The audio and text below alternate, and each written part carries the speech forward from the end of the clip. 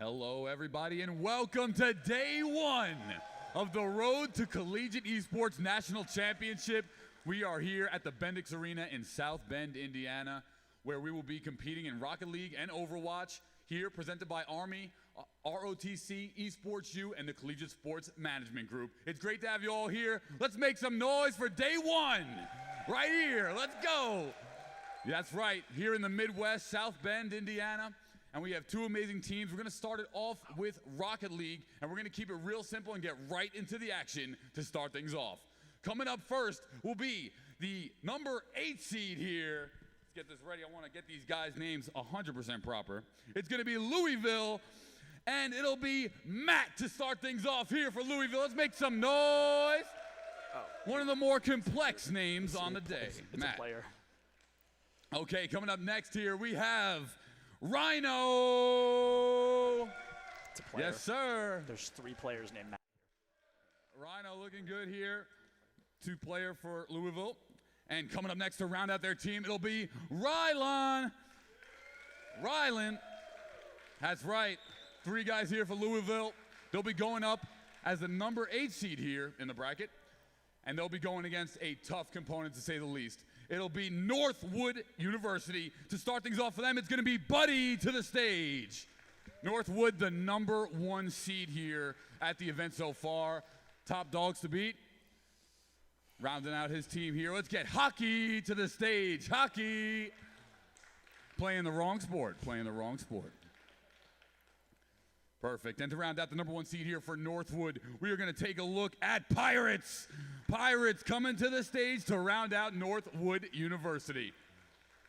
This is going to be the Rocket League here. We'll start it off at the Bendix Arena. And I'm just blessed to be here. This is going to be such an amazing event. Day 1, we're going to get started. You know, it's an early morning. We're getting started. A little bit light. But coming up here, we're going to have the number 1 versus the 8 seed. Once again, Northwood versus Louisville. And I'm excited for it. So whenever you guys are ready, let's take it to the action. Throw it up to the casters, Orbital, and Septilence, and let's get them going here for the information.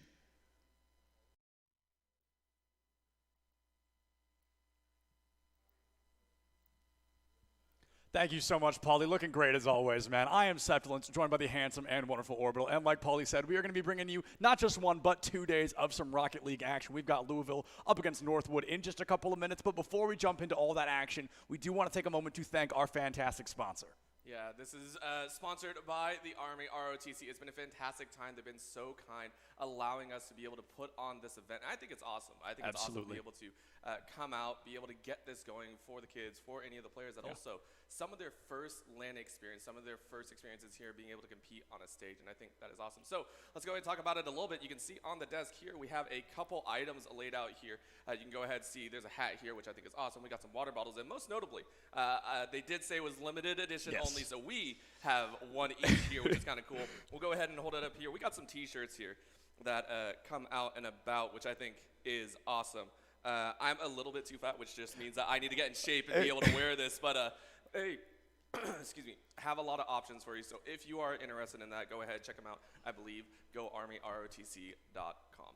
Yeah, and I don't know what the material on that shirt is, but it is very soft, completely unrelated. It's just, it feels like a good shirt, feels very comfortable. And like Orbital mentioned a moment ago, there's the water bottles and whatnot. The trophy, unfortunately, is not just up for grabs. You do have to win a Rocket League tournament to get the trophy. But speaking of winning the Rocket League tournament, let's take a little bit of a look at these teams, right? We've got Northwood, the number 1 seed going into this, up against Louisville, the number 8 seed of 8 teams. But Louisville, I want to talk about this. I thought this was super cool. I just learned this a couple of minutes ago. They're the only club program here today. They are not school-sponsored. They're currently in the process of getting there, but it's a student-run organization, you know, by students, for students, and I think that's super awesome that they've made it as far as making it here to this invitational. I get a huge kick out of that personally. Oh yeah, and it's something that I personally, like, if you've been in esports for any amount of time, you know that everything starts at the very bottom.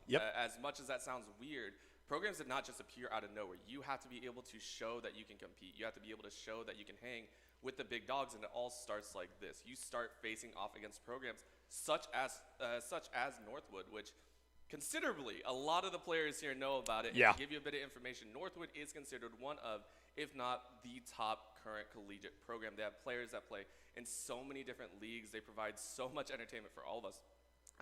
I do believe a little bit of a dig, nothing too bad, but I did hear they had a little bit of a loss recently, very recently, which means either they're out for blood today or they're out to be a little bit tilted. So I think it's awesome to see them, but it's a mountain to climb, right? And for a club, I can think of no greater challenge to be able to show off what your program could potentially have.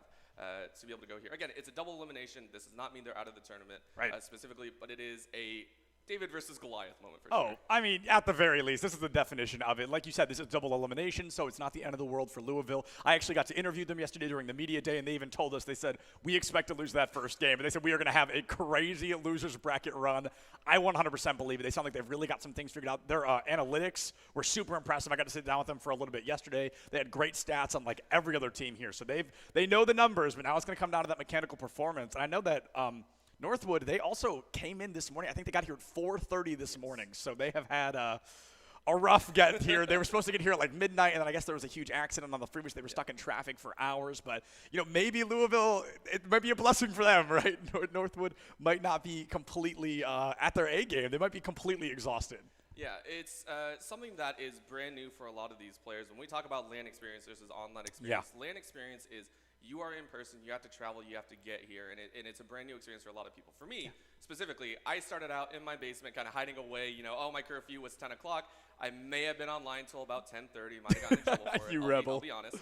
But the experience of just sitting at home in a place that you are comfortable with for years potentially playing and getting to know your keyboard, your mouse, your monitor, and then to say you have to upheave all that and go play at a venue in front of the lights, the sound, the crowd, with your opponents pretty much right across the stage, is something, a completely different phenomenon. And to sit there and say you have to do that all in one day, on top of that, a little bit later, you know, like you said, came in maybe a little bit rough on the sleep schedule. A little bit. I am interested to see how it does affect them. It can mean that you're not as sharp on the kicks. You're not aiming as well. The passes are not as clean. And that can make all the difference in a game Rocket League, where quite literally everything is on a second timer. You miss that one shot, you miss your 30-second opportunity. Yeah, I mean, you've hit the nail right on the head. Rocket League is so one micro mistake, you can lose the entire game. It comes down to every single millisecond of if your play goes wrong, they score. Rocket League only wins by a single point, right? You only need that 1 point to win, and a single mistake could be the very reason that doesn't happen. So I want to see, you know, is it going to be that literal sleep exhaustion, that physical exhaustion? Is it going to be the nerves of, like we mentioned already, for most players that we've gotten to talk to, this is a first LAN experience. Not only are they on a stage for the first time, they're on somebody else's setup, staring their opponents in the face. I mean, they are definitely looking this as a brand new experience, and I really wonder whose game that's going to increase and whose game that's going to decrease. Are they going to take that, you know, fight or flight, right? Are they going to come in swinging, or are they going to maybe let the nerves get to them a little bit? And I believe we're actually going to take a look at the bracket here in just a couple of minutes, and we're going to be taking a look at that. We know the first game, but we're going to get a look at a couple of the ones coming up as well. I think we have 4 games today. Yes, so we're going to go ahead and do the winner's side of the bracket. Winner's side is just the intro side. It's the first one that you get to play. There are 8 teams here today, and we'll run them down for you. So here very shortly, you'll see, and the first slot, of course, is Northwood versus University of Louisville. Which is going to be an awesome time, like you see there. Running down the slot, our second match of the day will be University of Akron versus University of Kentucky, which is the 2nd seed versus the 7th seed. You can see there on your screen. Third will be Ball State versus Indiana University, the 3rd versus 6th. And finally of the day, it will be Oakland University versus Bethel University. Now, the key thing to note is, again, you do not see the lower side of the bracket right now. Those will be played off in the LAN Center, which also we didn't get to really talk about here in the Bendix Arena, which I think is awesome. But they will play off there. The only lower side bracket that we will see is going to be the lower side finals, which will be done tomorrow before the grand finals. Yeah, absolutely. So we're going to be seeing all of these teams at least once, right? Theoretically, we're going to see everybody here at least one time. And I know a school that I'm really looking out for is Akron, and not only because I'm right from that area, that's kind of the closest school, so a little bit of a home field friend there, but also I know that this is Akron's B team. They were brought in last minute. There was a bit of trouble with the A team. They had kind of a same-day commitment, and Akron didn't want to bail. They thought this was a great program. They thought this was a great opportunity. So they brought in their B team, and they wanted to be able to kind of make a name for themselves. I got to talk to them for quite a while. Actually, I really sat down with Akron and kind of had a chat. They really seem excited to be here, and I think if there's a wild card to put down, I really want to give it to them because I think they're really going to show up. Yeah, and that is also something that we do got to talk about is when a team feels which roster that comes out. Yep.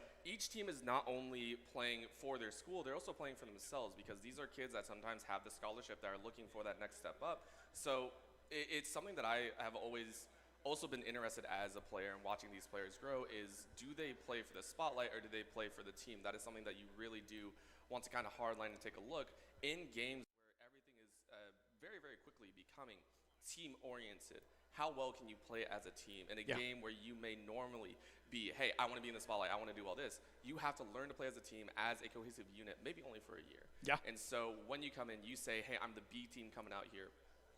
It makes me excited because some of those guys play even harder than normal. They're like, hey, this is our time to shine. This is where I want to make my mark. I want to put my name on that spotlight camera.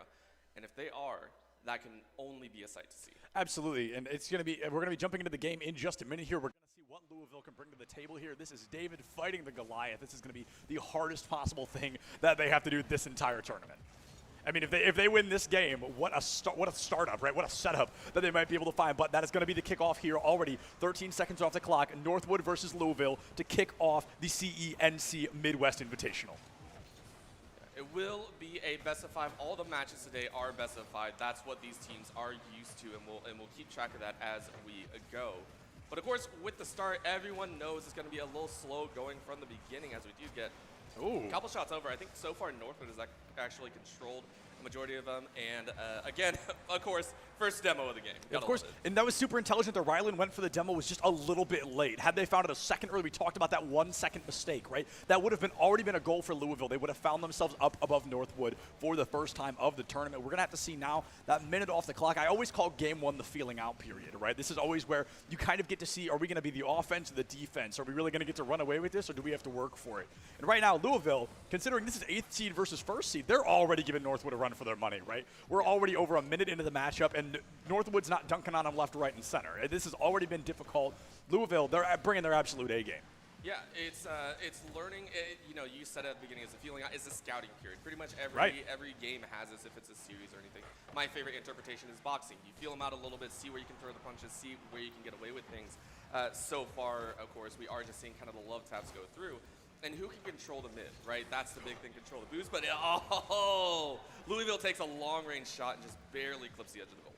That was very close. We were very close to having kind of our kickoff goal there, our inaugural goal, but nothing going to be coming out quite yet. Already almost 2 minutes off the clock. So that is, I mean, kind of shocking. This is statistically speaking, the expected team to win against the least expected. And Louisville's keeping Northwood on the ropes here. I mean, this is by no means a one-sided game. Nobody has been able to put anything online yet, and that is just absolutely amazing for the tale of Louisville. They are coming in super strong here. Northwood, you know, maybe this is that fatigue of being awake until 4:30 this morning, or maybe they just aren't warmed up yet. This is game 1 for everybody today. Yeah, for them, so a lot of the teams got here actually yesterday and are able to play a little bit, get used to the setups, be able to warm up their hands.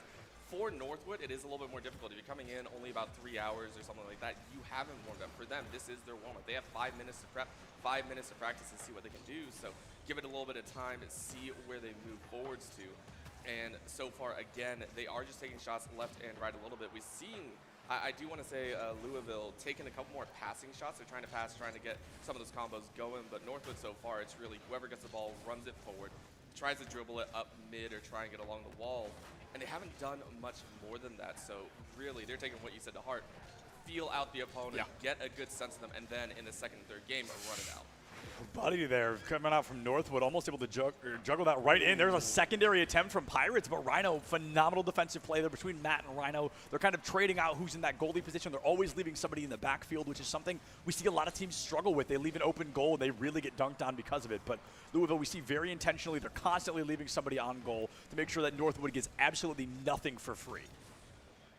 One of the longer dribbles, which is kind of interesting to say, but open goal and just can't get it corrected in time. It was a tough one, of course. The run is there, but Louisville still definitely stuck on their own side of the field right now. A nice little bounce out means Northwood is going to try and vie for control again. Yeah, they sent it to Northwood's back third. Might be able to find a goal, but Pirates gets in the way. Perfect. Great catch from Buddy as well. Some serious aerial gameplay. That is what I always say separates the good teams from the greats, right? Is those that can really juggle the ball in the air, that can keep it high and really capitalize off of it. We see Northwood, they are trying time and time again, but Louisville consistently meeting them in the air, making sure that Northwood gets nothing here without absolutely struggling for it now. It's going to be 1 minute on the clock at 0 points online right now. This is truly the feeling out game. Nobody's been able to put a point away. Yeah, it's not so much that they are blocking every shot. It's also that the members all look kind of a little bit rough on the edges. A lot of shots are going just narrowly wide. It's not so much high, which is actually, in my opinion, very, very good. If you aim too high, that one's very difficult to kind of fix. But it's only side to side. You know, you're hitting the side goalpost. That's okay to have. And a lot of these shots actually end up coming around, but that is going to be a bounce out right there. Northwood just kind of keeping it around their own goal. If this does go into overtime, I think that'll benefit both teams again. Filling out the period again, take a little bit of time. I'm interested if anyone is going to go for the ground game go. No one's tried to do a low dribble. No one's tried to kind of balance it through. And that might be an area of attack for both these squads as well. Yeah, absolutely. And I mean, this really does feel like we're going to go into overtime. Maybe somebody catches us off guard and surprises us with what they're bringing to the table. But we've definitely got to keep in mind that, never mind, Buddy from Northwood waiting until 5 seconds left on the clock, down to that 4th and final second. Puts that point. This might be over for Louisville here in game 1. That was the optimal timing to find that first goal. Yeah, and I think he actually just went for it. You could see it. There was no one close. Louisville actually fell back, looking like they were going to hope for a more wider shot. But Buddy just took it with that boost, went ahead, soloed it out, and a fantastic goal to finish it off. With, of course, the overtime here, it just trying to keep it off the ground and trying to bounce it. If Louisville can pick this one up, that'll be really, really cool. But it's going to hit the ground, of course.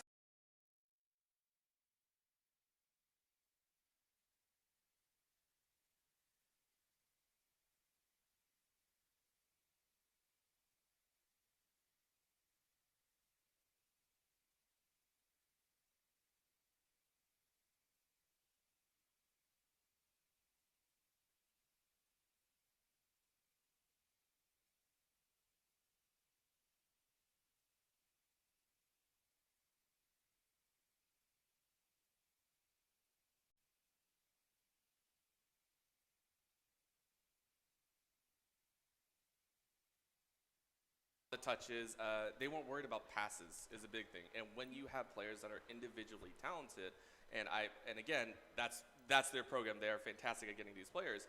You're a bit more confident in taking the run on their own. So I'm very, very excited. Northwood just run it in, see what they can do. Of course, Louisville going to take their time to see if they can get their combinations. Yeah, Louisville definitely had some moments to shine, like you said, but we're going to be jumping into it, trying to figure out what we see here. I believe this is going to be a replay of that previous goal coming through. So Northwood's kind of a golden goal, if you will, the reason they were able to win it. There was a great demolition. I think it's Buddy who just, look at that, only person on that area of the field.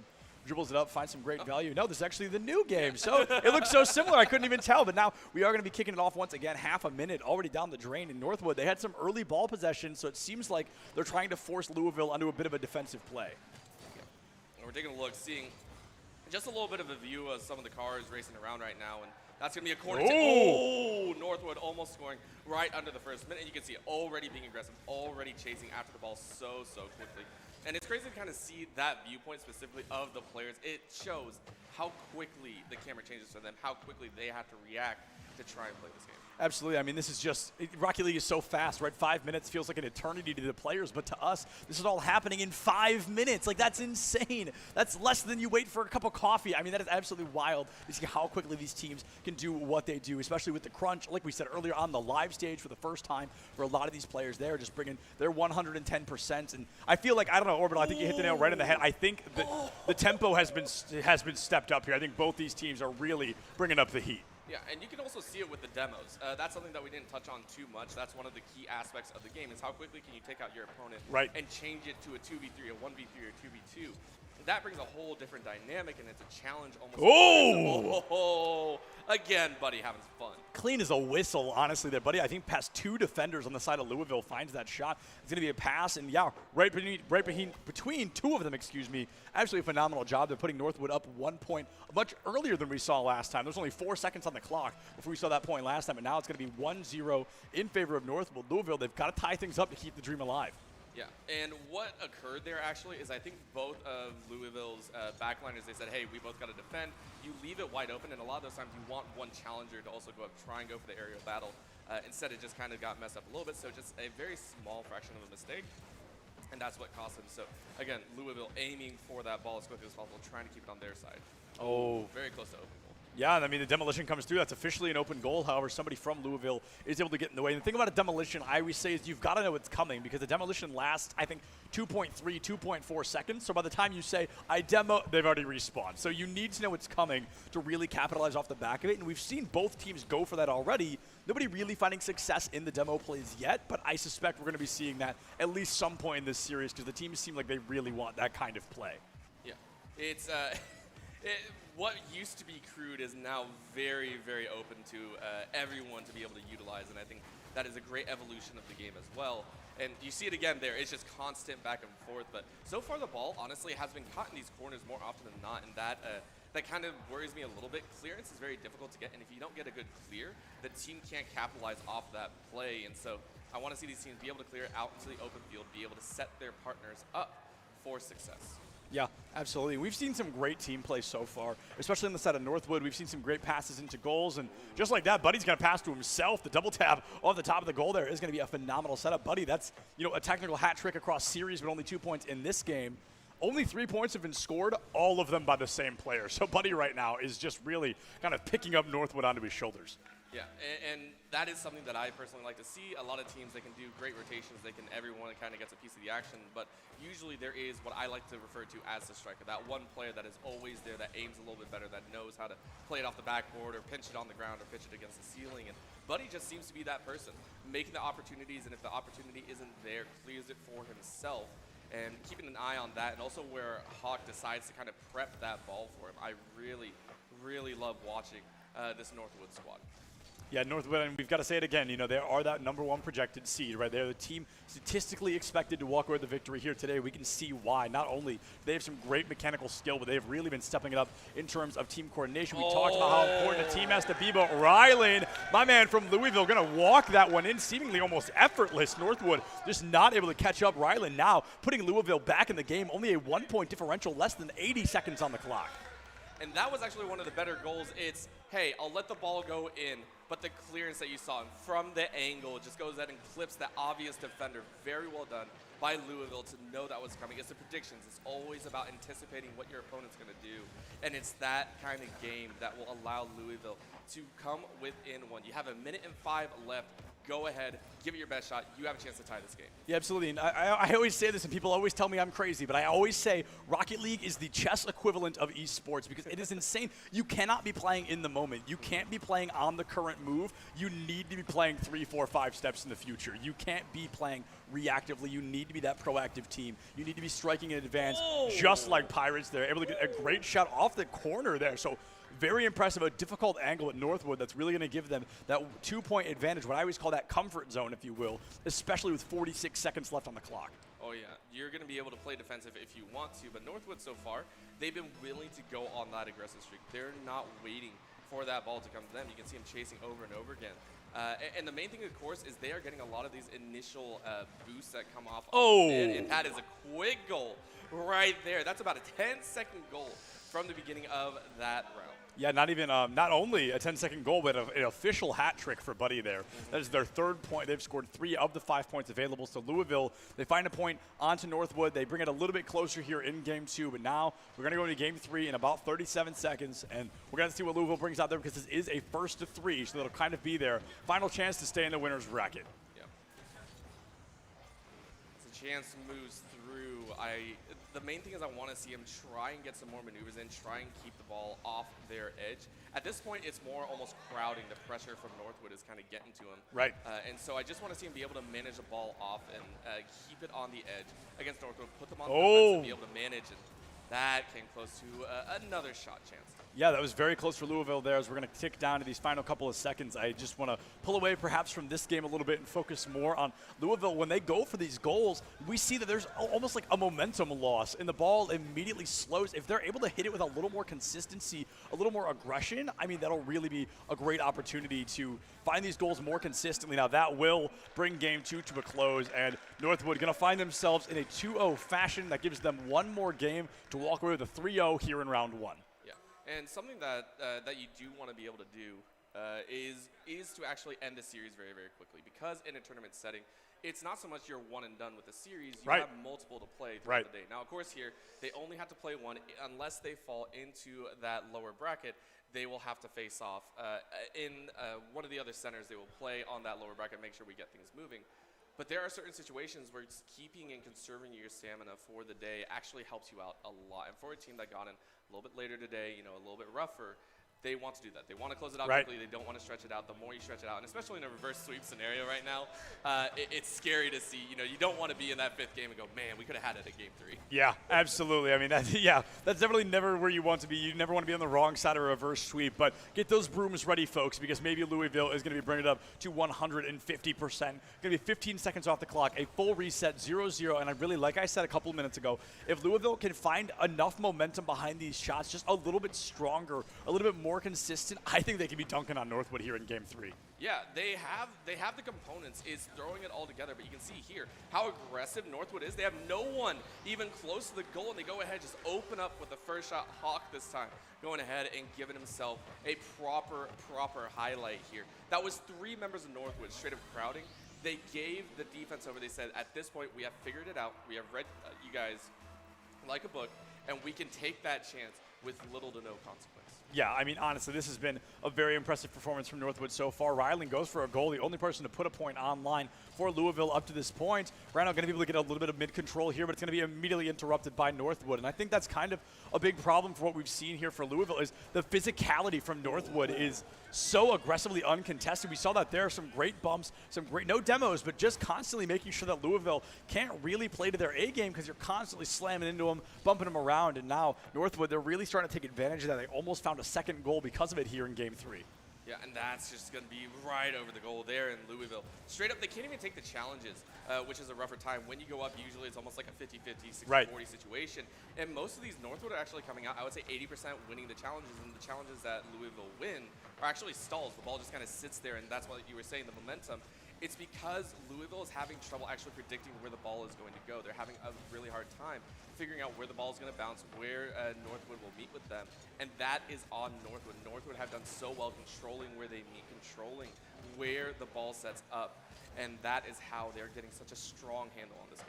Yeah, absolutely. And I mean, this is definitely, like we said, this is that team to watch out for, and they're going to remind us of that one more time. Northwood is going to be able to find that second goal, so we've got Pi on the clock right now, but it's going to be Northwood with that 2-0 lead. Like I mentioned earlier, 2 points, that's kind of the comfort, if you will. It's when you can start to feel a little bit comfortable. You know, even if they score once, you've still got that lead. But Louisville only having to score twice in 3 minutes, Northwood cannot let off the gas yet. They really need to make sure they do not give Louisville a chance to come back.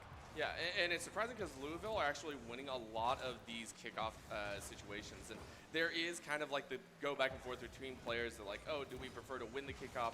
Do you prefer to actually take the ball back afterwards? Because usually the kickoff results in a really sideways spiraling ball. Every team has their preference, but with Louisville winning most of these, they basically give themselves an opening chance to prep a strong attack. Just Northwood are ready. Right now, again, it looks like it's cornered, but it's on the side of Louisville. They're just trying to kick it out of that goal side. So Northwood, again, controlling exactly the pace, and they're starting to put it more and more at the open, which means, yeah, all 3 players of Louisville are currently stuck on that side, and that's not what you want to have happen. Yeah, absolutely. And we mentioned earlier kind of in game 1, I talked about how I really do appreciate Louisville's constant mentality of keeping somebody in their own back third, because we see a lot of teams make that mistake where there's an open goal and then they really just end up getting dunked on. But every time, and it seems to be rotating, that Louisville always has kind of that primary defender, and I think that is almost the sole reason that Northwood hasn't really run away with this series, because Louisville, they realize, we just need to be playing a hard defense to make sure things go at least a little bit close here, and they've been able to do that. Oh, is right. Okay, Ryland got it. I was a little bit worried. I saw the open goal. Oh! That's the second block in a row. All right. Louisville keeping it in a little bit close. They still need a couple goals if they want to make it a little bit closer. They have the chances, though, but Hawk, though, looking like that air dribble is going to be good off on the edge, though. Yeah, that was a pretty good air dribble. They weren't able to dunk it in quite like they wanted to. Matt now finding that defensive block in favor of Louisville. Great name there, by the way, Matt. No reason, wink, wink. But now in Northwood, they're going to be able to find that ball control stolen away from them for just a moment. We saw pretty close to a goal there from Louisville, however. It looks like it's going to be juggled right back into Louisville's back third here, their back half. Rhino with a great disruption, but Buddy is there to say, I'm not your buddy here on the court, my friend. I am nothing short of an opponent. Now the missed flip there. So Pirates did miss that goal, or at least that shot on goal. Ryland is going to come through another defensive block. Matt's got to get out of the back half because Northwood, they are just slamming into the wall over and over again, trying to break down Louisville's defenses. 60 seconds left on the clock. Louisville only need 2 points to force us into an overtime. Need 2, but they need to control the ball more, and right now it feels more like they're chasing instead of setting up. And that is something that they are going to have to kind of contend with here. Again, down 0-2 right now. They have the chance. They need to get a quick score off. And Matt, with that ramp up, is being able to prep properly, but the meeting of Buddy in that air is keeping them on their toes. I love it so much. Northwood on their defensive sides has shown such prowess and such strength in keeping it, kind of keeping it away from Louisville's hands. Absolutely. And you got to think, this is a team with like 4 hours of sleep. You got to imagine what these guys look like fully rested. I mean, this is absolutely insane to see what they've been bringing to the table already. And Rhino, honestly, with a great block shot there, doing a phenomenal job keeping that second point. It looks like the second one, maybe the last one here. They're going to look for a third attempt. Oh, this might be it. The double tap. Ryland gets in the way. Rhino finds the ball out. I'd love to see Louisville just put one more on the board. It wouldn't help them win, but boy, would it be great for that morale. There it is! Hey. Louisville, Ryland picking up that first goal. And like I said, unfortunately, it won't be enough to help them win the game, but it definitely gets that momentum moving into the losers bracket. Like I mentioned, I got to talk to Louisville yesterday. They told us, we think we're going to lose game 1, but we are ready to tear it up in that losers bracket later on. Let's see. I think it's just going to kick right off as soon as it's there, and the second that ball touches the ground, maybe Louisville finds a crazy overtime goal and pushes us all the way into that coveted overtime. But I've got to say, that is a tall ask. Yeah, they're going to give it a shot, though. You can see them. They're going ahead, dribbling around, and, of course, the bounce out, bounce against the back, and can they line it up all? Oh. Yeah, this is the exciting part of the game. If they can line it up, if it's going to be kept to the Oh! If I was sitting down, I would have been on the edge of my seat. Yeah. But, I mean, Northwood, they dunked the ball into the ground. A huge kudos there to Louisville. Like I said earlier, they knew they were going up against the #1 seed here in the first round. They said, we're probably going to lose, but let's see what we do in the losers bracket. They seem confident. They told me they're looking for a second-place finish. So they are planning to climb all the way through that losers bracket. What a game what we've seen from how close that game was, I think it is totally possible. Why they're the #1 seed. Louisville played great, but it's going to be Northwood that is victorious. Right, exactly. Buddy, though. Let's bring up Buddy. Did not get to the Buddy point scoring a ton of goals. You were playing amazing that entire game. Yeah, was there any part of Louisville's game that a weakness that you kind of realized? If a weakness, I'd have to say probably just like their overall speed on defense, just like their rotation to actually get to the ball. Sure. So I just had the time to do the doubles and whatnot. That's right. Very good answer. And, being the #1 seed here, a lot of pressure on your school once again. They're the #1 seed in both Overwatch and Rocket League here in the CENC. So what has been the training regimen to make sure you guys secure it again into this year? Just keep the hours up and just make sure to keep having fun, because when you take it too seriously, you start to get the nerves and whatnot. Just keep having a good time. That's right. All right, fair enough. And third question, final question here. Did you guys get sleep last night or what? No, I'm on like 3 or 4 hours. 3 or 4 hours and still holding it down. 3-0. Northwood University is your winners. And we'll bring it up here. We'll take a short break, and when we come back, we're going to get some audio in here for you guys. Caster, let's bump this stage up a little bit. We need to get more hype in here because I'm not feeling it. Okay, so coming up next, we'll take a 5-minute break, and when we return, we'll have the next game for Rocket League, okay? Don't go anywhere. We have more action coming up next. That's right.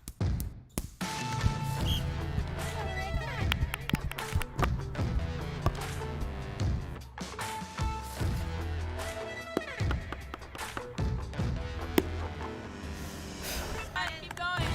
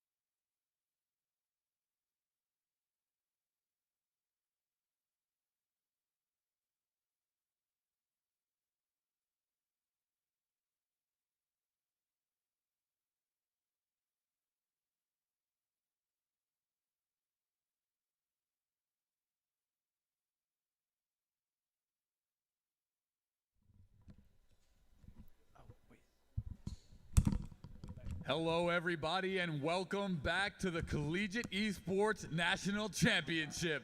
We are here in the Midwest Invitational. Let's go. We finally got the casters in-house. We got the game audio in-house. It's time to pick it up in here. All right, I'm feeling good. This is going to be a great event. Obviously, in presentation with Army ROTC, Esports U, and the Collegiate Sports Management Group. I'm Paulie Hype. I am your host for the day, and we have two amazing teams coming up next. We've got Akron at the 2 seed, and their challengers, Kentucky at the 7 seed. So without further ado, let's bring up the challengers first. Their first player, Unfryable Apples. Let's go, baby. Woo! Yes, sir. His teammate here at the number 2 position, Festive Invader. Yes, sir. Let's go. This is the University of Kentucky Wildcats. And the third member of their team, it's going to be Graydon. Woo! Number 7 seed here, and they'll be going against a very tough opponent in Akron. Let's start out by bringing them out. Number 1 is going to be Buzz.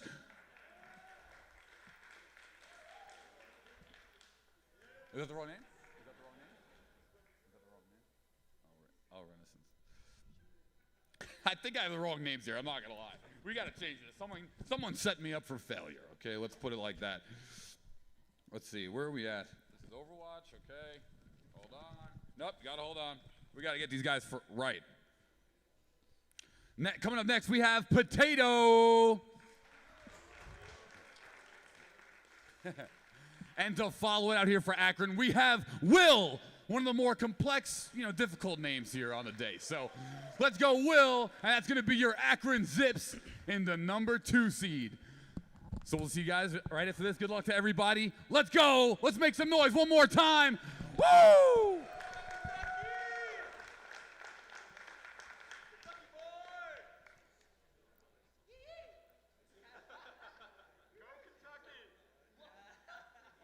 Thank you so much for getting the crowd hype, as always, Paulie. I'm still Septilin, still joined by Orbital. We're going to be bringing you games 2, 3, and 4 here in the world of Rocket League. Also, hello to all of those viewers on all streaming platforms, as we were live mic'd and also informed we've got a whole bunch of people watching there at home as well. So hello to all of you, and if you are not completely sure what is going on, it is just some Rocket League esports action here in the Midwest, an invitational at the Bendix Arena, and I am over the moon to be jumping into this next game. I think this is going to be a fantastic matchup. Oh, yeah. First series, we did see Northwood go ahead and take it 3-0 over the side of University of Louisville.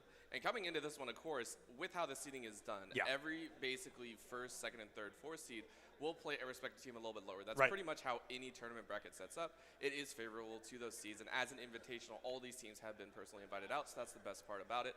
So with a 2nd and 7th seed, though, I'm very, very interested in Kentucky. We've heard a little bit about them. We had player interviews. I don't know if you've seen it. I think it might have been broadcast in some areas. A lot of these players always have some fun stuff to say, and everyone, one of the main things and key takeaways, it doesn't matter what seed you are. It matters if you come, you play your heart out, you give it your best bet, and enjoy the time at this tournament. Yeah, absolutely. So many players told us, and so many of these players were telling us, it'd be great to win, but we're just so excited for the experience. We're so excited to get to play these teams in person, get to go to our first LAN. So many, most of the players we got to talk to, this is a first LAN experience for them, so they are over the moon, just stoked to be here. And something interesting about this is actually Akron's B team for Rocket League, and that's not something that was, supposed to happen. So they're coming in, they're kind of subbing, so they're kind of bringing this level of expectation that they're going to completely throw out the window. People studied the A team. People were ready to come against a certain team. Now the B team's going to come in. They're going to storm. I know these guys, they're super strong. I've only heard great things. I know a lot of teams here were we're really excited to play Akron. We think they're really going to mess up this bracket. We think they're really going to come in and make a name early, and I'm very excited to see if they're able to do that here. Yeah, and in terms of being seen and not seen, when we talk about that a lot of the time, when you have the spotlight on you, that's great. It means that you have a lot of notoriety behind your name. At the same time, when you have notoriety, you get studied. And that's something that in esports is actually a lot more than others, as it's a very mechanically intensive game. There's not a whole lot, best way I can put it, there's not a whole lot of physicality to it. Everyone uses the same equipment, everyone has the same tools at their disposal, so it's all about the mind, it's all about how sharp you are and what you can do, and everyone when it comes to play styles, that's what shines through more. So if the A team came by, you'd be sitting there like, man, I know left, right, center, everything that they're going to do. They're going to look for more aerial balls. They're going to look more individual. We can counter that. When you come with the B team, you're just like, I have no idea what these players are. And thankfully, that's where each series is a best of 5. Right. You said it back in Series 1. It's all about testing, feeling out your opponent in Game 1. How much information can you glean from that team in the 5 minutes that you have? Yeah, absolutely. And Game 1, of course, has to end in somebody's favor, right? Because Rocket League, there's no draw, there's no tie. It goes into overtime, and it will continue to do so until somebody puts a point away, right? That's how Rocket League works. But I almost wish there was a way where Game 1 could be a draw, because I think almost every time we'd see that happen. It's always going 0-0, or maybe the last 10 seconds somebody scores. But it's just such a positive feeling out period. You get to know, are they going to be generally more offensive or defensive? What do we have to do? Are they aerial or ground-based, right? And that's something that really helps your team going into the second game. So you got to look at Game 1. You almost have to look at it as like you wipe away everything you know about yourself against the enemy team, and you think, what do we do in this game? How do we adapt to succeed moving into this matchup? And I believe we'll be jumping into this matchup in just a couple of minutes, but I'm super excited to see what's going to be coming through, because there's going to be a lot of action. Like I said, I know Akron a lot better. I mentioned that at the beginning of the broadcast. I live near Akron, so I'm very familiar with the program. I see them across a bunch of events that I've worked with before, so I got to talk to the Akron boys that were here as well, and I don't know the other team as well, so I'm very excited to see kind of what level of aggression, what level of true competitive nature are these guys really going to be able to go head-to-head with? Yeah, when you're talking about the competitiveness and the aggressive and passive nature, most teams have a circulation of all three. Right. They have a tendency to go aggressive when they need to, and they have a tendency to go passive when they need to, and then kind of that hybrid format of both as well. And that is actually what I like to consider as the rock, paper, scissors version of the game. When it's rock, paper, scissors, if you know that the person is being passive, you can maybe be a hybrid style. Right. That way you get a little bit of aggression. If they're going a little bit more hybrid style, where they're going a little bit flux, maybe you can go much more aggressive. You can abuse that fact that they aren't on the aggressive stance all the time. You can go for those balls a little bit more. And if they're overly aggressive, then you play passive. They're going to leave their goal wide open at points. And we're going to see which style that's going to come out here in Game 1. Absolutely. Akron v. Kentucky going head-to-head in Game 1. This is a best of 5, also called a first of 3. One of these teams, they don't have to win once or twice. They have to win 3 times to secure their spot and continue moving forward in the winner's bracket. This is a double elimination tournament, so if they lose this, they'll just get bumped down to losers, but they do get to live another day. There is that safety net. Now, Potato coming in for the Zips, trying to find some great value, but not able to line it up quite yet. It's going to be that kind of ball possession currently in favor of Akron. Kentucky really able to find it out of their back third, though. They clear it downfield, and a great attempt there from Kentucky. However, Reticence was perfectly there, able to get that ball out of the way, and there it goes again. Unfriable apples perfectly there to keep this goal line at 0-0, a minute off the clock, and no damage has been done yet on either side, keeping a goose egg alive on both sides. Yeah, but these are shots that are actually taken from midfield quite often, and it's because of how aggressive they're going. So we said the scouting period is there, but they're not going for scouting. They're going for the throat as soon as they're on the pitch. Yeah, absolutely. I mean, that was going to be just back-to-back. What was that? Probably 4 attempts in a row, Yeah. about a minute. I mean, that was From just goal to goal, by the way, from goal to goal. It was like Kentucky, Akron, Kentucky, Akron. So both these teams, they're really going for that more competitive nature. We talked about the rock, paper, scissors aspect, right? But it seems they've both chosen the aggressive one, right? They've both chosen to engage and get hyper-aggressive. Now the Zips, they find a great demolition there onto Graydon, but they're not going to be able to find a goal off the back of it. Kentucky moving forward, looking for a goal of their own. With that crossbar, she is notorious the best defender in the game, right? We have seen so many balls knock off the crossbar, and these teams, they come close, but close only counts in horseshoes and hand grenades, right? So they really need to be putting these goals away to find these spectacular opportunities. Now, we're only 30 seconds short of halftime, but this Game 1, like I said, it is going to be the slowest paced game. That is almost a guarantee. Yep, slow pace. I think in Series 1, the first goal of Game 1, the only goal, I just say, that's an open rolling Potato. Picks up a Potato shot. I mean, it works. Truly. You get the shot in, and you score first. Akron putting one on the board. Yeah, as a wise man once said, we take those, right?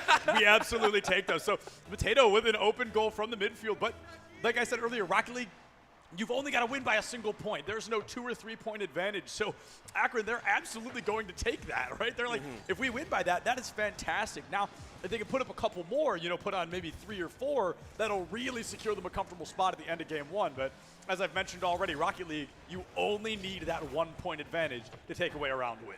Yeah, and something that I really love to see is how aggressive both teams are. You're seeing actually at times the goal's completely undefended, Yep. like 60 or 70% of the time, which if you go talk to the teams, that shows over-aggression a lot of the time. It means that all the players are pretty much on the opponent's side of the pitch, and that leads to some very funny scenarios. You see these shots basically from the goalie going, yeah, I'll take that shot, I'll long ball it all the way through, and at that point it's all up to your aim. So I really like their aggressive stances. I love how aggressive they're going off, and of course Kentucky, you can see them all three in the back. That doesn't mean that they don't have a chance. Honestly, they still have plenty of chances to score from their side of the field, which is crazy to say. Yeah, and if we look back to game one, I talked about how what I really think separates the goods from the greats is leaving somebody in that back half, in that back third, because so many times these teams get over aggressive, they leave their goal wide open, and of course your enemy's going to score, right? If there's no defenders, it is a free goal. That's what we always call an open goal. But that one was not open. That one was worked for there from the Zips, finding themselves up 2-0 now. Only a minute 45 on the clock, 103 seconds remain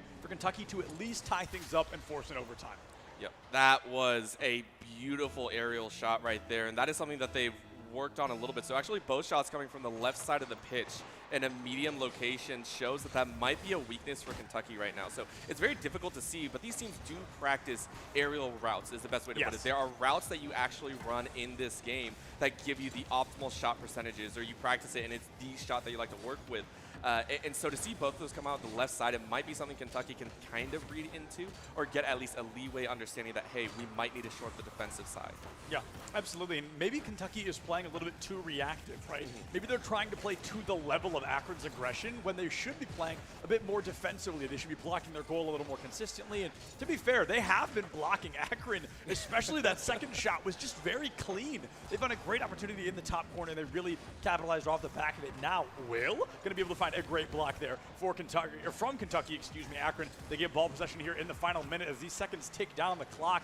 Kentucky, they are racing against it. Every second is crucial. They want these points like they want their very next breath. They do not want to lose game one. We see Will go for another goal, really trying to slam that final nail in the coffin, but not able to pick it up quite yet.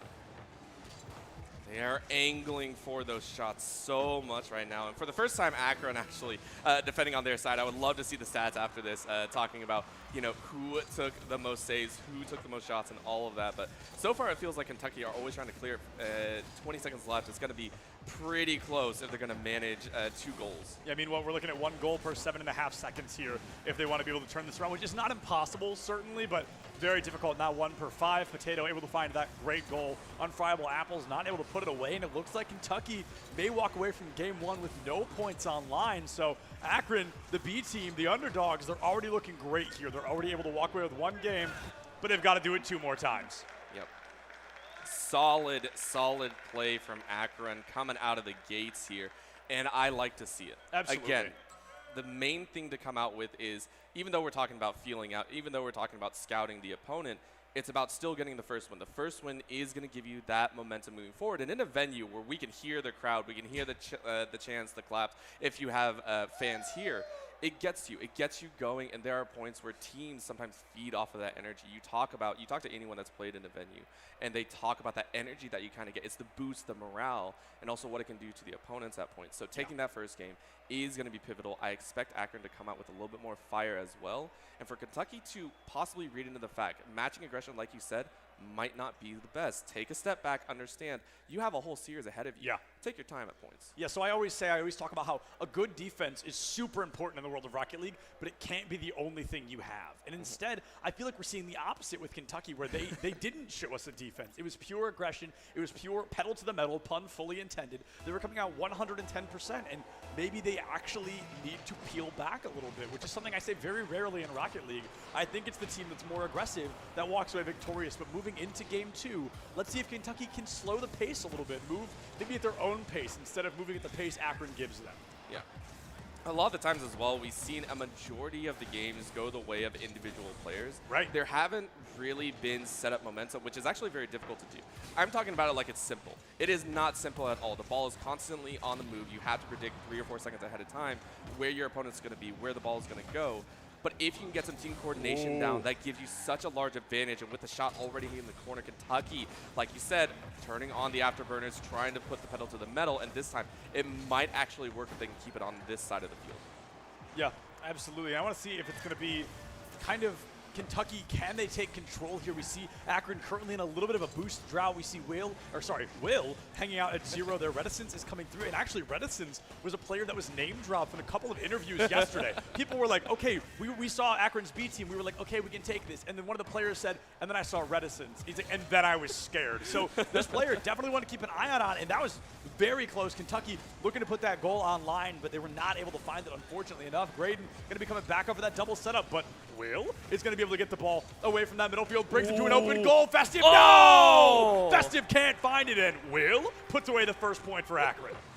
Will is having a great time here. He's really, that was a goal-to-goal shot, by the way. He ran it all the way down the line, and this is the problem that actually comes out from a highly aggressive team. You're actually sitting at that point where you are chasing the ball afterwards. And again, we talk about the game, we talk about the predictive stance. You have to realize that you should have been in goal about 2 to 3 seconds ago. And right off the bat, we get a second from Akron. Potato goes, listen, I got one a while ago in game 1. Let's go ahead and take the second. A beautiful cross right there in the front to the corner. Yeah, absolutely. Potato, that one a little bit less of a potato goal, right? That one certainly worked for. Looking really good on the side of Akron. They're really coming out strong. I mean, they were only able to find 2 points last time, but now they found 2 in the first minute and a half, the first 90 seconds. They've already found themselves up 2-0. Kentucky really starting to struggle a little bit in terms of engagement. We see Akron, they're kind of going for what I always call the breakdown defense, where they're constantly slamming the ball toward goal, and Kentucky's armor has to crack eventually, right? And, not quite going to be it there. Graydon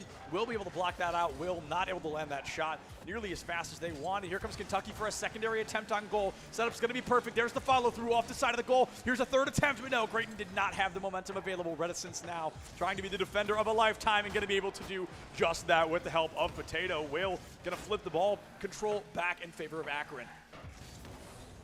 That was a furious set of shots coming out here. Now with the ball straight in the center, it is going to be Akron that are going to take a couple shots as well with a nice side dribble up the edge. Oh, this prep is actually really good, but it goes right back. So Kentucky, this time around, they are recognizing when they're on the defensive and on the aggressive, but that shot on the corner is so close. Potato can't put it in the goal. Again, for Akron, they don't need to score, though, for these next 2.5 minutes. They are able to take things a little bit more aggressive, at the same time play defensive if they wish. So, open goal once again. It is on. Oh, the defense can't get there. That is going to be Reticence scoring once again. And look at it. It's from mid, and it's just a dribble in off the corner. And you can actually see double defenders. They just can't predict where that ball is going to bounce. So, very, very well shot. And Akron move up to 3-0. And this is where they can really get comfortable, right? I talked about that a little bit earlier. I said 2 is kind of a good cushion. You know, you have at least the 1-point advantage if they score. But now, Akron finding themselves at 3-0 past the halftime. Only 130 seconds left on the clock. Going to be coming through. Ooh. And geez, Retinance doesn't even blink. A phenomenal assist from Will there. Sets it up and just, I said it already, an amazing pass. Spikes the ball down past 2. Make it 3 defenders. All 3 of them from Kentucky were not able to get there in time. Yeah, and I actually love the fact that Redolence actually noticed all 3 defenders going up, so we actually angled the ball down and around. When you see all the defenders coming up, it's so difficult to control where the ball is going to go, and good players know where the bounce is going to go. Do you want to flat it, or do you want to aim for the top corner? Right. And he pulled it off perfectly. Knew all 3 defenders are going to be in the same location, angled it down towards the ground, bounced it in. Perfect goal. Looking at thoughts, though, again, this is going to be Akron looking to tack on just a few more, and it's rolling along the inside, and just unfortunately, no one on Akron's side can really get close to it in time. So they're going to prep. Again, Redolence so far has been the striker. He's the one that preps all the way in the back, boots straight down the middle, and aims for that goal. So waiting for that prep for his team. Oh, and here he comes. Goes for it. Graydon, though, finds it, does not put that 5th point on there. But here's the follow-up from Akron. No! The crossbar, like I said, the best defender in the game. Blocks so many shots. We see that happen time and time again. But Akron, they have found themselves up 4-0 with 80 seconds on the clock. That means Kentucky has to score once for 20 seconds just to tie this series back up. And while that's not impossible, it's certainly going to be difficult against a powerhouse team like Akron has already shown us they clearly are. 100%. They have been crushing it. And Akron, not just putting a statement down, they are trying to say that we are someone that you need to watch, even in the interviews. to everyone, to the viewers at home, whoever's watching, wherever you're watching right now, this is a team that we do want to keep our eyes on as the rest of this invitational continues to play out. They want to score at least one more. Oh! That's a nice cross shot from the right side this time. Will is going to be able to get, I think, his second goal of the game. Yeah, I believe so as well. So really looking good. And I've got to say, to peel back from the competitive edge a little bit, these guys, they told me, they're like, we're kind of really nervous to be here. Yeah. We weren't supposed to be here. We're the B team. We're a little bit scared to go up against these teams. And then they're showing up. They're 5-0 Kentucky in their first appearance on stream. These guys are tearing it up right now, and they have shown us already they are a force to be reckoned with if I have ever seen one. Yeah. Something that I do want to see as we go along, though, is how these teams fare under playing more games and as they get more comfortable with the setting. Right. That does bring into it its own aspects. So day one teams can also be drastically different. I mean, yes. look at some of the international teams as well. It's a whole different story, so I love to see the story unfold with these guys. But so far, Akron, like you stated, currently looking like they are going to move to 2-0 here in the series. Kentucky kind of just fighting for a little bit of space. They want to get a bit more practice in. They want to get those shots in. But just Akron are not allowing them a chance to touch the ball. Yeah, and I mean, there it is. Akron's going to put 5-0. Kentucky, I believe, has not been able to find even a single point quite yet. So Akron, they are very much tearing it up. And to be fair, in favor of Kentucky here, this is 7th versus 2nd seed, right? This is almost exactly what we saw earlier, 8v1. It's just that statistical matchup. And Akron, they are coming out strong. These boys told me, we don't know if we're 2nd seed material like the A team. And I think they have clearly shown us they absolutely are. Yeah, and I also want to register that what we thought was going to be Kentucky slowing things down and trying to pace it, they actually went more aggressive, and it looked like Akron actually took a little bit more defensive. You saw them on the side, and whenever they had an opportunity, they went for it, which actually afforded them greater spacing. That is something that I really, really like, because it meant that that you're looking at Kentucky, they're always on the side of the pitch. They feel like they have control, but as soon as that control is ripped out, it's difficult to roll back. So very well done on Akron's side to realize that and use that to their own advantage. Yeah, absolutely. And Akron rolling in with the lion's share of the momentum here in Game 3. Right? They've put, 8 or 9 points on line, and Kentucky has not been able to find even a single point quite yet. So Akron, they're feeling good. They know that they can probably walk away with Game 3. They've just got to keep their head in the game. They need to make sure, there's no overconfidence, no hubris. They've got to bring their 110%, completely honed in, completely focused. And I talked earlier, first time on stage, is it going to activate your fight or flight? These boys have chosen fight, and that has been shown. They are absolutely doing a great job tearing it up on the main stage so far. Yeah. And I love when you're talking about, keep your head in the game, because the cool thing about this is the fact that there is a reset every single time. Yes. Right? As soon as you score a goal, you go back to basically net zero. And in some games, if you played games like, I want to say League of Legends, Dota 2, a lot of those MOBAs, it's a constant run of about 40 minutes. Right. Whereas in games like Counter-Strike and all that, you have a reset. But even then, something's shifting around. Rocket League is the only game I feel where it is a specific hard set. You go back to ground zero, everyone starts with the same amount of boost, everyone starts in the same positions as before, and you get to mentally reset. The good players know after a goal, it is not game over. You are not technically down. You are set back in the same scenario you were before. Just play it and run it back. Hopefully your strategies work this time around. Yeah, and I think Rocket League, I think you said it really well. I think Rocket League is the prime example in the world of esports of GG go next. Yep. You have to look at every game as a GG go next, because like you said, it's a full-blown reset. It's not just, we lost game 1, we're never going to be able to climb back, right? Every single game, you start back at 0-0, or if you meet their goal line, it's essentially 0-0, right? So the resets are so achievable, they're so available that at any point in time, momentum can change at the drop of a hat. I mean, momentum can be completely just thrown out the window, completely shifted to another team. And while we're talking about momentum, let's also talk about why that momentum is important, right? Because what is this tournament all about? This beautiful trophy right here that honestly I'm afraid to pick up, because it's going to be I don't want to break it on stream. That'd be so embarrassing. That would be absolutely awful, actually. So I'm not even going to touch it. It's going to sit there. It's going to look real pretty. But this is, of course, what all these players are fighting for, is this beautiful trophy right here. Yeah, that and bragging rights, right? Oh, I think that's so much yes. fun. Again, these are kids that are coming out and playing and have a grand old time. So to be able to sit there and be like, yo, we're playing for bragging rights. We got to say we beat so many schools beforehand. It's so much fun. So we did also get word as we're prepping things. We are having very slight technical difficulties. So thank you so much for taking the time to come and view this awesome show. After this game 2, after the Series 2, we have so many more games because even after Rocket League, we will have Overwatch coming out here. It is a fantastic 6-on-6 game. Goes hard, goes crazy. We'll have a new set of casters as well. So it's so much fun here at the CENC Midwest Invitational. Yeah, absolutely. So like Orbital mentioned just a moment ago, there's a couple of technical difficulties on the main stage, but as I always say, as is the way of live production, would it be a live production without technical difficulties? Who knows? So I think we're going to get to interview a couple of players from Ball State here, so we're going to just ask a couple of questions. They have not played yet, obviously, so I'll be like, who are these guys? You have not seen them, so we're going to get to talk to them just a little bit. You want to come on? You want to come hang out? What's your name? Who are you? You are, oh, you're an Overwatch player. What we'll actually do. We'll take you. You're already over here. We'll take you. So what's your tag? US Miller?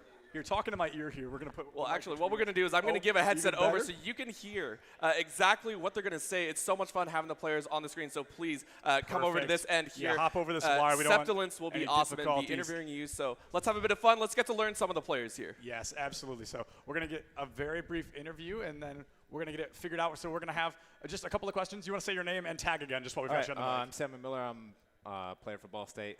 Tag in game is US Miller. And you're an Overwatch player, correct? Yes, sir. So people watching, you're going to be like, hold on, this isn't Rocket League. No, it's not. But as Orbital mentioned a moment ago, we are going to be jumping into Overwatch immediately after this. So tell me, what is your team seed going into this weekend? I don't even know what seed we are. I think we're third or fourth or something Third like or that. fourth? Okay, Yeah, so top 50 percentile, we're looking there, good. yes, So are you guys looking forward to playing any maps in particular moving into this? Because, you've seen the weird map ban kind of system we're we've looking got going forward on. to playing all these teams. They're all great teams, obviously. But most importantly, we're definitely looking forward to playing Akron. Yeah. They kind of crushed us last year. So So it's like a revenge story. You guys want to come back. Akron kind of kicked your butt a little bit. You guys have warmed up. You're all ready to go. Yeah, Absolutely. So, I mean, do you guys, you don't have to give away too much, obviously, because you haven't played yet, but are you guys really relying on a specific comp, or maybe is like one person on your team kind of a bit of a carry? I'll say. You don't have to say anything if you don't want to. I don't want you to give away too much information. I don't want to say anything. All right, no problem. I give absolutely anything away. respect I say it. it's something I've been I'm a not supposed collegiate to. player as well, so I get it. You don't want to give away gotcha. any details until you absolutely have to. And look at that. We are actually going to have another mic, a third mic. You guys are probably hearing me twice right now. I'm so sorry. So Orbital is going to be rejoining us in just a minute. We're going to figure this out. I got a bunch of wires back here. I'm afraid I'm going to fall over. If you haven't learned by my casting, I'm a very clumsy human being, so I'm always anxious I'm going to knock something down. So tell me, realistically, what do you think your odds are this weekend walking away with a #1 victory? The #1 victory. I like to keep my hopes high, but Of course. Ultimately, Northwood, they're a great team. What about top 3? How do we feel about top 3? I'm definitely shooting for a top Solid 3 for spot top here. 3 podium. Yes, That's sir. all that matters, right? We want to be placed. So thank you so much for joining us. I think no that problem. we're going to wrap that one quickly. We're going to bring Orbital back in, and I think we're going to get to talk to a Ball State Rocket League player. So let's get him in here. Thank you so much, US. All right, come on. You got to be careful. Watch your step. Y'all keep calling me. These people keep calling me sir. I'm the same age as them, and it keeps freaking me out. Here, come step in the middle for us. Step over this wire. So go ahead. Your first name, last name, and tag. And you're a Rocket League player, right? You're a Rocket League player? Yes, I'm a Rocket League Awesome. player on Ball State Rocket League team. I'm the captain of the team. My name is Devin. My game name is Dyson. All right, perfect. So tell me, just kind of a basic thing is going to be just kind of considering moving forward, what do you think is going to be your strongest asset as a team that could set you apart from some other people here in the top 8? Well, we've been working a lot on just scrimming and getting better as a team with chemistry. Yeah. And we got a really good player, Zath. I'm going to shout him out. Yes. He's a really good player. He's helped us a lot to improve as a team, and we're really counting on him to lead us to some victory in game, and then I'm going to do the captain's work and steer behind the wheel. Yeah, absolutely. So Zath, we were told last night, if folks at home haven't caught on quite yet, Northwood, they are considered to be kind of the top dog, the #1 team. But Zath was feeling pretty confident yesterday. He was telling us, he's like, I will 1v1 anybody from Northwood. So maybe he is really looking to bring the heat. Do you think you guys are going to be able to walk away with kind of at least a podium placement? Are you guys shooting for #1 here? Yeah, obviously the ultimate goal is shoot for #1. We got some tough teams. Shout out to all the good competition, and good luck to everyone that plays today. Yeah, absolutely. Thank you so much, man. Thank It was you. a pleasure. So I don't know how to do this. I'm just going to hold it down here for now. But so that is going to be just, I'm glad we get to talk with some of the players because while we get some brief interviews after the games, some of the players are coming down off that winner's high, so to speak. It's really, I always find it the most entertaining to talk to these folks kind of away from the game a little bit, right? You get to learn about them, learn about where they're coming from, why they're here, why they love what they do. I really feel like that's something we don't get to feel as much just watching them play. Oh yeah, it's its own thing and its own ecosystem because to me it's a lot of people want to say that esports is this thing that's been around for some time, and for you and I, it's been around for quite some time. You've been in esports for at least 10 years. We've been all gaming for quite some time. But for some of these players, it's a whole different thing. We come from a time where it was kind of looked down on at points. These are players that are learning that there are other people outside that enjoy the same sport, enjoy the same things as them, and they get to actually converse with them. And it's something that, to me, is very, very special. I grew up, I love video games, I love all this stuff, but it's difficult. You can't really talk about it to all these people. And now I come here, I'm like, man, I get to talk about all these games, this new one that just came out. I've been grinding away at it. But it's a whole new experience for them, and to be able to come out and find like-minded individuals, to give them a sense that they can be themselves in this area. I love it so much, and I can't wait to see even more and have these kinds of opportunities with different organizations around the country and around the world. Absolutely. And before we're going to be able to jump into that next game, we are going to have to throw it to a short advertisement. I think we're still trying to figure out some technical issues, so thank you everybody so much for bearing with us, but we'll be right back with some more Rocket League in just a couple of minutes.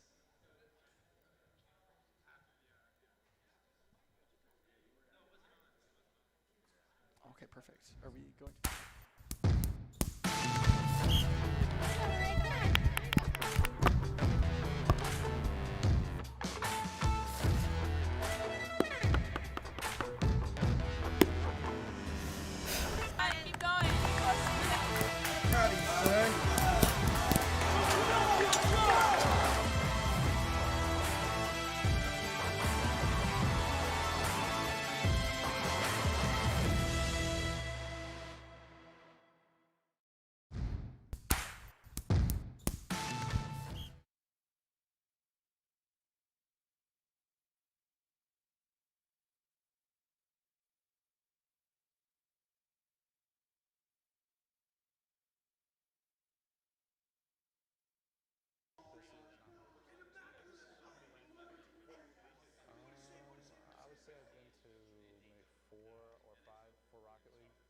Keep going. Are you excited to be back in the LAN atmosphere? Is there anything specific about a LAN you're looking forward to?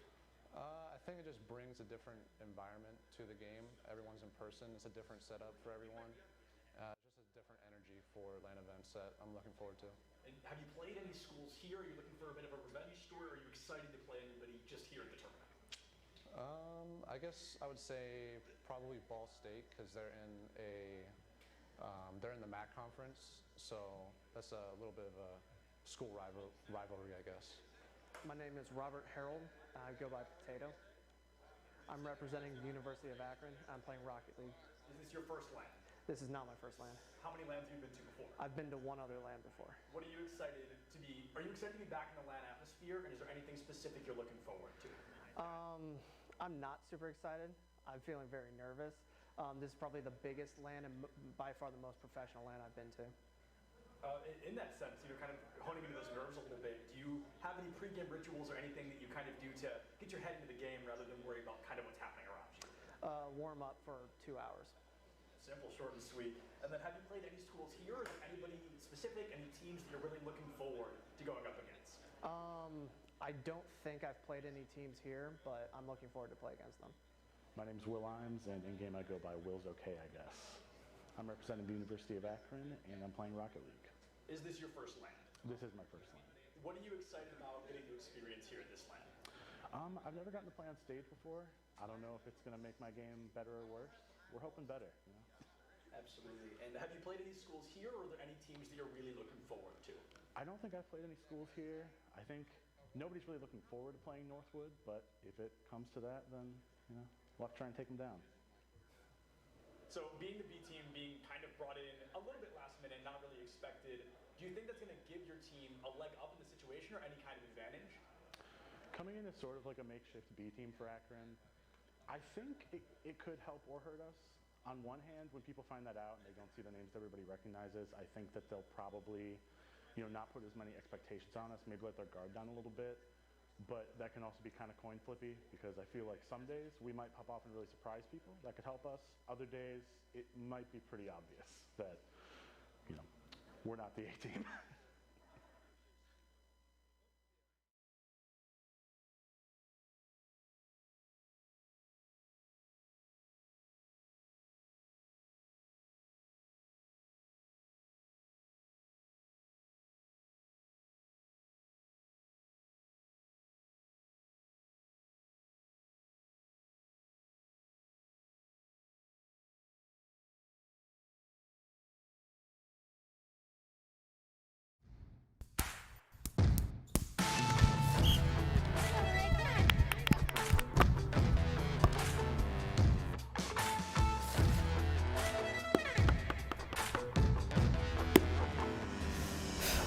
Keep going.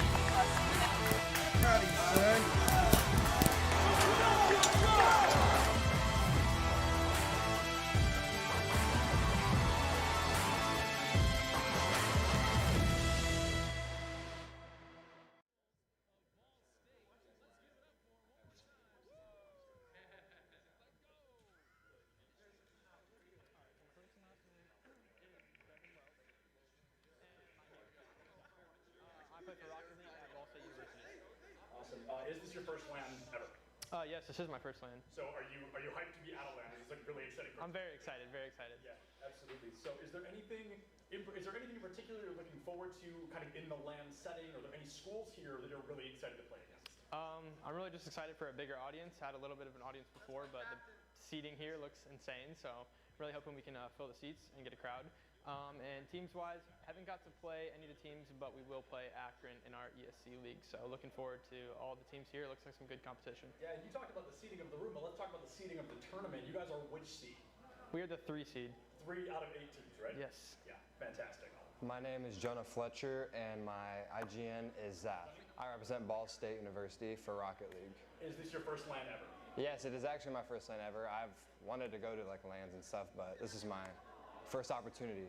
So is there anything specific that you're looking forward to in this event, or are you just kind of excited to be here in a whole? I'm excited to be here, but I'm also looking forward to the competition, especially in person, because I'm top 100 in the world, so this is my chance to go against some of the best schools here. Yeah, absolutely. So you don't know the schools here super well, right? You've never played anybody here? No, I've played multiple people here. I know some of the guys off Akron, and I know all the guys coming from Northwood. My first and last name, Evan Sefcik, and my gamer tag is Luigi. I play Rocket League for Ball State. Is this your first LAN? Yeah, it's my first time. Is there anything specific you're looking forward to, or are you just excited to be in the LAN atmosphere? I mean, it's gonna be really fun getting to compete in person with no ping disadvantage, no lagging. I'm really looking forward to being able to play in person against these people. Absolutely. Are there any schools in particular that you're really excited to play against during this tournament? Yeah, honestly, we're really excited. We think we're gonna have a really good matchup against Akron, so we're hoping to take that and make it into the finals.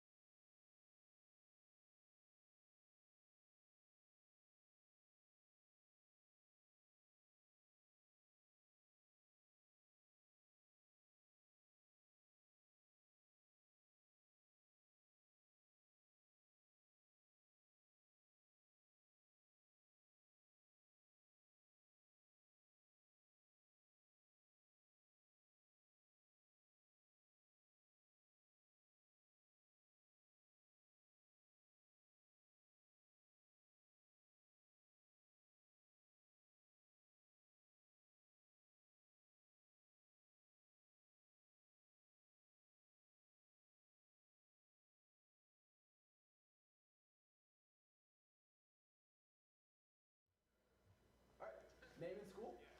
Dan Wirt, Director of Esports for Bethel University. Yeah, and is this your first LAN that you're going to put on with Bethel? Yes, it is. Is it something that you've been looking forward to in the past, or how long have you had your eye on this? Well, actually, I was one of the ones that kind of first started this program. So back in the spring, I contacted Lydia, the Director of Esports for ECAC, and ECAC and CSMG had a partnership. And so I contacted them and said, hey, we want to host an event here at Bendix Arena, which is our home facility. And so she kind of ran it up the flagpole, and one thing led to another, and bam, we started this process for the championship here. And what does it mean for your school and your esports program to be able to put an event on like this? No, this is great, actually. I mean, this is one of the reasons, this is how I sell our program, is I said we get to compete out of this facility. So in the LAN Center, we're here 3 days a week playing, and then this is our first event on the stage. And so to be able to host that, it was one thing to be able to see the artist rendition of how it might look to what it looks like tonight. So this is pretty exciting, and I'm sure everyone's gonna really enjoy it. And for you, what's the best output of it? Is the experience for the kids at the school? Is the ability to build the program, or what? You know, when I first kind of got going here, it was just the opportunity to have these kids to be able to do something that they enjoy. I have a son, teenage son, who's a gamer, and part of the way I connected with him was to just find out, hey, what are you doing, watching him, talking with him. So then I sort of took his passion and he kind of instilled that in me. And then the opportunity to really work with these young kids to be able to say, hey, this is something you're interested in. Here's an opportunity that you can go and continue on gaming and do it at a high level. And so that's kind of part of the excitement and experience that we have. All right, last one. What do you feel for the future of Bethel University's esports program? More events like this, larger teams, what does it mean scholarships-wise for these students? What opportunities are you looking to give these kids? Yeah, so we actually already offer scholarships. We're a varsity program under the athletics department, so we kind of started right out the gate with scholarship programs. As far as one of the Bendix Arena here is a sponsor of our team, and so we actually have a partnership with them to bring events like this every semester. So we're going to be doing a big LAN event like this at least once a semester. And then for our program, we'll probably be still a relatively small program. We might have 1 to 2 teams for each game, and maybe 40 to 50 kids max, just because of the size of the school. But that doesn't mean that hey, we can't compete on the national stage against some of the big boys. Thank you very much. Cool. Thank you.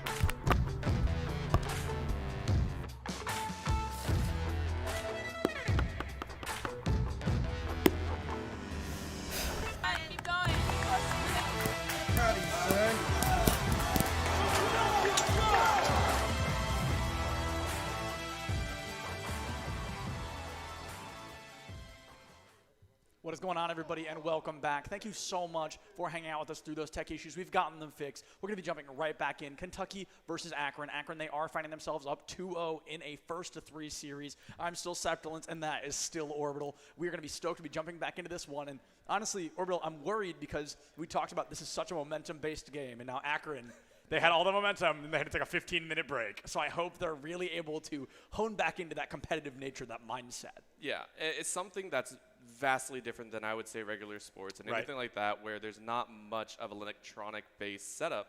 It's pauses and tech issues and tech dealt with. Because with games, unfortunately, nothing's perfect. Everything might have a bug or two. Infamous bugs in League of Legends are always great to talk about. But there is, with these especially, it's akin to what's known as icing the kicker. Yes. It's my favorite thing. It's unintentionally icing the kicker, but it can have a giant momentum difference. So Akron may not be ready to get back into it just as quickly. Kentucky might have a little bit of a higher edge, but only time will tell.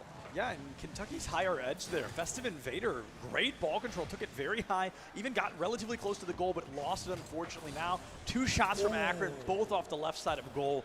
Not what you're going to want there. That would have been huge if they were able to find that point early on. They could have given themselves a comfortable lead. Just that 1 point, I've said it 1,000 times, makes all the difference. And now Graydon trying to find a point of their own. Reticence is not going to be able to find that landing quite yet. It's going to be super difficult here. They're going to be able to have that great block, keeping it at that goose egg alive on both sides. Here comes Reticence for a second attempt, and he will find it. Puts the point away, putting Akron in the lead 1-0.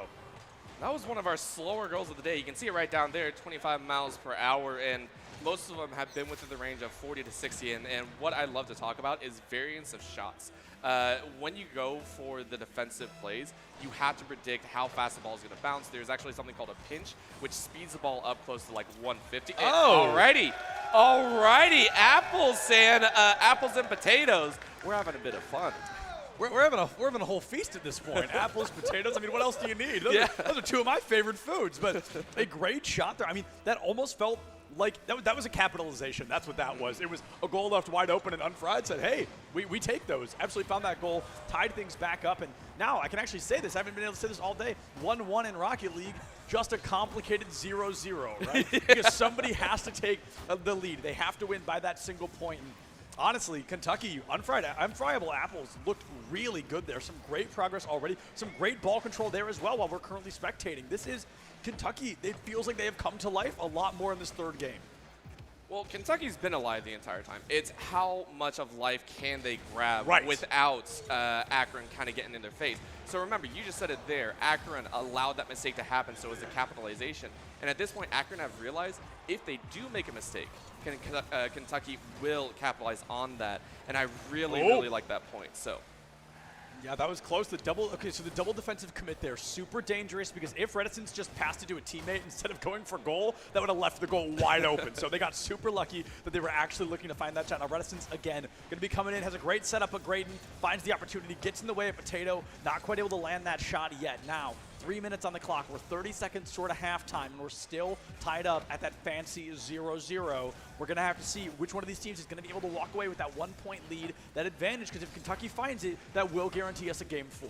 Oh, yeah. And I honestly see it, right? Again, that pause may have caused Akron to get a little bit shaky. They have to warm back up. They have to get back in that position. Right. And for a team that really likes to prep their shots, it's a little bit more difficult with Kentucky all in their face right now. So if this pressure continues, if Akron continue trying to set up, maybe they leave a couple gaps in some of those aerial passes, Kentucky can't get a hold of it. It's just where can they find that opening of the shot? Oh, just an angle off. Just slightly off of an open goal there. That could have been colossal for Kentucky, not only because they would take the lead, but just for that momentum that, again, we've talked about is so unbelievably important. Now we are shy of that halftime by about 10 seconds. Only 137 seconds left on the clock, and it's going to be a lot of damage. That was incorrect math, but that's fine. Now it's going to be Akron coming through 2-0 in the series, but 1-1 in the matchup. Another great shot coming through, almost able to find it with the crossbar. Like I said, people hit it more than they actually hit the goal, and it's going to be that pressure now. 120 seconds left available. Oh, they don't need to worry about too much. Oh, that's another great shot. Oh, no, is that an own goal? That's in. Oh, my God. That's in, Apple. Watches Invader get a second goal. This is one of the tightest goals we've seen. Off the goal post 3 times.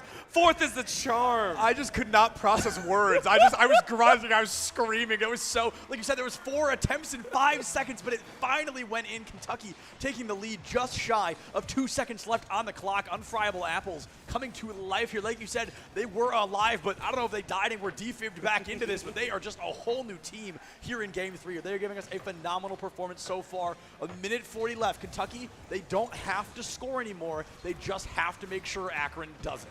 Yeah, and remember, it goes back to that hard line that we were talking about, right? Akron are a setup team. Kentucky is an opportunity team, and they found the opportunity. They found the chance to score that goal, and Akron have got to start walking on those pins and needles if they want to be able to win. You're seeing the aggression. It's starting to wear their gears down.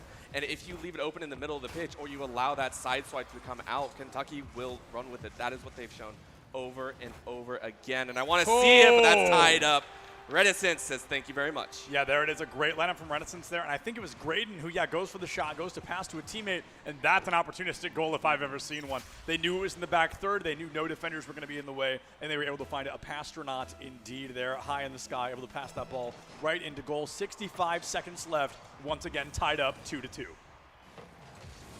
I absolutely love these two teams so far. They are adjusting to each other on the fly at a much faster rate than I saw in games 1 and 2. They're taking the opportunity to kind of pressure forward at points. So taking a look, I want to see if they can continue the momentum. For Kentucky, main thing is you've got to go all out the entire time here for the last 40 seconds. You've got to get it back on their side of the pitch. Got to get closer to their goal, but that might be an open goal. Great defense from Apples. Woo, yeah, Apples really, just a very well-rounded player. We've seen that clearly already. The offense has been super impressive. The defense just as so. But there is a goal from who? From Will. Able to find that goal, putting that 5th point online. 26 seconds left. Akron finding themselves up by a single point. Believe it or not, after all that work, this still might be a 3-0 series. And again, it was Kentucky. Went a little bit too far. That was a clearance. Yes. Actually, that was not a shot on goal. There's a reason Will has a question mark by his name. His goals aren't always meant to work, but they do. Fantastic chance, and again, they're going so close. Graydon was inches, just one input away from dunking that in underneath the noses of all 3 Akron players, but unfortunately, again, almost only counts in horseshoes. So now 7 seconds left, but the ball is live as long as it has not touched the ground. Will looking for a shot, but it will be Potato who slams that nail in the coffin. That is going to be Akron finding themselves up 4-2 on the game and 3-0 on the series. Yeah, 4 seconds, you can do some work there, but it's a miracle at the end of the day. So we like to say there is a chance. It's a slim one, but it's there. Akron pretty much securing. Yeah, they get the actual touch. They're going to watch the bounce go, and I think they're just going to boot this one out. So very well done to Akron for being able to manage that. I think they're going for a 5th. The bonus. I think they're going. There yeah. it is. Oh, they missed. So close. Unfortunately, they weren't quite able to find that lineup, but Akron has emerged victorious, and I believe one of these players is going to get to talk with our boy Paulie Hype just a little bit. Yeah, it's such a grand time, though, that match. Again, so far we've only seen 3-0s. Yes. But a huge thing that I talk about in esports specifically is because in esports there has to be a winner at the end of the day. There is no time for a tie. There's no real time to be able to sit down and say, okay, they're going to be an even chance. It is very specifically someone has to come out a winner, so never judge by the end series score. Always judge by the quality of the games. Go and watch the games and see how it goes, because that 3rd game was actually pretty close. It was just that last minute that it was run down by Akron, and they put it away to secure their move into the semifinals. Yeah, and I can confidently say, I think you might be able to agree, anybody watching can agree, easily the closest game we've ever seen. But now we are going to be throwing it to my man Paulie Hype on the main floor for an interview. All right, everybody, welcome back. So we just had the number 2 seed Akron Zips prove exactly why they are that, taking a really decisive victory there over the 7 seed Kentucky. What was the key strategy, and how are you feeling going into that game? I think we just need to come out hot. We've been practicing a little bit this week, so that was our biggest issue, and we were able to do that. So after that, a little bit of delay trying to ice us, but Reticence keeping it coy. You guys played very well. I like it. You guys are amazing. Let's ask another member over here, Potato. You scored one of those final goals in the final game. What are you guys doing? Any different practice regimens to secure this 2nd seed into CENC year 2 now? We're really a new team put together, so just getting as much practice in as possible together. That was mainly what we tried to do. And last question, I'll actually ask Will over here. We might as well go down the line. This is actually their B team. So their A team didn't make it here today. So this is their B team dominating here in the tournament. Being the B team, Will, how do you feel going against all the other competition in this game? I think we're feeling pretty good. We know that we're still pretty mechanically sound, but like Rob said, we don't necessarily have the experience as a team yet, but we know if we just play consistent that we can still take damage. You guys going to give the A team a run for the money at some point or what? Maybe. I like that. Maybe. Good answer. Good answer. Well, we'll come up right back with number 3 seed versus the 6 seed. You guys, congratulations. You can exit right down that way. This is the number 2 seed, Akron. Let's make some noise. That was a dominant performance once again. And when we come back from a break, we'll have Ball State going against the 6 seed, Indiana. So coming up next is some more Rocket League action. Don't go anywhere, folks. We'll be right back with some more CENC Midwest Invitational.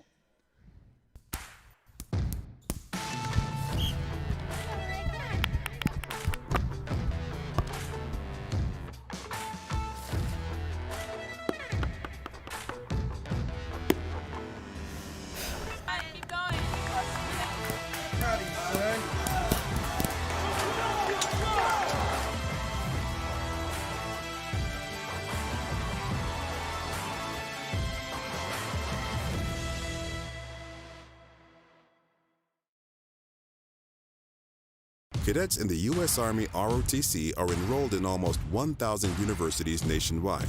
They are studying in over 450 different academic disciplines, and they come from all 50 states and each of the American territories. Some will choose to serve in active duty roles throughout the country and around the world, while others will serve part-time in the National Guard and the U.S. Army Reserve. Although they have many differences, they have 2 things in common. Cadets are full-time college students, and they will one day be officers in the United States Army.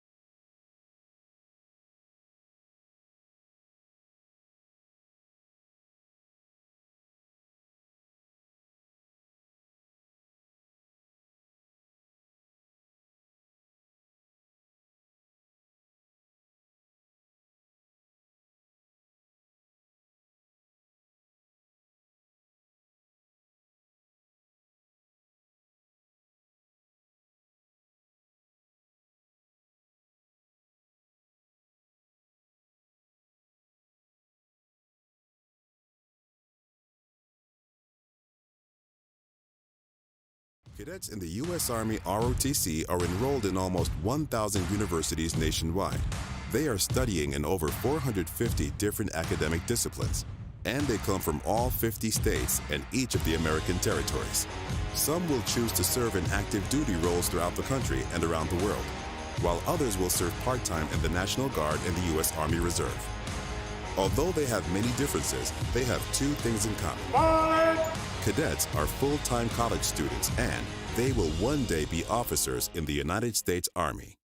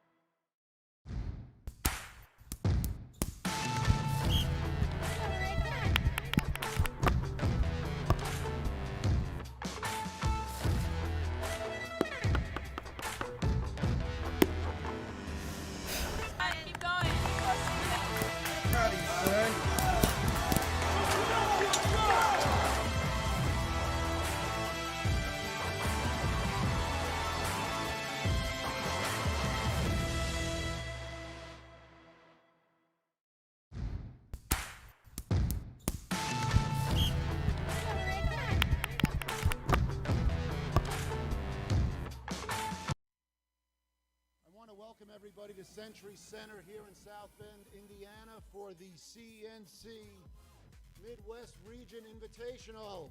And let's get this party started.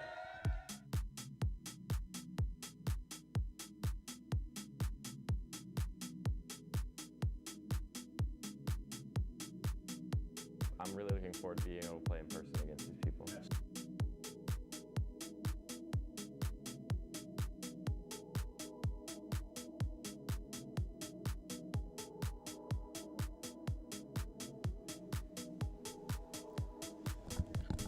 Where should we expect you to be the most? Going hard in the paint, either on their back line or with my own support.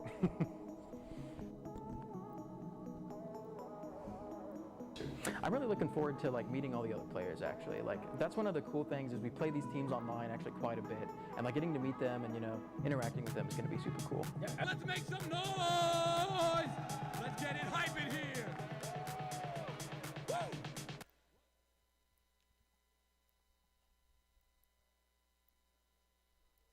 What is going on, everybody, and welcome back. I hope you all missed us as much as we missed you guys at home. We're going to be jumping right back into the swing of things here with a brand new game, brand new teams, Ball State versus Indiana. I think this is going to be super interesting. Ball State, one of those teams I got to talk to a little bit more. We got to interview one of the players just a little while ago. They are a hysterical group of guys, and from what I understand, they're pretty darn good at Rocket League as well. Yeah, there's a reason that they are the third seed. We know every single team that's come into here is invited out for a reason, and to be able to say that you were invited is great. So very, very excited. We are going to go ahead and throw it down to Paulie, of course, to get us introduced to the teams and make sure you also know See you after this one. Thank you so much, Paulie. Yeah, like you said, we're going to be jumping right into this. And Ball State, sounds like they have got quite a few fans out there, at least for now. I heard some foot rumbling, some shouting and hollering. And these boys, like we said, 3 seed, you do not become a top 3 seed on accident. I'm expecting some top tier Rocket League from this team. This is going to be amazing. In Indiana, I have only heard good things as well. So I think this could be one of, if not the closest match that we've got today. Yeah, as you get closer and closer, you get to see more of the styles. We even saw it in the 2nd seed versus 7th seed. Right. We saw some very interesting actions coming out. And again, that third game that we did see in Series 2 actually came very, very close. It was just that last minute that it was just Akron going ahead and taking it away. Anything can happen. Again, the reset, mindset, mentality, everything comes into play when you are on the pitch, when you are the one going ahead, driving that vehicle around, pedal to the metal, doing whatever you can to show your school pride as well as your own player pride, team pride, whatever you want to say. Absolutely. And these players, I feel like everybody's been leaving it on the field today. You know, this has been some great gameplay, and we saw, the handshakes at the end. I'm always a huge fan of that. Nothing gets me excited like good sportsmanship. We have seen nothing but good sportsmanship here today so far. I think that really has been a great aspect of this. So many players told us, we're just excited to meet these new teams, to play against people in real life. And they've really been carrying that mindset, that mentality, win or loss. Everybody just seems stoked to have this opportunity. I think that is the coolest thing. But the real opportunity here is which one of these teams moves into the winner's bracket, of course. The question on all of our minds. Ball State, Indiana. Like we said, every game we get, the closer that seed placement is. So I think these two, like I mentioned, can really go head-to-head on this. Yeah, I'm very interested when you mentioned Ball State and talking about how they're a funny group of guys. It always leads me to what kind of strategies are you going to bring to the table? So far, we've seen very, I don't want to say meta, I don't want to say anything, but very traditional style. Yeah. You go for a couple of the arrows. You don't go too crazy. You don't try any ceiling pinches or try any crazy spin outs or any solo carries, dribbles down the middle or anything like that.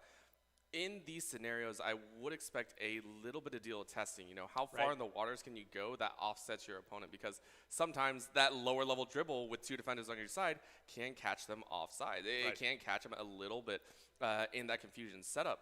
And so I'm very, very interested to see what Ball State do. And then at the same time, I want to see what Indiana is able to pull out of their pocket as well. Again, coming in as the 6th seed, it's something to always play up to expectations than oversee them or you know, prove them wrong. Almost everyone that's like, oh, you can't be there or anything. No, you prove them wrong, and you get everyone to see your name and say, this is why we deserve to be in this bracket. Yeah, absolutely. I mean, we almost saw that with like Akron's B team to an extent, right? Yep. I remember they told me, I talked about it, they were nervous, they were kind of a little shaky going into things, but they stormed it. They 3-0'd their series. But speaking of a series, let's jump right into a brand new one. Ball State going up against Indiana. Looks like Ball State with some very aggressive ball control early, and a goal already 9 seconds. Deister picks it up. A great assist from Luigi there. Ball State, what a way to make a statement.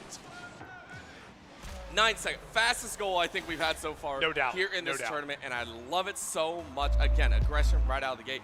Indiana is going to have to play this quickly, and that's a quick spin-off as Zath going ahead trying to maneuver it straight into the middle to set up for Luigi once again. Yeah, now Luigi going to get caught out. No boost available. Flipexi, a great pitch back there, sends it toward the midfield, toward the goal of Ball State. But now, here comes Luigi. He got that boost. He's ready for some engagement. Deister going to bring it around. Gets past Book for just a moment, but it's headed toward an open goal. Zath is going to be in the way. It's going to be a 1v1. Zath v. Book here, but Book is not able to stay up in the air long enough. Not quite that aerial finesse that we needed to win that matchup. Flipexi living up to the name, flipping that ball right back toward Ball State's goal here. And a nice midfield offensive, but it almost leaves it open, and that ends up run back the opposite direction. So again, we are seeing some of that craziness, you know, trying to cheat every little angle to try and find an opening in. So I love the testing momentum, but again, it is on Ball State. They want to get that second goal. Yeah, absolutely. So it's going to be Ball State. They have the first. They're a little bit comfortable, you know, but they can by no means slow it down because the second Indiana scores, we are back to what I always call that complicated 0-0, right? 1-1 does not matter. It's all about that 1-0 or that 2-1. Now Zath trying to walk it in. Unfortunately, not quite able to land it there. I don't even think there was a defender. I think he just bounced off the side of goal. Luigi going to go for a great setup off the corner, sending toward the midfield. Off the ceiling, though. Wacko Wyatt's going to be the one to catch it. Book now coming in, trying to hit past goal, but is it Deister with the second goal of the day? Oh, not quite. Going to go a little bit wide, but Luigi, the backup man, the secondary, able to find it and give Ball State their second goal of the game. It's the fake, right? It was just the fake. Yeah. It wasn't actually Zath that went for the goal. No one saw him completely whiff it and aim towards the center. Beautiful setup, though. Beautiful, beautiful job. This is why I love the full-on aggression setup, though. You don't need a defender in the back. You don't need to worry about it. Send it. Go ahead and send it. If the ball's right there, go ahead and go, because it even catches the defenders. The defenders can only defend once. That's all they can do. If you can fake them out, it is a perfect opportunity. Yeah, no, and even if that wasn't a fake out, it sure looked like one, right? I mean, it may have been an accident, but it looked We give it to him. It was a fake. It was a fake. We'll give it to him for sure. They looked great there. Luigi had that phenomenal follow-up, and it's funny living up to being the second man, very similar to another Luigi we all know and love. So really living out well there. Now it's going to be just close to that halftime marker. We're about 2 minutes and 50 seconds left on the clock. Indiana, I feel like they've been so close yet so far away several times here, right? I think the primary struggle is really going to be keeping ball engagement once they get it, keeping ball control, because Indiana has it for 3 to 5 seconds and Ball State snatches it right back. So Indiana, they just got to find a way to put themselves in the driver's seat. Yeah, they have been in the driver's seat. Let's not sugarcoat it. They've been in the driver's seat. They haven't been able to finish the race. Yes. There are situations that come up. They know the playbook. You can see it. They practice it. It's finishing those shots off, being able to aim correctly, and that's always the most difficult part. So by no means is it easy, but that's what you have to do, and you have to find an opening, which, again, it's just Ball State not allowing it, and that is so telling of how this series is potentially going to play. Look at that wall right, Luigi, trying to prep him for the middle shot, but again, Indiana coming out, Flip going saying, I don't want to let you have that one. Yeah, and that was close. The follow-up, unfortunately, Wacko Wyatt wasn't there, but Flipexi flips it right in. He finds it with a great assist from Wacko Wyatt, almost tying the series up 2-1. I mean, hey, like I said earlier, Flipexi really living up to the name. Look at him. Flips the ball right in, goes for that front flip slam, and finds the goal. Only 1:51 left for Indiana to at least tie the series up.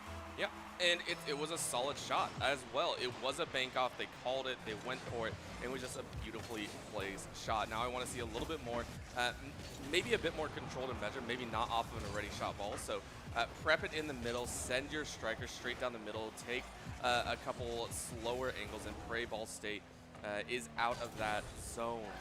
So far, again, it's been on Indiana's side, though. They are trying to get it cleared out, but again, wall running it straight into Zath's path might not be where they want to be.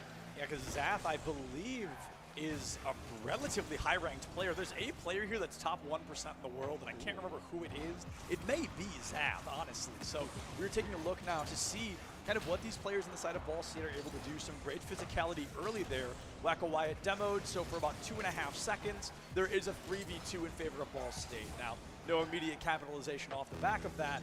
Not the end of the world. They're still finding themselves up by 1, and 1 is all you need. Yeah, it's a score a goal in 50 seconds, plenty of time. Right. Plenty of chances to get the goal. But of course, with how hard the teams are fighting for this, I think it has to be a personal goal. I don't think anyone's really going to have a chance to prep it. So someone, Flip, has got to run it straight down the middle, has got to be able to manage to get around some of these defenders. Book is going to try and help him out and run it forward, but that's a quick knockback. So Deister just says, no, we're going to play the defensive. We know exactly what we have to do. Do you know?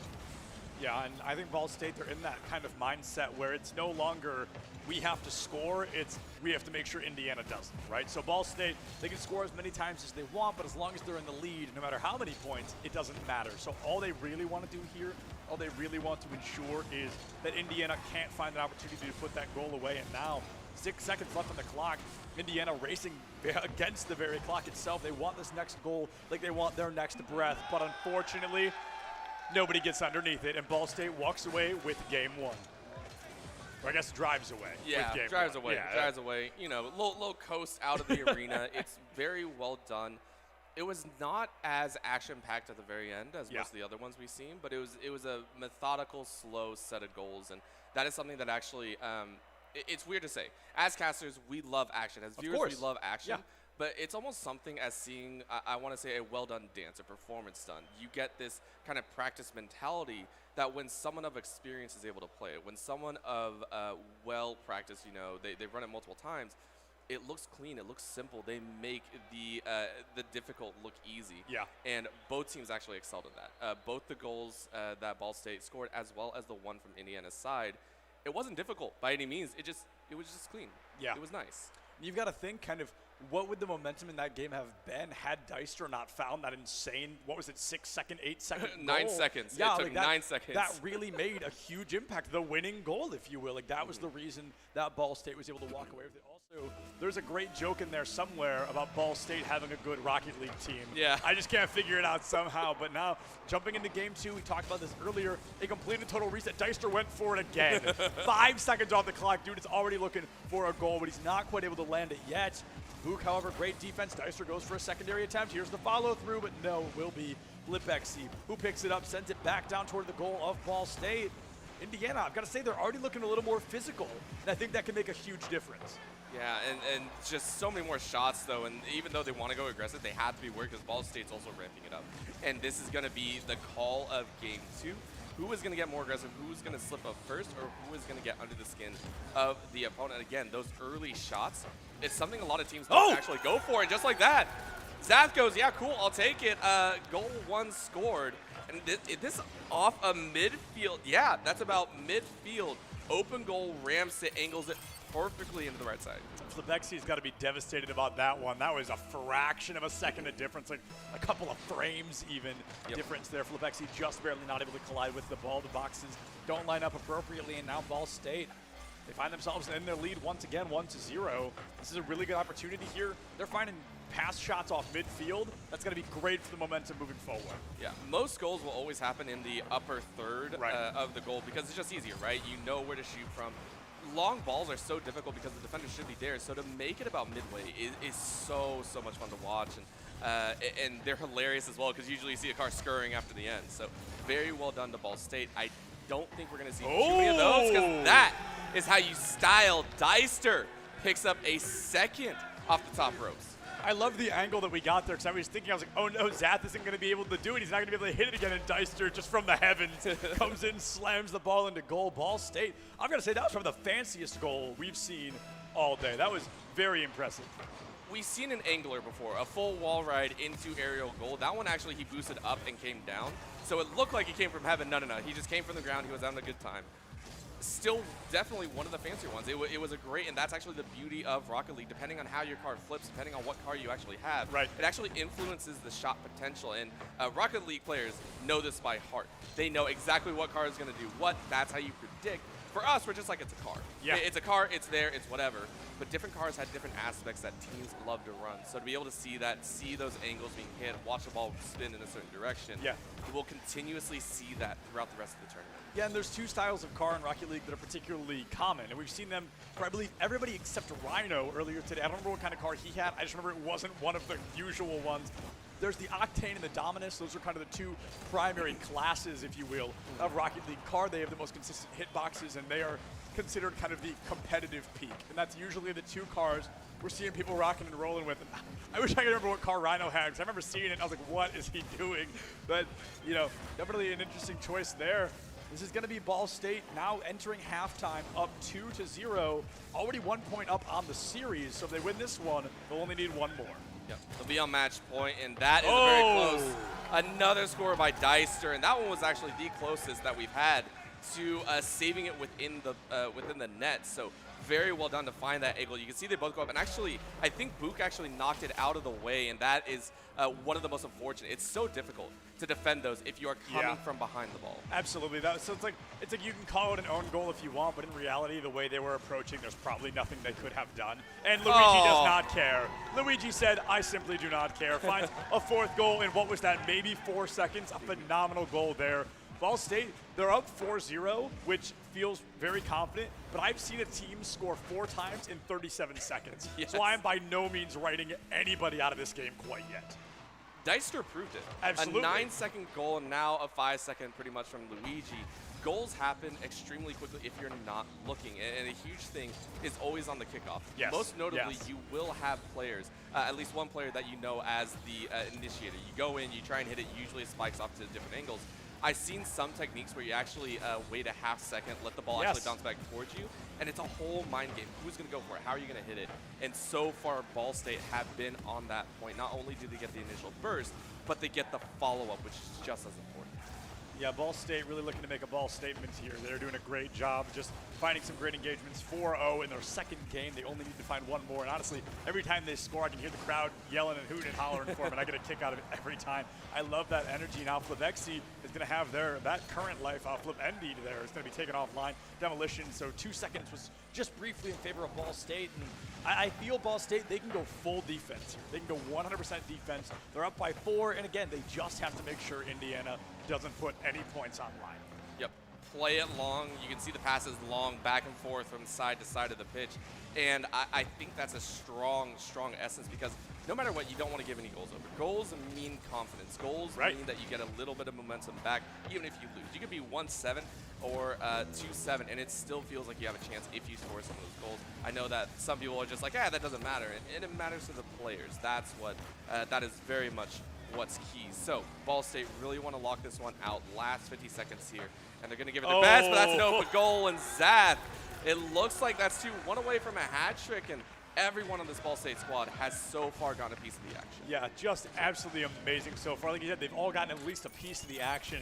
You know, I mentioned that whole they don't have to score anymore thing, but I've talked to enough collegiate Rocket League players where they always tell me, they're like, no, we're going to try. Like, we're going to keep trying to score. We're going to rack up the points as large as possible. Hey, maybe Ball State's going for the Brazil right now, but I don't think they've got the time to line it up, unfortunately. Only 35 seconds left on the clock, and Book had Zath not been in the way, that would have been an open goal to Zath. Great defensive play. Like I said, the great team's the one that separates the good from the great. It's keeping somebody in your own back third, and we've seen Ball State do that very consistently up to this point. Yeah, I will talk about this probably in a little bit once we have a break, but it's about respect for the team. Is why you keep playing. There is something about it. Every sport has their own kind of mini rules in there. With 10 seconds left towards 5 goals up, you can see them kind of bouncing it along the ground here. They just want to move on to game 2 or game 3 and give it their best there. So final second, bounce up, and around. Ceiling says hello, goodbye, and farewell. Oh my Off the goodness. side. All right, they got some good clean. And they're Oh my still going. They're having a blast here, and I love it so much. They're gonna juggle. They're gonna juggle this for a while into the goal. All right, Ball State. They go ahead and finish it off. So, for those of you wondering at home, maybe watching this your first time tuning in, thank you so much. Number one. Number True. two is if the ball doesn't actually touch the lower section of the field, it is considered in play. Yeah. It is considered it will keep going. So that is why it took a little bit longer to hit that 0-0-0. As long as it doesn't touch the flat surface of the ground, anything else is fair game. As long as it is not on the lowest version of the ground, the ball is live. So yeah, it definitely looked like it hit the ground, but it was rolling on that curve around the side of the court there, or on the side of the field rather. So just Ball State, really arguably the strongest we've seen a team so far today. I might go as far as saying that. That was very impressive, very clean, and I think that's what sets it apart. Is we saw opportunistic teams earlier. These guys are calculated. They're cold-blooded. They are looking for these shots, and they are finding them, and that really sets them apart so far. Yeah, and that goes back to not taking easy on your opponent. Right. And I want to run it back because sometimes a lot of people are like, well, that's just mean to keep scoring on them. There is something to be said about a team going all out consistently through the entire time. If a team lets up and they're just like, we'll let you do it. And not saying that neither of the first two teams, either Akron or Northwood University, did the same. There is measured respect in continuing to play at that high level, Yes. giving respect to your opponent, knowing that there is a chance that they could come back. So I highly love that fact, and it can only get better from here. Teams will continuously learn from this on the losing side as well and what they need to do better. So still one more game to go, potentially 3 more to go. Yeah. And it's hopefully going to be a very entertaining time. Yeah, and this is a first to 3, like Orbital was just mentioning. So Ball State, if they win the next one, series is over, unfortunately. But we saw signs of life there. We saw some great opportunities coming out from Indiana. So all they've got to do, the next 5 minutes end in their favor. We'll go all the way to a game 4. Maybe they can push it to a game 5. We're going to be jumping in just a minute. You can see these players ready enough. They're getting ready to hop in, and I can't wait to see what happens. Ball State, they've got the lion's share of the momentum right now. Oh, yeah. When you go up that high, some teams do get overconfident. It's very difficult not to. And it tends to lead to flashier plays. There's points where you start seeing players go a little bit too wide, try and go for those show plays. There are Over 2 defenders there. That was Zath. Deister into Zath from the midfield. Just sends it. And Wacko Wyatt can't jump high enough. Zath sinks it in 7 seconds off the clock. It's the same thing with any goalie. If you ever seen goalies in the penalty shootout, it's difficult to predict. You saw him. He actually rolled to the, I want to say his left, the shooter's right. It's so hard to predict. So no way! And the second one, Zath. Oh, my. Zath wants to go for the hat trick. 15 seconds. If he gets it under 30, that will be an impressive hat trick under 30. A hat trick under 30, that'll tie the knot on this whole thing. Zath will have walked away with a victory of his own here. That's going to be a phenomenal start so far. 15 seconds off the clock. That is 2 goals already. Zath, the one with ball control. Here he comes from the heavens. Not quite able to make it over Wyatt this time around. Wyatt finds that disruption. Deister getting the ball control back in favor. Here comes Luigi trying to scare off the ghosts of Indiana. Zath is going to be able to jump it just a little bit here. They're looking to set him. You can see they're looking to set him up for the hat trick. It's always one of the other players gets ball control, sends it to Zath. And here he comes again, looking for that 3rd goal, wants to find that hat trick. He's aiming on the top corners and looking on the side, but Luigi gets a piece. So at this point, Indiana are just trying to play it a little bit slower on the angle, right? Try and measure up where they want to go. And a nice demolition actually knocks it back to their side. They're going to go ahead and pinch the edge. And so Indiana, it's more just stopping the momentum at this point. A lot of speed is going. He's going. He gets the bounce and he got it! That is going to be the hat trick. Zath making it work in 1 minute and 3. About to start calling it the Zath trick there. Absolutely phenomenal. 3 goals in a row. I love that double tap off the top of the goal there. Just sends it, Zath passing it to Zath into the goal there. So a phenomenal job. Ball State, like you said, already up 3-0, all on the shoulders of Zath. A phenomenal performance so far. And I've got to say, Luigi and the other teammate as well, they're not doing a poor job. They're just filling in. They're being the fill man. They're passing the ball when they need to. And that makes them the best teammate Zath could ask for. Yeah, there's something to be said about the spotlight. Only the people that play with the teammates know how difficult it is to give the spotlight over, to be that assister. You talk to any of those high caliber players, someone's always helping them out, and that is something that you'd love to see. So Zath going ahead and making sure his teammates are well known as that spotlight holder, as the ones that can give him all that glory, and I love it so much. It's now setting the precedent. This entire series is setting the precedent for what we should see. Yeah, I mean, I talked about the last game being the cleanest I've seen up to this point. I think Zath heard me, and he's like, hold on, watch this, because he found a 3-point lead already. We're coming into 2 minutes off the clock in this series. I mean, Indiana, I really don't know if there's much they can do. Zath, it feels like he is unlocked. He is 110% honed in. Deister as well. Some great passes, some great coordination so far, and Luigi being that support player, if you will, constantly setting up for the classes and the plays. Just chef's kiss performance so far from Ball State. Yeah, I don't really think there's more that they could even expand on. Indiana right now, they're watching the ball just get flipped around. A great air dribble and a nice save by Flip right there. That is one that you do have to kind of be cold and calculating for. Luigi dancing in the middle. So Indiana are finding those defensive plays. It's just that early aggression, I think, from Zath really threw them off, and now they're trying to play catch-up. Yeah, absolutely, and I think it would really benefit Indiana a little bit more physicality. I think really wouldn't hurt. Maybe some demolitions, maybe some solid shots there, but Zath from the heavens, not quite able to land it, though. Comes from up above, not quite able to find the shot. There it is, no!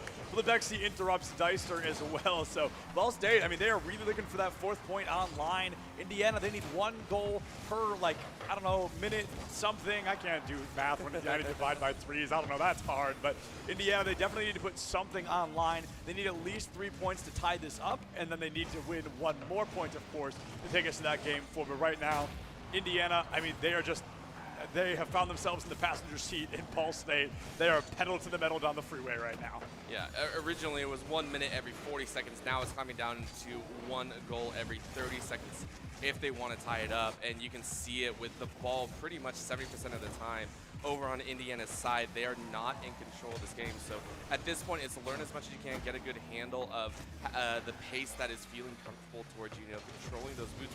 We haven't even talked about that. The boosts themselves being a huge component of the game.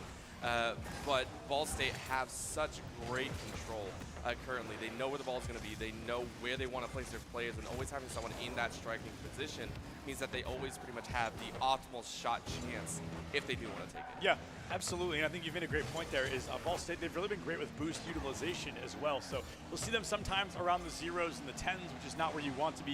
You want to be at or as close to that 100 as possible. So they aren't utilizing it in the terms of constantly using it, but more utilizing it in the terms of a surgeon's precision, using it only when they have to, knowing how much they need to succeed. Deister dropping to that 13. We see Luigi committing all of the boosts they have as well, finding a demolition trade. Deister and Flipexy taken offline for just a moment. 30 seconds left, 1 goal per 10 seconds for Indiana here to keep themselves alive, but I think Ball State may have gotten this one in the bag.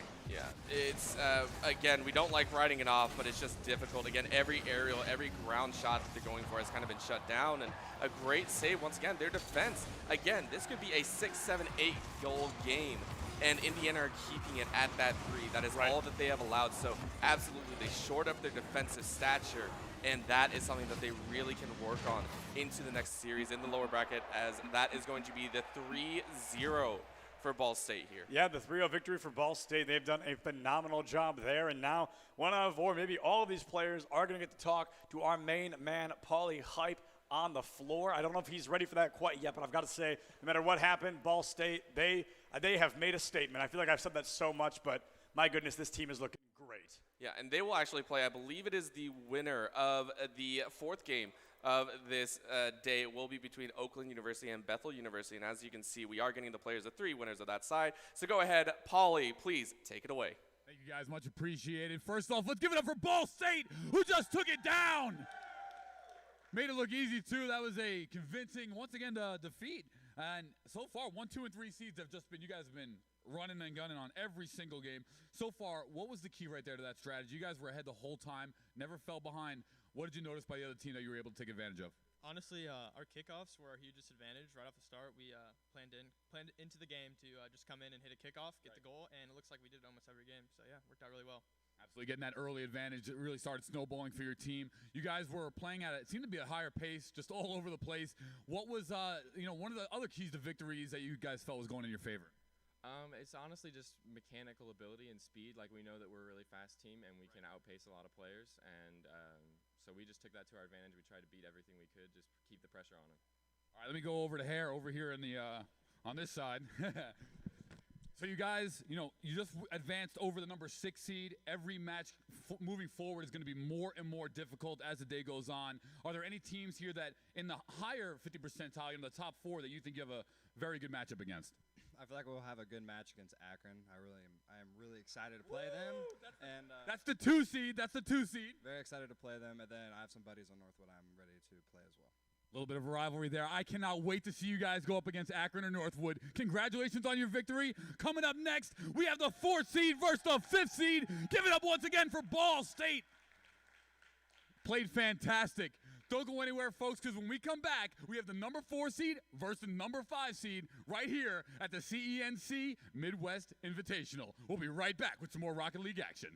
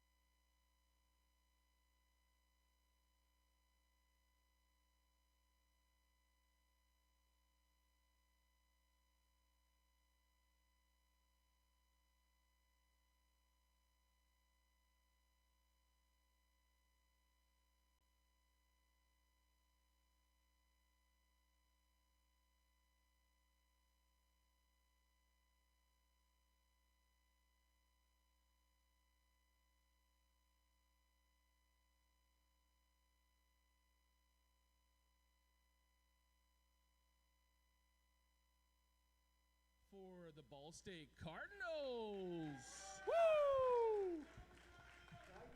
Woo! My name's Ethan Allen, and my tag is Penn Park. My game is Overwatch. I play for Ball State University, and I am the role main tank. Now, is this your first with Ball State, or have you had experience before? This is my second year with Ball State, but first year on the first team.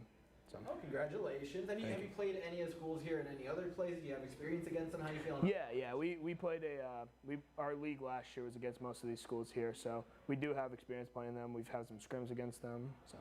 So you know what it looks like. I need you to picture tomorrow. I need you to paint me a picture, visualize, and give me in a couple sentences what you're going to be looking at when you're playing Overwatch tomorrow. We're looking at, I think there's 8 teams. We're looking at 7 great schools, including ourselves, 8.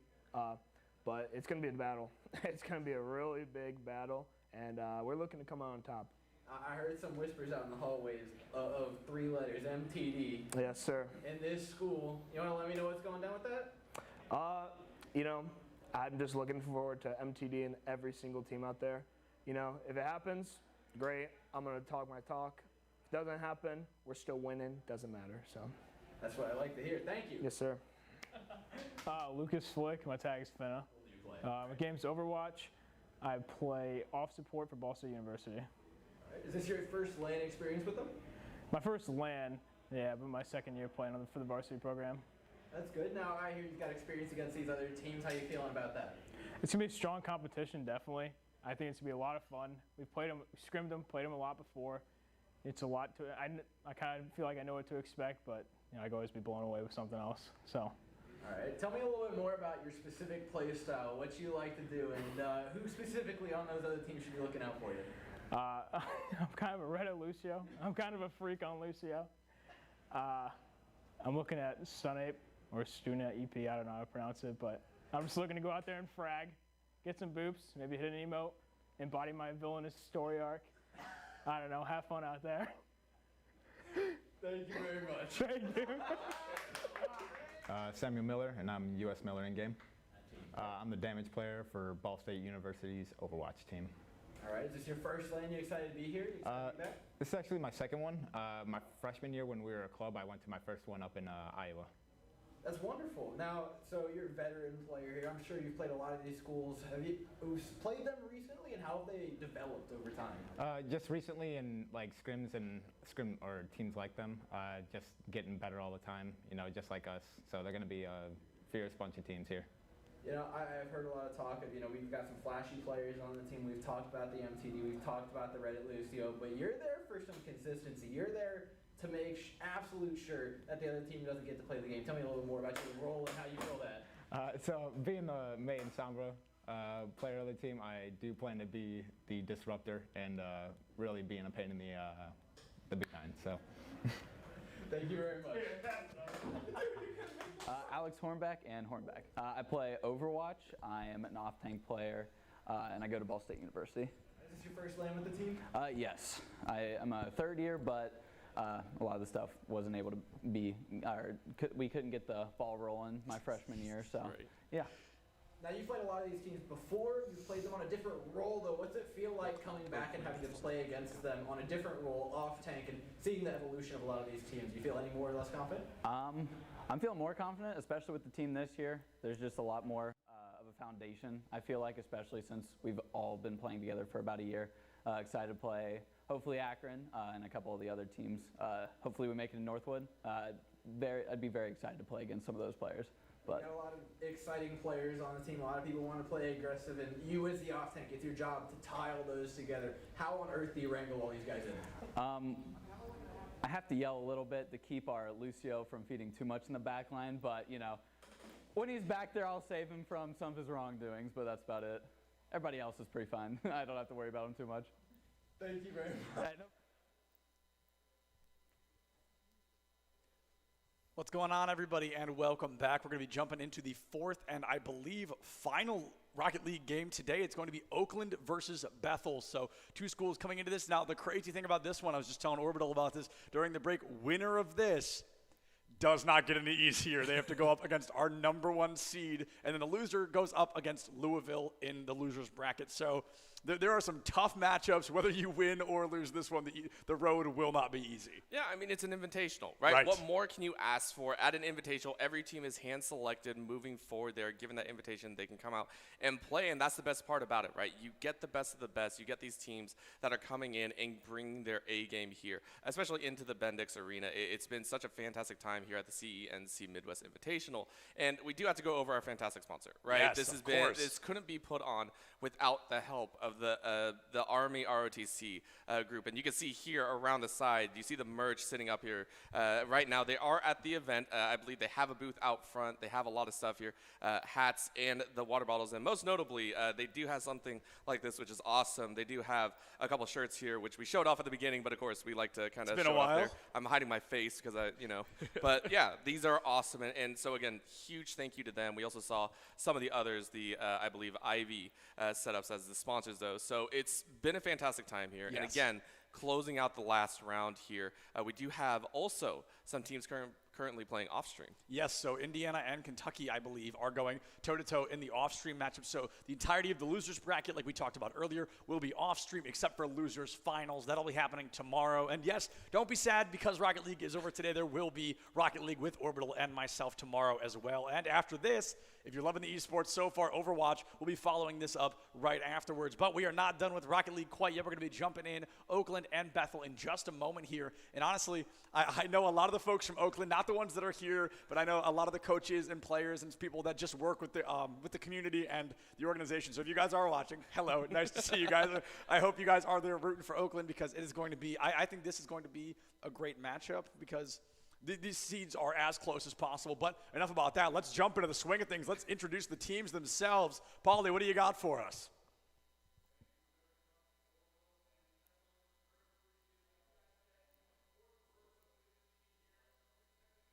For the first round, but let's start it out here and introduce the 5th seed.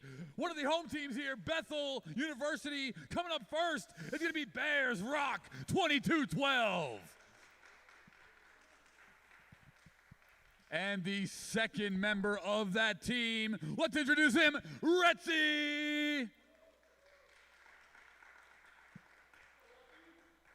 Casual as ever. Casual as ever. Looking good.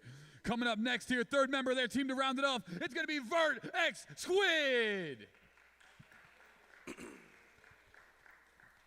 That's the 5th seed here, Bethel University. But coming up next, it's the 4th seed. And only one of these teams is going to be going home a victor in this round. Well, let's introduce Oakland and their first member, Mega.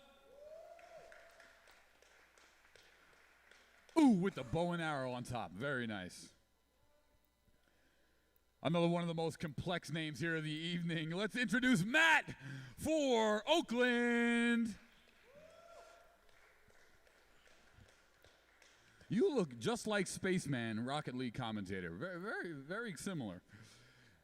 And finally, rounding off Oakland here, it is Ty Sonic Boom.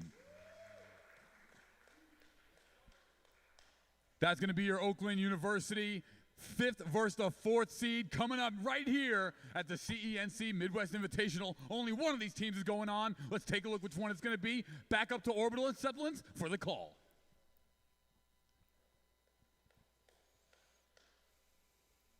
Well, hey, everybody. Did you miss us? Because we certainly missed you guys. We're going to be jumping in just a couple of minutes. But while we do have a moment, we got to talk about our sponsors a little bit. I do want to say as well, I can speak for Orbital and I know this. We're absolutely stoked to be here. This has been a super fun event. This has been awesome. I've never been to the Bendix Arena. I don't think you have either. This has been our first experience. We got to meet a bunch of teams and a bunch of people behind the scenes, the insane production team that is putting this on right now, running around just doing a million jobs each. They are absolutely killing it. So I just want to give them a very brief shout out while we have this time. But now, I mean, we've got to talk about the final game of the day, right? One of these teams walks away victorious. One of them will fall into that safety net and fall below to the losers bracket. I feel like I've said this actually for every game, but statistically speaking, this should be the closest series we have today. Yeah, with how the matchups show up, and both these squads are, I want to say, relatively on the newer side, it's going to be a fun time, I think, because you get to test everything out. You get to see stuff maybe not in the meta circuit. So how they play the ball, how they decide to go for some of these angles is going to be a little bit different than the others. It is also notable to say that so far, all 3 of our series that we've seen so far have been 3-0s. Even though I touched on the fact that you can't look at the game score, it doesn't take away from the fact that we haven't seen a 4th out of these teams. It's been very, very one-sided on each end, and hopefully we get to see here a bit more of the competition, a bit more of the grind between the two and fighting back and forth. I really hope to see that, and to be able to bring that also into the next day, bring that hype moving in and seeing the rest of the squads show up. Well, I think tomorrow we have, I think it's both semifinal matchups. Yes. We have the winners finals, losers finals, and then the grand finals. So yes, great time overall to be had. Absolutely, and we've got to remember that nobody has been eliminated yet, right? There's a match happening right now. Either Indiana or Kentucky will unfortunately walk away empty-handed, but, well, you know, physically. I think everybody's got a pretty cool experience out of this. Everybody's got something to put under their belt. But, you know, we're going to get to that part where these teams are going to start falling, right? Because that's how the tournament works. Not everybody can be a first-place winner. It's going to be one of these teams here to make a statement, here to show, you know, we are here to not mess around. And so far, we've seen a couple schools that I feel like really are those top dog contenders. But I won't name any names yet. I don't want it to seem like I'm playing any favorites. I definitely think that several players, most players we've seen today, have that winning potential. Oh, yeah, and at this point, it's okay to actually kind of play into that favorite side because we actually seen the teams have formed. Right. It's a little bit rough when we take a look and we're like, oh, yeah, this team is slated. We talked about Northwood a little bit. We talked about Akron before they played. But now that they've had a time to kind of show themselves off, you saw how strong they are. And both Oakland and Bethel are hoping to join their ranks and being able to show off their strengths and how well their coordination can take them forward. Absolutely, and the strength here currently in favor of Bethel. They have the ball ball possession for just a moment. It looks like it's going to be swapped right back against Oakland here, heading into their back third. But here comes T-Sonic Boom trying to get things lined up above goal, maybe finding the goal. However, it will be Bears Rock who does find that perfect momentum, comes for a goal of their own, and just a little off to the side there. Retzi not quite able to land that shot on goal. Already half a minute off the clock. Yep, they're going to take it down, and this reminds me back to game 1 of Series 1. Between it was, I believe it was Northwood versus Louisville. It was slow place and measure, but again, Sonic Boom says, nah, we're kicking things off right. Yeah, Sonic Boom, starting with a boom, right? Starting with a bang there, able to find that first goal just a little shy of that 40, or a little over that 45-second marker. Oakland putting themselves up by 1. Bethel, they had a couple opportunities to score. They were a little bit wide, but from what we've seen already, I've got faith they can keep this as a close series. Oh, yeah. It's going to continue to be close, hopefully, and watching this play out so far, that goal, it kind of was a walk-in, but when you guide the ball in, it's so much harder to get off of these strikers. So very well done on Oakland's side to be able to manage that. Again, Bethel might be able to defend this one out. They are clearing it pretty well, keeping it about the midfield range, but Oakland are always quick to pace it back and continue their aggressive onslaught. Yeah, and the onslaught is probably exactly what they're looking for. We've seen a lot of teams start to overperform, right? When they got into those higher ranks, they really kicked it up a notch. They wanted to score as many points as possible, and perhaps Oakland is looking to do just that. Bethel, however, I've got to say, a very aerial-based team. They really have been spending a lot of time in the air, which is different compared to the other teams we've seen. We've seen a lot of ground play today, but it seems like instead Bethel, they're really trying to spice it up. They're really trying to keep the ball above the ground rather than rolling on it. Yeah, and we mentioned a little bit, obviously people talk about it, it's like soccer, it's like football. It's the ground, you have the pitch, you run around on the pitch. Right. This is a 3D game. Yes. Keep that in mind. Every part of the stadium is always in play. You can play off the ceiling, you get a nice bounce, you can play off the mid, you can get a decent shot angle.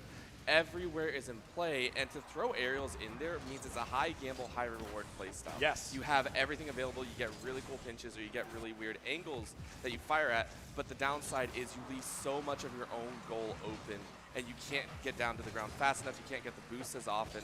So it's a high tier, high level of play that may or may not yield the results that you want. Yeah, absolutely. We got to consider, you know, we always talk about that. Well, let's see if there's a goal first before we get into this next analysis point. But now it looks like no goals happening quite yet.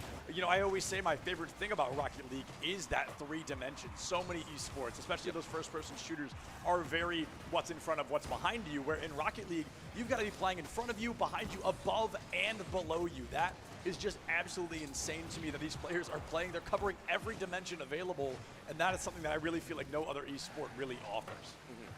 Well, any game, right? Right. Any game, because it's difficult. The players, there is no mini-map in this. You Right. only hear the calls that your teammates are giving out. So you're getting called. He's behind. He's coming up on your flank, trying to steal the ball or trying to go for the demolition.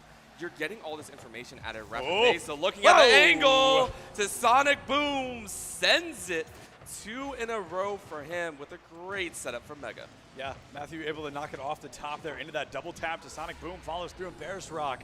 So similar to that Flip XC goal we saw earlier, just a frame away, 1 second away from that defensive block, but 1 second is truly all it takes. Oakland finding themselves up 2-0, a minute 43 left on the clock.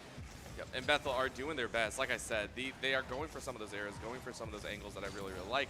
I want to see them be able to polish it off here in this game or the next few, and if they can, it become a huge strength for them down the road. But Oakland so far have this ground game on lock. So many of their angles, so many of their bounces and passes have been excellent. Bethel have not been able to really get a handle on where they're going, so that was one of the good contests. But again, it's the Sonic Boom. It's the Sonic Boom. Oh, no, it's the no, you can't. Okay, nice come in from Mega there. Yeah, Verdict Squid was able to pick that one up, and now I'm going to see it's going to be Bears Rock. We've seen on the defensive side a little bit more. That's the first opportunity I think they've really gotten to shine in the offensive slot. However, they lost ball control immediately, so we're still going to have to hold out a little bit longer to see what that offensive play looks like. Oakland finding themselves up 2-0, 51 seconds on the clock. If they win this game, that will put them up 1-0 in the series as well. This is a first-to-3 series. First 3, best of 5, whatever you want to call it. It's a good old time. Oakland going ahead and managing to keep that ball off the angle. It looks like they're trying to play more for territory because Bethel are going on the full offense, or full defense is on their side, of course. But with 30 seconds left, we're going to see if Retzi is able to do anything. Nope, getting sniped out once again. The tackles are good thus far from Oakland. Yeah, no, that may have been a shot for Bethel, but Oakland, I believe that was Mega. Just a very strong disruption, able to find a good opportunity to engage, forcing Bethel again onto the defense. So it seems like we're watching Bethel make attempts at the offense, but Oakland has found the opportunity to constantly force them on the defense. And in the final 6 seconds of the game, Sonic Boom will pick up that hat trick, scoring the only points scored here in Game 1. Yeah, and it's just a light touch, and I love it because if you play it slow, you play it fast, it means that you can take every angle a shot. Right. It diversifies your style, and it can ramp up into a degree of just you can't figure anything out. So Bethel putting up their best fight. Unfortunately, not going to be able to help them out this game, but plenty of action and time left. Still have 2 more full games that you are able to play. And that is going to be it again. Very well done to Oakland for moving up 1-0 in the series. Yeah, Oakland almost found that bonus goal right at the end of the ball. Just barely kissed the ground, and that's all it takes in the extra time like that. Oakland, I've got to say, a very strong showing up to this point, looking very good. And Bethel, really, I saw great improvement there with that aerial gameplay. That's something I don't think other teams are bringing to the table. I think that is very unique. We've seen almost exclusively ground play today, and Bethel, if they can really hone in and improve that aerial gameplay, I think that sets them apart as a team. Yeah, it's when we talk about the aerial, we know that they fly and everything like that, but it's a majority of their time that they're actually spending there. It's a majority of the time, and the angling is very difficult. So a lot of these plays are actually kicking off on the sides of the field, I would say. You see them ramp up the wall, they boost off, and then they're going to go try and get the header or anything like that. So it's a drastically different style that requires the players to consistently be in the same chatter. They're consistently trying to keep themselves in the loop, saying, hey, I'm coming up for this shot. It's going to pass here. It's a high level of gameplay that, again, if you're only used to trying to block those ground rolls, if you're only trying to block certain tactics, you will have a difficult time. So chances are there. Of course, Oakland still up 1-0. The ground game is more reliable, and it will yield a lot more opportunities for them. Yeah, the ground game more reliable, like you said, but the air game less expected, right? More unexpected, so it kind of gives you that wild card aspect, if you will. You see the signs of life. Like I mentioned, they've just got to hone in on it. They've just got to rehearse it, practice it a bit more to really catch these teams off guard. Now Oakland, the Sonic Boom, looking for their 4th goal of the series, going to get blocked out, so no immediate goals happening, no 7-second goals here in Game 2 either. But now Oakland, they find a great demolition. They're going to be coming in. Bears Rock, 22-12, is going to be the one to keep the momentum rolling, but it's to Sonic Boom with a great assist from Matthew that puts it away. At this point, Sonic Boom is known as the striker for his team. And when you're playing, which that one he was more just like, I'll take the goal for myself, mine. When you play, a lot of players will always say that it's a rotational setup. However, they specialize in certain aspects of the game. A lot of them love to talk about the demo position. Some of them love to talk about the defensive posturing. And then others, I love calling them the strikers. They're the ones that are always, you see them flying straight down the middle, looking for those goals, whatever you need to do. And so far, Tasonic's done it.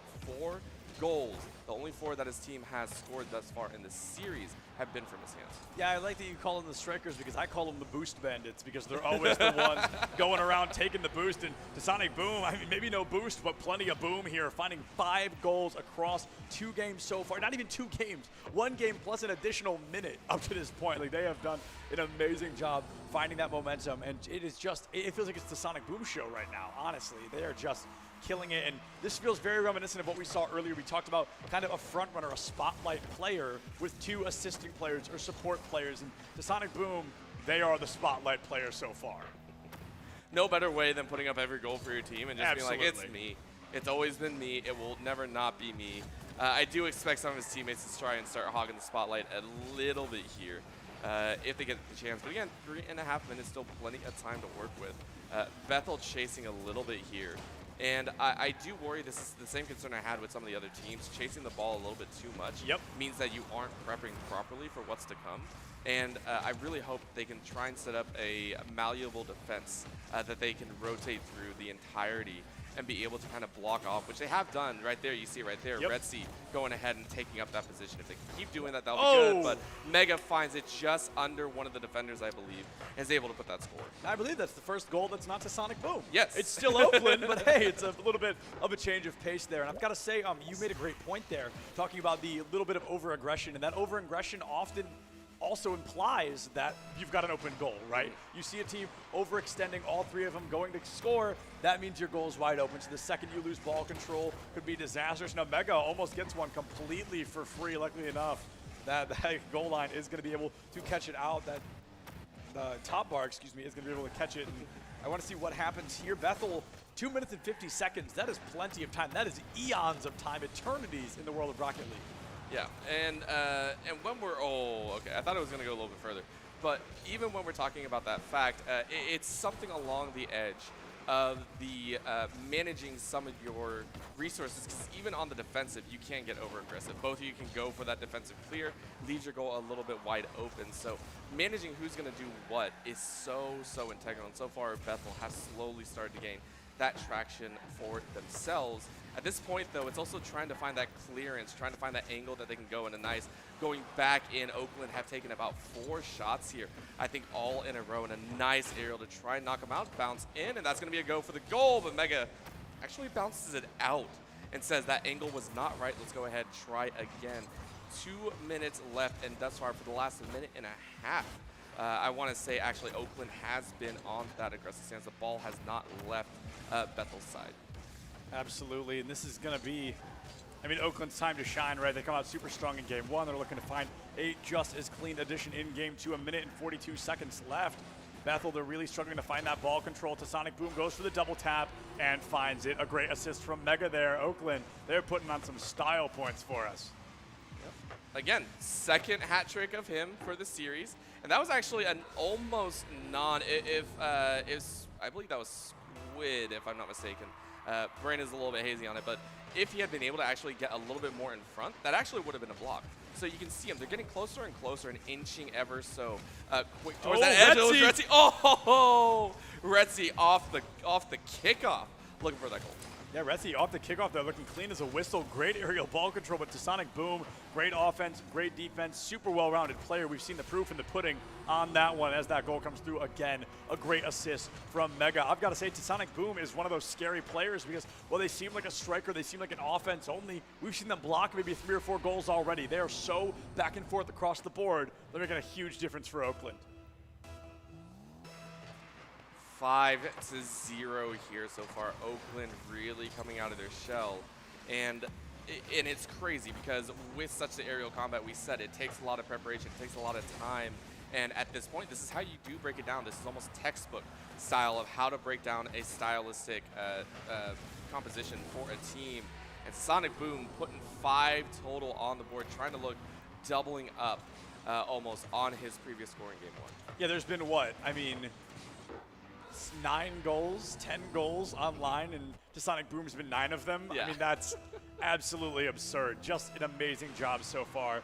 This has been, I don't know, the pressure is on here for other teams because if Sonic Boom gets to play kind of with this much space, with this much opportunity, I mean, Oakland, I think they've got a great chance moving down the line.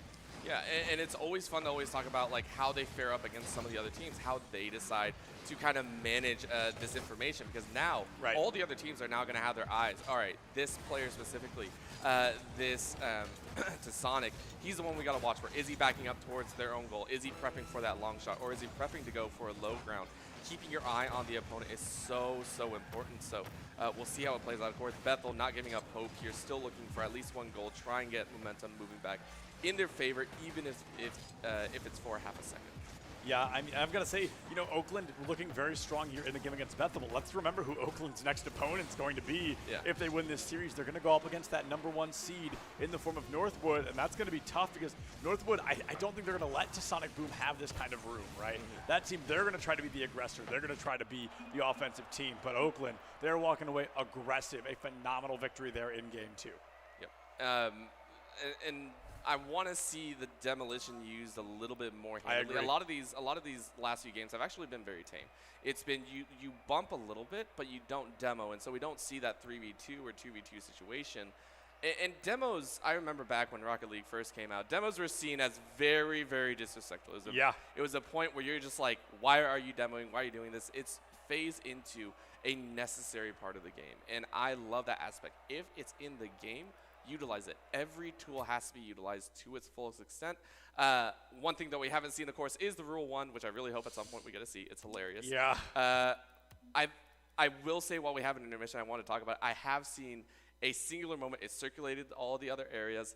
There was a point where someone swapped out the player that they had in the Rule 1, and it was the funniest thing I think I'd ever seen. It was like, all right, our Rule 1 guy that got stuck is like our best player. Can we get him out of that? And so like they put the car right behind a him. Substitution, a last-minute sub for the Rule 1. So for those who may be unfamiliar, a Rule 1 is a very simple thing in Rocket League where 2 players, usually on opposing teams, will drive directly into each other, and then they will continue to do so unless somebody scores and they're forcibly reset or another player interrupts the Rule 1. I don't know why that happens. I'm sure there's a great story, but I think it's absolutely hysterical when it does. I hope we see at least one of them across, this weekend as a whole, and it's. Yeah, I get a kick out of Rule 1s. I agree that these last couple of games, to jump back to that demolition point, have been very hands-off, so to speak. There's been very few demolitions making an appearance, so I want to see that physicality just a little bit more, perhaps. Yeah, and the reason for that is actually it's also one of those things that is a gamble. Yes. Right? You go for the demo, you're actually taking your direct information and your vision and your mindfulness off of the ball itself. You're taking it out of the game and aiming specifically at another player. Not only are you, as you can see, a lot of teams and players tend to look at the ball only. It's a ball tracker, specifically for Rocket League. You have to actively search for a player. It's so difficult to do, and you have a high chance of actually getting out of position, which leads the enemy team. So it's a high gamble play, but it's so useful because for 2 to 3 seconds, no one else is in your way, and you may clear open that spot for your teammate to go for that score.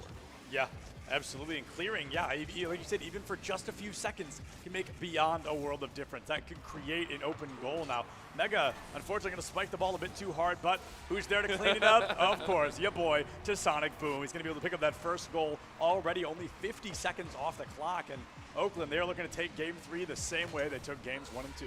Yep, just keep that momentum rolling. Keep it rolling into the next day. Keep it moving.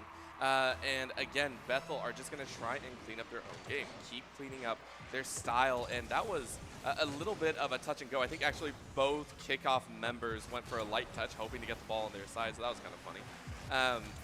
But again, it's a practice, and that's a long-range one. One of the longer shots that we've seen. Bears is going to go ahead and rock that into the goal. Yeah, Bears rocking it into the goal indeed from just shy of the midfield. Matthew jumps right over it. Mega and Sonic Boom can't make it. Bethel showing signs of life. They are ready to turn Game 3 around. Get your brooms ready, folks. Don't get them out quite yet, but this could be the beginning of the end for Oakland. Let's see if Bethel can carry that same energy into the rest of this series.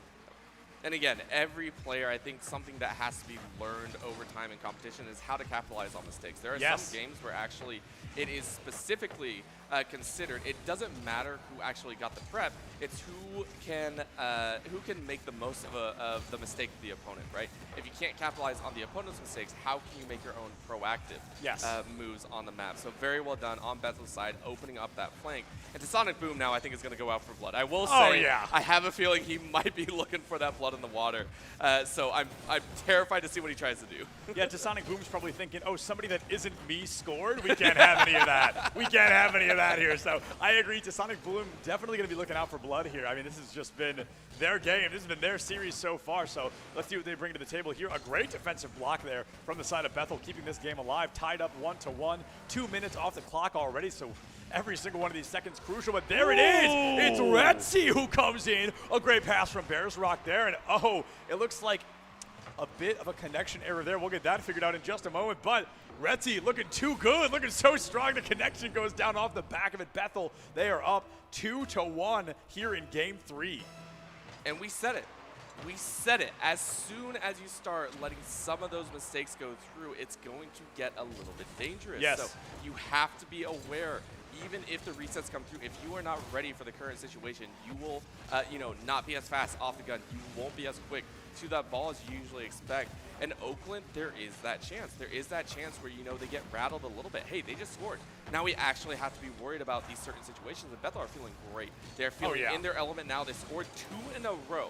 It's very difficult at points to score 2 in a row. So they're going to be looking for it. And I love the rotations that they're currently pulling. So well done in the latter half of this game to start pulling it back. Yeah, and I mean, how many times have we said this game, all momentum, all day long, and Bethel, they have found just that. Now here comes a great opportunity from Sonic Boom, but he misses it. He misses the shot there, so this is still going to be in favor of Bethel. 2 minutes and 5 seconds left. Here comes a follow-up from Mega, but no, it falls short. Matthew, though, will be there. 3rd, 4th, 5th times the charm for Oakland, tying things back up 2-2, 2 minutes on the clock. Yeah, and I have to give props for Mega for the redirection there. It's very difficult when it's coming off the back post. One of the things that I love to see is teams that do function off of that, because if it clips at the wrong angle, it actually spikes in a totally different direction. So Mega angling it for his teammate. Well done to set up that proper assist game. And I have to give props because he's done that at least 3 or 4 times so far in this series, and it's only going to get better from here on out. So loving this Oakland style.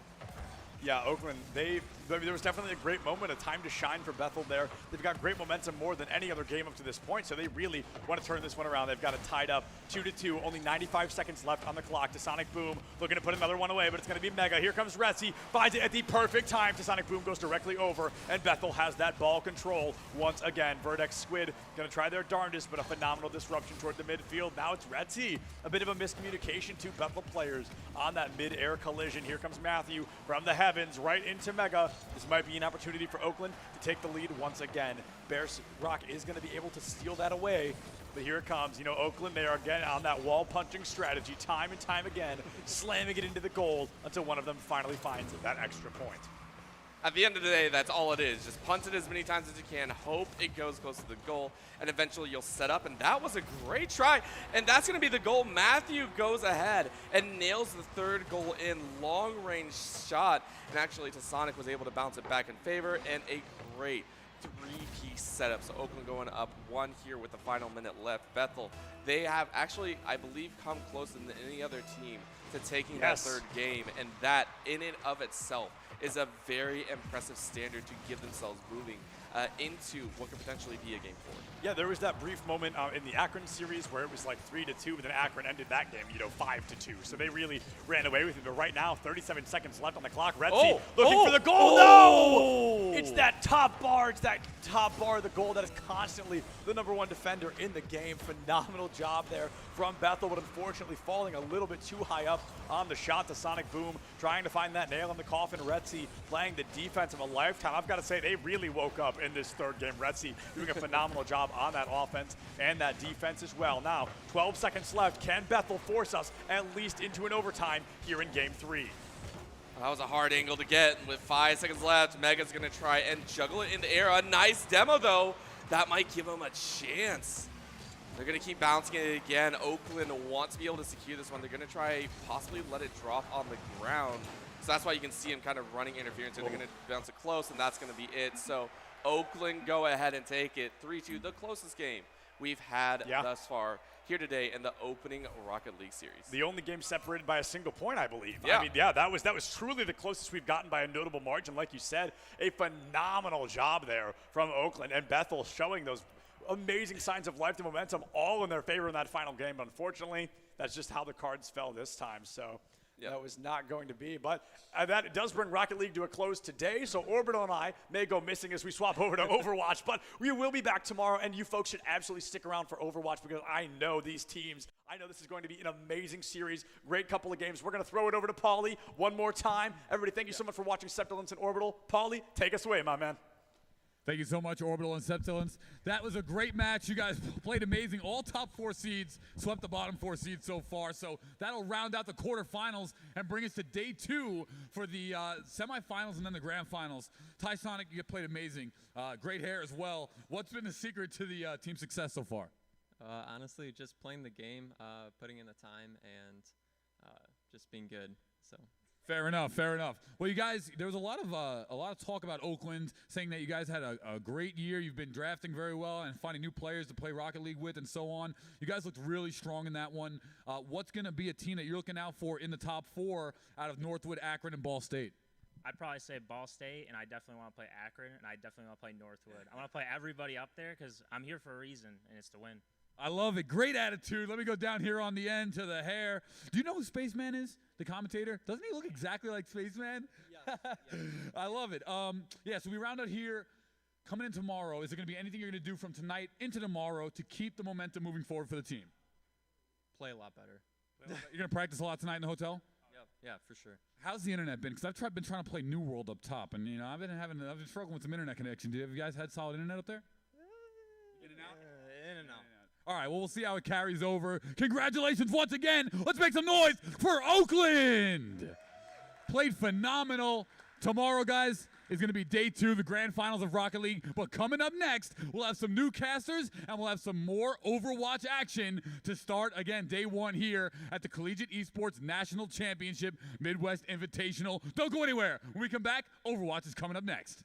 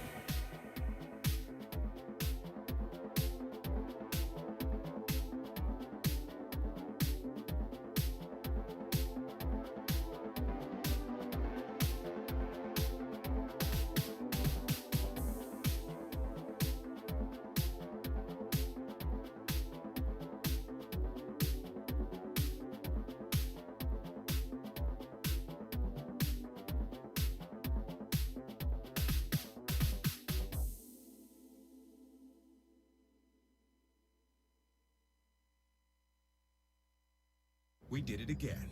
Verizon has been named America's most reliable network by RootMetrics, and our customers rated us #1 for network quality in America, according to J.D. Power, proving there's only one best network.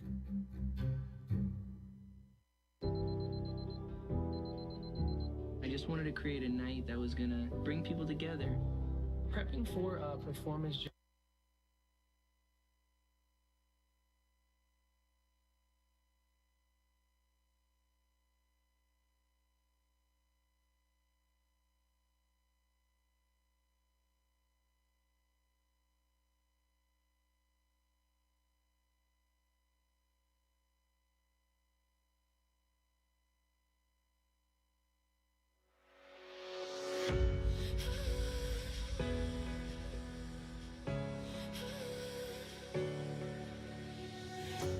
I'm hopeless in the crossfire. There's nowhere to go. I'm holding my desires. My heart overflows. The only direction that I'll ever need is a deeper connection that's leading me. And I'm lost in your love when you hold me. Just hold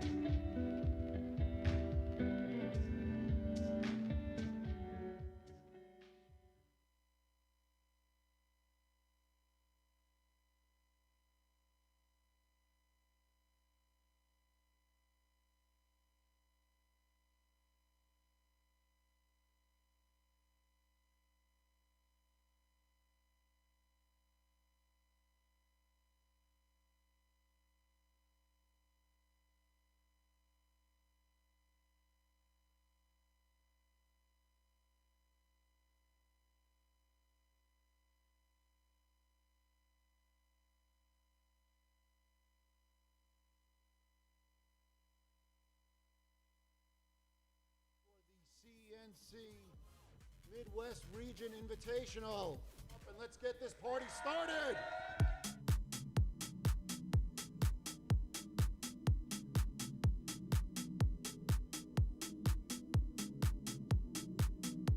I'm really looking forward to being able to play in person against these people.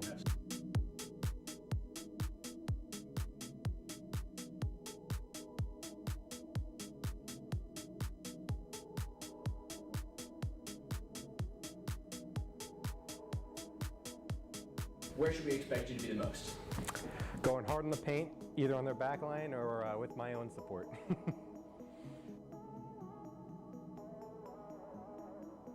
I'm really looking forward to like meeting all the other players actually. Like that's one of the cool things is we play these teams online actually quite a bit, and like getting to meet them and interacting with them is going to be super cool. Yeah, let's make some noise! Let's get it hype in here! Woo!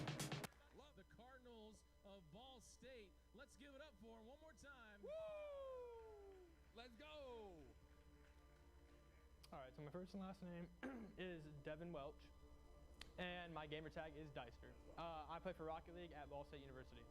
Awesome. Is this your first LAN ever? Yes, this is my first LAN. So are you hyped to be at a LAN? This is like really exciting. I'm very excited, very excited. Yeah, absolutely. So is there anything in particular you're looking forward to kind of in the LAN setting? Are there any schools here that you're really excited to play against? I'm really just excited for a bigger audience. Had a little bit of an audience before, but the seating here looks insane. So really hoping we can fill the seats and get a crowd. And teams-wise, haven't got to play any of the teams, but we will play Akron in our ESC league. So looking forward to all the teams here. Looks like some good competition. Yeah, you talked about the seeding of the room, but let's talk about the seeding of the tournament. You guys are which seed? We are the 3 seed. 3 out of 8 teams, right? Yes. Yeah, fantastic. My name is Jonah Fletcher, and my IGN is Zaf. I represent Ball State University for Rocket League. Is this your first LAN ever? Yes, it is actually my first LAN ever. I've wanted to go to like LANs and stuff, but this is my first opportunity. So is there anything specific that you're looking forward to in this event, or are you just kind of excited to be here in a whole? I'm excited to be here, but I'm also looking forward to the competition, especially in person, because I'm top 100 in the world, so this is my chance to go against some of the best schools here. Yeah, absolutely. So you don't know the schools here super well, right? You've never played anybody here? No, I've played multiple people here. I know some of the guys off Akron, and I know all the guys coming from Northwood. My first and last name, Evan Sefcik, and my gamer tag is Luigi. I play Rocket League for Ball State. Is this your first LAN? Yeah, it's my first time. Is there anything specific you're looking forward to, or are you just excited to be in the LAN atmosphere? I mean, it's gonna be really fun getting to compete in person with no ping disadvantage, no lagging. I'm really looking forward to being able to play in person against these people. Absolutely. Are there any schools in particular that you're really excited to play against during this tournament? Yeah, honestly, we're really excited. We think we're gonna have a really good matchup against Akron, so we're hoping to take that and make it into the finals. All right, name and school? Dan Wirt, Director of Esports for Bethel University. Yeah, is this your first LAN that you're going to put on with Bethel? Yes, yes it is. Is it something that you've been looking forward to in the past, or how long have you had your eye on this? Well, actually, I was one of the ones that kind of first started this program. So back in the spring, I contacted Lydia, the Director of Esports for ECAC, and ECAC and CSMG had a partnership.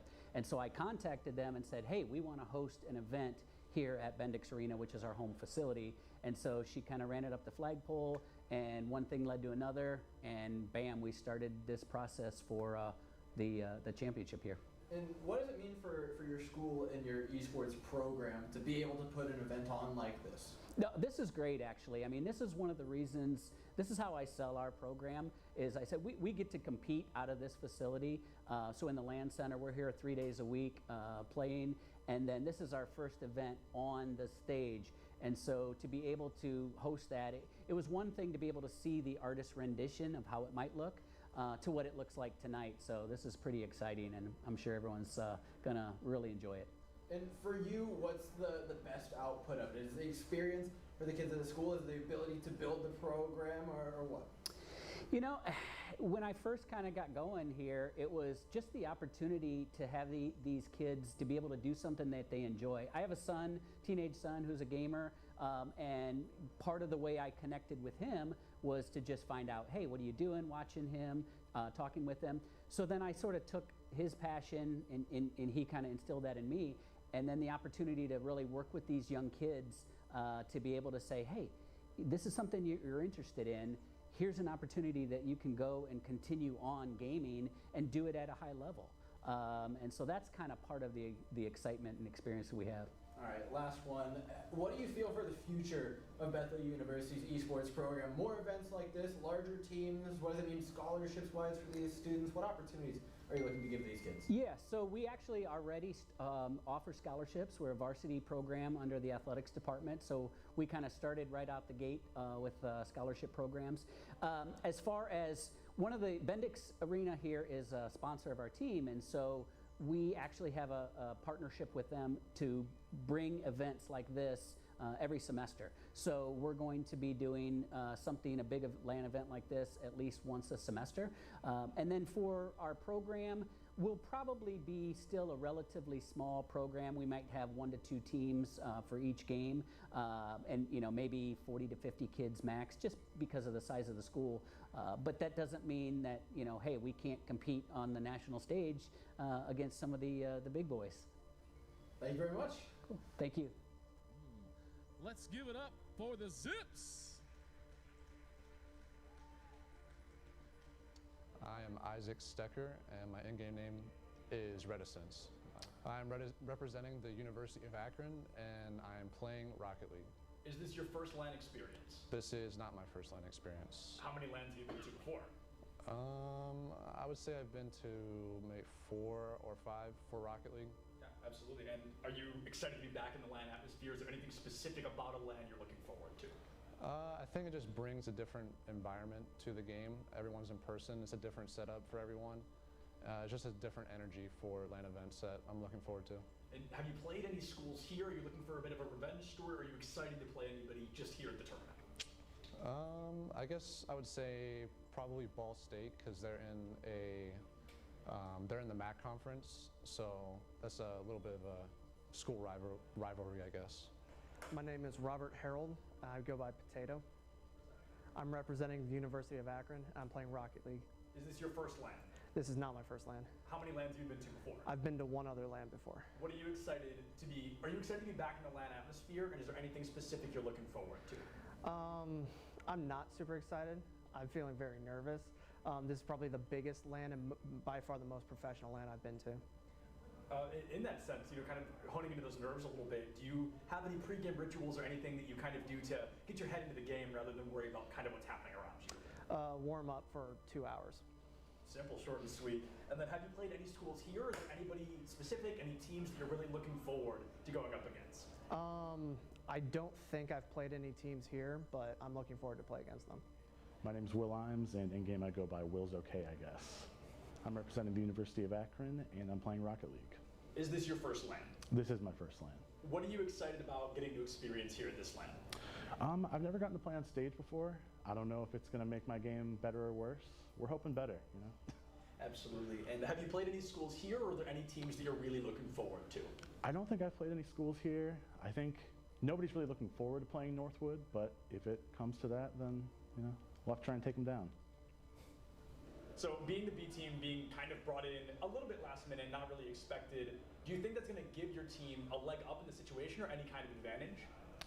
Coming in as sort of like a makeshift B team for Akron, I think it could help or hurt us.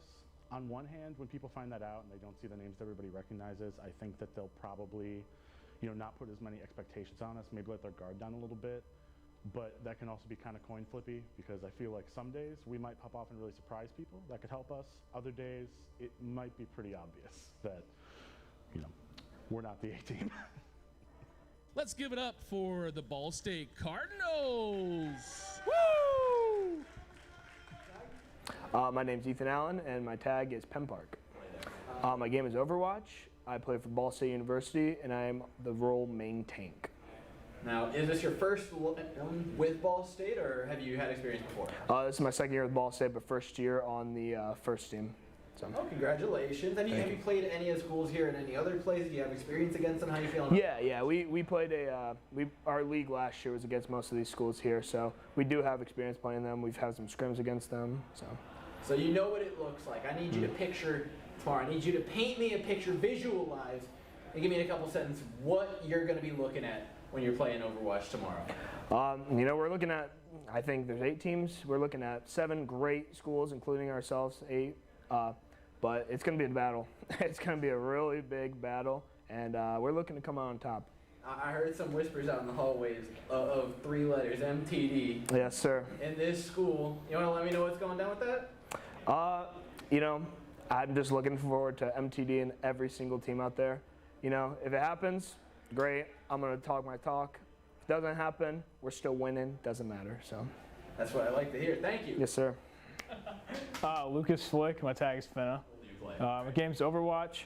I play off support for Ball State University. Is this your first LAN experience with them? My first LAN, yeah, but my second year playing for the varsity program. That's good. Now I hear you've got experience against these other teams. How you feeling about that? It's gonna be a strong competition, definitely. I think it's gonna be a lot of fun. We've played them, scrimmed them, played them a lot before. It's a lot to. I kind of feel like I know what to expect, but you know, I could always be blown away with something else. So. All right. Tell me a little bit more about your specific play style, what you like to do, and who specifically on those other teams should be looking out for you. I'm kind of a red at Lucio. I'm kind of a freak on Lucio. I'm looking at Sunape or Stuna EP. I don't know how to pronounce it, but I'm just looking to go out there and frag, get some boops, maybe hit an emote, embody my villainous story arc. I don't know. Have fun out there. Thank you very much. Thank you. Samuel Miller, and I'm U.S. Miller in game. I'm the damage player for Ball State University's Overwatch team. All right, is this your first LAN? You excited to be here? You excited to be back? This is actually my second one. My freshman year when we were a club, I went to my first one up in Iowa.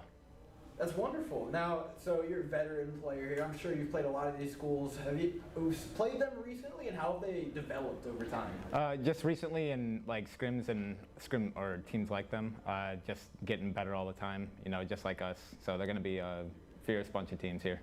You know, I've heard a lot of talk of, you know, we've got some flashy players on the team. We've talked about the MTD. We've talked about the Reddit Lucio. But you're there for some consistency. You're there to make absolute sure that the other team doesn't get to play the game. Tell me a little more about your role and how you feel that. So being the main Sombra player of the team, I do plan to be the disruptor and really being a pain in the behind. So. Thank you very much. Alex Hornback and Hornback. I play Overwatch. I am an off-tank player, and I go to Ball State University. Is this your first LAN with the team? Yes. I am a third year, but a lot of the stuff wasn't able to be, or we couldn't get the ball rolling my freshman year, so yeah. Now, you've played a lot of these teams before. You've played them on a different role, though. What's it feel like coming back and having to play against them on a different role, off-tank, and seeing the evolution of a lot of these teams? Do you feel any more or less confident? I'm feeling more confident, especially with the team this year. There's just a lot more of a foundation, I feel like, especially since we've all been playing together for about a year. Excited to play, hopefully, Akron and a couple of the other teams. Hopefully we make it in Northwood. I'd be very excited to play against some of those players.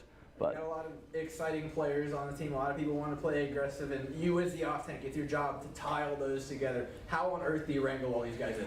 I have to yell a little bit to keep our Lucio from feeding too much in the back line, but you know, when he's back there, I'll save him from some of his wrongdoings, but that's about it. Everybody else is pretty fine. I don't have to worry about him too much. Thank you very much. All right, no problem. I'm Michael Lindemann. I go by Zangbeast.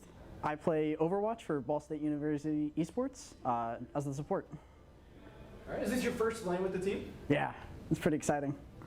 We have a fun one. All right, given that you're fairly new to the team, have you played any of the schools here? What's your experience like with collegiate Overwatch? So for Ball State, I've been with them from the beginning. I've been doing esports since high school. I played through the club.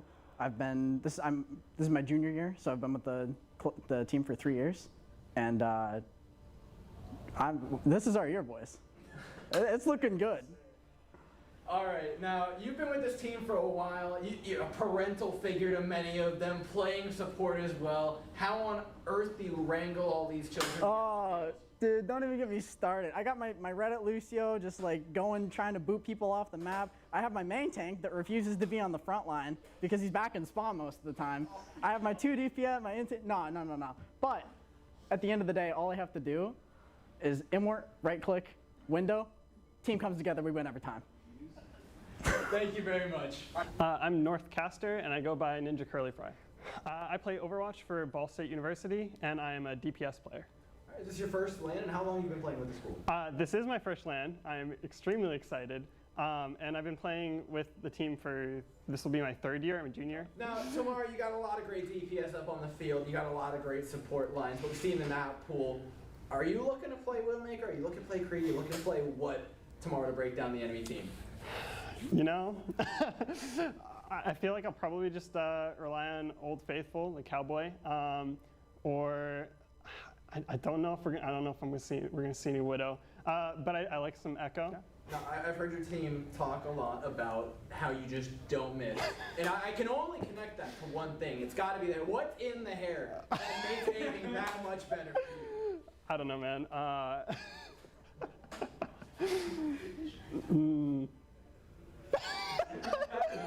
don't know where to go with that one. All right. Do you think the hair helps you in any way during the game? Does it imbue you with some confidence? I feel like I get some sort of power from like a god or something, like yeah, like a Greek god, you know. It's like the hair. There's something about it. It just, you know. It's not just you. It's the gods smiting down at your command. Yeah. All right. Oh, God. Now.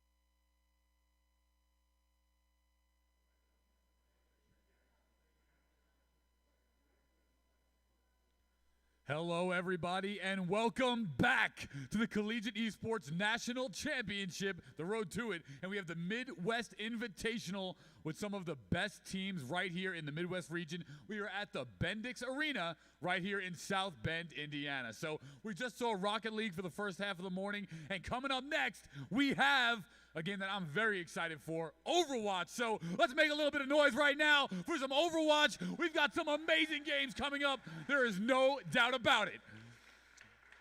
Yeah, really excited to be here, guys. Thank you all so much for tuning in. Once again, presented by Army, ROTC, in conjunction with Esports U and Collegiate Sports Management Group. So we have two teams coming up next. This is going to be spectacular. It'll be the #1 seed, Northwood, going against the #8 seed, Butler. So Northwood has two #1 seeds across two different games in this division. They are one of the best teams here across all of the CENC. So let's see how it plays out. But coming up first, let's introduce Butler at the 8 seed. Coming up first, it's going to be Zooey Mama. Woo! Let's go! And his teammate here coming up next is going to be Twent.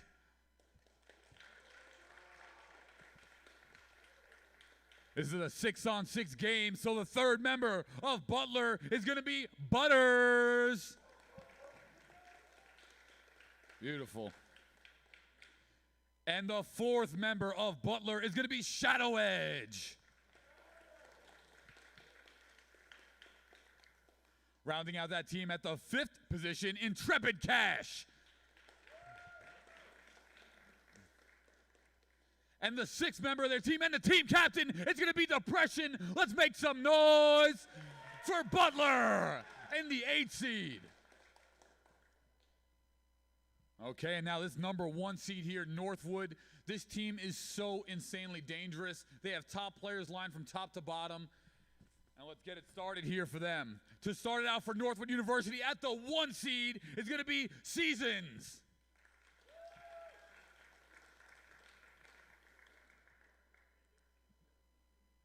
The second member of their roster will be Cowman 711, one of my favorite buildings.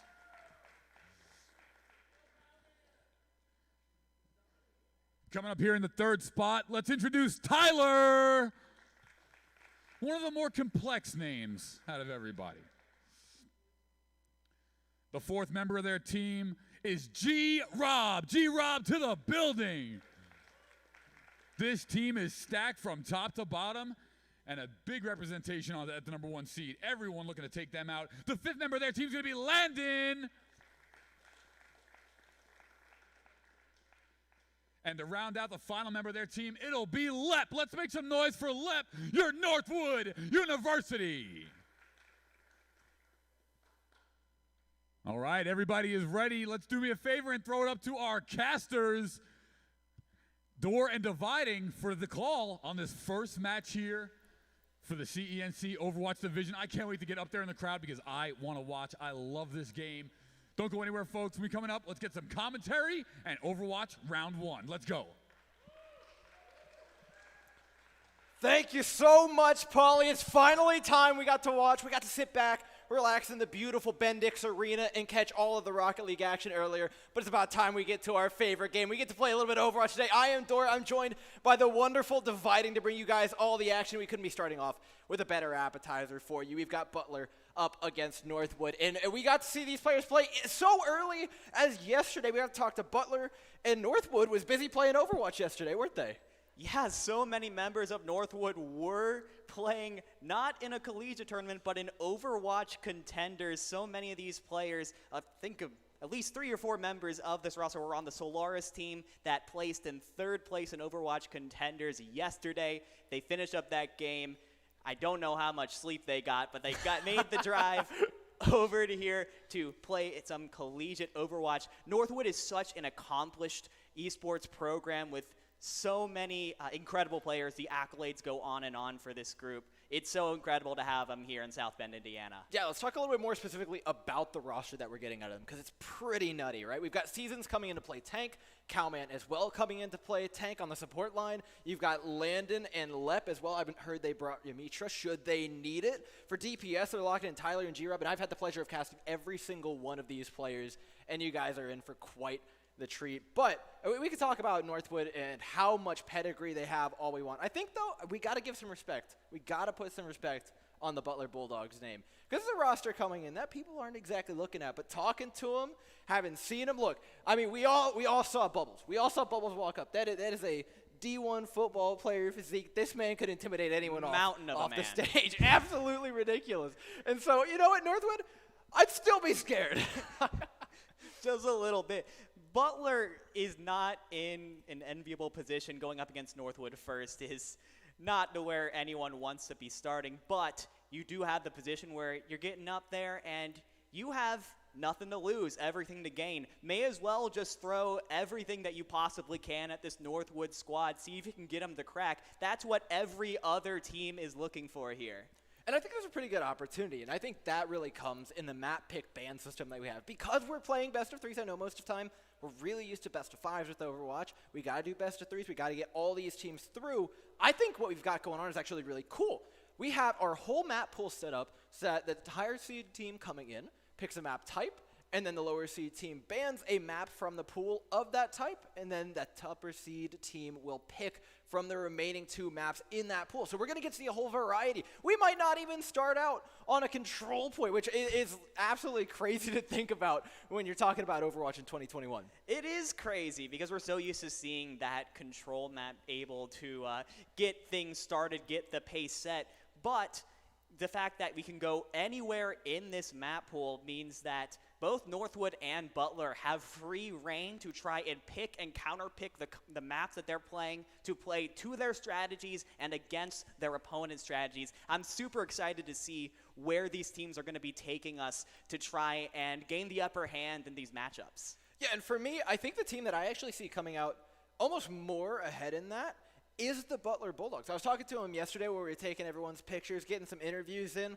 and, you know, they were talking a little bit of trash, saying some stuff about how they got the best on here, how I'm going to see a Genji 6K. I'm expecting a good Nano Blade out of them, but they were also surprisingly one of the few teams here that actually really wanted to run dive. Most of the other teams were coming in looking to play rush, looking to play some sort of brawl, and I think it's interesting that we actually get a Butler Bulldogs who, given the map pick ban, could really leverage it to force teams to play the way that they want to play. But let's talk a little bit more about what teams we have overall. Let's take a look at our bracket here. We do, of course, have a double elimination tournament with all 8 teams coming in, 1 versus 8 up first. Up next, we'll get to see our favorite 2 teams. Of course, I mean, a Cincinnati boy in the flesh we've got here. I might be a little tiny bit very biased for the University of Cincinnati here. I will try my best because Akron is an incredible school. We're going to be seeing them after this. And then, of course, Ball State and Illinois Wesleyan taking up the number 3 and number 6 seeds. And we're going to be rounding out the day with Oakland versus Bethel. And I think there's so many great matches along the way here, right? We get a whole stacked roster of teams, and we get to see them again in the lower bracket where, honestly, I think things might get just as spicy because we've got a lot of teams here all want to run a lot of the same things. I was talking to them yesterday. We were hearing a lot about Reddit Lucios. We were hearing a lot about Genjis. I saw a few Widowmakers floating around when I was talking to people. Whether or not we actually get that, up for debate. But I want to see teams really put their money where their mouth is. I want to see them run what they were telling me they were going to run. I want to see them back up a little bit more of that smack talk so we can get some fun stuff going on. Absolutely. The rush brawl comps, I love seeing it from all of these teams. It's such like an up-close, in-your-face style of Overwatch where you're using the Reinhardts or the Winstons, using the Lucio speed boost to close the distance on the other team and just smashing them, getting the dominating the close range fight. Of course, the counter pick to this is to go with these spam compositions to try and pick them off before they can close the distance. Overwatch is a game all about picking and counter picking for you and against your opponents. So it's always super exciting to see how the teams adjust to deal with what the other team is throwing at them. Yeah, and for me, I see a stylistic complete juxtaposition between these 2 teams. We have a Northwood coming in that has an incredible Orisa player in Seasons. Yeah. And you back that up with Cowman, who has one of, if not the best diva in contenders, and you're looking at a team that is a monstrous Orisa Diva. And we've seen Orisa Diva floating around for a bit now. We're pretty familiar with it at this point, but compared to the dive that we expect out of Butler, a lot of times it's going to be very different. And map type-wise, we talked about that pick ban system. First up will be Northwood because they have the higher seed. They can pick the map type. And I think that's a great advantage for them because they can start playing towards Assault, right? I'm looking at Anubis, Hanamura, and Volskaya as our map pool for that. I think the dream right now is for them to take it to Hanamura. I don't think Butler's going to let them do that. That is the ideal place for them to take this Orisa Diva composition. Yeah. But, assuming that gets banned, even so, it's so difficult to play against them on a 2 capture point map. Yeah, Anubis and Volskaya, you can both easily make those Orisa comps work if we are, in fact, heading to Assault first. Meanwhile, we go to Butler, and they seem to want to play, we see a lot of Nanoblade talk on a Genji from this team, sort of a little bit more of a wild card. So I'm excited to see where they are going to want to take us here. And I think the support line of Northwood is definitely something to talk about. We're seeing Lep and Landon right now in this matchup. They've been on this Northwood team for a very long time. They have given this team a lot of success, and they're looking at another trophy to the trophy case here. Yeah, and I think the question for Butler is you're coming in, what do you want to play through in order to really find success against a team like Northwood? Because you've got to find a weakness somewhere. You've got to find something that you can capitalize and put an exclamation point on in order to beat them. I think number one is never letting your confidence dwindle. It's a hard game. It is a hard game against Northwood. You got to keep your confidence up, but as well, I think playing relatively safe Overwatch, right? You have a very aggressive player in Lep. You're looking at a DPS lineup that can really shine on some hit scan, but if you can keep them in check, make sure they're not out of position, play as a team, play grouped up, make sure you're defending your backline properly, not giving anything away to positions where they shouldn't be given away to, and make sure that while, yes, Northwood are good, they don't get to overextend. They don't get to go too far against you. I think that's the key to beating them. And I think it's also very interesting to note the fact that, Northwood are the heavy favorites in this matchup. They should be known, but Butler might be able to come out and really surprise them. Teams, when they're in this sort of situation, they tend to sort of take their feet off the gas a little bit. I'm looking forward to seeing if Butler can try and capitalize on any potential mistakes, uncharacteristic mistakes that Northwood might be able to make because of that.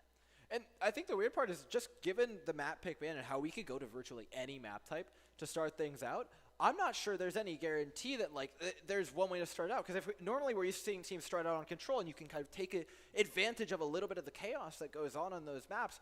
But we could have a very organized game, right? With these control points, all of a sudden we need to be ready. But we're getting word just now that Northwood have chosen control. Butler have banned Busan. That leaves us with Ilios, Lijiang, and Oasis in the mix. Now, I think the interesting one here isn't necessarily Oasis or Ilios. I think we've got two similar enough maps compositionally, but Lijiang is left up, and that leaves open a lot of spam compositions, a lot of the Symmetra for him, should they go with it. I would say, honestly, yes. I would love to see Lijiang, one of my personal favorite maps, just because, well, bit of a lore in Cincinnati. We never lose Lijiang, so they say. We'll try and see if we can keep that streak going, moving forward.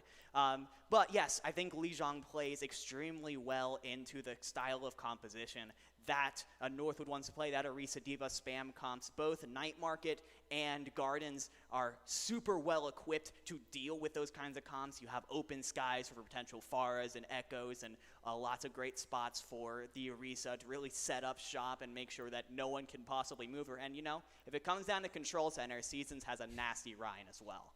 Yeah, and I mean, Season plays just everything nasty, doesn't he? And we can talk about the other maps in the pool as well. Oasis and Ilios, I think, are going to go more of a traditional map style, right? When we talk about control, when we talk about making coordinated pushes to retake a point, I'm looking at Ilios and Oasis. I think Ilios could throw a few more cards into the mix for Butler, should it really come down to that, right? All of a sudden you have longer sight lines on somewhere like Ruins, where a Widowmaker might be able to get in and make a difference where normally Northwood wouldn't expect them to. So for Northwood, of these maps, I think Lijiang and Oasis feel like the natural picks for them. Yeah, I would say so for sure. I think the most important thing for Butler is to just, no matter what it is that Northwood is going to put here, you've got to play confidently. The second that you start playing scared, playing like, oh, we got to make sure that we got to do this, that, and the other, Northwood's going to take advantage of that every single time. You have to play like this is just another comp game, and you are going to just roll the opposing team. You're going to maintain difference that Reinhardt. You're going to boop everyone off the map as that Reddit Lucio. You've got to be able to play with confidence, because that is step one. We have gotten the map pick, by the way. It is going to be Lijiang Tower.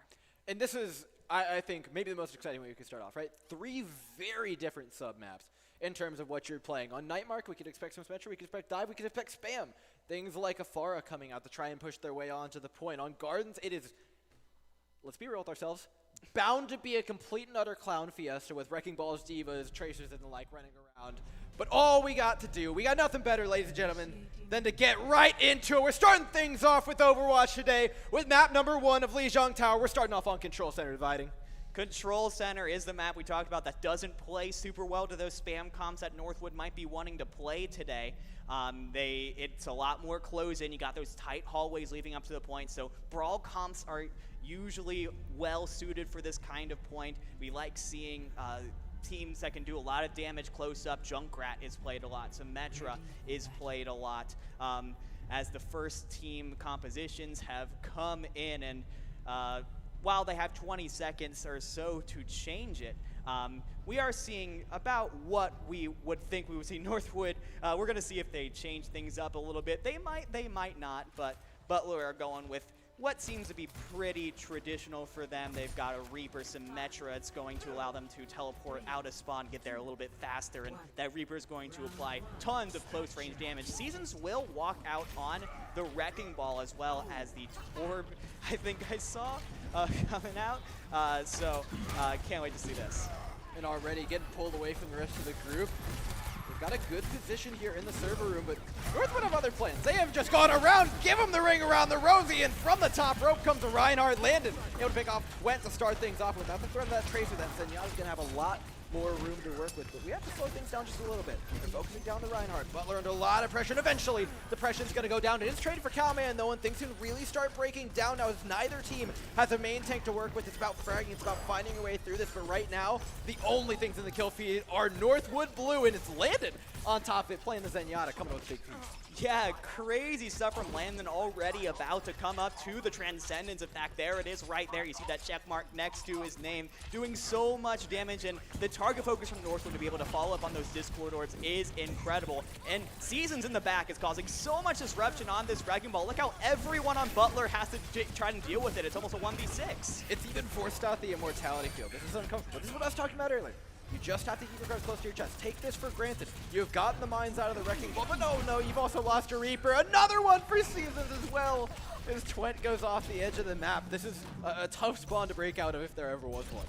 It is incredibly difficult as Butler now trying to just move things around, figure out what can we do to try and break out of here. Landon is on his way back from spawn. It's going to be a little bit slower, so you have an opportunity to come in at a 5v6 if you want to. Butters will have the amplification matrix up, and Depression has that shatter. If he can slip one past Cowman, that'd be huge. Well, he's going to get an opportunity to put one in the back line, but now Cowman comes in, shatter of his own, and it's just completely helped out by the Transcendence. Just walking it home. Grob's able to pick up a nice 2-piece on the back, though. A third for the Reaper. It's not over yet. Butler begun to fight back, but it's fruitless. The ultimates have built up for Northwood. It's such a hard way to fight out. It is. This is so difficult for Butler to do anything into this Northwood comp because they're just playing so aggro, so aggressive. The charge from Cowman goes, I am going to take you down with me. The Reinhardts both go off the map, but now we see Butler taking advantage of the Reinhardt missing from Northwood. It's a 3v5 from both sides, and Tyler's trying to even it up. You can take a look at the top of your screen as well. There's a whole host of ultimates that Butler have that they could use to try and finish off this fight, and rightfully so. They've got to get that point taken back over. But with both the Reinhardts back in tow for their team and ultimates running low for Butler, they've got to make this amplification matrix count. They found Lep through it, but they've got to seek out this Reinhardt, and that's Cowman going down. That should be the point ticked over for Butler. Yeah, the D-Mech was gotten from G-Rob. They have to deal with this Reaper. It's being so annoying. Further side of Butler, the beat from Enshepard Cash is going to keep everyone healthy for now, but the mines from Season's going to try and take this around. It's a great zoning ultimate with Depression out of the way. It is just a clear red carpet set by his charge for Northwood. Yeah, and then overtime Wick burns down, and A great effort from Butler there at the end, but Northwood managed to stagger. They managed to stall until they find another advantage in the fight. They get themselves back into it, and a 1-0 start for Northwood. And this is the map that I think I was most excited to see them on. I want to see Seasons play some Wrecking Ball here. I'm curious to see what Cowman does. Probably a demon back it up, and hey, maybe they just keep the Reinhardt in here. I don't think we can expect anything out of Northwood in the early rounds, and Butler themselves have a lot of choices to make as well. It looks like they want to opt for the Monkey Diva, which in and of itself is not bad on this map by any means, but we're used to seeing the ball. We're used to seeing something very stall-based, but it looks like they want to really target specific players with the dive composition. Yes, we do have a pause coming through, but the dive comp is going to be very interesting coming in from Butler. You've got to be able to pick out members of Northwood that are separate from the rest of the team and jump on them, stun them up, burn them down. Interestingly, with the way that Northwood is playing right now, they're playing very individualistic. Everyone's kind of going off, doing their own thing. They figure, hey, if we can just win 6 1v1s, that's the fight. If Butler can is trying to coalesce through that and really just target focus one person down at a time, I could see this dive comp working against this particular play style. And that's what I thought they were doing the best, because we had Cowman really aggressively charging into the back line often. And this is what I was talking about earlier, right? Making sure they don't go too far. And a lot of time I think we saw Northwood getting a little cocky, right? Moving forward, making some aggressive charges, going for boops off spawn, like all sorts of crazy stuff that, you know, if they grouped up as 6 and they focus them down like we saw them do in the final fight that Butler did win, right? Punishing Cowman for charging aggressively, they burnt down the Reinhardt and won the fight following. This team has more than enough chops to keep Northwood from doing these things, and I think the longer this goes, the more they're going to be able to realize that, and they certainly got a whiff of it at the end of that last point. Yeah, the surprise is now out of the way for Butler. They know the kind of play that Northwood is going to try and go with, as now we see a Farah coming out from Tyler, but in fact it's Lep who got in a little bit too far, read it Lucioing, and gets punished for it. You hate to see it. Depression's out, though. It is a trade, Lucio, for the Winston. And now without a main tank, Butler's going to have a really hard job. Zooey Mom's got a lot of work to do, and he's not able to defend that. Both the supports off the map, and Tyler sends them both fishing. Tyler doing a fantastic job to keep that fight in Northwood's favor. Already halfway up to that all-important barrage. The point control is going to flip over to Northwood now. It's actually Cowman, I didn't notice, it's 80% to the mines already. By far the furthest of the old charge from anyone in this fight. We can expect the mines to come out from Cowman very soon. And this, of any point in Overwatch, is the one where getting the first take is by far the most important because of how difficult it is to retake this point, because the stall can be so bad. You already see Northwood playing pretty conservative. They don't want to give up anything here, and Left's not going to let him. Depression's off, but it will be a main tank traded on the other side. Barrage in the backline from Tyler. Looks to pick off too, but a great shield bash coming out from Intrepid Cash, just keeping the rest of the team alive. This fight is far from over. If they can remove Grob from the backline, which they have, that's the Reaper out of the way of Northwood. Butler can start making their way to the point, but it's a very unclear route because he's looking in the backline. He's got about 90% to the ultimate.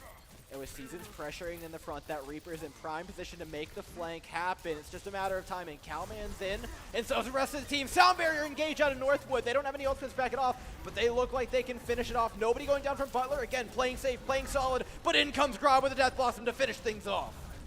The Death Blossom coming out from G-Rob to turn things around. I have to bring it back to the very beginning of that extended fight. The Nano was on Depression, and he got booped off by Lep. That was their win condition going into that fight, and they were scrambling from that point forward. Now, though, this is Butler's greatest chance of all. They're going to have 5 ultimates on the board. Everything except for the rally from Intrepid Cash is going to be on board, and with 80% and counting for Northwood, they have plenty of time to get something done. Let's see if the kitchen sink can get them across the finish line here. They've been picked off early. Butler not even a chance to use any of those ultimates. In desperation, it's going to be the Deadeye used from the Cowboy. Twint isn't able to get anything done with it, though. They'll get one last shot at this if they can touch the point. They've got to get moving soon. The Primal Rage is used from Depression just to get on, and is going to get there. The Nano Blade from Shadow Edge has been deployed. Can he get anything done with it? He's promised us big stuff, and he's looking for the back line, but the Genji's just forced away. He's been neutered, left alone with a team, and being picked off. There's no way you get the point touch. It's Northwood coming away with the map number 1. That was some incredible play from Northwood, just showing the mechanical skill that this team is bringing to the table, even if it wasn't necessarily the traditional kind of comps that we are used to seeing. They did a fantastic job of playing super aggro, jumping in before Butler could even try and formulate a plan about what to do. And that just shows how much these guys trust each other. Seasons and Cowman, they jump in without abandon every single time because they know that their DPS and their supports have their backs. And I mean, they read it perfectly. This isn't a team that isn't necessarily taking this seriously. While they are definitely going hard, they're playing aggressive and maybe more so than they normally would because they're feeling confident.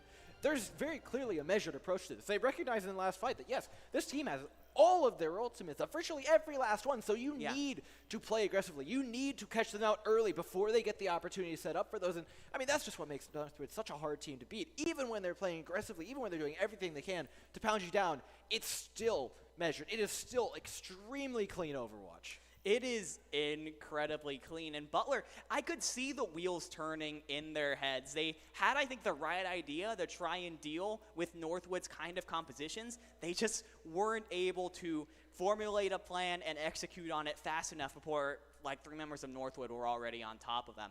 If Butler are going to be able to come back in this next matchup, which, by the way, they do get to pick the map type and the final map pick after Northwood bans a map, if they can try and pick up the pace a little bit, make sure that they are able to take the initiative on Northwood instead of the other way around, I think they definitely have the chops to really surprise us here. Yeah, and I'm looking at Escort in particular as being a good opportunity for them, just for how the map pool works, right? Our map pool is Havana, Dorado, Gibraltar.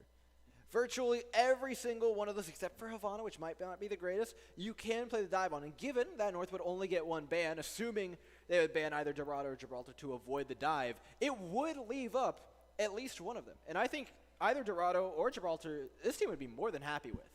Oh, yeah, absolutely. As a team that we have said before, they like the dive comps. They want to play those dive comps. Those are some of the best dive maps in the game. And I think that would take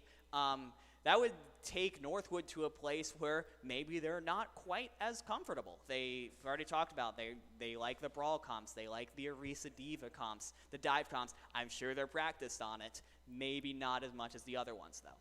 Yeah, and you know what? There was some promising stuff in the last one that I really wanted to highlight. We saw a fight in White Room. That didn't end up going their way, right? They ended up having the Primal Rage and Death Blossom come in on them, but it was late on.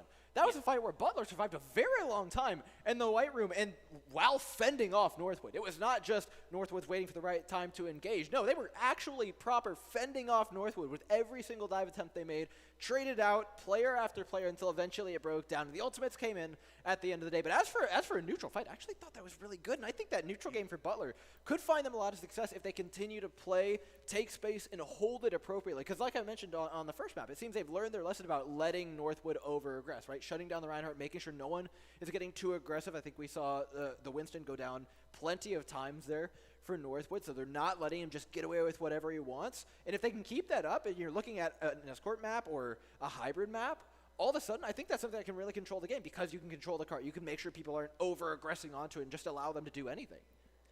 Yeah, absolutely. Going back to that fight, it was an incredibly even fight.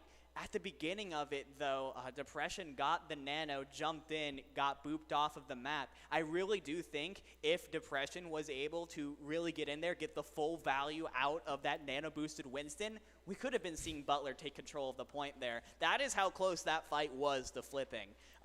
So Butler absolutely has a shot to really make some headway in this Northwood matchup. And even if they don't end up doing, the fact that they were able to put up such a good match would be such a boon to their confidence when they head to the losers bracket.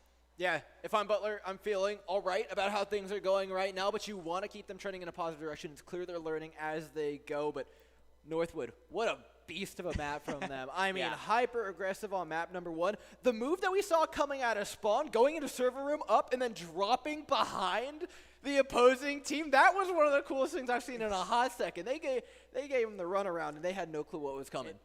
It shows that you don't play Wrecking Ball on Lijiang Tower Control Center very often, just because there isn't as much room for the Wrecking Ball to swing around and get the value that you need. The fact that that pathing was figured out from Seasons shows that not only were they playing Wrecking Ball, they had a plan for Wrecking Ball. It just shows how much these guys have played this game, how much they know these characters, these maps inside and out, and how you could get the maximum amount of value out of them in any scenario, basically. Yeah, and it's not just getting their own aggression, not just getting what they want, but also what I think is more important is that they're still appealing for one another. At the same time, one of the big things that I saw was actually Let playing very, very aggressive on Gardens. Playing up with the main tank was one of the reasons why we saw that Winston be able to pull so much off. They were walking forward into the bubble in order to connect anti-nades that were rightfully eaten by Butler a good few times. The D was doing an excellent job of actually making sure none of those really connected too much, but we're getting ready to hop into our next map. The pick band's gone through, and would you look at that, I was right dividing. We're heading on to Dorado for a little bit of dive. I would love to see Butler just really take the initiative here. I assume they're going to be going with some sort of dive comp here as they're going to be starting off on the attack. If you're able to take the initiative on Northwood, capture out maybe a support or a DPS player that is by themselves and snowball that into a fight win from there, I can't wait to see, especially once you get the cart moving, can really have that momentum continue to move. Northwood, though, coming out with, I think this is called the Whatever Northwood Wants to Play comp. Yeah, it's not too surprising to see him lock in the characters that they're confident on. Cowman has a scary Roadhog. I will say at least that much. You know what I do see here, though? I see a Widowmaker, I see a Zenyatta, I see an Ana, all prime dive targets, and there isn't a ton that Northwood can do to peel for them if they get singled out.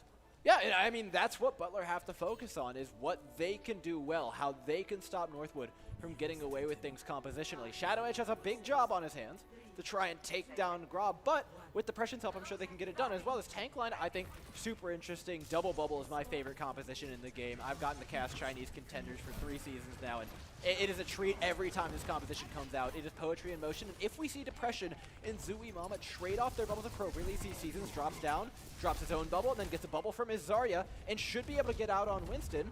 That's great poke, but does get picked off by Grob from the high ground. You see that cycling start to come in, though, and they can really start applying pressure to Northwood if they can do that successfully.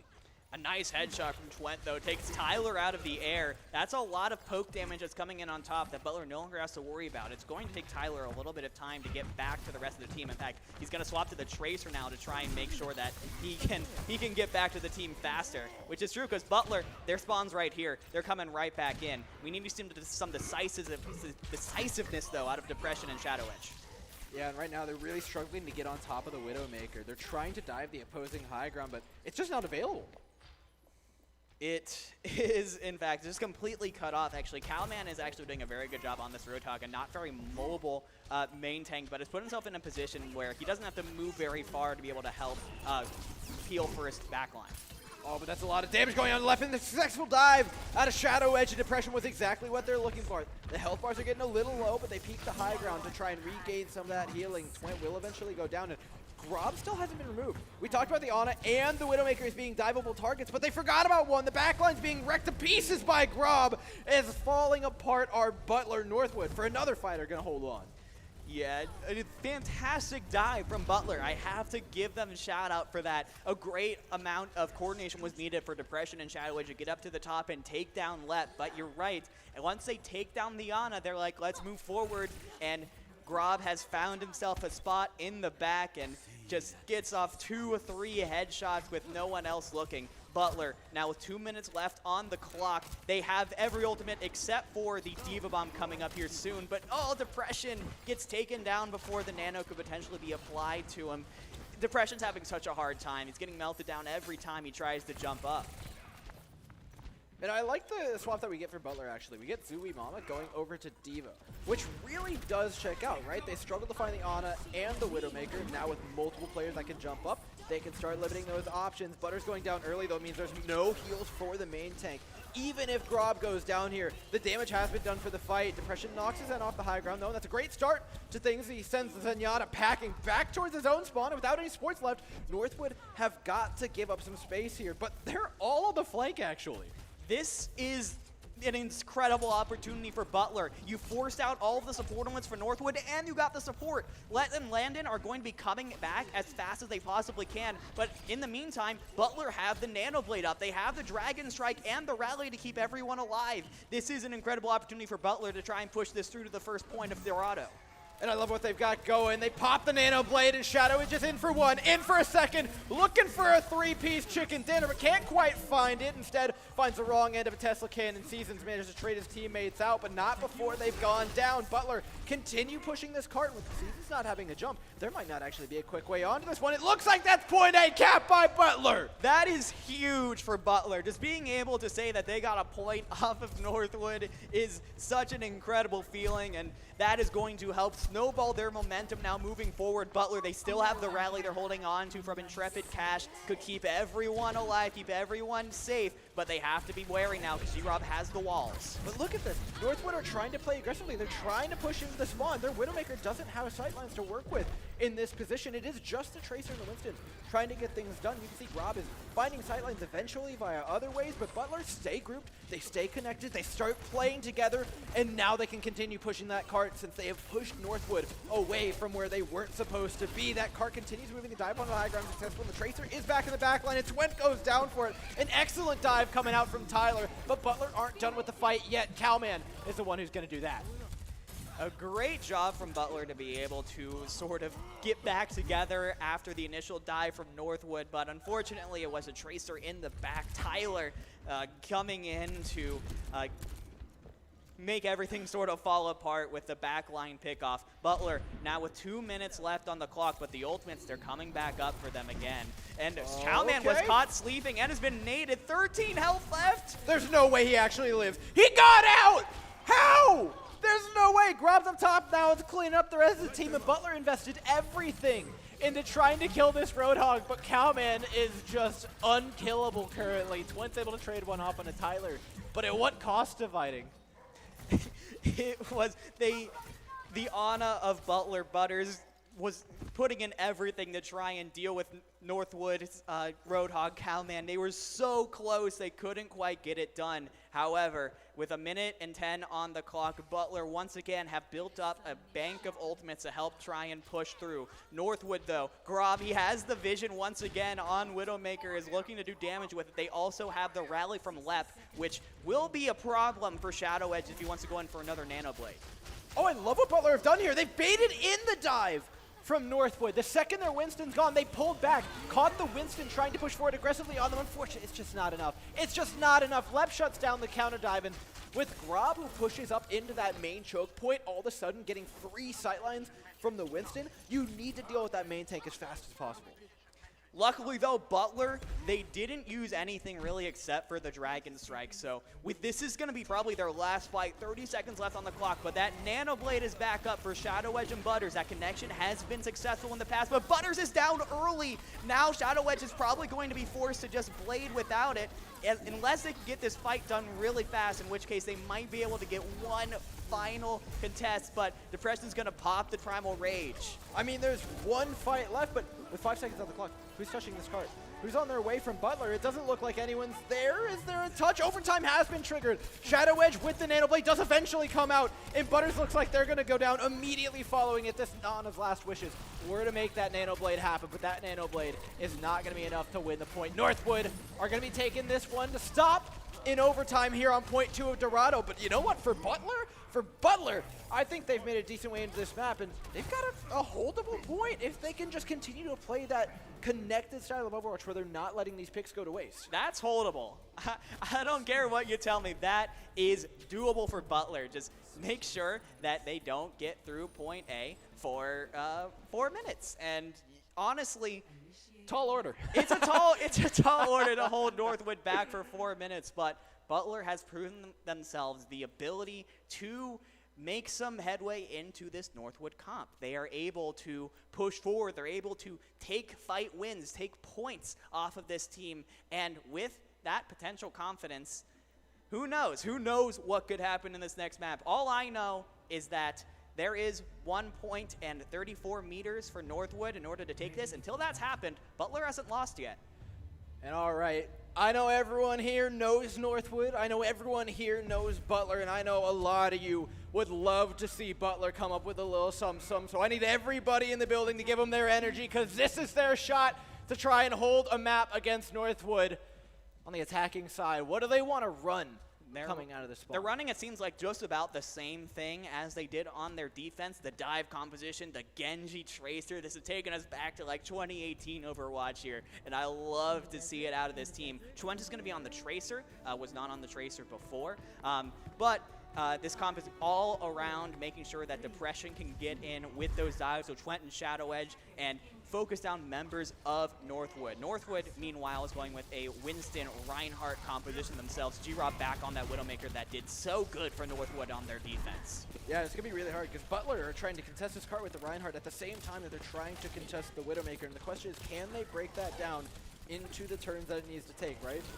Now, 3-4-man dive composition needs to get the Widowmaker out of position before they can make the push. And it's Intrepid Cash, the first one to go down. No supports left for Butler. Northwood making quick work of this first point defense. Yeah, great stuff coming out from Butler. They collapsed around Intrepid Cash and took him out, and without the passive healing coming through from that Brigida Inspire, Butler did not have the ability to push through the attack of Northwood. They do have a potential to come in for one more fight here on point A if they want to, but they might just want to take the time and try and just make their final stand here on point B. Oh, With no. Butter's going down, you're definitely going to want that. It's tragic, and Grob had to give his life for it, but that's a trade that Northwood are more than happy to make. Without a main support, this is a nigh-on impossible fight for Butler, who would love to have gotten an opportunity to hold here at the end of point A. And while there is a contest on the card, it's not a pretty one. It's looking like they're going to get through those gates. And with that yellow box of victory being so close past these doors dividing, that is not a long time they've got to contest the thing. Yeah, Northwood has to rush to get back to this point right now. Depression is trying to make sure that everyone is ready. Butler don't have any ultimates coming up right now. Butters is close to the nano boost, but is not quite there yet. Northwood, they have the advantage. They have the shatter from Cowman already up, and Tyler is just a little bit away from that pulse bomb. Either one of those finds any value, that could be huge. That could be the killing blow here for Butler. You know what I see coming up, though? There's a Nano Blade on the horizon for Shadow Edge. If they can just last the time for this Genji get its blade up, I think they stand a chance. Tyler connects one pulse bomb onto Depression. Shadow Edge finds the finishing Elim onto another. Butters and Shadow Edge staying alive. Shadow Edge 99% up. The Nano Blade comes out. Butters isn't able to get the Nano off. He's not in sight lines, and Shadow Edge gets burnt through. And with that, it looks like it's going to be the end of the map for Northwood, not allowing the Nano Blade, not allowing a shred of time to be taken from Butler. They end this one in a quick 2-0. A valiant effort from Butler in that matchup, but in the end, Northwood proves why they're the #1 seed. Their mechanical ability, their ability to play with each other, the trust that this team has in each other to keep each other up, have each other's back, no matter what they're playing or how they're playing. It's the kind of things that you see out of the best Overwatch teams in the world, and that's what we have here today. And all things considered, I'm looking at this. We got a highlight out of Shadow Edge. That was an incredible Nano Blade. I know a lot of teams that would be very happy to take a point off of Northwood. They can go with their heads held high because they still get to go on in the lower bracket. They're not done yet here at the CENC Midwest Invitational. No, they're just heading on to another bracket where they get to play other teams that aren't Northwood. Northwood gets to continue on in that upper bracket with the likely dominant run they're going to have. It is likely, I think. Butler should definitely not be disappointed in how they played today. They showed a ton of potential. And I think that they really could make themselves a bit of a loser's bracket run as we head into tonight, going into tomorrow. I wouldn't be shocked if we see them on the stream again. Yeah, and you know what? It was an exciting match. I know everyone's excited to talk to Northwood, and I know I would be too. It's about time we get a little insight into their minds. We go into Pauly for a quick little interview in a moment, but for me, I was looking at that, and there was a lot of aggressive play from everyone on the Northwood roster. Do you think they need to tighten it up in order for them to play against some of these other teams? When it comes down to it, when it comes down to the winners finals, the grand finals, we are probably going to be seeing Northwood cutting back a little bit as you go up against tougher competition. But we can only speculate. Let's hear it from the guys themselves. Let's head it back down over to Polyhor with the Northwood team. Hello, everybody. All right, so let's give it up for Northwood, who are your victors Good here. shit. Decisive victory. They played fantastic. Good job to both teams up here, of course. Number 8 seed and number 1 seed. Whoever wants to come up, let's get a little interview with fine with like Shadow. each other, but Let's not see having Shadow. game audio is a problem. He was throwing it down on the Genji. I hear like Well a little done to bit of everybody static. here, I don't so- hear anything else. Yeah, I What's think up, Shadow? they've How been you trying doing, to. I've man? been messaging them on Discord the whole time. What was the key to victory there? You Trying guys to- looked trying to help so them out, but, impressive the I mean, whole there's only way. so much I can do What did you in a game. notice in the enemy team that kind of gave you the It's alright. We'll have a break in between this that I think they'll. Really shit. just playing aggressive. What I knock over? and, Tell me nothing bad. A going on bottle the- of something. Oh, that's fine. Like people that were alone. Dive in the back line, eliminating their targets. Well done. What are some of the strategies, or what is your team going to do to make sure going into tomorrow that you guys are able to continue the momentum and keep up the high win percentage?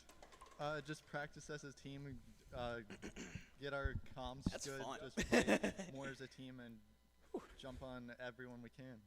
Perfect, perfect. I'm And gonna go if you were to top. give one word of trash talk to whoever you're going to be going against tomorrow, what would that one word be? Or multiple words? L. L it is. So give them the L. You already hear it. Let's give it up for Northwood. They had a great showing. What an amazing way to start this one. We will have the next match coming up next, which is going to be Akron going against Cincinnati. So when we come back, we'll have more Collegiate Esports National Championship Midwest Invitational. Don't go anywhere. More Overwatch is coming up next.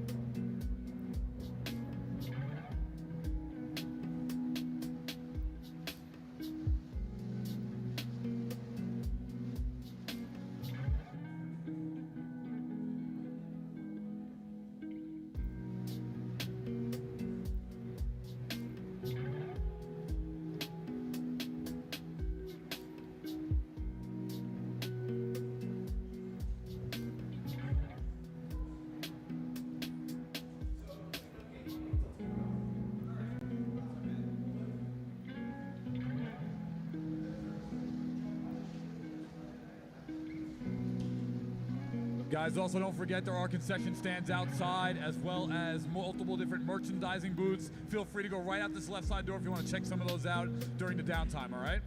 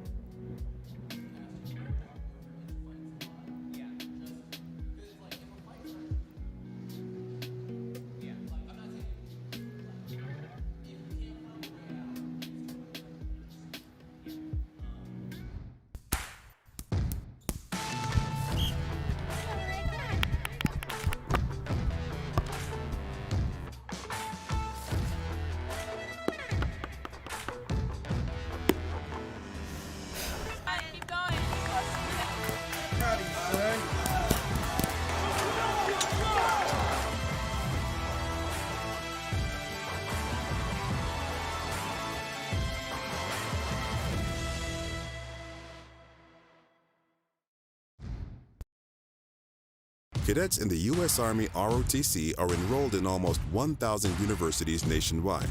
They are studying in over 450 different academic disciplines, and they come from all 50 states and each of the American territories.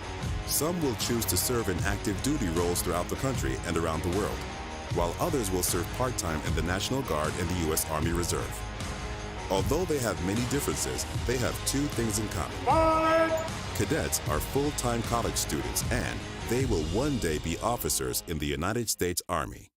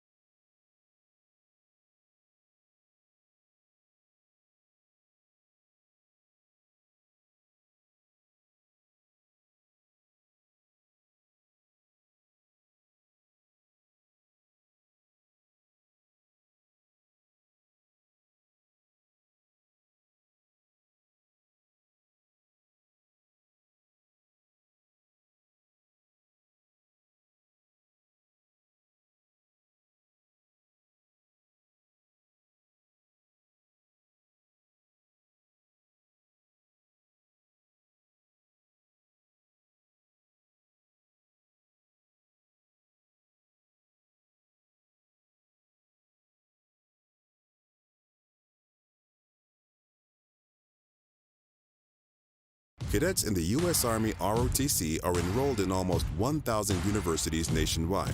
They are studying in over 450 different academic disciplines, and they come from all 50 states and each of the American territories. Some will choose to serve in active duty roles throughout the country and around the world, while others will serve part-time in the National Guard and the U.S. Army Reserve. Although they have many differences, they have two things in common.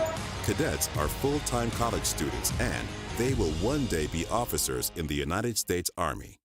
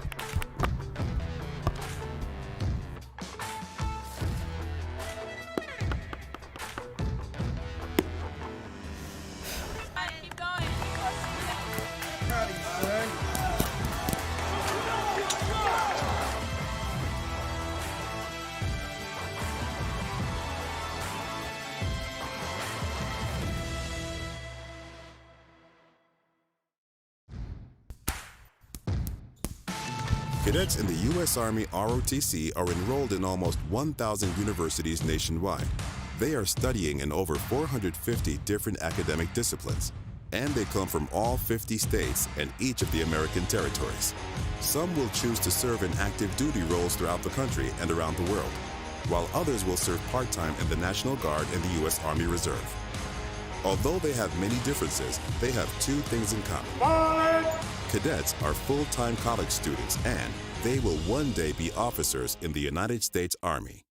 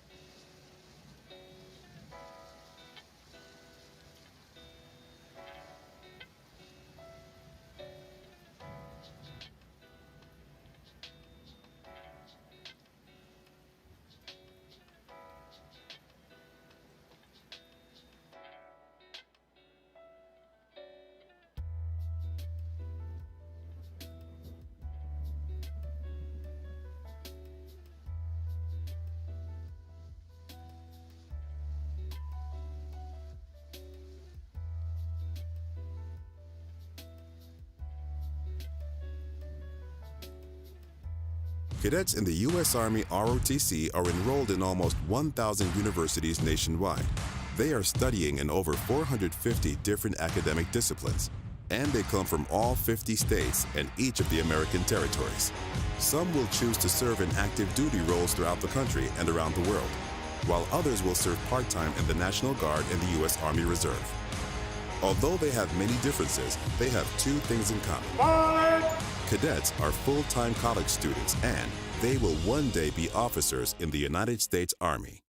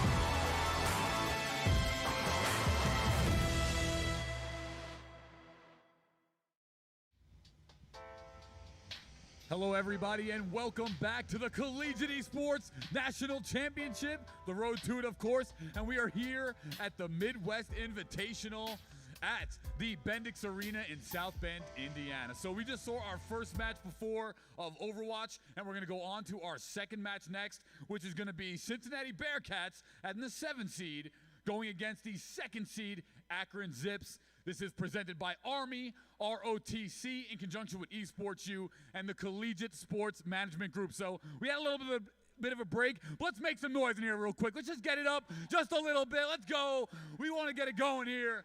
We got a couple more matches left for you guys. Thank you all so much for tuning in.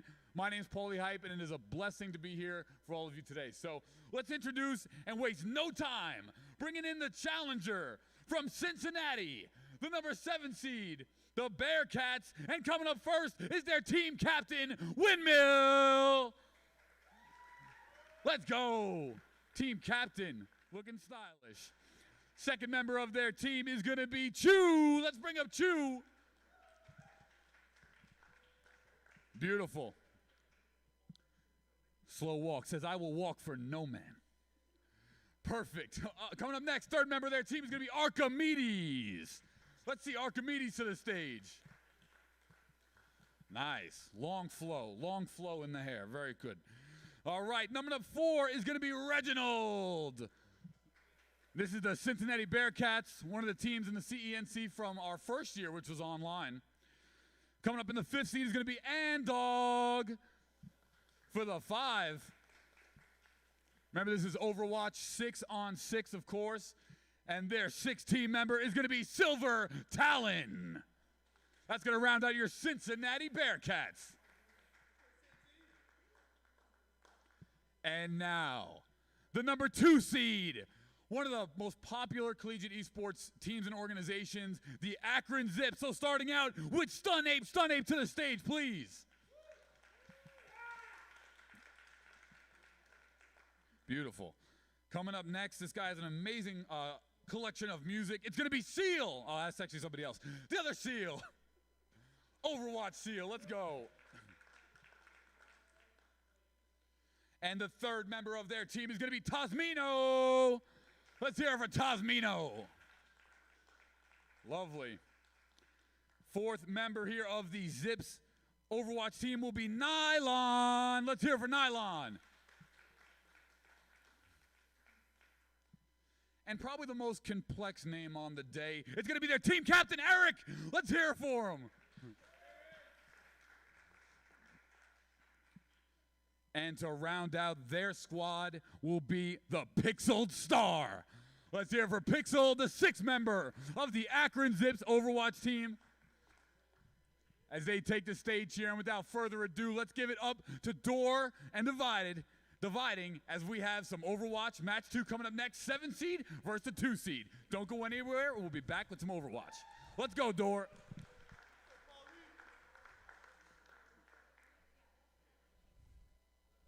Thank you so much, Paulie. I swear that guy could announce raindrops in April and make it sound exciting, but it's our turn to announce some exciting Overwatch. This, of course, a fantastic match.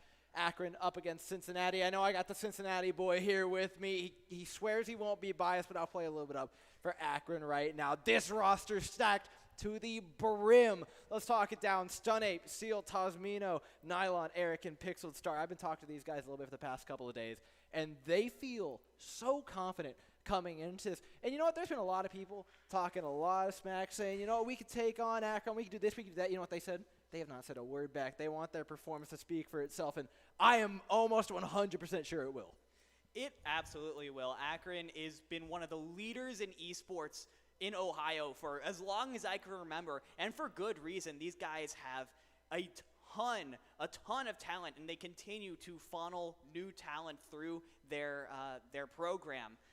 Akron, of course, the number 2 seed for a very, very, very good reason, but I'm here for Cincinnati. I'm not going to lie. Listen, full disclosure here. I'm a Cincinnati guy. I'm with the club. I'm the president. I'm the manager. I'm the coach. I'm the cheerleader. I do a lot of things. I am here as a caster. I'm going to try not to be biased. I'm going to be a little biased, though, because these are my guys, you know? All right, so talk me down this list. We got Windmill, the team captain for them, playing main tank. Archimedes playing Hitska and DPS. I got to talk to him a little bit earlier at the gym. He feels he's so calm. He's so collected going into virtually anything. We saw him in the interviews as well. Just level-headed. Andog as well, and Reginald, Silver Talon, and Chu. Run me down this roster. Who's doing what for this team? How are they going to succeed against a higher seed? Yeah, things that you have to be watching out for here. The tank line of Windmill and Silver Talon, they've been playing together on this Cincinnati roster. This is probably their 3rd year in a row as the starting tank line on this Cincinnati team. They've built up an abundance of synergy over that time frame. In addition, Chu, guy to watch out for. playing on the support line this time around. An absolute nut of a player, no matter what role he's on. He's going to be on the flex support this time around. I have heard rumblings of a potential secret composition that Cincinnati is planning to run here. I don't know if they're going to be bringing it out here or not. I hope they do, because I think it's really cool.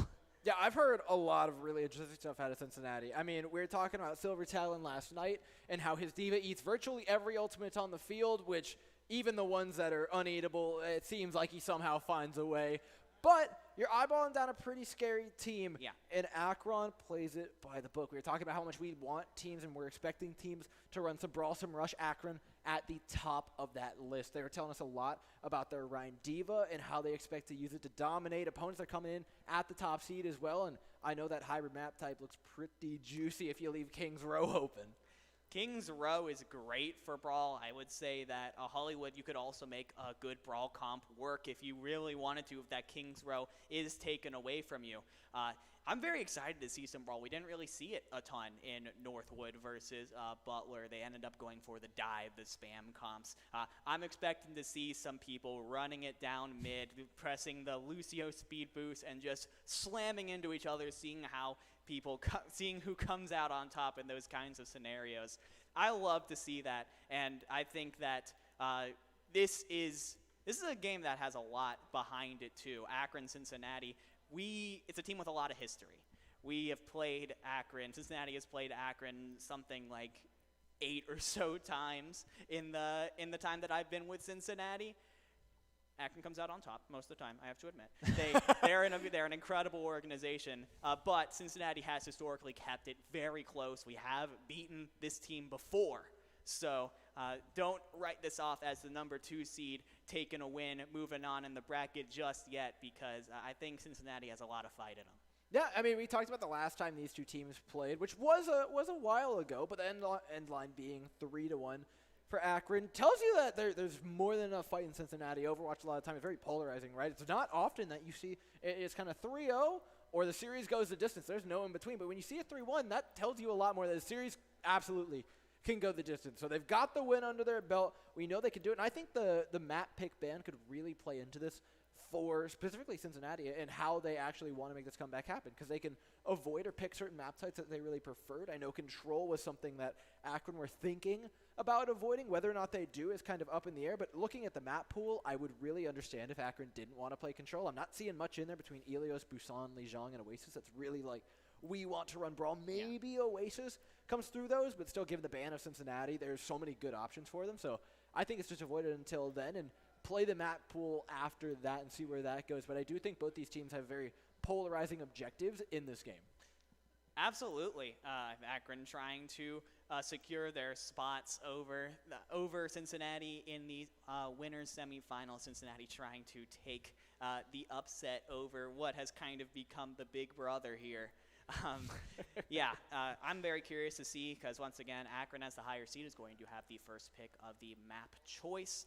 Cincinnati is going to then ban a map from that map type, and then Akron will choose from the remaining maps after that. Like we've mentioned before, allows a lot of opportunity to pick and counter pick for your strengths and your opponent's weaknesses. Now I gotta ask you, with the Cincinnati team, if there's one spectacle I can expect to see in this match, and I've heard whispers of Andog's Genji. I've heard whispers, murmurs through the halls, through the crowds, through the stands here at the Bendex Arena. Is that what I'm looking for? Is there a sleeper pick that I need to watch? I would be surprised if Andog did not play Genji at least once today. He will pretty much just lock in whatever he wants to play for the occasion. A lot of times that's Genji. So it's a Genji one trick at Cincinnati. He has the skill on the hero to back it up as well. I'm definitely going to be looking out for whatever hero Andog is playing on to be the potential pop-off X factor for Cincinnati coming into this matchup.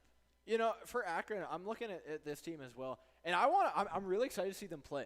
They've been so reserved since they got here. They've been quietly sitting in the corner playing. You feel like they're up to something. Whenever you walk past them, it's just, I swear, the room gets a little colder, but the room gets a little darker as well when we start talking about them. Akron, though, are a scary team, and I think they know just how scary of a team they are. Yeah, they are calm, cool, and collected all the time, and that is the mark of a team that that knows that they are, in fact, a threat. We have switched into the game here. We are going to Busan, so we are going to go to control, which is what Akron chose. We're going to be starting off where we usually start off here, starting off on Busan Shrine. So this is a very open map. It's a very there's a lot of room to potentially play with, a lot of sight lines, a lot of open air for flying DPS players. Opens up the opportunity for a lot of different things to potentially be played. You know, I think it's a surprise pick out of Akron, right? This is the map type that they dropped to Cincinnati last time they played. On top of that, this isn't a map in particular, I talked about a map pool-wise, that enables them to play Rush too often. You can force it on a lot of these maps, but oh boy, good old hog and ball. We'll see if Akron stick on to it. I would sure love to see it. I mean, that's just all about disruption, right? The pile driver coming out from Seal, the hook from Eric, just trying to disrupt this double bubble comp that Cincinnati is currently running on. Eric, though, is going to swap over to the Sigma. That makes a lot more sense, being able to have that shield for your backline, and be able to support your Wrecking Ball up front with the Hyperspheres. That makes a lot of sense. And I really love Akron's composition because it's going to be coming out in kind of two little groups. You've got the Sigma, the Ash, the Zenyatta, who are going to be sticking together, and then the Wrecking Ball and Tracer, who have got to find picks on their own. But Nylon found out just about how quickly you can get picks. Cincinnati starts off with a nice lead, now calmly making their way around, looking for a place to engage with this double bubble, but Seal finds a surprise pick on Archimedes. Yes, Cincinnati has the space right now, but the Tracers from both sides went down, and we have gotten a pause request. Seems like a little bit of something coming through from both sides. We're in a bit of a situation here. Cincinnati does have the space. They have the points. As long as they're able to hold on to it for another couple of seconds, they should get that first point contest coming through. However, it was a Tracer from both sides that have gone down, and I think it was Nylon on the side of Akron that went down a lot earlier, which means he's going to be back a lot faster. So Cincinnati has got to be able to try and deal with what is basically going to be a 6v5 for a little bit of time. It's going to be a tough job, but I think compositionally, this is a really interesting map because we got double bubble on one side. I've said it once, I'll say it again. I have to every time. My favorite composition to see on the field, but getting those bubble rotations out is very difficult when there's a strong dive going for your backline because all of a sudden that bubble needs to be allocated not just to your Winston, but also to your backline to stop them from being taken down. And on the other side, we've got a very different composition in Sigma Ball where you have one group that wants to stay further away and poke between the Sigma, the Ash, the Zenyatta, and then you've got a whole dive squad who's going in on their own. And so this double bubble composition is going to be attacked from two sides at the same time, and it's their job not just to hold together, but they also need to find a dive of their own, which can be very difficult to connect the timing between when that Wrecking Ball and Tracer are coming in and then when you have an opening afterwards. And I have to point out the support line that Cincinnati was running out with. It is not something we see very often. It was Zenyatta Lucio coming out. Chew on the Zenyatta, Reginald on the Lucio. What this comp does have, let's start with the positives first, that Discord Orb combined with the speed boost from Lucio is a ton of initial fight potential. You can use a Discord Orb, put it on someone, speed boost in, you can melt that person down and potentially push through and snowball a fight off of that. The problem is it's such a low healing comp that if you don't get that first pick, if you aren't able to snowball it to a fight win within the first 10 seconds, you don't have enough healing to sustain through the spam that this Wrecking Ball Sigma comp is going to give you on the side of Akron. You know, it's a fun fact about Lucio Zenyatta that I just happen to know from random memory and seeing it in quick play all too often, is that this has been played once in the Overwatch League by the Houston Outlaws. They played Hanamura, they played this composition for all of about a minute, got absolutely nothing done and then swapped off of it. I hope Cincinnati can show me something better.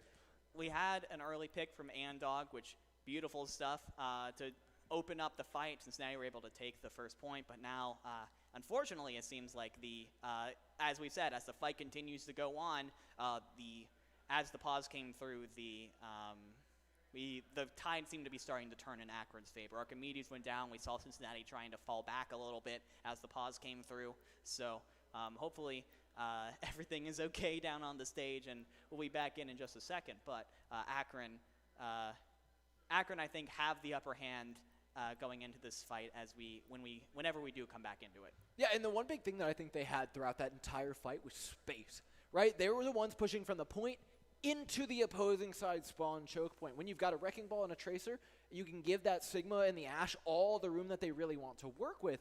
You're getting a lot more done. Whereas Double Bubble, it's a mobile setup, right? You need to be moving the rest of the team and then sending your Winston in along with the rest of the dive and poking, prodding back in, out, and rotating those.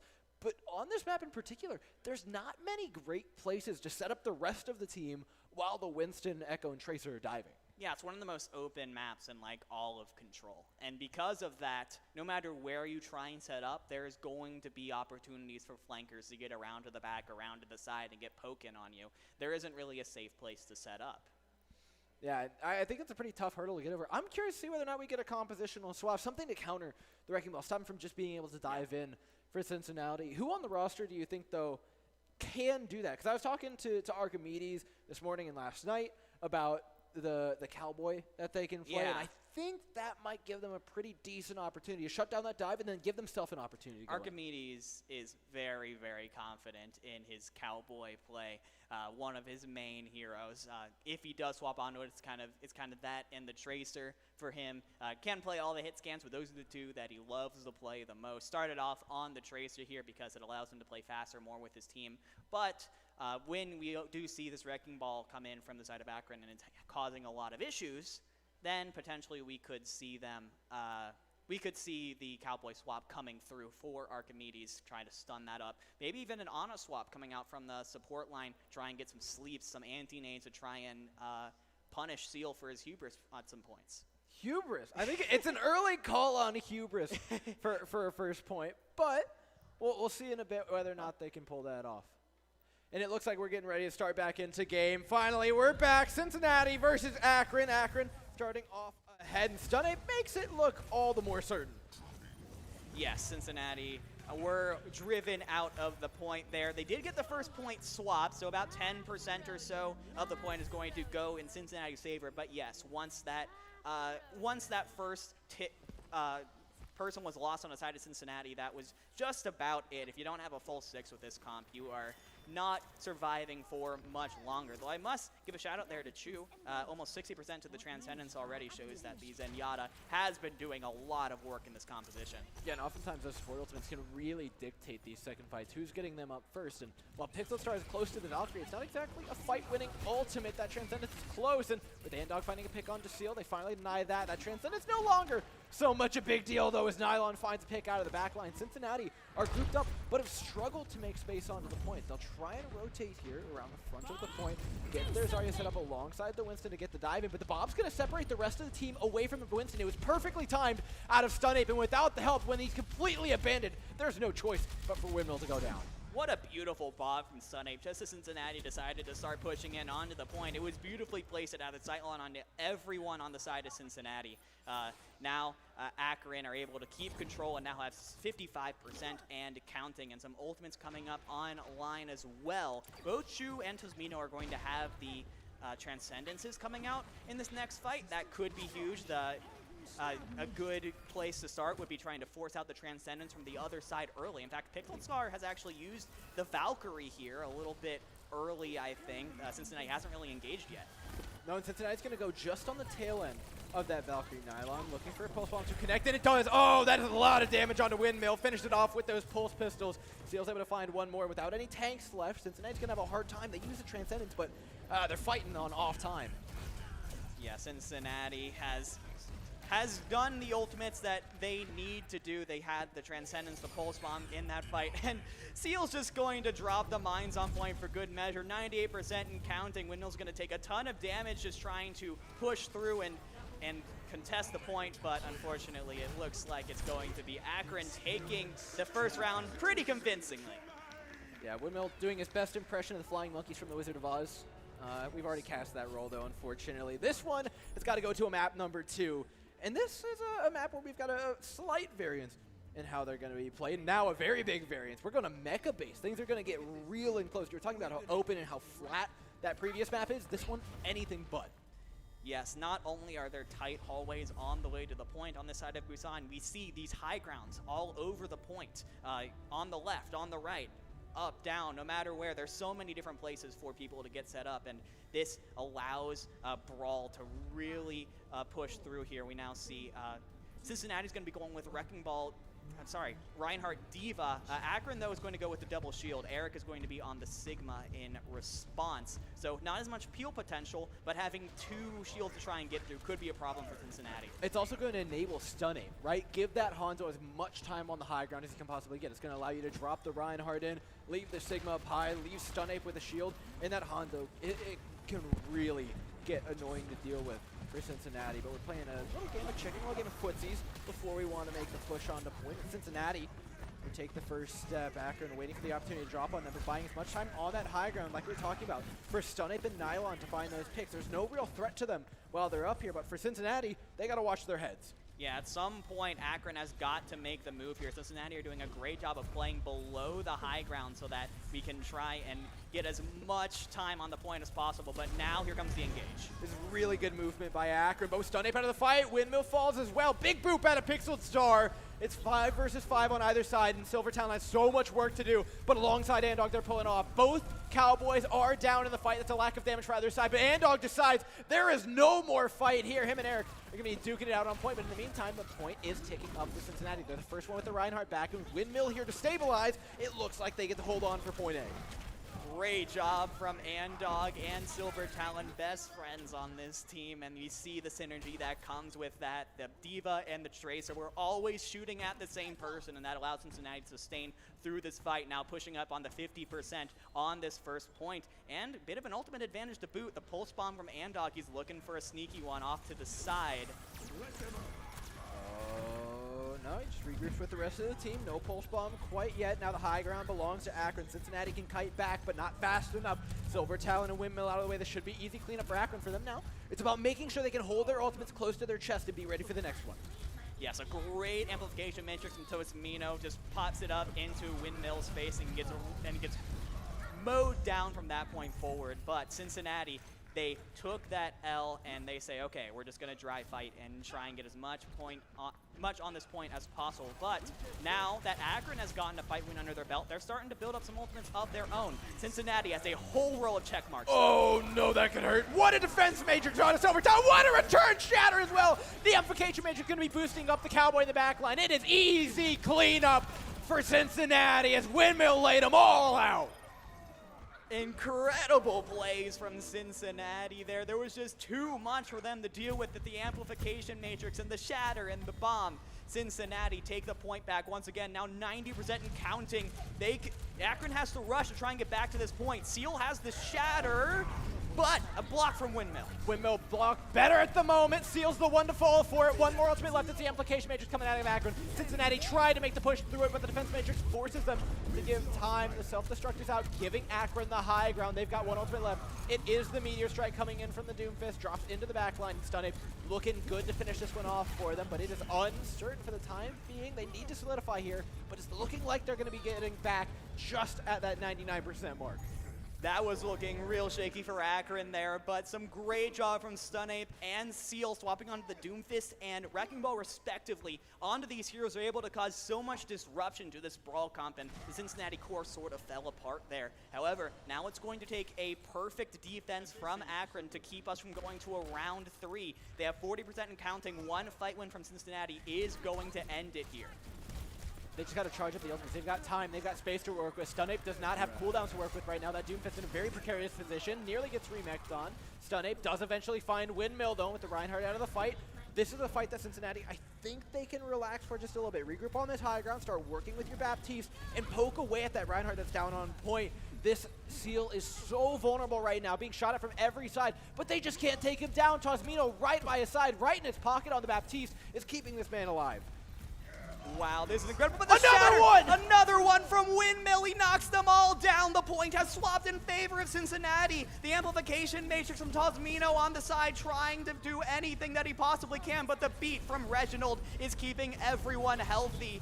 Eric is the next to contest, and now it's Seal once again. They have a lot of really fast characters that's going to allow them to get back to the point quickly.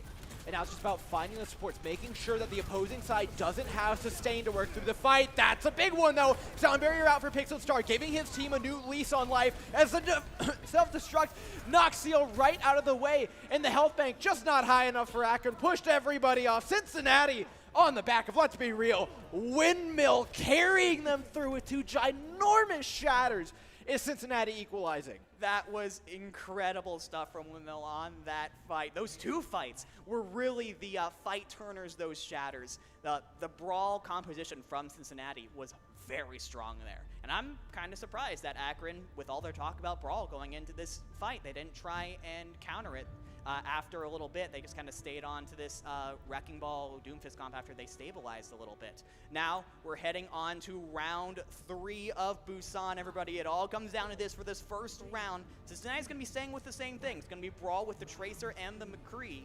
But Akron is going to be moving on to more of a dive sort of thing. Yeah, it's a rush, right? A Dallas-esque play style, though, with 2 hit scan kind of a little bit off. Running with that Lucio Moira, though, they're going to be fairly mobile and going to last a lot longer in fights than you would expect the normal dive composition to be playing for. Cincinnati already losing the first. Yes, the Reinhardt from Cincinnati has now been identified as a problem to try and deal with as quickly as possible. Windmill gets melted down from the side, and Akron will be able to take first point control for the first time on Busan. That has got to be a good omen for them. Now it is Cincinnati that has to play into them, and this dive comp is weird for a brawl comp because you want to close the distance and burst someone down. But because the members of Akron are playing so far apart, it's difficult to do that without then getting spammed down by everyone else. Yeah, Cincinnati have no access to this high ground. Absolutely not. Silvertown could go up there. It's a death wish at this point. You can see how much is being rained on them from above. The Lucio and Moira are uncontestable. Cincinnati's job is to get on this point and try and establish themselves, but boy, is that a long walk, and boy, are they taking a lot of damage from Tosmitos. Coalescence on the way, a 3-piece to his name. Incredible stuff from Tasmino, keeping Akron sustained, keeping Cincinnati in spawn.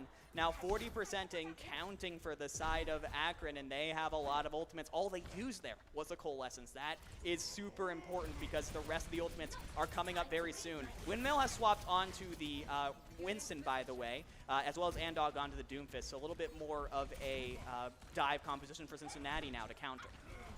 But they're going to be back in ultimates. Akron have a whole host of them to try and make this one count. Seal diving into the back line immediately, trying to get a piece of Chu, and does get the Immortality Field out of the Baptiste, not being zoned away by the Kree, playing the space well, and that allows Akron the time and space they need to deal with the rest of Cincinnati. Great stuff from Akron. Once again, just pincering in on the members of Cincinnati. Chu had so much pressure on him as the main healing in the Cincinnati composition. If you can take him out, then Cincinnati completely falls apart, and Akron knows this.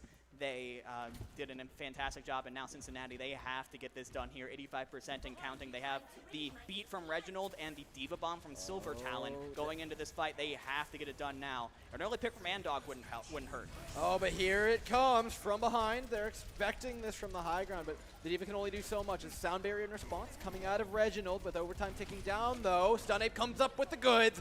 Both players down for Cincinnati, and Akron starting to count down the numbers to success. Stun Ape, nothing to contest him on the Soldier 76. It is a victory run for map number 1, and you know what, Cincinnati, I think we were seeing the death throes, right, as they went from composition to composition, first swapping onto the Winston, and then the Moira, and the last thing you want to see a team be doing is playing musical heroes on a map that close. Yeah, it should show that Cincinnati were struggling to try and deal with this dive comp from Akron. They didn't really understand how to play into this, how to get value. They're able to get picks sometimes, but by doing so, they took so much spam, so much pressure from the front line, spam from the back, that they end up getting taken out anyways. So Akron's going to be taking map 1. Cincinnati, I think the win condition is pretty clear here, right? They played They in get Mecha Windmill base. more shatters. Yes. Get Windmill in a position to shatter more. That seems like a pretty straightforward game plan. And you know what? I mean, Windmill did a fantastic job. And this team played really smart. I think that was one of the big takeaways I had for Cincinnati. We saw it on Mecha Base, how they saw the Hanzo. They understood that, yes, we may not be able to contest them on the high ground. What we can do is move underneath this bridge, play beneath the Hanzo, not give him access to our nice shiny foreheads, and all of a sudden you're pretty safe. You take the point over, and then you try and re-engage and recontest on that high ground. So it's pretty clear they understand how they need to play against Akron. It's just the execution where they're coming up a little bit short. Yeah, and it seems like a lot of things have to go right for Cincinnati in order to be able to really make headway onto Akron. They need to be playing the right comp into the right map. Meanwhile, Akron showed their number 2 seed very well. They showed a variety of different comps and mastery over just about all of them. I think Cincinnati has situations where they can win, right? But there's so few of them compared to situations where Akron has the upper hand, if that makes sense. Well, that's one of the nice parts about the format that we've got. We do have a loser pick map. So those situations become way, way more in between and way more realistic for Cincinnati, right? They get their pick of the map pool. They can play their map type. They can play what map they want. And they can try and force it off on something they feel that they're good at. And honestly, I'm eyeballing up hybrid maps right now, right? For sure. Kings, Hollywood, Blizzard World. So many great options for them, and I think then they can play that methodical Reinhardt style that they want. They can slowly close the distance. They can get in and get within spitting distance of the opposing team to really start laying the hurt down with Windmill. Yeah, absolutely. I mean, if you are Akron, what do you do if they pick hybrid? Because in some cases, I mean, the obvious thing seems to be ban King's Row, so you don't have to play Brawl into everything all the time. On the other hand, though, it could be that, everyone loves King's Row. Everyone scrims it a ton. That's why it's called Scrims Row. So all teams feel comfortable on it. So because of that, I feel like banning King's Row is something that we're not going to see a lot, if that makes sense. I mean, I feel like it is a sin. It is like a party foul to ban King's Row. Yeah. At the very least. But I mean, it's a pretty understandable ban from Akron's perspective. And this is where I think I see the difference between the two teams, though, is while compositionally the ladder matches looked a little bit rough, I felt individually most of the players were on a very similar pace, right? We had DPS getting picks on either side. The main tanks were doing a wonderful job. The Diva of Silver Talon was every bit as good as I expected it to be. And hats off to Akron. They didn't ban King's Row. I need a round of applause for them that we get to see our first Kings of the night in Cincinnati. Starting off on the attack, do have the honors. They do have the honors indeed. Props to Akron for not banning King's Row, because now we get to see that in-your-face style of brawly brawl. Most likely, I will say, things have gotten a little bit more loose with King's Row in the recent past. People have been playing other things, but for the most part, I imagine we're probably going to be seeing brawl coming out from both sides. Akron is going to be coming out with it. It's the most traditional brawl that you can have, the May Cowboy with the Reinhardt Diva, Baptiste Lucio. I'm interested to see what Cincinnati is running here, though. They can definitely swap. It's likely they will swap. They have 20 seconds to swap, but double bubble with the Genji would be exciting. I have to say. And we get to see the Andog Genji, which we didn't see in Busan. Yeah, I actually think we're going to get it here, but the reason why they picked this feels like it was for the Reinhardt, but starting out with double bubble on attack, maybe they got some up their sleeve. Let's see exactly what this Genji and crew can get done. If Cincinnati can strike back, we're coming out of spawn doors, and this one's going to kick off quick. Keep an eye on Stunape's wall to be the thing that opens the doors for Akron, shuts off the sightlines to Windmill when he does make that dive go through, and then they can lock down that tank, waiting for the opportunity to engage. The wall from Stunape misses, but Nylon does it. Off goes Archimedes' head. Seal traded out for it, though, without a Reinhardt. Akron left without a head of the team. Cincinnati now gets to take a ton of space, and as long as that backline plays safe between Shu and Reginald, they should be able to find a way into this point.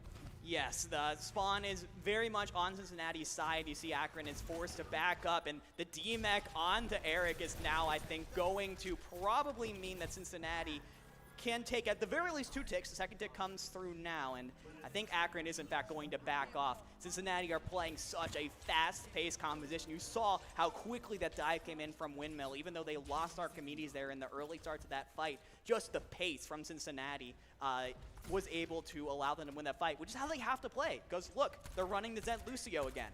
They have to get picks with these with these early engagements, or else they're just not going to win fights. And Akron had a very clear idea. They wanted to go forward and hold that choke point that the cart's pushing through right now, but they had to wait for support to get back, and so Cincinnati got the space through it. They need to hold it, though. They're backing away, and Silver Talon goes down, trips on his back foot. Reginald as well, the next to go. Akron find a way ahead, and they're going to throw a Blizzard in to make just sure they get it. Yeah, the Primal Rage comes out from Windmill, but the Blizzard is going to allow him to get frozen up. And that's a big fight. That is a big fight, because now Akron get to hold at this choke point here. It's an extremely strong position for the defense. It's going to be very difficult for Cincinnati. As Akron, actually, they're looking to do some spawn camping potentially here, but, well, maybe not anymore. Oh, you remember that choke point we were talking about 5 seconds ago? Yeah, so much for that. Akron, you know, gave the runaround. Cincinnati getting a little creative, getting a little custy with it. You'll love to see it. Now Eric left in spawn on his lonesome. We'll see what this Akron team can do with just a Baby Diva in the back. Big one out of Nylon. Oh my, they just didn't see him. He was standing in the middle of everybody. You can't let that happen if you're Cincinnati. Nylon is just a glowing ball of death in the middle of everything with that high noon available. Oh, you know what's the problem? What's the problem? I see it. It was Silver Talon in spawn as a Baby Diva, not Eric. So there's nobody to defense matrix that. We can't flame him. We can't flame Silver Talon. Yeah. Yeah. Absolutely. Now Cincinnati's going to be making a bunch of swaps. Nylon, though, getting the first pick onto Andog. That is the fight over just about as soon as it starts, it seems. You know, it's a wise, though, for Cincinnati to back out, right? It makes perfect sense. You lose one, just lose as little time as possible. Akron are trying to push for more value, though, and since they've taken down Windmill, they will get that more value. They're getting more ultimate charge, more time off the clock, and a better chance at holding this one.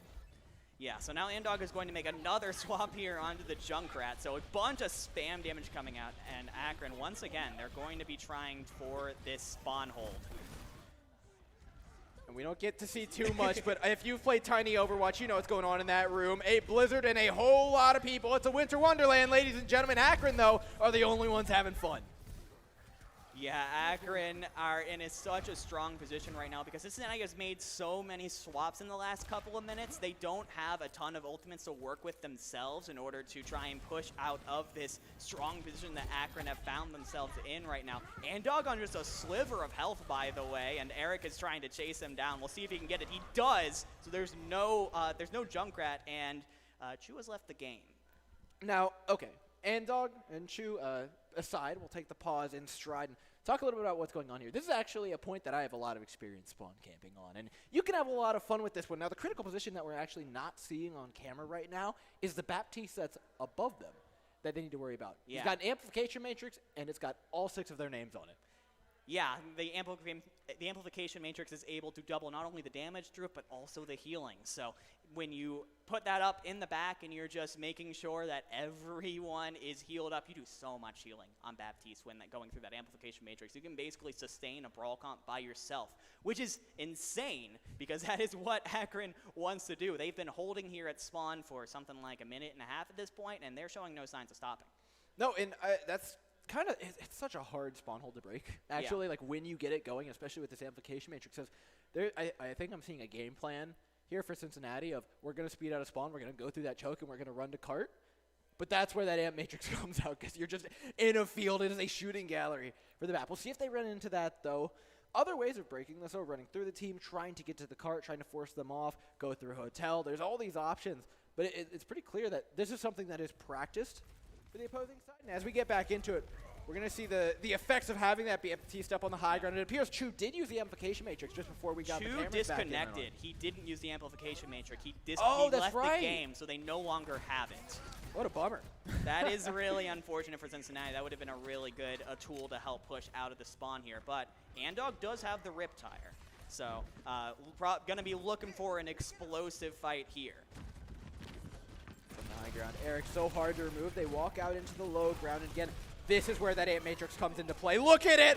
Look at it! Oh my goodness, no! That was almost a disaster. Pixel Star gives him a boop up and nearly helps him out, but despite the best efforts, Akron still come out ahead. And while Deadeye didn't kill anybody, it certainly did a lot of damage. It did so much damage, and even when that immortality field was gone, there was nothing that Cincinnati could do to try and bring them back into that fight. So the boop, I think it was from Andog, one of those concussive grenades bouncing him up in the air, but now trying to make up for it here with this Riptire. and it just can't get through the blizzard. It is too cold. Drop the sound barrier on top of it just to be sure. Akron have plenty of ultimates still in the bag here. This is such a strong hold. This feels like a statement dividing. This is a huge statement from Akron. Cincinnati made things a bit close on Busan, and Akron are saying, no, we are still definitely the #2 seed for a good reason right now. What a nice Maywall. Cincinnati are just completely separated. And yet, Seal still managed to come out with a big shatter, lays him out, and that should be them connecting back again with the top of spawn. Cincinnati, I feel like I have to remind you all, took the first point in the first fight. They had something like 5+ minutes when they unlocked the payload. They're now down to their final minute, and most of it has been in spawn. This has been such a struggle for Cincinnati, as Akron, they have the high noon and the amplification matrix, and ooh, Toastmean is going to put down the hurt. And again, it's Andog, the first one to go down. Nice wrap, though, by Cincinnati. They're getting in a decent position, but there's just no way you get around all this. Archimedes trying to fight his way out, but Akron holds strong. Like this reminds me of a conversation I was having earlier with Stunape. Stunape was up in the stands talking right before Northwood went up, and he said, you know what, we're confident against everybody, and I think we're more nervous to play in front of Northwood than we are to actually play against any of these other teams. So this, Northwood, if you're out there in the stands, I think this is a very clear message. Yes, 15 seconds left on the clock in Cincinnati. They have to touch the point. We see it. It's gone all the way back to that choke point. Silver Talon has gotten the touch, but back in the spawn doors. Yeah, it's another blizzard, and you needed that Diva to eat it. Akron holds strong, but the cart made some decent progress through B. Is what we do need to remember, right? We got to the first corner. If nothing else, we got through a quick point A for Cincinnati. It is not an unwinnable map, but ladies and gentlemen, Akron make that second point look hard as it could be. That's so difficult to come back from if you're Cincinnati. You get that first win on the first point. You are feeling good. You make your Zen Lucio comp work. That, I'm sure, is super exciting for the Cincinnati squad, and then they proceed to get spawn camped for 5+ minutes. You hate to see it. That's tough. That's tough. And now we get to see the true resilience of this Cincinnati team. How do they play after being put in that kind of situation? Can they still come out with that level of fight that I'm expecting from them? If they don't, then, well, not only does it mean that they lose this matchup, but probably doesn't say great things about them going forward. Yeah, I mean, it reminds me of the old famous esports chat message of, stop spawn camping me. Stop spawning, says Akron. Now they're the ones who've got to break their way out of spawn. And this point A, I think, is the one opportunity that Cincinnati have to properly hold this. Now, there's ways to re-engage it. There's ways to win fights, but they just need to play clean Overwatch. And I think that's why they're not coming out with the May. They want Andog on the Echo. They want to just play as solid as they can because they know that if they hold this, it's probably not on point B. The fact that Akron pulled it off how they did was very, very unnatural and not particularly normal for Kings Row. And Cincinnati recognized that. They're going to go for the full. Yeah, Stunape, however, is going to be going for that Hanzo as well. So that sort of long-range, mid to long-range projectile hero actually just goes for the Sonic Arrow and then swaps over to the Mei. So Akron going with the traditional brawl. So this matchup between Andog and Nylon is one that I'm going to be watching in the air. Already giving up a lot of space. Cincinnati back away. Stunape again. The wall is okay. Just enough cuts off the Reinhardt, though, that he goes down. Pixel start traded out, but you're more than happy with that if you're Akron. As well, the fact that you spawn a lot quicker spells really good news for you. Now with the Mei and the Reinhardt intact, they can slowly make their way forward. A frozen wall of fury encapsulating all of Cincinnati to go down one by one. Point A belongs to Akron. Point A belongs to Akron, and now they begin their march. 85 meters to traverse and 5 minutes and 30 seconds to do it. If Akron can push through, they'll be moving on to the second round of the winner's bracket. But Andog has gotten an early pick on the Stunape, so Cincinnati's now going to try and push back into this. Andog gets a second. Another one to Cincinnati, and that was Akron trying to push forward, trying to win the fight early, trying to take so much space that they could just walk that cart across the finish line, waltz it there, but Cincinnati say no, hold on, and now they're going to get to hold this choke point. Yeah, Cincinnati now have a very good chance to try and push this choke point. Actually, no, they're not going to. They're going to opt to just try and make their final stand here at this first corner. No, they make it a quick one. They back away because they can use the amplification matrix at the corner. The wall out from Stunnape, though, gives us a moment of reprieve. Drops for the bomb and backing away are Cincinnati, but without Windmill again, the first to go down in the fight, just a little too aggressive for his own good. And with the card approaching that yellow box and only 4 members alive, Cincinnati has got to find a way to re-engage. Maybe off the back of Silver Talon, maybe off the back of a big Deadeye. They need something, anything, a hero to save them right now, but it's slowly falling. It doesn't look like it's going to happen. Down from the top. Andog, can he find anything with this duplicate? An attempted block. Blizzard out, though, completely takes away the hopes. Windmill is back, but it's all too late. 2-0, up goes Cincinnati. Or rather, Akron, as they come away with our second match of the day. That was some incredible play from Akron there. Busan was pretty close, I have to say. Busan was pretty close from Cincinnati and Akron, and you got people thinking, well, was it Akron underperforming? Was it Cincinnati overperforming? A little bit of both? Or these two teams maybe, do their seeds not necessarily describe where they're actually meant to be at? That Kings Row showed just how far above Akron is above the Cincinnati team. When it came down to it, they were able to push through, stay strong, and, I mean, put in one of the most dominant performances I've seen on Kings Row ever.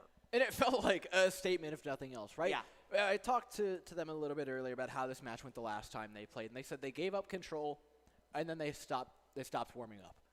And that's what this looked like. It looked like they came into control with a clear game plan, but then that last point of control, it became very clear that they were not here to mess around. They come into second map and absolutely dominate. That first fight out of Cincinnati was really, really nice. That was an excellent display of double bubble, punishing the Reinhardt, punishing the May. But after that, it was all the Akron show. I love a good spawn camp. And it's not just for BM. I want to be explicitly clear. That spawn camp, it can take some real time off the clock, especially considering that the cart had already made its way through the choke point. Yeah. So they didn't have the opportunity to hold the choke point anymore, so they just took the next best place. Yeah, Akron did a fantastic job, I have to say, and proving that they, in fact, belong to be among the favorites at the CENC Midwest Invitational. Love to see it. Cincinnati, though, they did put up a good fight, and, I mean, listen, teeny bit biased. I really hope that we're going to be able to see them again tomorrow. Well, they'll certainly be down in the lower bracket. They'll get another lease at life.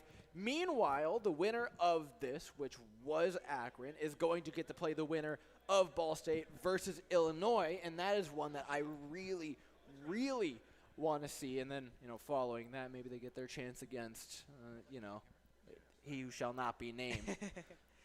The South leaves. Those guys.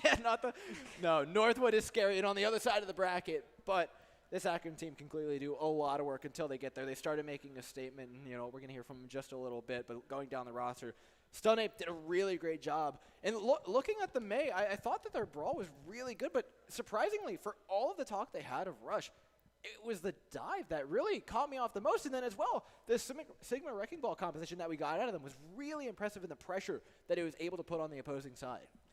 Yeah, I have to give a shout out to Tosamino on the side of Akron. I think that the Baptiste coming out from him was fantastic.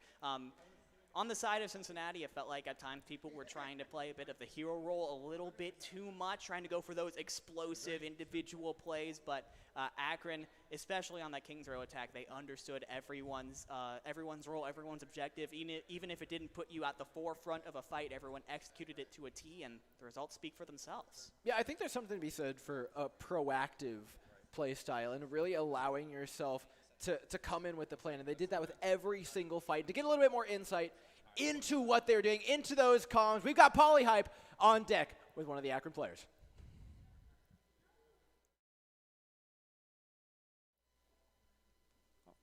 Hello again.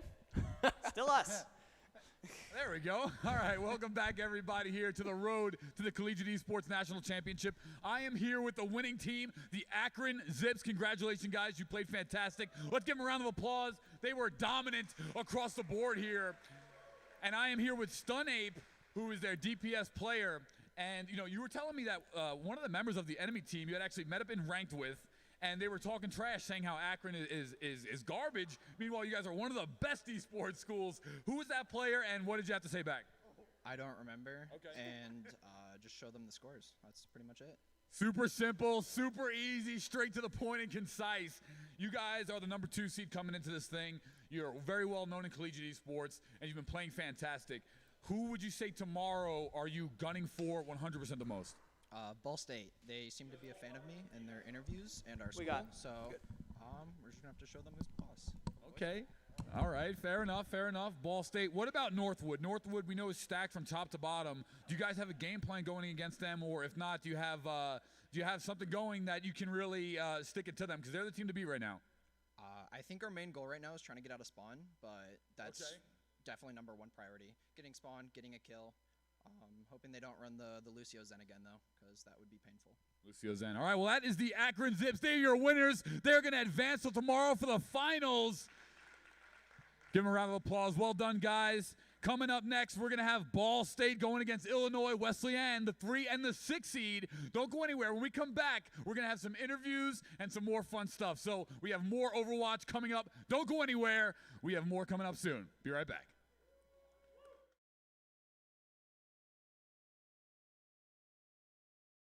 Cadets in the U.S. Army ROTC are enrolled in almost 1,000 universities nationwide. They are studying in over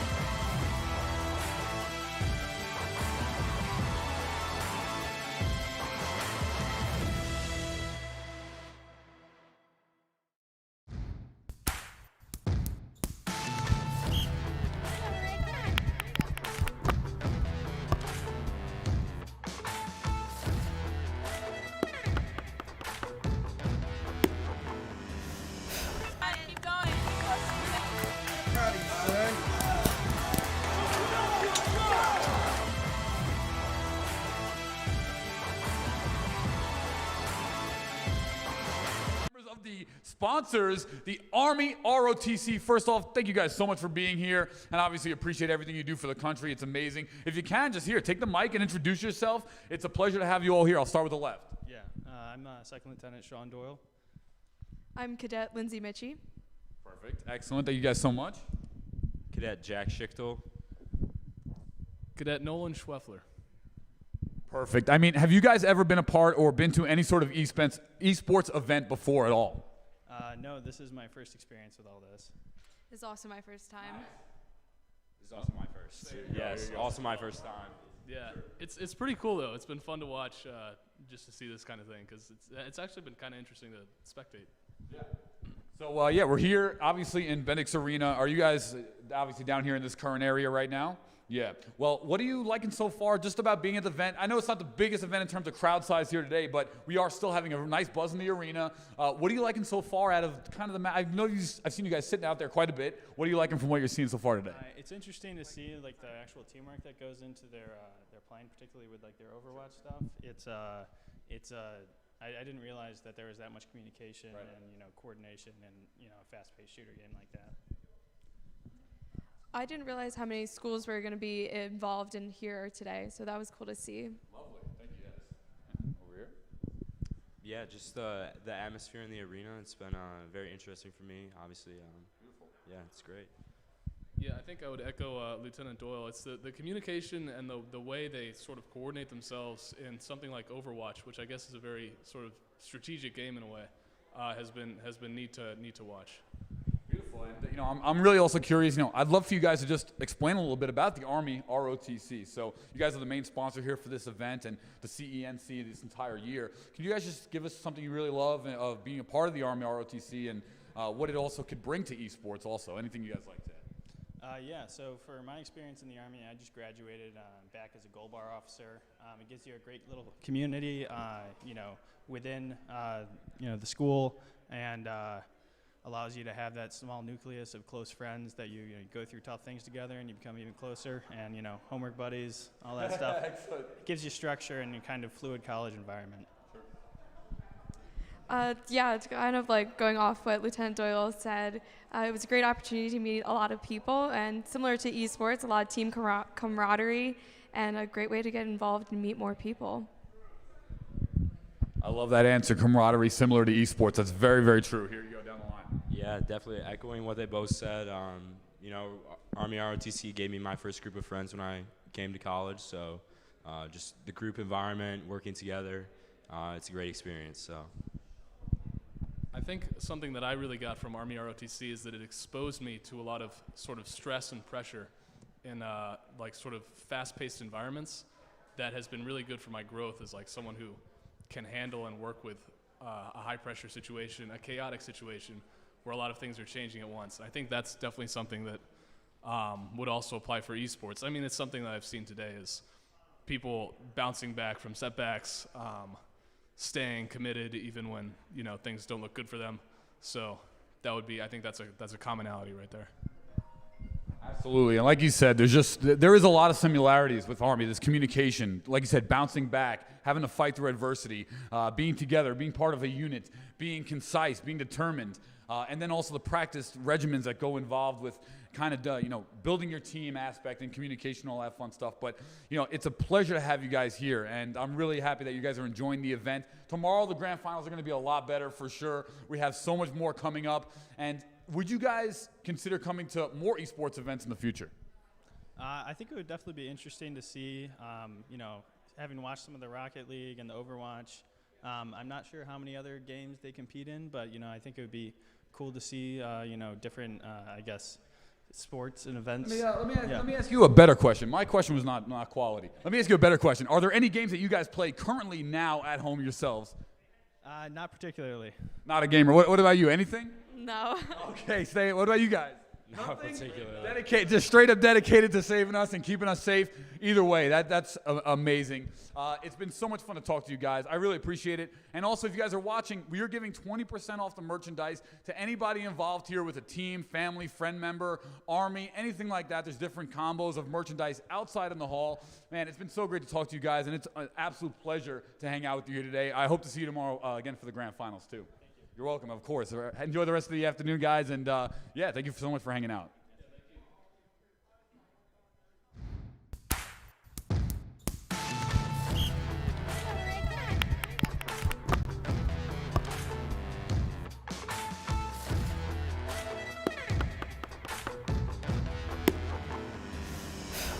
Keep going.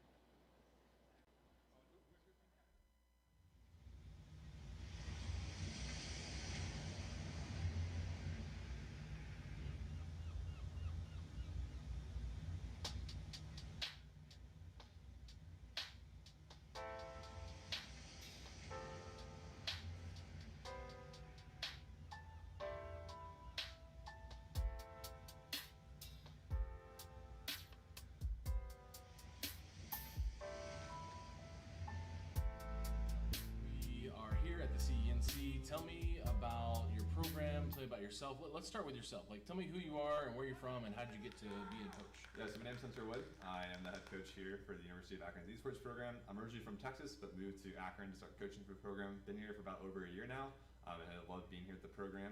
A little bit about our program. We're one of the largest varsity programs. This is actually our 4th year as a program, as a varsity program, which in like the big scale, it's like doesn't seem like a lot, but in collegiate esports, 4 years seems like a millennia, more or less.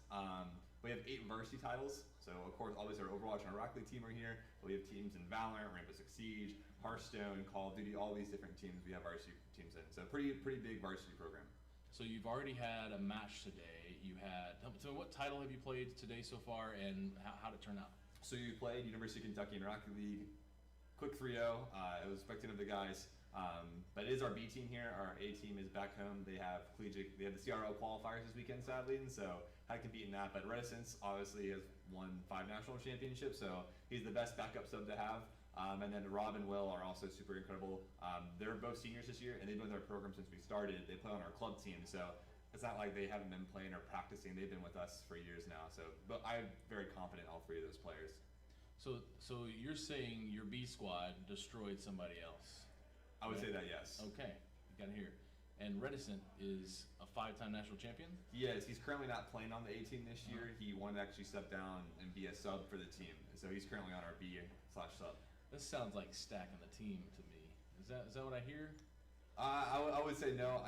I try to convince Reticence to play on our A team, but he refused to this year, sadly. So. Nah, I'm just messing with you. So, okay. Let's talk about, you said something about club. Is there different levels? Are there different levels going on on your campus? Absolutely. So Akron Esports, Zips Esports, or the Akron Zips, right, is one big student organization on campus. We have the varsity side, which we're really proud of. We also have a massive club side as well, where students who maybe aren't at the varsity level or just want to hang out and play games. New World's been a new game, and MMOs and Pokemon, anything gaming related, we house at the University of Akron. And so our organization is about 500 students in a whole. So of course we have the varsity, but the majority of it's also the club side, and we also have recreational. We'll host events going on. Last year we hosted a charity event with Gamers Outreach. We just do tons of events. We do Halloween events, holiday events, Valentine's Day events. We have so many activities going on for our student population on campus to get involved in gaming and esports. Wow, that's really awesome. So now you guys are one of the few colleges, I would say, probably in under 100 that probably have some scholarships. You guys actually have some funding and some support from your administration, from your school. Tell me a little bit about that journey and what it took and how it got to where it is now. Yeah, I think Nate would be probably the best person to talk about our director. I've been here only for a year, but Nate's been with the program since its inception. I can't talk too many specifics, but I do know that the president at the time saw the future and saw it as this is a legitimate thing. Talked to the students about it on campus and saw the passion behind it, and then kind of greenlit the program and just kind of went. I think they really did just jump in head first with the funding. We have 3 facilities on campus. We have over 80 PCs across 3 different facilities on campus, and so really came in with the funding and the support, and that's kind of carried us where we are now. So what have you seen from the players, your time here, coaching with the team? What have you seen develop in the players? What have you seen when it comes to maybe career or other opportunities out there that has helped shape because of the team they're on now? What have you guys seen in that kind of good benefits and feel goods? Yeah, I think the big thing people are talking about now is collegiate, the next path to pro.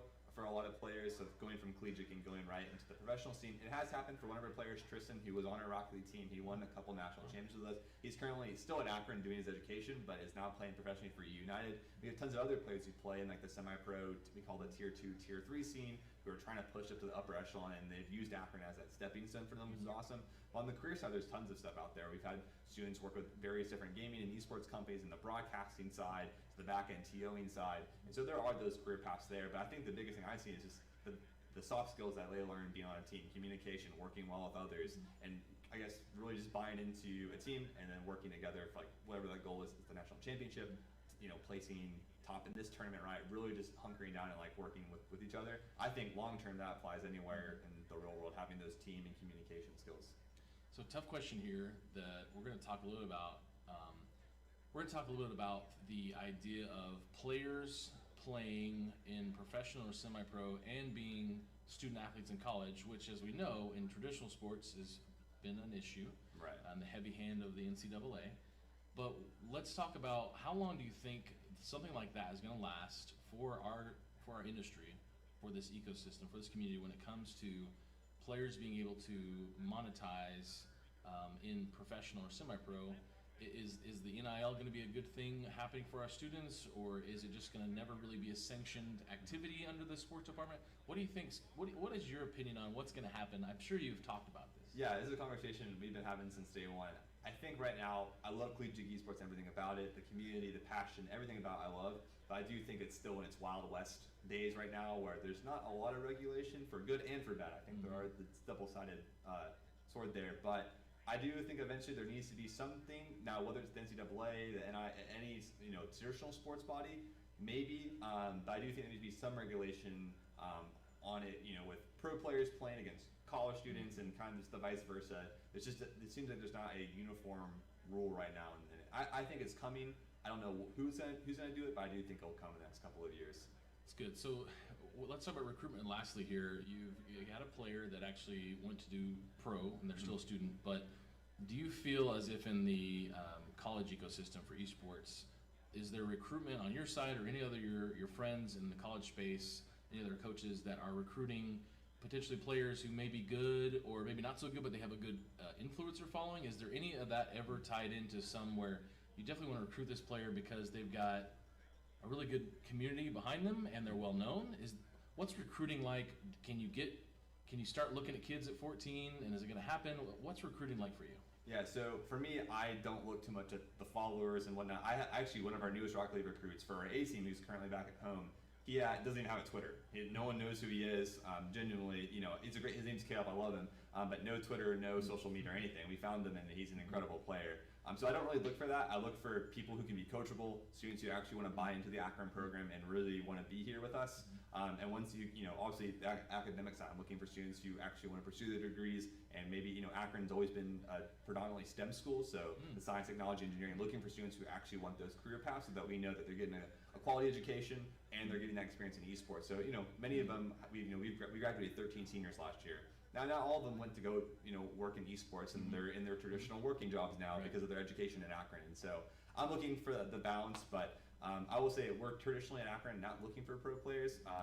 Most of them, we would love to have pro players in our program, but traditionally they're looking for maybe other opportunities, and it's just really hard to juggle collegiate, pro play, and school at the same time. And so we're kind of looking for those players who are almost getting to that level, but maybe not there yet, and who want to use collegiate maybe as a stepping stone for that.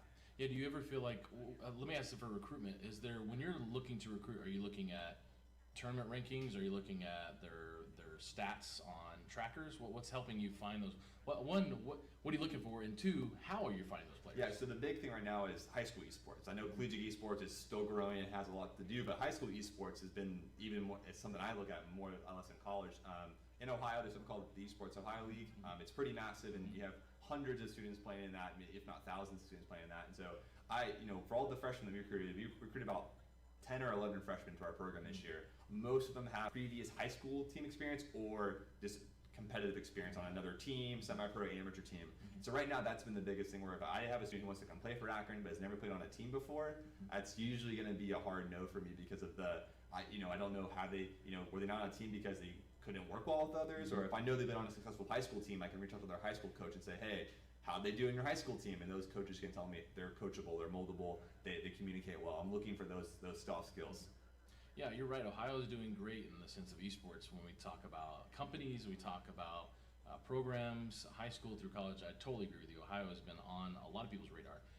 Now, this community in collegiate esports, there's a lot of learning. You guys being really the ancient ones in collegiate esports. And 4 years is a long time. I mean, I know back in 2014 there may have been some stuff with Robert Morris, but really 4 years is quite a long time in our industry. What is some advice, because I know this is probably what you're constantly doing, a lot of us in this space are helping share with other colleges, like this is how you potentially could run your program, or these are the things you need. What's some last bit of advice you can give to programs out there? And it's okay if they're your competitors, I guess. Right. But what are some words of advice you can give on college esports and having a successful program like yours? I think the big thing as collegiate esports continue to grow, it's shifted a lot from what it used to be back in 2014, which is friends playing games, to this more semi-pro, hyper-competitive, which is good. I love that. I'm a lover of esports and high competition. I'm in there screaming my head off. But I do think we need to start focusing on the club side still. There are tons of students on these college campuses who aren't SSL top 500 players. There are kids who just enjoy playing, students who love playing video games. Whether they're the lowest rank or the highest rank, they need to have the community, and I want more programs to focus on the varsity side, but not throw away the students who maybe aren't good enough. So supporting a club scene is the thing that we do at Akron. I think it's the most important thing we do at Akron. Like I said, Akron's varsity program, only about 50 students. Our club side's over 500 students, right? And it's having both those in tandem is what I think makes our Akron program what I think is so special. So I want to see more schools continue to support the students who maybe aren't, pro players, who just are just gamers. Well, you heard it here first from Hunter with the Akron Zips. Thanks so much for tuning in.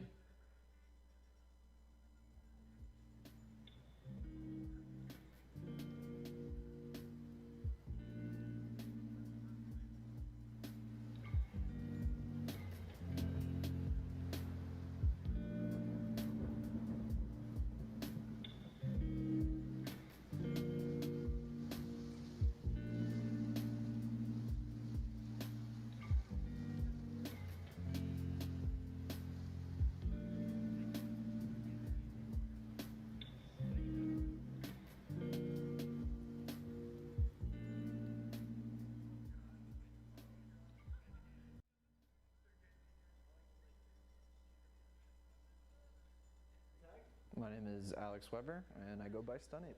I play Overwatch, and I go to the University of Akron, and I am their flex DPS. Is this your first LAN with the team? How long have you been playing for them? Not my first LAN with the team. I've been with the University of Akron, played with them for a couple seasons now. I went to a LAN with the previous team, but with the current roster, this is our first time playing together at a LAN. Now, you've got a lot of history with a lot of these teams, a lot of these players. You know a lot about a lot of these players. I gotta ask you, what kind of mark do you want to make on their history? What kind of message do you want to leave for them after this tournament? I want them to remember us as the better team, pretty much. A lot of them, I've seen them in ranked. One of them sent me a pretty upsetting message about Akron, and we let them know in the last time we played against them, and it's going to be the same way this time. Thank you very much. Yeah. My name is Eric Holstein, and I go by Eric in-game. I play Overwatch for the University of Akron, and I play both off-tank and flex support. Is this your first LAN? How long have you been playing with the team? This is my second year on the team, and this is my first LAN with the team. Okay, now, have you had much experience with the other schools here? Yeah, we play Ball State in the ESC conference, and we've played a little bit against Cincinnati. We had a match against them recently, and Yeah. Well, you play a couple of roles. It's clear that somehow it carries over, right? What you're doing from one to the other, you're keeping this team together from role to role. What kind of is the lead over there that allows you to do both of those at the same time and fulfill a similar role within the team on different roles? Well, I've learned a lot of what I know right now from our last team's flex support, and he because I came into this team with almost no team experience, and he kind of taught me a lot of what I know right now. So I just take a lot what I've learned from him. All right. Now, on two different roles, how are you going to make the difference against these other teams? Well, in this tournament, I'll be solely playing off-tank, but I just want to help enable my team and enable one of my favorite players, which is StunUp. My name is Daniel Mendoza, and I go by Seal. I play Overwatch for the University of Akron, and I play main tank. All right, first LAN, are you excited to be here? How long have you been with the team? Yeah, this is my first LAN. I've joined the team, this is my first season with the team, so I'm pretty excited. All right, you're pretty new to the team, but it seems like from what they're telling me, you're starting to get some real confidence in the comp. You're starting to get some confidence in the game. How are you going to put that confidence on the other teams tomorrow? How can we expect to see you pop off? You're going to hear a lot of monkey callouts probably. All right, so he's leading the dives. Who should have a target on their back? Who should be looking at it? Is it the supports? Is it the DPS? Who do you want more than anybody else out there to know you're coming for them? Break players. I am Frankie Ketchum, and my in-game name is Tosmino. I play Overwatch for the University of Akron, and I am the team's flex support player. Right, is this your first LAN? How long have you been playing for the team? This is not my first LAN. I've been to one other LAN, but I was a sub at the time. This is my 2.5 year, because I came in halfway through our school's first year.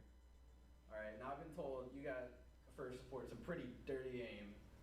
What do you have to say to all of the DPS out there that are going to be coming for your throat in this tournament? I have a sleep dart and I can count to 3.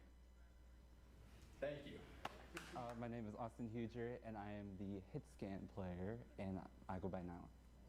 I play Overwatch at the University of Akron. All right, is this your first LAN? First LAN, yeah. How long have you playing with the team? This is my first year with the team.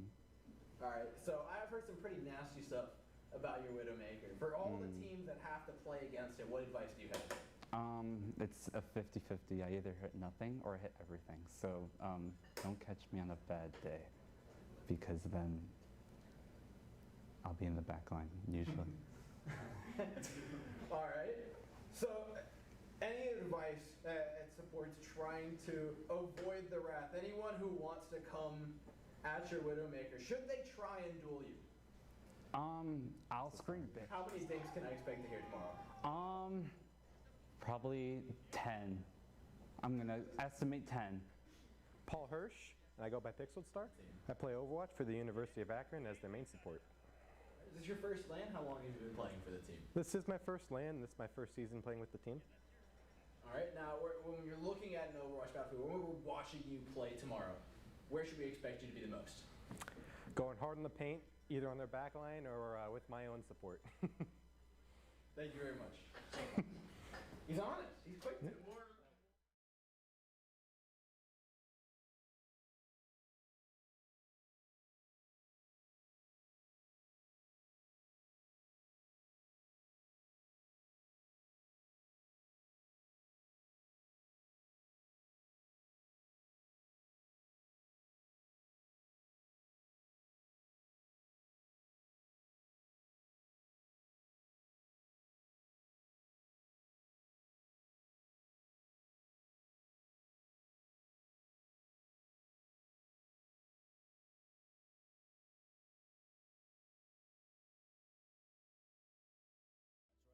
Top collegiate esports teams in the Midwest and South Bend for the first regional event leading up to the Collegiate Esports National Championship.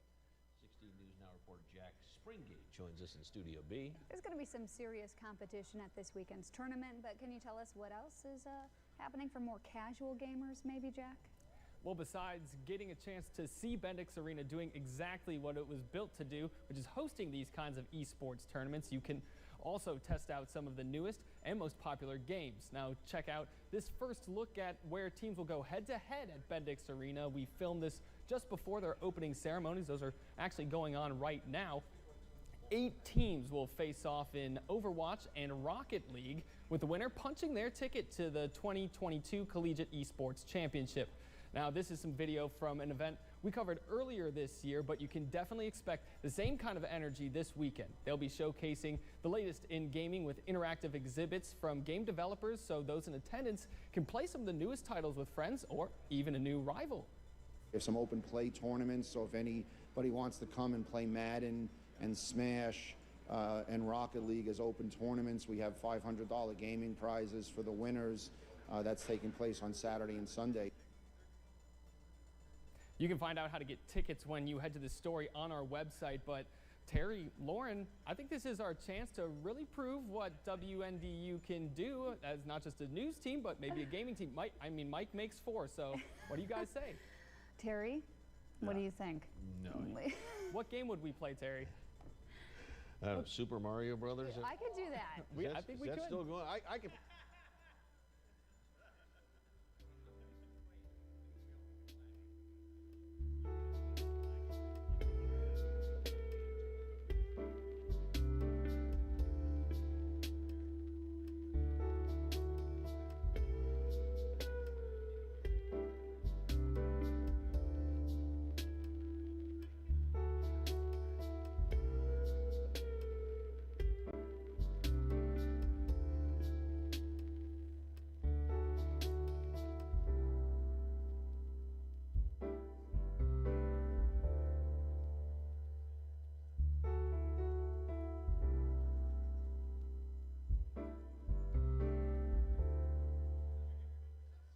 I am Nathan Paulo Benton. I'm from Waterford, Michigan.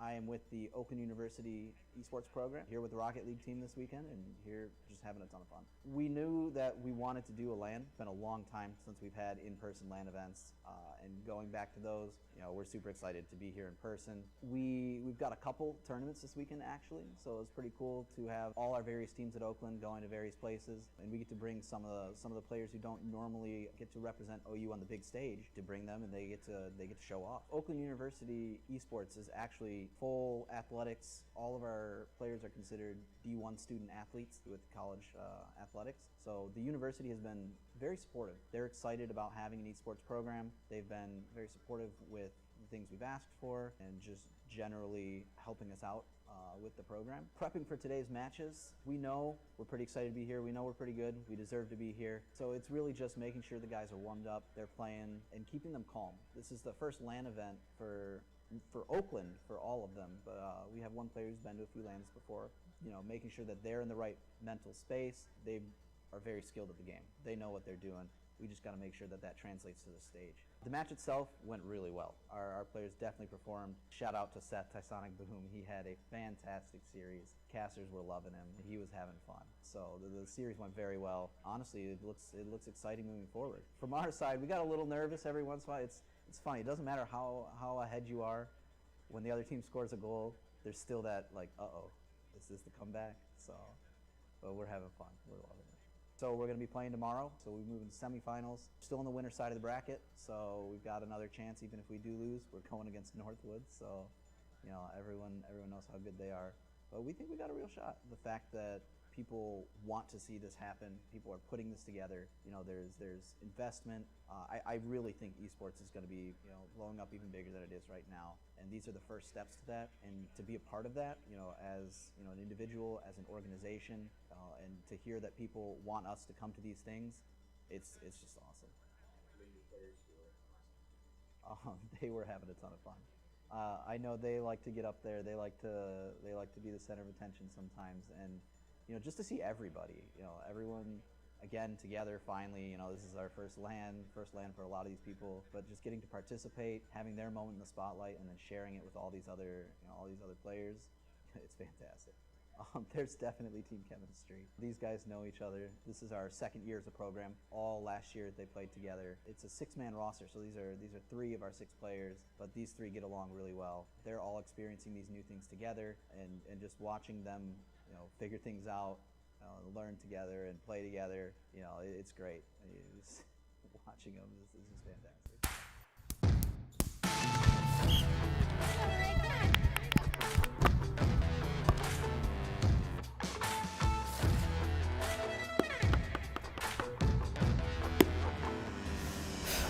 Keep going.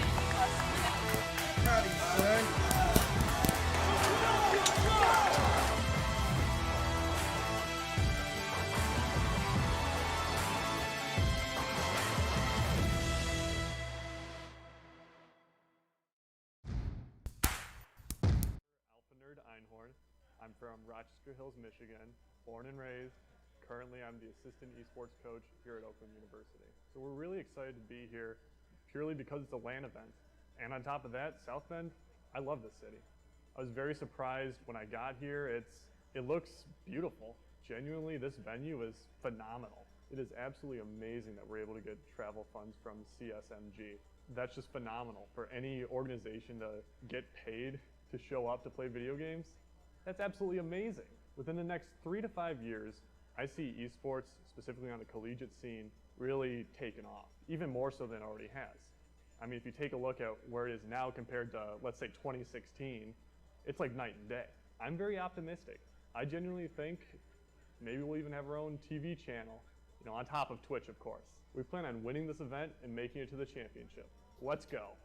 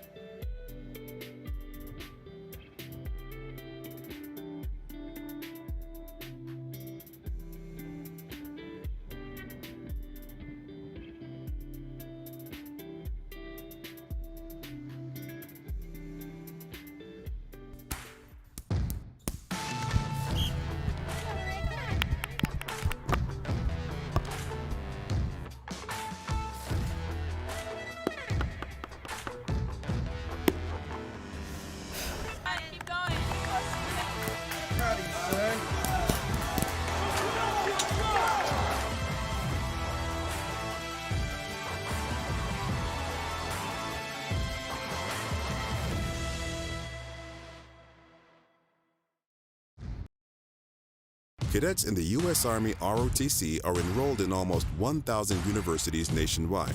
They are studying in over 450 different academic disciplines, and they come from all 50 states and each of the American territories.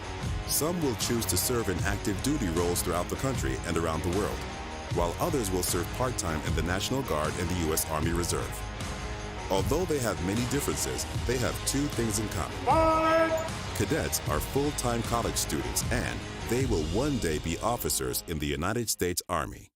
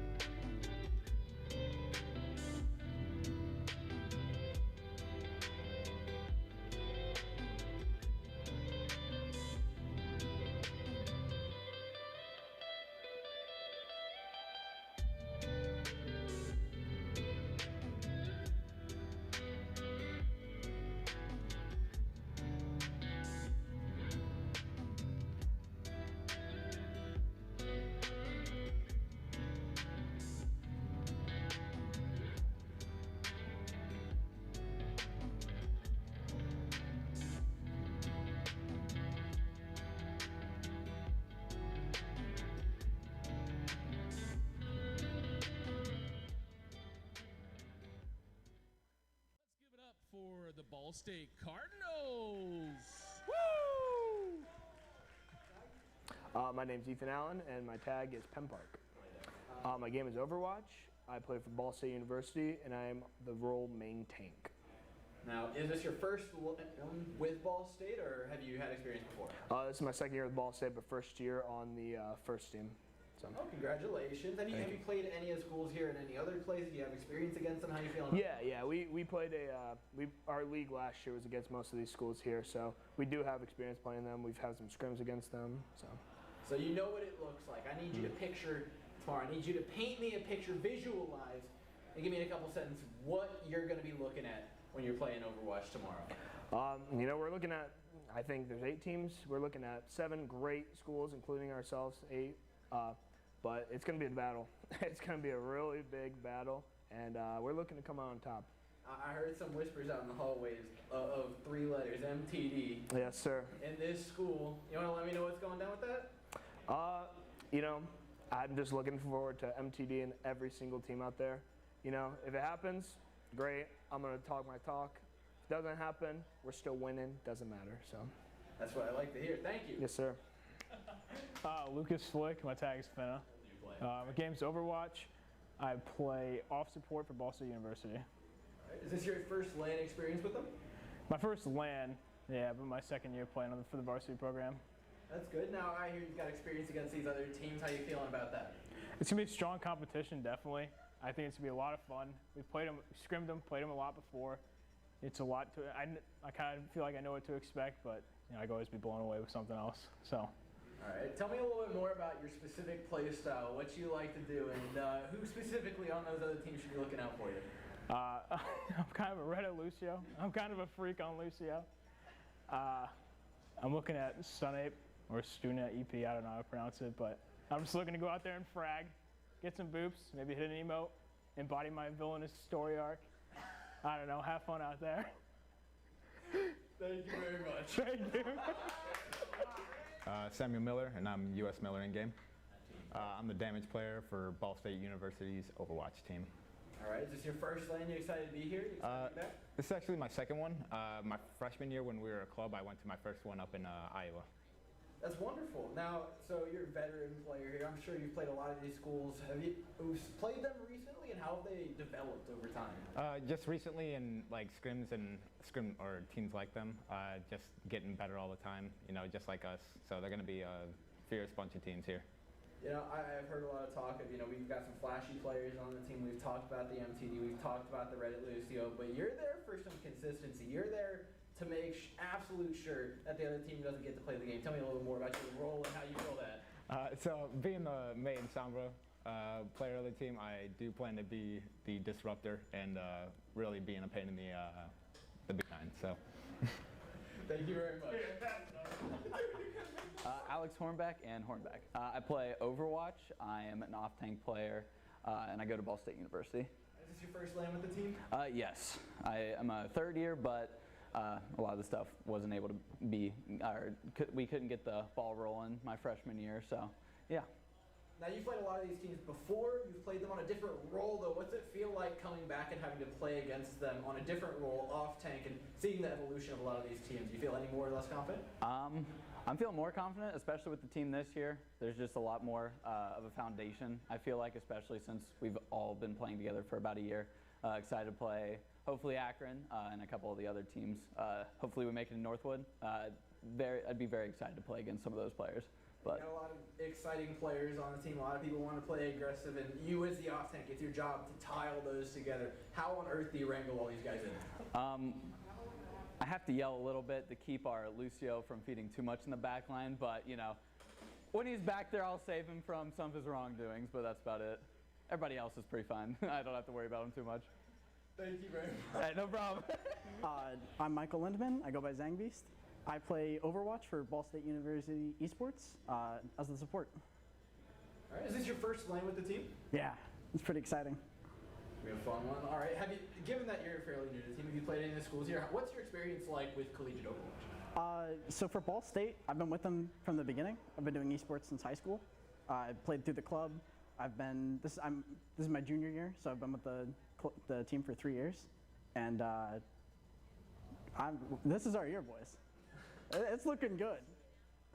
All right, now you've been with this team for a while. You're a parental figure to many of them, playing support as well. How on earth do you wrangle all these children? Oh, dude, don't even get me started. I got my Reddit Lucio just like trying to boot people off the map. I have my main tank that refuses to be on the front line because he's back in spawn most of the time. I have my 2 DPS, my no. But at the end of the day, all I have to do is imwort, right click, window, team comes together, we win every time. Thank you very much. I'm North Caster, and I go by Ninja Curly Fry. I play Overwatch for Ball State University, and I am a DPS player. Is this your first LAN, and how long have you been playing with the school? This is my first LAN. I am extremely excited, and I've been playing with the team this will be my 3rd year. I'm a junior. Now, Tamar, you got a lot of great DPS up on the field. You got a lot of great support lines. What we've seen in that pool, are you looking to play Widowmaker? Are you looking to play Kree? Are you looking to play what tomorrow to break down the enemy team? You know, I feel like I'll probably just rely on Old Faithful, the cowboy, or I don't know if we're gonna see any Widow, but I like some Echo. Now, I've heard your team talk a lot about how you just don't miss, and I can only connect that to one thing. It's got to be there. What's in the hair that makes aiming that much better for you? I don't know, man.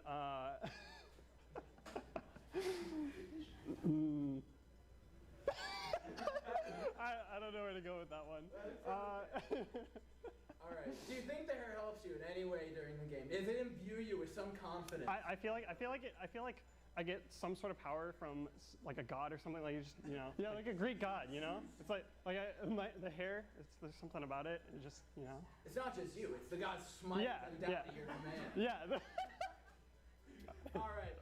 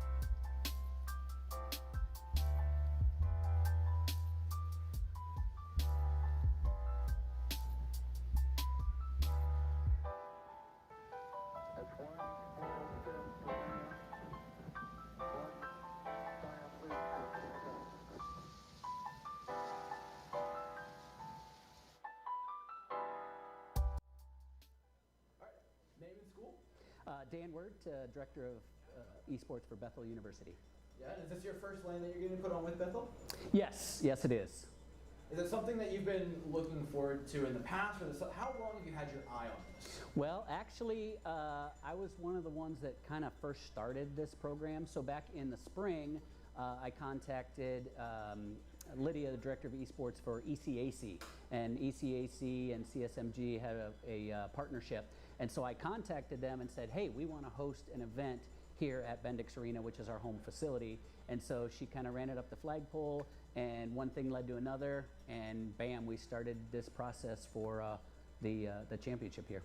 And what does it mean for your school and your esports program to be able to put an event on like this? No, this is great, actually. I mean, this is one of the reasons, this is how I sell our program, is I said we get to compete out of this facility. So in the LAN Center, we're here 3 days a week playing, and then this is our first event on the stage. And so to be able to host that, it was one thing to be able to see the artist rendition of how it might look to what it looks like tonight. So this is pretty exciting, and I'm sure everyone's gonna really enjoy it. And for you, what's the best output of it? Is the experience for the kids at the school? Is the ability to build the program, or what? You know, when I first kind of got going here, it was just the opportunity to have these kids to be able to do something that they enjoy. I have a son, teenage son, who's a gamer, and part of the way I connected with him was to just find out, hey, what are you doing, watching him, talking with him. So then I sort of took his passion and he kind of instilled that in me. And then the opportunity to really work with these young kids to be able to say, hey, this is something you're interested in. here's an opportunity that you can go and continue on gaming and do it at a high level. And so that's kind of part of the excitement and experience that we have. All right, last one. What do you feel for the future of Bethel University's esports program? More events like this, larger teams, what does it mean scholarships-wise for these students? What opportunities are you looking to give these kids? Yeah, so we actually already offer scholarships. We're a varsity program under the athletics department, so we kind of started right out the gate with scholarship programs. As far as one of the Bendix Arena here is a sponsor of our team, and so we actually have a partnership with them to bring events like this every semester. So we're going to be doing a big LAN event like this at least once a semester. And then for our program, we'll probably be still a relatively small program. We might have 1 to 2 teams for each game, and maybe 40 to 50 kids max, just because of the size of the school. But that doesn't mean that hey, we can't compete on the national stage against some of the big boys. Thank you very much. Cool. Thank you.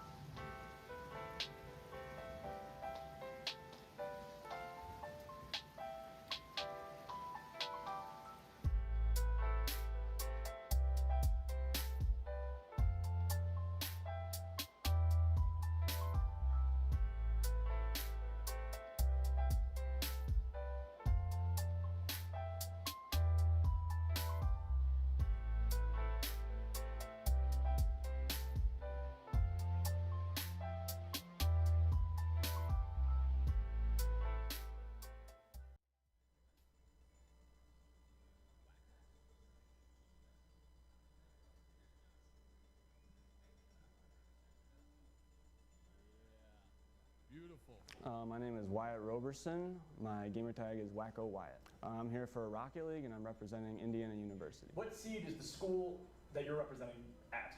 6. 6. How do you guys feel about your chances this weekend? I feel pretty good. Definitely going to be some competitive teams there, but I feel like we have pretty good chances. Yeah, speaking of competitive teams, are there any schools here specifically that you're really looking forward to playing? Akron. Yep. Is this your first LAN? It is my first LAN, yes. Is there anything specific about a LAN atmosphere or just what the LAN kind of represents that you're excited to be a part of? I'm excited to be on stage. I've never been in a LAN environment before, so being on stage with all eyes on me, pressure's on, I'm excited to finally get to experience that. My name is Philip Semnicki. My gamer tag is Flipexy. I'm representing Indiana University, and I'm playing Rocket League. Which seed is your team currently placed at? 6 currently. Are you looking forward to anything specific here in the LAN environment? Have you been to any LANs before? I have not been to any LANs. I love this environment. I'm really excited to be here. They're really excited to be a part of this hype. Absolutely. Have you played any schools here specifically, or are you looking forward to competing against a certain or specific school? I've actually played against most of these universities competitively online, but never in person, so they should be fun. Are there any revenge stories in here? Are you trying Any to revenge? yourself? Probably, yeah. Most of them, I think we went pretty well against. Most of them I've beaten confidently. Okay. Absolutely. And how do you feel about your chances this weekend, just for the team as a whole? Super good, super good. My name is Grayson Weddle, and my gamer tag is Book. I'm playing Rocket League for Indiana University. Which seed is your team currently placed at? We are the 6th seed. Is this your first LAN? This is not. I played one in Grant Park. What part of the LAN atmosphere are you most excited to be back and be a part of? I'm just ready to play on stage, and I hope it's even better than the first LAN I went to. Have you played any of the schools here, or are you looking forward to playing anybody specific? I have not played any of them, but I'm looking forward if we do match up against Northwood. And then how do you feel about your team's chances just as an overall this weekend? I think we're pretty good compared to the other teams. I think we stand a good chance. Cadets in the U.S. Army ROTC are enrolled in almost 1,000 universities nationwide. They are studying in over 450 different academic disciplines, and they come from all 50 states and each of the American territories. Some will choose to serve in active duty roles throughout the country and around the world, while others will serve part-time in the National Guard and the U.S. Army Reserve. Although they have many differences, they have two things in common. Cadets are full-time college students, and they will one day be officers in the United States Army.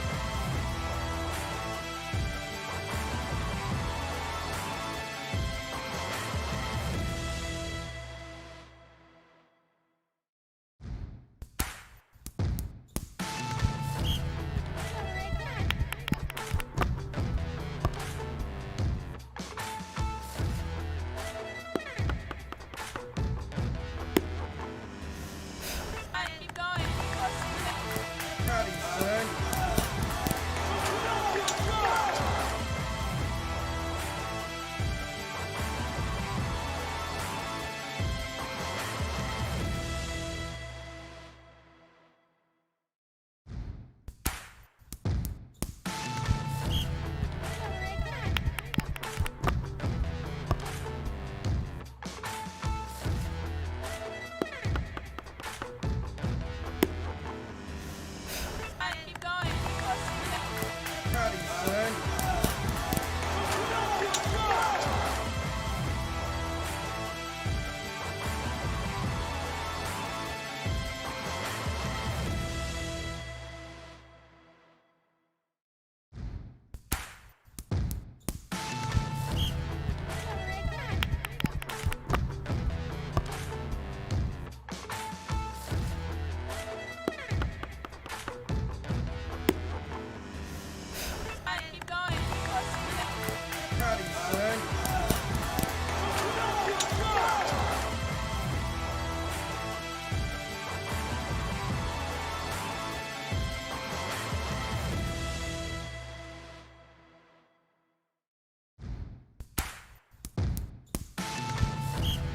Cadets in the U.S. Army ROTC are enrolled in almost 1,000 universities nationwide. They are studying in over 450 different academic disciplines, and they come from all 50 states and each of the American territories. Some will choose to serve in active duty roles throughout the country and around the world, while others will serve part-time in the National Guard and the U.S. Army Reserve. Although they have many differences, they have two things in common. Let's give it up for the Zips. I am Isaac Stecker, and my in-game name is Reticence. I'm representing the University of Akron, and I am playing Rocket League. Is this your first LAN experience? This is not my first LAN experience. How many LANs have you been to before? I would say I've been to maybe 4 or 5 for Rocket League. Yeah, absolutely. And are you excited to be back in the LAN atmosphere? Is there anything specific about a LAN you're looking forward to? I think it just brings a different environment to the game. Everyone's in person. It's a different setup for everyone. It's just a different energy for LAN events that I'm looking forward to. And have you played any schools here? Are you looking for a bit of a revenge story, or are you excited to play anybody just here at the tournament? I guess I would say probably Ball State, because they're in the MAC conference, so that's a little bit of a school rivalry, I guess. My name is Robert Harold. I go by Potato. I'm representing the University of Akron. I'm playing Rocket League. Is this your first LAN? This is not my first LAN. How many LANs have you been to before? I've been to one other LAN before. What are you excited to be? Are you excited to be back in the LAN atmosphere, and is there anything specific you're looking forward to? I'm not super excited. I'm feeling very nervous. This is probably the biggest LAN and by far the most professional LAN I've been to. In that sense, kind of honing into those nerves a little bit, do you have any pregame rituals or anything that you kind of do to get your head into the game rather than worry about kind of what's happening around you? Warm up for 2 hours. Simple, short, and sweet. And then have you played any schools here? Is there anybody specific, any teams that you're really looking forward to going up against? I don't think I've played any teams here, but I'm looking forward to play against them. My name's Will Imes, and in-game I go by Will's Okay, I guess. I'm representing the University of Akron, and I'm playing Rocket League. Is this your first LAN? This is my first LAN. What are you excited about getting to experience here in this LAN? I've never gotten to play on stage before. I don't know if it's going to make my game better or worse. We're hoping better, you know? Absolutely. And have you played any schools here, or are there any teams that you're really looking forward to? I don't think I've played any schools here. I think nobody's really looking forward to playing Northwood, but if it comes to that, then, we'll have to try and take them down. So being the B team, being kind of brought in a little bit last minute, not really expected, do you think that's going to give your team a leg up in the situation or any kind of advantage? Coming in as sort of like a makeshift B team for Akron, I think it could help or hurt us. On one hand, when people find that out and they don't see the names everybody recognizes, I think that they'll probably, not put as many expectations on us, maybe let their guard down a little bit. But that can also be kind of coin flippy, because I feel like some days we might pop off and really surprise people. That could help us. Other days, it might be pretty obvious that, we're not the A team.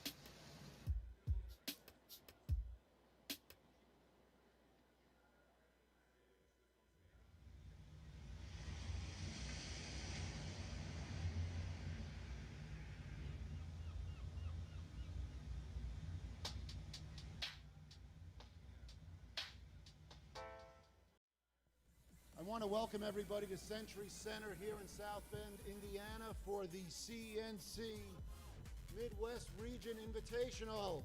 And let's get this party started.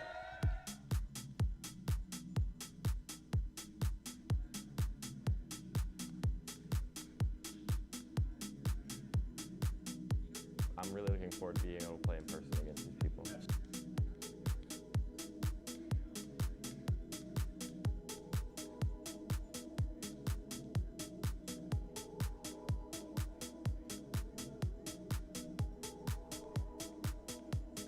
Where should we expect you to be the most? Going hard in the paint, either on their back line or with my own support.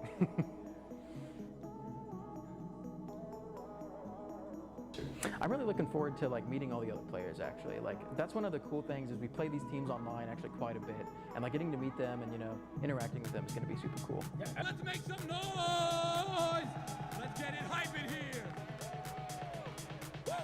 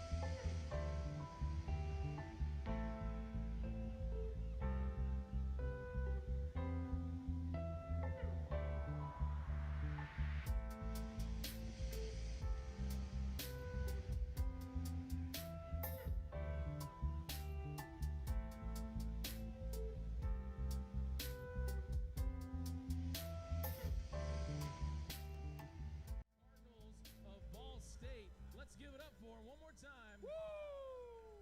Let's go. All right, so my first and last name is Devin Welch, and my gamer tag is Deister. I play for Rocket League at Ball State University. Awesome. Is this your first LAN ever?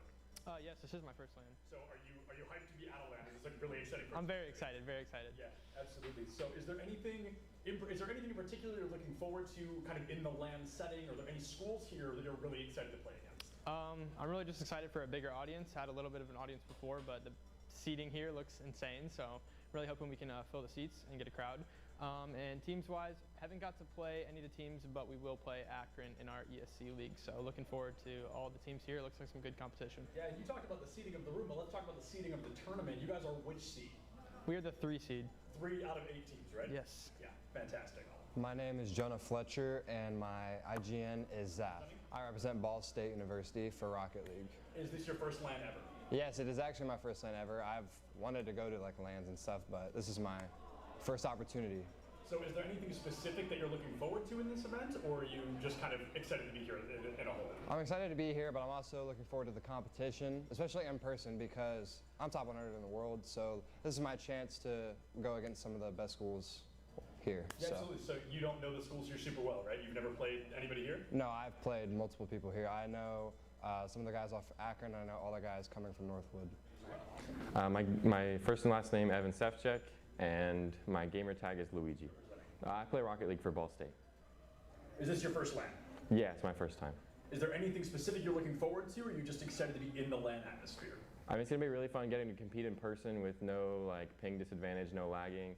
I'm really looking forward to being able to play in person against these people. Absolutely. Are there any schools in particular that you're really excited to play against during this tournament? Yeah, honestly, we're really excited. We think we're going to have a really good matchup against Akron, so we're hoping to take that and make it into the finals. Cadets in the U.S. Army ROTC are enrolled in almost 1,000 universities nationwide. They are studying in over 450 different academic disciplines, and they come from all 50 states and each of the American territories. Some will choose to serve in active duty roles throughout the country and around the world, while others will serve part-time in the National Guard and the U.S. Army Reserve. Although they have many differences, they have 2 things in common. Cadets are full-time college students, and they will one day be officers in the United States Army.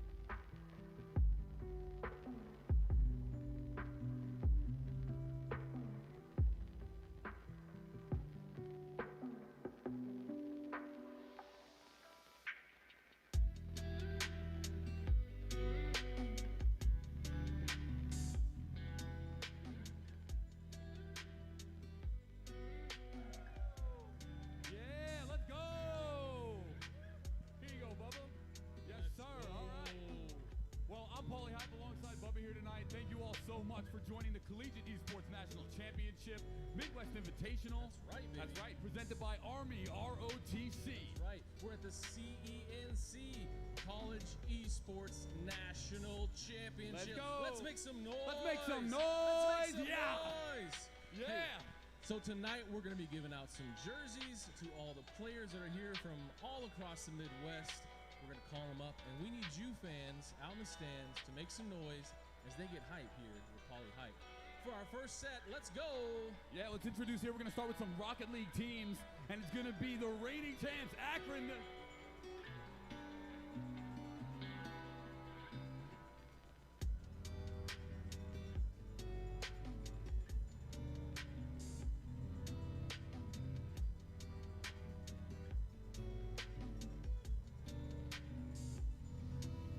Now, Potato. Yes.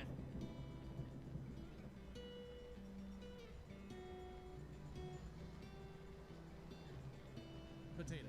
Don't get it wrong. Okay. And last up, after we get Potato here, beautiful jersey pick, loving it, stylish as always. We've got Will.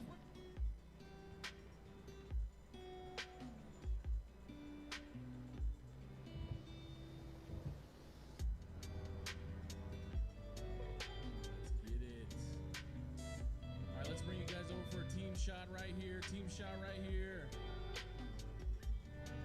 Put some respect on their name, reigning champion.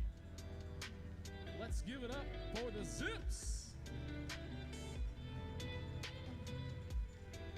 All right, next up in our Rocket League matchups, we've got the Cardinals of Ball State. Let's go.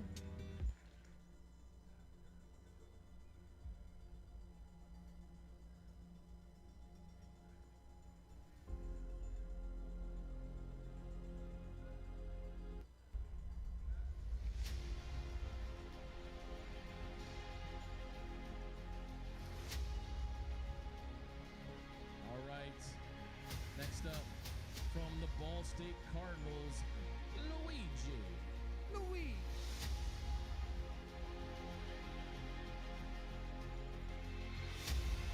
A great tournament this weekend. That's a tall Luigi. Yeah.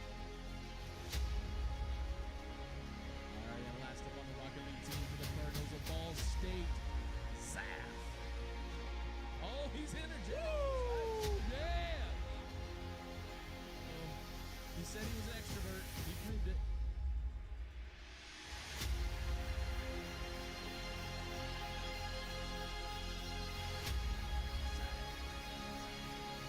All right, team shot for the Cardinals of Ball State. Let's give it up for him one more time. Woo! Let's go. Coming up next, we have the Oakland Golden Grizzlies. Now let's bring out their first player here, rocking a large size. We got Mega. Let's go, Mega. Let's get that jersey.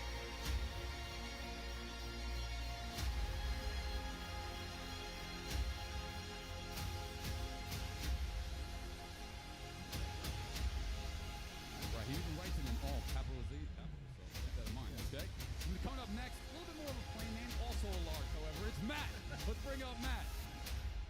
Matt.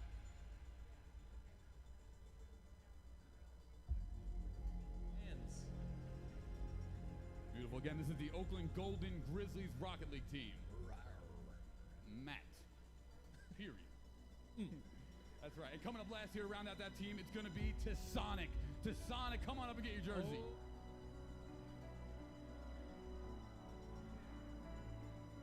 Like hair. Yeah. One of the more stylish haircuts on the evening. Who out there played Sonic? Come on. Nope, just older people? All right. Understood. Okay, now we've got another team. After we get this team shot, let's give it up one more time for the Golden Grizzlies of Oakland. Oakland University. And now they play here in this facility sometimes because they're from this area. It's the Pilots of Bethel University. Yes, sir. Oh.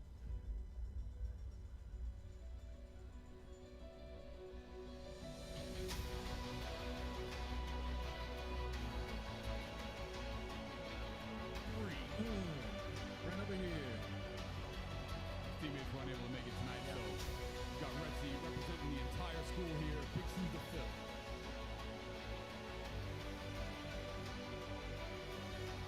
All right, one more time for the Rocket League team of Bethel University Pilots. Thank you so much for hosting us this weekend.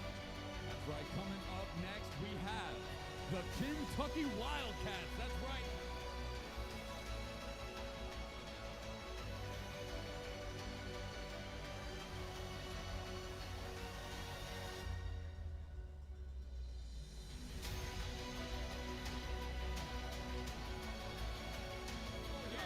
He said, don't ever get my name wrong again. He was angry coming out. All right.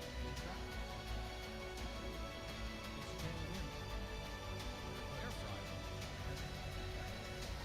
All right, coming up next, we have the Festive Invader. Casual entrances here at the CENC Midwest Invitational. He's going to show us through his game. Can't wait to see it.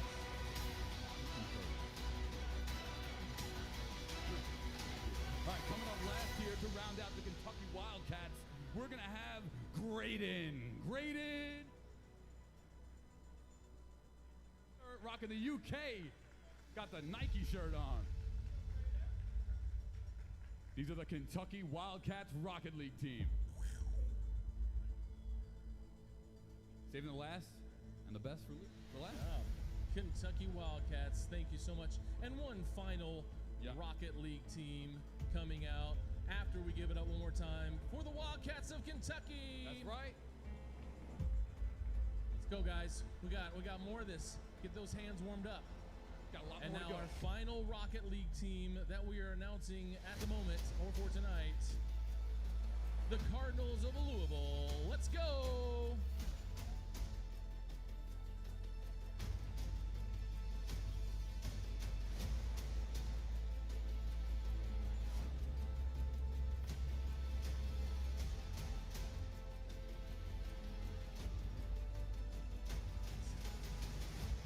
This weekend, you cannot say Louisville. Okay? Louisville. Tricky spelling. Yes. Tricky spelling. Okay. Next up, Rhino.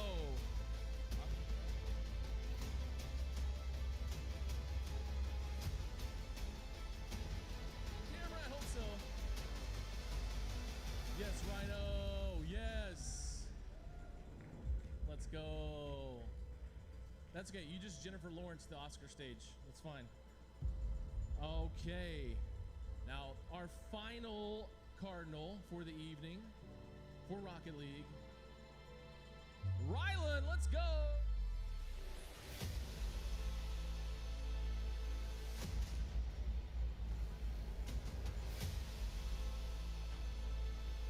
He's got the red shoes on to match the Cardinals. Stylish. Stylish shoes of the night, actually. University of Louisville. And actually, we have a little surprise here because... surprise? Yeah, that's right. Actually, Indiana was not here at first, but they, I don't know, showed up late on the bus, break room in private plane. I don't know. Yep. But either way, they're here now. So let's make it up for Indiana as they'll be the last team to come up here. And first up is going to be Wacko Wyatt from Indiana. Let's go.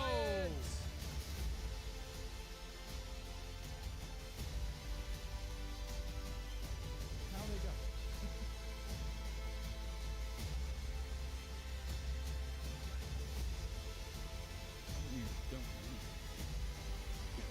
All right, and coming up next, we have Flip Bexy. Flip Bexy from Indiana.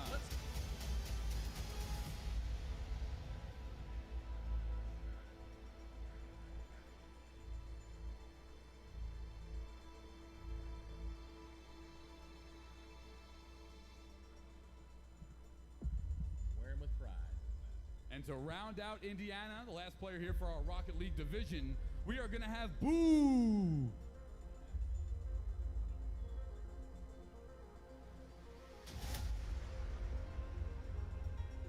Okay. I like it. Beautiful. Let's go. Let's give it up. Come on, let's go. That was the Rocket League division. You can't be sleeping on me already. Rocket League. Let's go. You play Rocket League? You play Rocket League? A little bit. Nah, I don't play. I played the other day and I got a goal. I'm gonna say. I like that. My 3rd game ever. I think we're ready for Overwatch. Overwatch is pretty fun. You guys like Overwatch? Overwatch, come on. This is the game. 6-on-6. We are here for Overwatch. And let's start out with our first team once again. The Zips from Akron. Coming up first to get his jersey. Let's see Sanep. Let's go.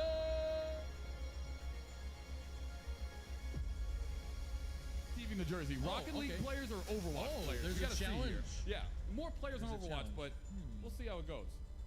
I think they should have more energy. He's like, dude, I don't know, be here, bro. All right, coming up next, we have Seal. Seal from the...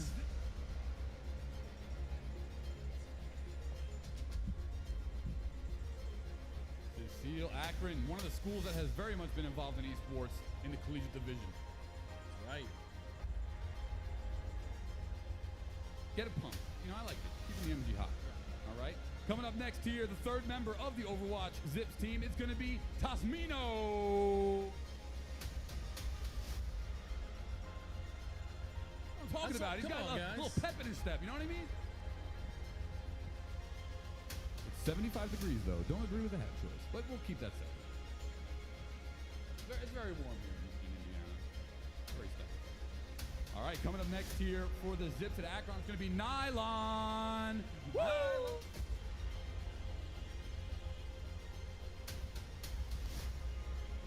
He holds bolts into place.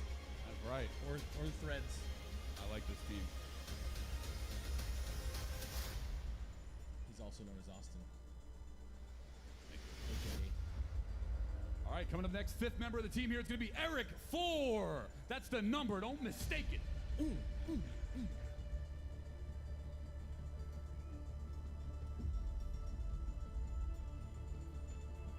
Beautiful. One member left here at the Zips from Akron University. To round up that team, I like this guy. His name is Paul as well. So plus 4 points there to the name. It's going to be Pixel Star. Pixel Star.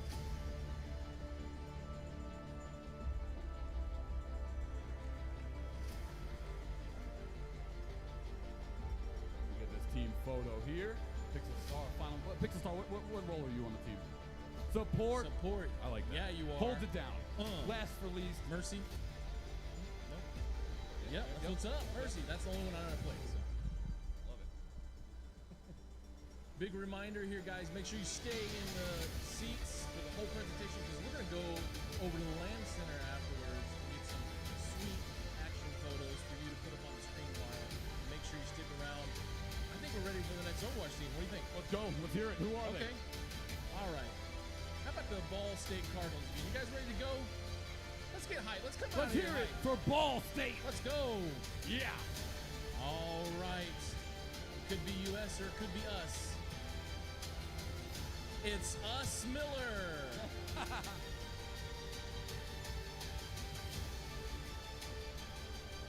Yes, this trip. Yes, he tripped. Yes, You got him multiple times. 2 Jennifer Lawrences here tonight. I guess you guys know the reference. Wasn't it that good? Okay, next up for the Cardinals, Zane Beast. Woo!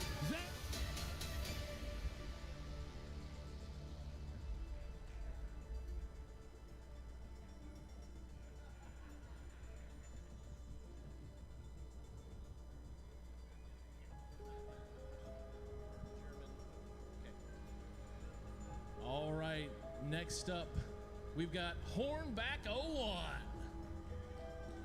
All right.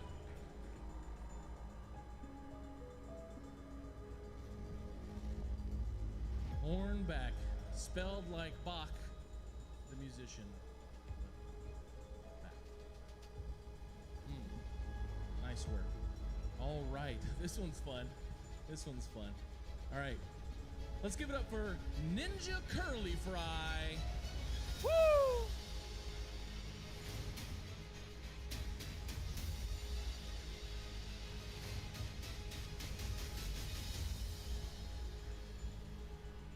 pair of the night, 100%. All right. Next up on the Cardinals, we've got Finna.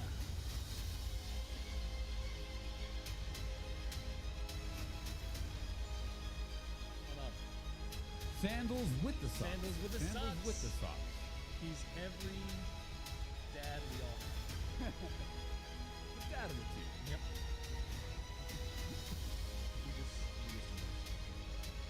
Let's give it up for the Cardinals of Ball State. Cardinals of Ball State. Team photo Do you time. want more? Do you want more, maybe? Do we want to bring him on? One more. Do you want to bring him on? Oh, all right. Well, We were getting ready for Overwatch 2. you guys we had were getting paid ready me for to Overwatch not bring 2. him out. You know. You guys had paid me not bring him out. Pin Park 23.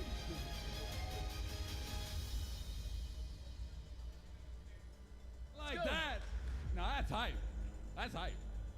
Best intro Yeah, right there. the best smirk. Best smirk award goes to Pin Park. Yes. Let's go. Yes.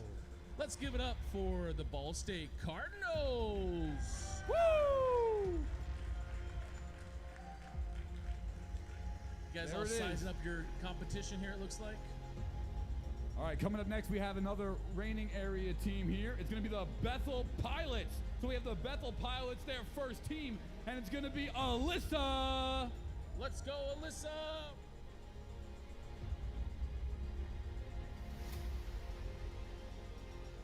Love it. Let's go.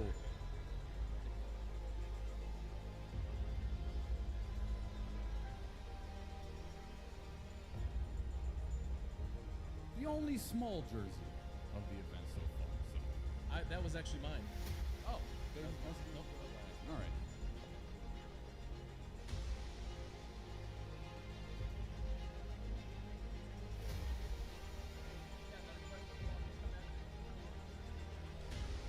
Everybody seems to be taking that step a little slower now. Yeah, they're now aware.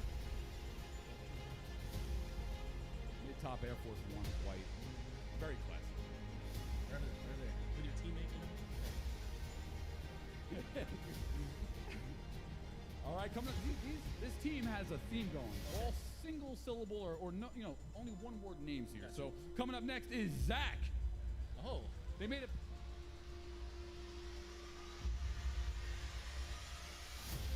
He knows jiu-jitsu. Don't make eye contact. Don't even look at him. We're all just a little bit more nervous. Snap back so you can see the cut through the hole. All right, and their fourth member of their team here is going to be Kuda.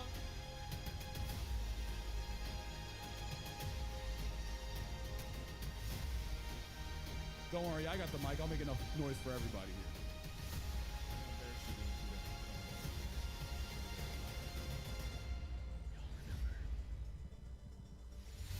All right, and the fifth member here of the Bethel Pilots is going to be Quibsy.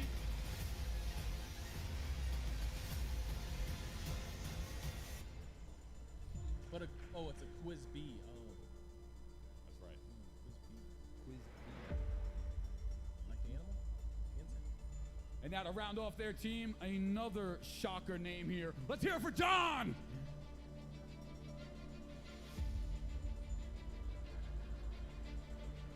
You did it! Don't worry, we're He's here for alive. you. You're the third person, don't worry. Don't That's worry. right, folks. We need a watch your step sign for the top here. You guys are so excited to get Don't up worry, here. don't You worry, just don't can't make the steps. People forget quick. Yeah. I'm so excited. And that's going to be your Bethel Pilots Overwatch team for the team photo. That's right, folks. Esports coordination is with our hands, not our feet. That's right. Okay. Next up are the Titans of Illinois Wesleyan. Woo! Let's go! You guys ready? They're here? Yeah, they're here.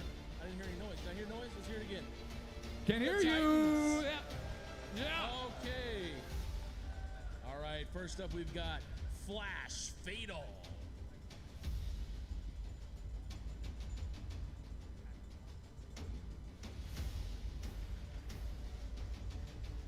Wesleyan, one of the teams that competed in last year's event as well.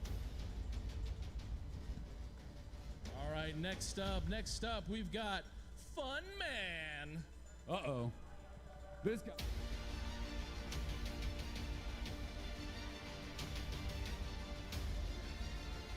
True to the, come on, look at that Yeah, smile. look at True that to the smile. name, true to the name. Smile a mother could love. What? All right, next up, we've got a really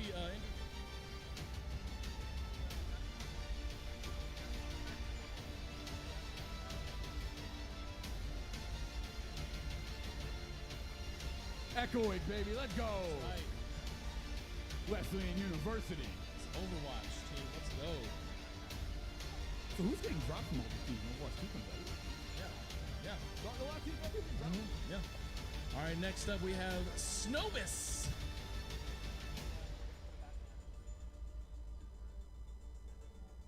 The Titans of IW. Ah, a fellow bald brother. Yes. Something I always enjoy. All right, in our 5th spot, Flumsk.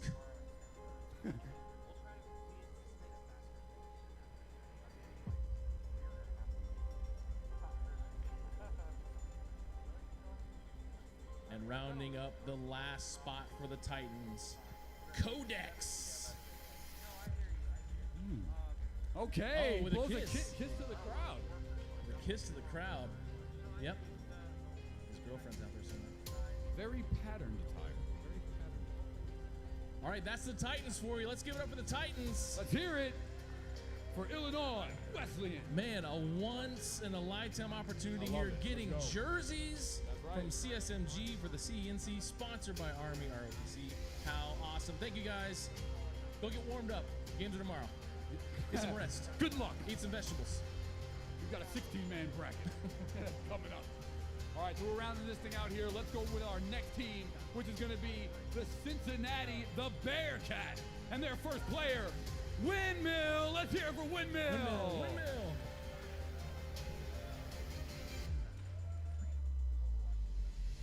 Not messing around. Oh, he changed up. He's smart. He produces power.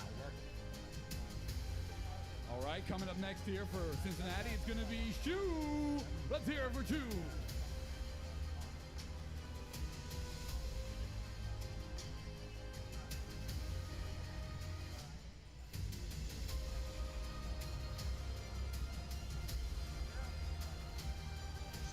Very good. All right, coming up next, third member here of the Cincinnati, the Bearcat, it's going to be Archimedes. That's some Greek mythology. Ooh, look at this. Look at the hair. Yeah, that's Merlin's Flowing. bird. Is there a fan in here? Yes. The flow is real. That didn't slow. Very impressive. All right, coming up next here, it's Reginald. Yeah. Yeah. It's a very proper name. Yes. From England. Reginald. Just kidding. All right, next up is going to be Andog for the fifth member. Andog, let's put it up for Let's him. go. Keep it alive, y'all. Cincinnati, the Bearcats. Like the school attire right there. Very nice. And your shoes match the jersey. Let's round out the Bearcats here with their sixth member. It's going to be Silver Talon. Let's hear it for Silver Talon.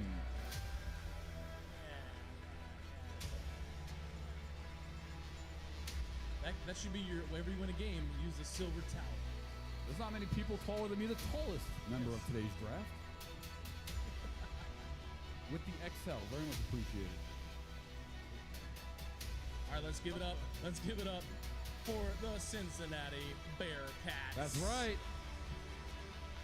Cincinnati. I believe we're down to one team. Are we Okay. down to one team? One team. We down to one team? They're the only last All bunch. right, They're down to let's go. themselves. Let's do this. Let's do this together. Let's do this together. Okay. All right, we got the Butler. Bulldogs. Let's hear it for these Bulldogs. Let's go. Okay. All right, let's Very see. nice. All right, first up we have Breath. Rounded out. That was the last team. Can't give up on these guys. The Bulldogs. It's the final team, y'all. Great. Oh, yeah. Yes. That's what you like to see.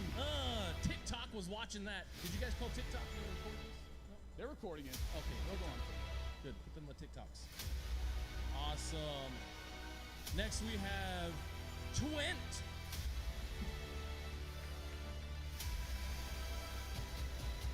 Nice, nice. Love it.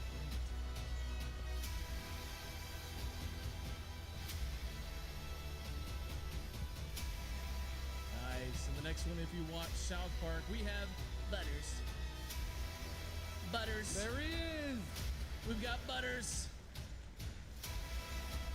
I just want to go home and play Hello Kitty Island Adventure.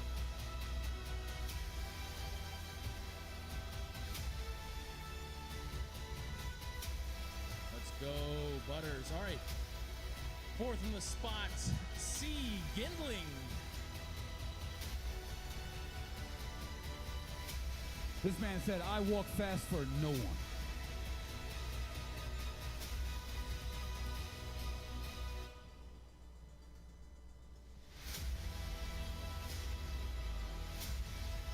In the fifth spot, coming in for Butler Bulldogs is Intrepid Cash. Intrepid Cash. That's right. Let's go. He's also an entrepreneur. Halfway to Ric Flair up top. Halfway right. to Ric Flair up top. All right, and this last one, I think this last one's pretty good. Okay. Bubbles the Commie. Woo! Bubbles, he's a little guy. And He's the look at strongest those. member. Yeah. Oh, yeah. At the wrong event. Yes. Yes. The good-looking competition is where I'm going later. All right, let's give it up for the Butler Bulldogs. Woo! Yeah.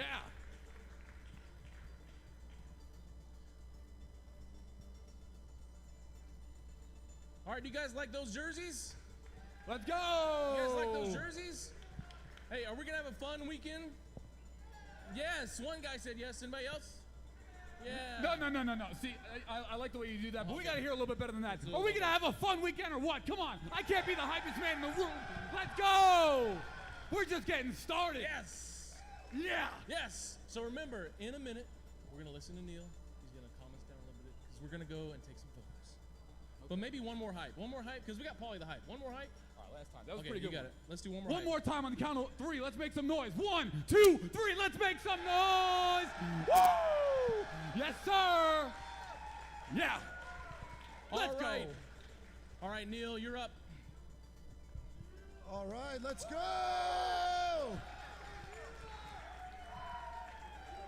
So tomorrow morning the competition starts, but tonight we're all together. No competition. Let's go out, meet some new friends, have a good time. Put those jerseys on. I want everybody up here on the stage. Let's take a group photo.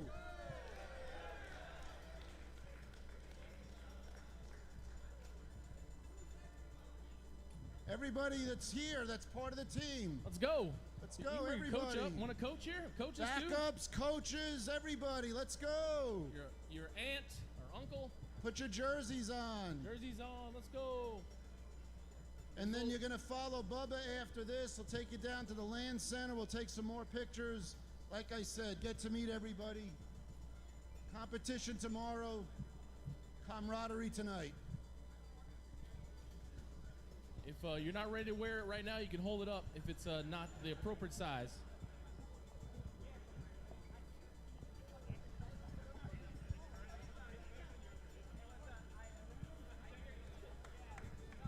All right, squeeze on in. We've got a little bit of room. You can stand a little bit behind the gaming chairs. This is a very good social distance activity. Y'all got your shots? We got a couple cameras, so we're gonna look at this camera for just having shots, but then we're gonna have somebody with a clicker camera, as they call it, I think. So we've got a professional photographer here.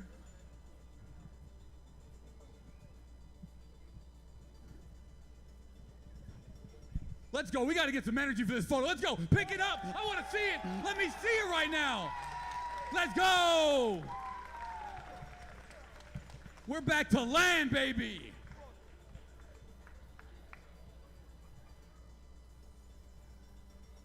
I'm only getting a couple seconds of hype, so you guys better be quick. And we'll do it one more time. 1, 2, 3. Let's make some noise. Let's get it hype in here. Woo! Love it.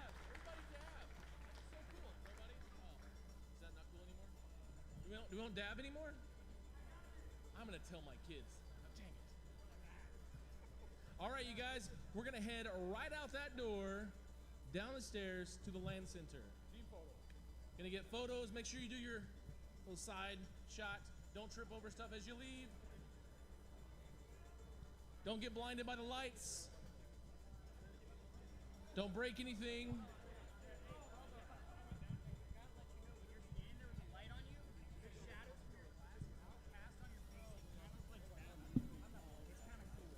Where's Rachel?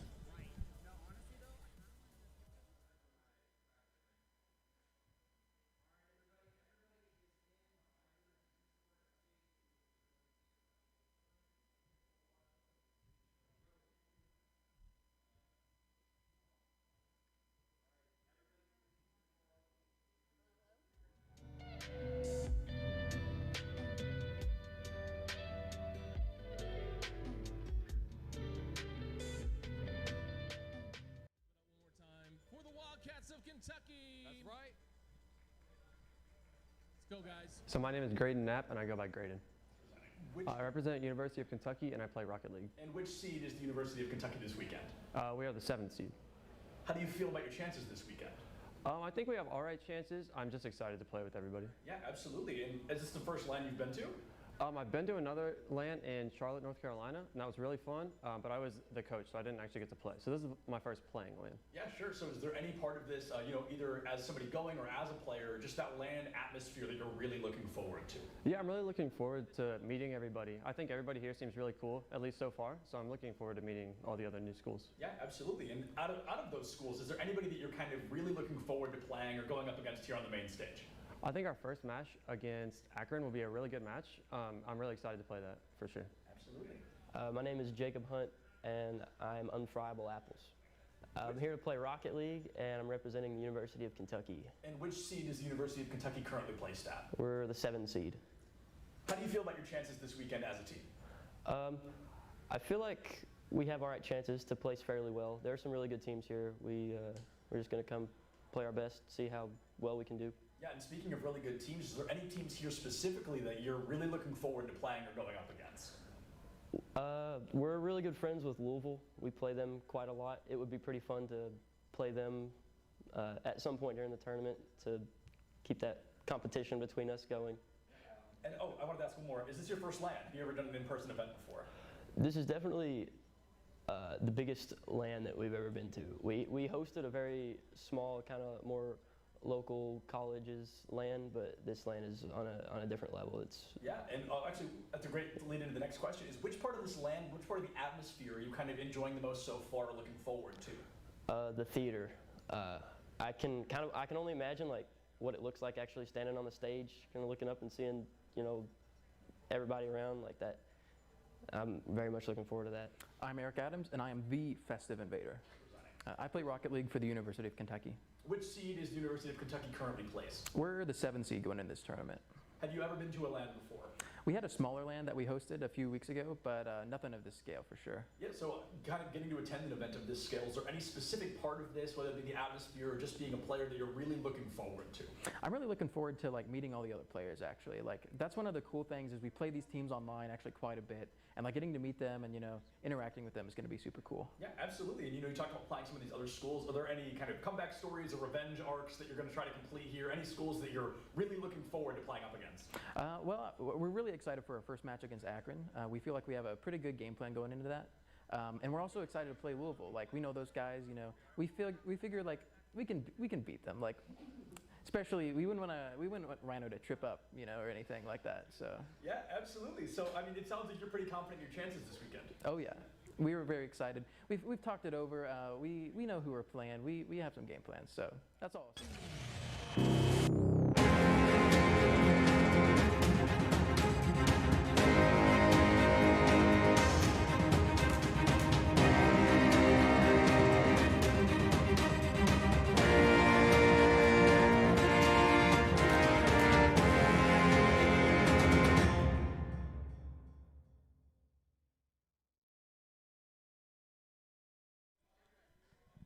Hello, everybody. Welcome back. So sorry for the delay. We had some tech issues, but welcome back to the Collegiate Esports National Championship. And we were here for the Midwest Invitational in South Bend, Indiana.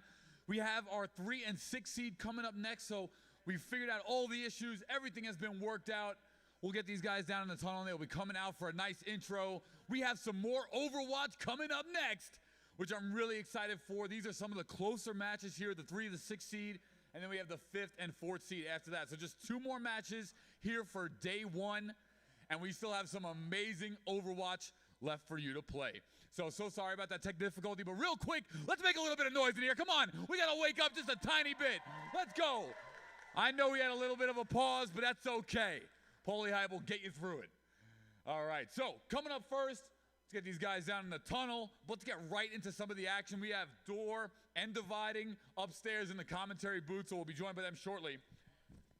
But we have the 3 seed in Ball State, and we have the 6 seed here in Illinois Wesleyan University. So let's start out with the 6 seed, and let's bring the captain up here first. It's going to be Flash Fado. Let's make some noise for Flash.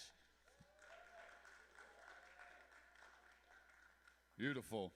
Finally, welcome back, everybody. I mean, apologize for the break, but we are here going through. So let's see next here, the second member of number 6 seed Illinois is going to be Echoic. Echoic to the stage.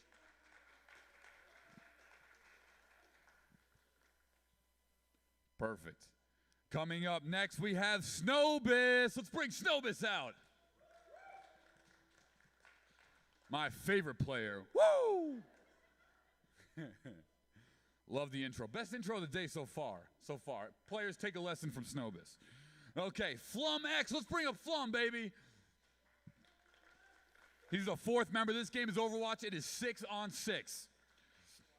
And to round out their team here for Illinois Wesleyan, it's going to be Codex. Codex to the stage. Here in the quarterfinals of the Overwatch CENC Midwest Invitational. And now, let's introduce the number 3 seed, Ball State. They have been dominant across Overwatch as well as Rocket League. And let's start out with their first player. It is the captain, U.S. Miller. Coming up next here for Ball State, it's going to be Zang Beast. Next up here for Ball State, we have Hornbach.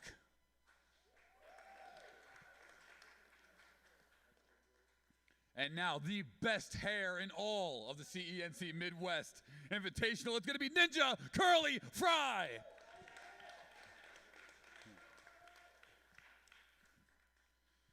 And now the 5th member of their team, it's going to be Finna. Finna to the stage.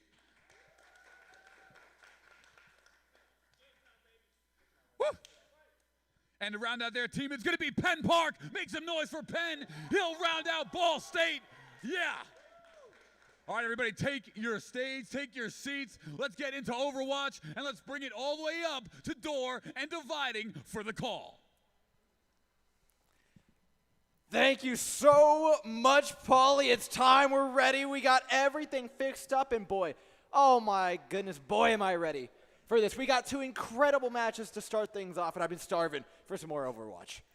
So am I. So is everyone in this arena, Door. I cannot wait to see this matchup, especially this matchup between Ball State and Illinois Wesleyan. These guys have been waiting around for a while as we've gone through these technical issues. They are hungry. They want to play some Overwatch. They want to compete. And I got to say, the energy that both of these teams have brought to this tournament has been incredible. I've loved just watching these guys. I was in the arena during the Ball State Rocket League matchup, and the amount of hype that the Ball State guys brought to their Rocket League team was incredible. They made this place sound like that it was a full house. So I really hope we get to see the same thing as they compete this time around. Look, if they're half as good players as they are entertainers, I think we're more than ready for a ride. We were talking to them last night.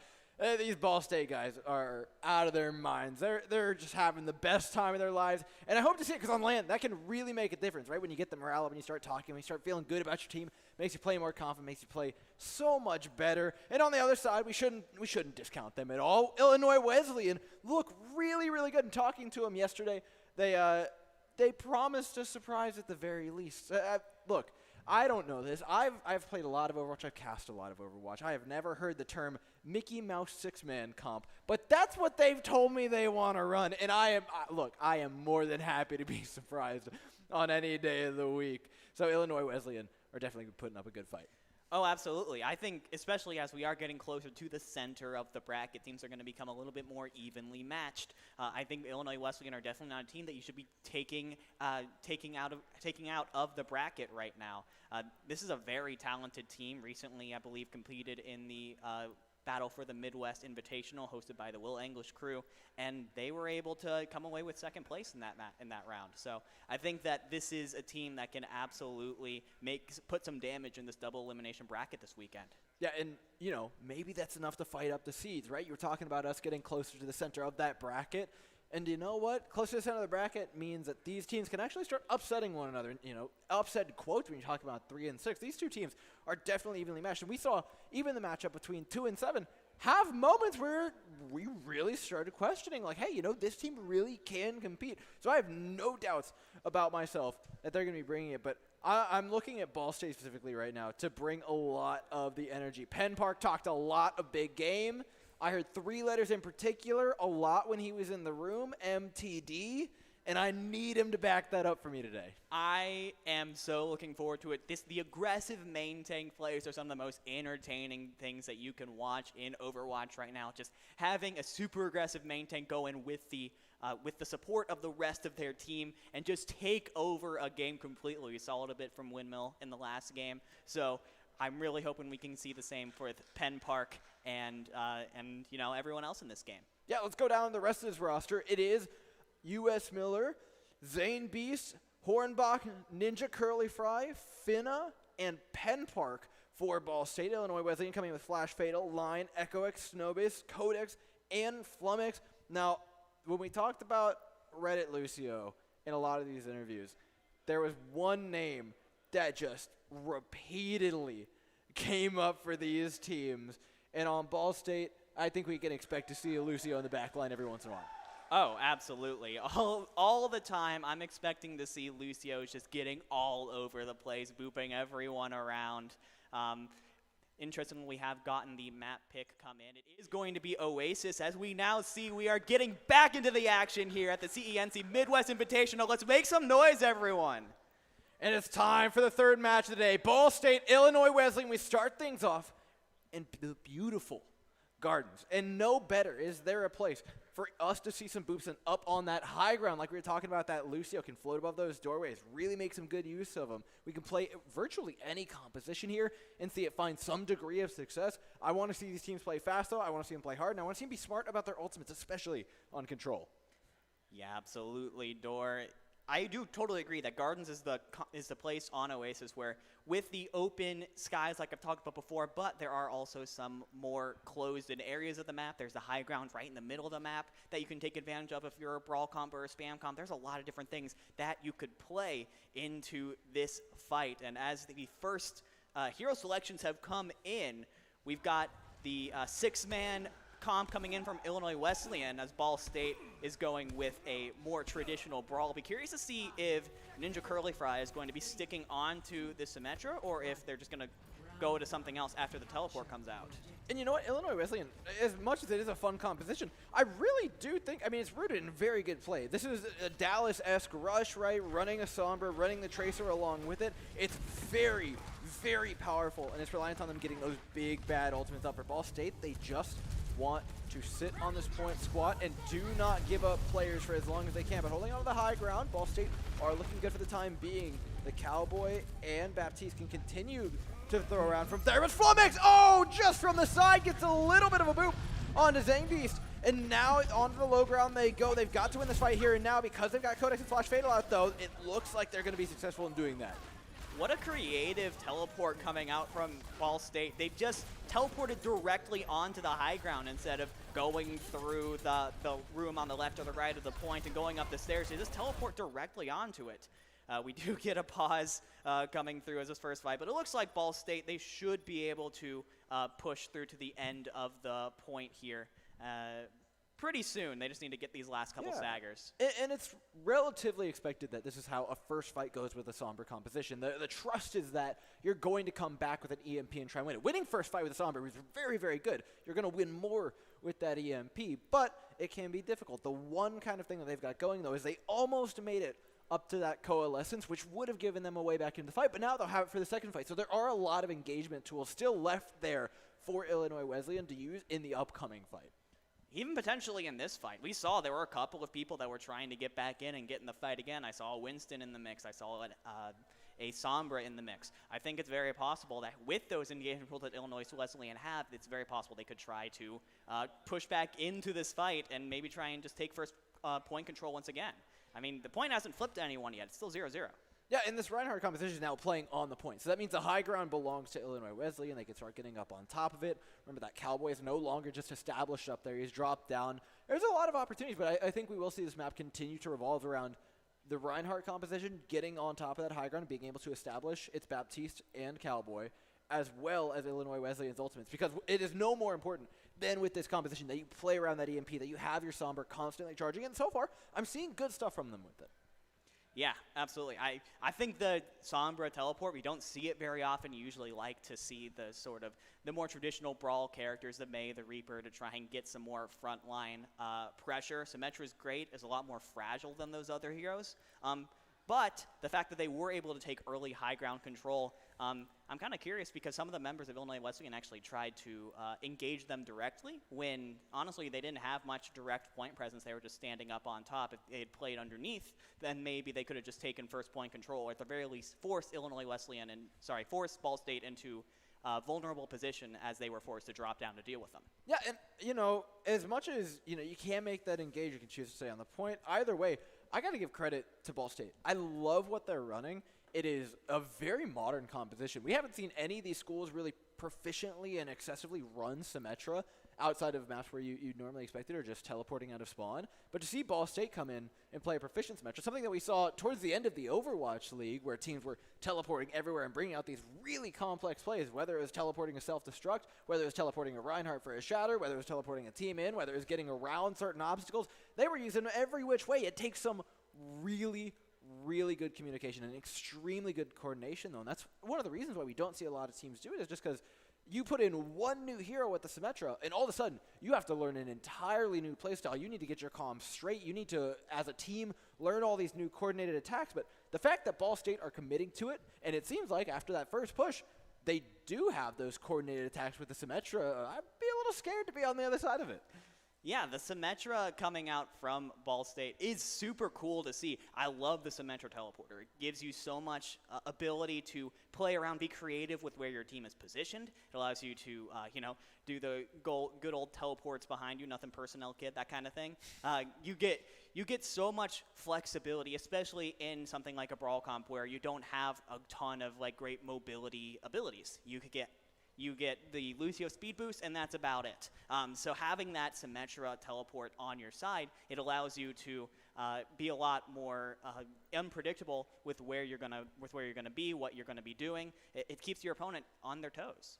Yeah, I mean, it's gotten to the point in the Overwatch League where you could throw a teleporter behind a team to then fake them out and engage them from the front. It is insane, the mind games that go into it. But I think Illinois Wesleyan have got to catch up to running it, if that makes sense, right? You have to adjust to playing into a Symmetra. Just as much as it is an adjustment for your team to get used to playing it, the other team has got to be ready for it behind their backs and constantly have their eyes out for these sort of teleporters. And considering that Illinois Wesleyan are running dive, it is more than doable, right? To attack that high ground, allow them to teleport away, and then try and drop on them, because this brawl composition doesn't necessarily want to kite all the time. They need to choose their engagement wisely, and that goes for both of these teams, tracking one another's cooldown, right? Is the teleporter up? How's the Rhine shield looking? Do they have nades to back them up? What does the support line look like? Do they have immortality field? And the dive team can track those, whereas the brawl team wants to track, okay, what are their dive cooldowns? Can we catch them out with a teleporter while those cooldowns are on, and then find an engage? So I think that's actually the hardest part for both these teams, is finding a clean engage on one another, because the rush starts pushing, the dive can just jump out. The dive starts pushing, the rush can just teleport out.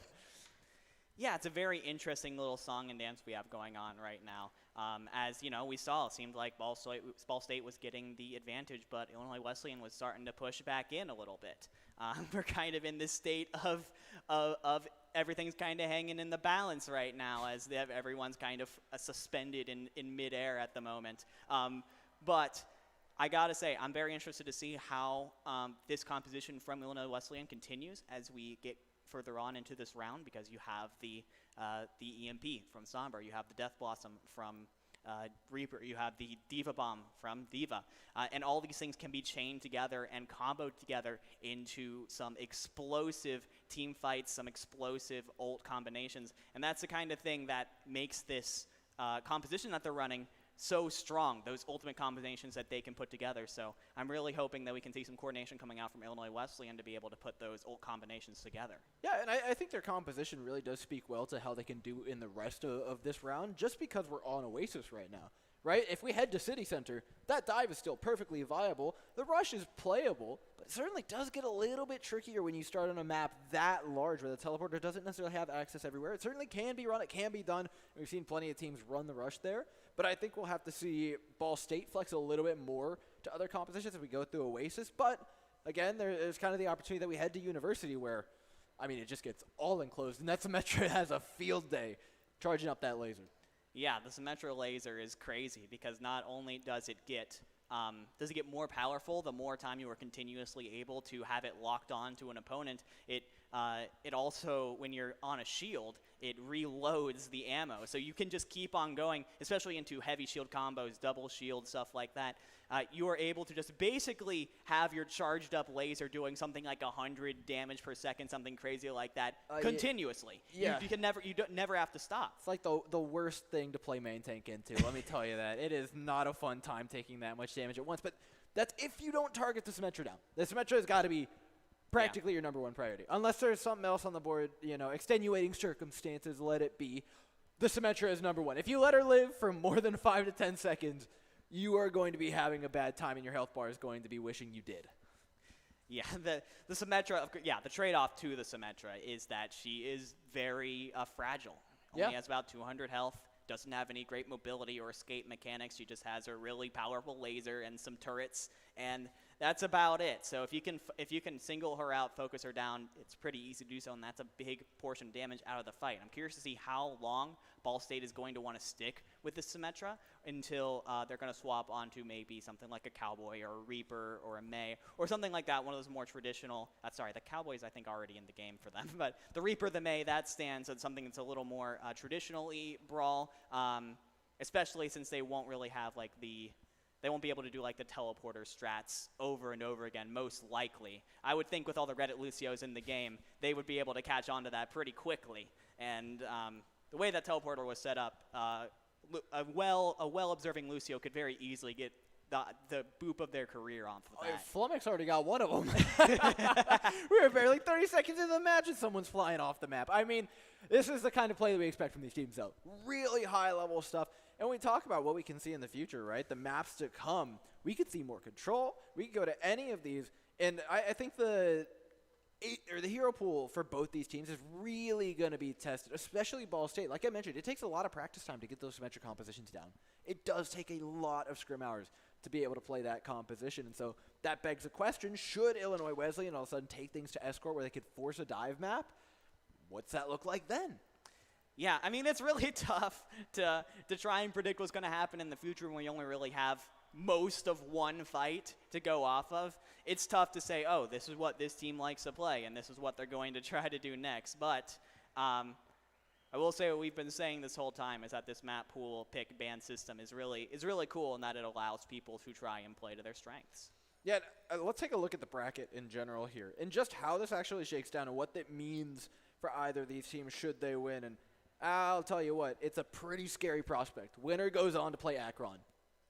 Akron, that's a tough time. Akron on the other end of the bracket. I will say, I think I saw in the interviews that some of the Ball State guys are looking forward to trying to play Akron.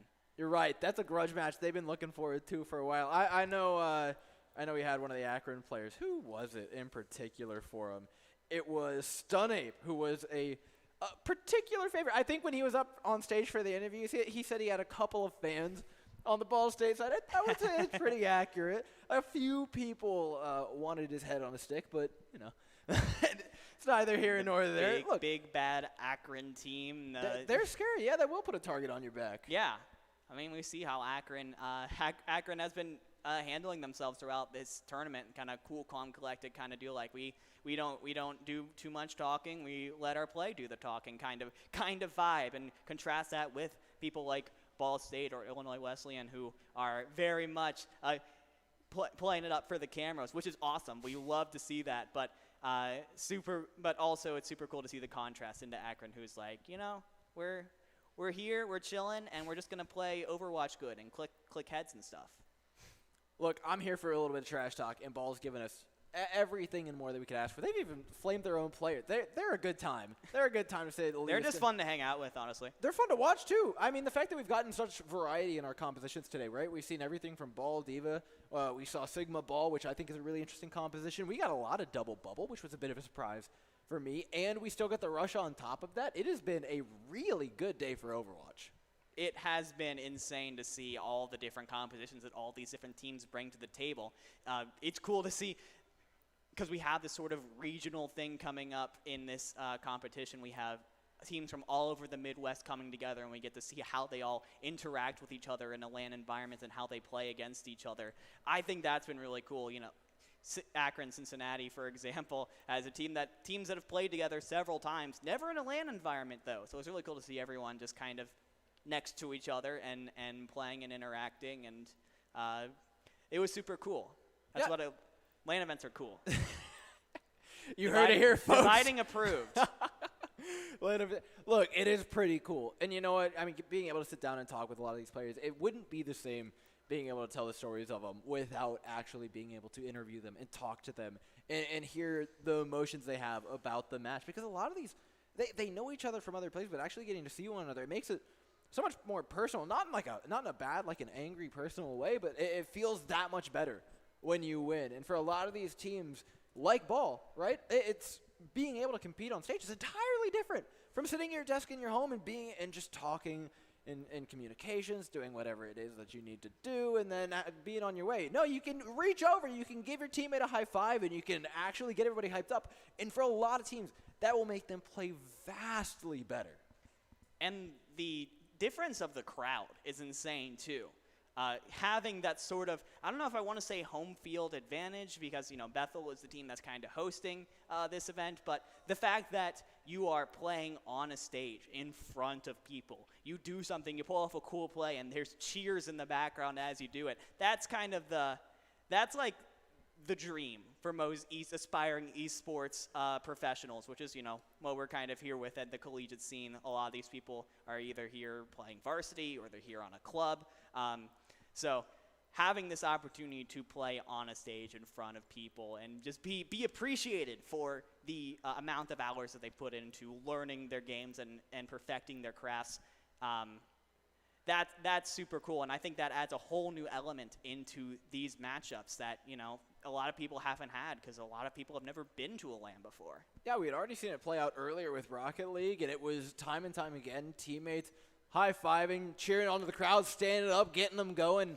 If I could just have that for the rest of these days, oh my goodness, would I be happy. You know, the teams have really done a wonderful job at giving it to us, and these students have, it's not even just Bill Sorelli, they've just been having a good time, but it results in so much more in these matches, so much more for them to carry, so much more for them to mean to these players. And you know what? There's a big trophy on the line. Who could be happier about that? Look at it. It's so cool. I want that in a trophy case. This at would Cincinnati? look good in any of these schools. You know, they're all Yeah. starting to build these esports rooms. They're getting their labs all going. They get This their is- gaming centers. They get 12 PCs and this right in the middle of them. Imagine how good that look for school administration. You take this back to your school administration. I guarantee you get funding. You slap that bad boy on a desk. We got this for you. Give us money. Yeah. Give us money. They'll do it. It works. And for a lot of these schools, they are transitioning into being either proper varsity clubs or are already there, which is awesome, right? And I think Butler's already doing a varsity program. They're getting scholarships for a lot of these students.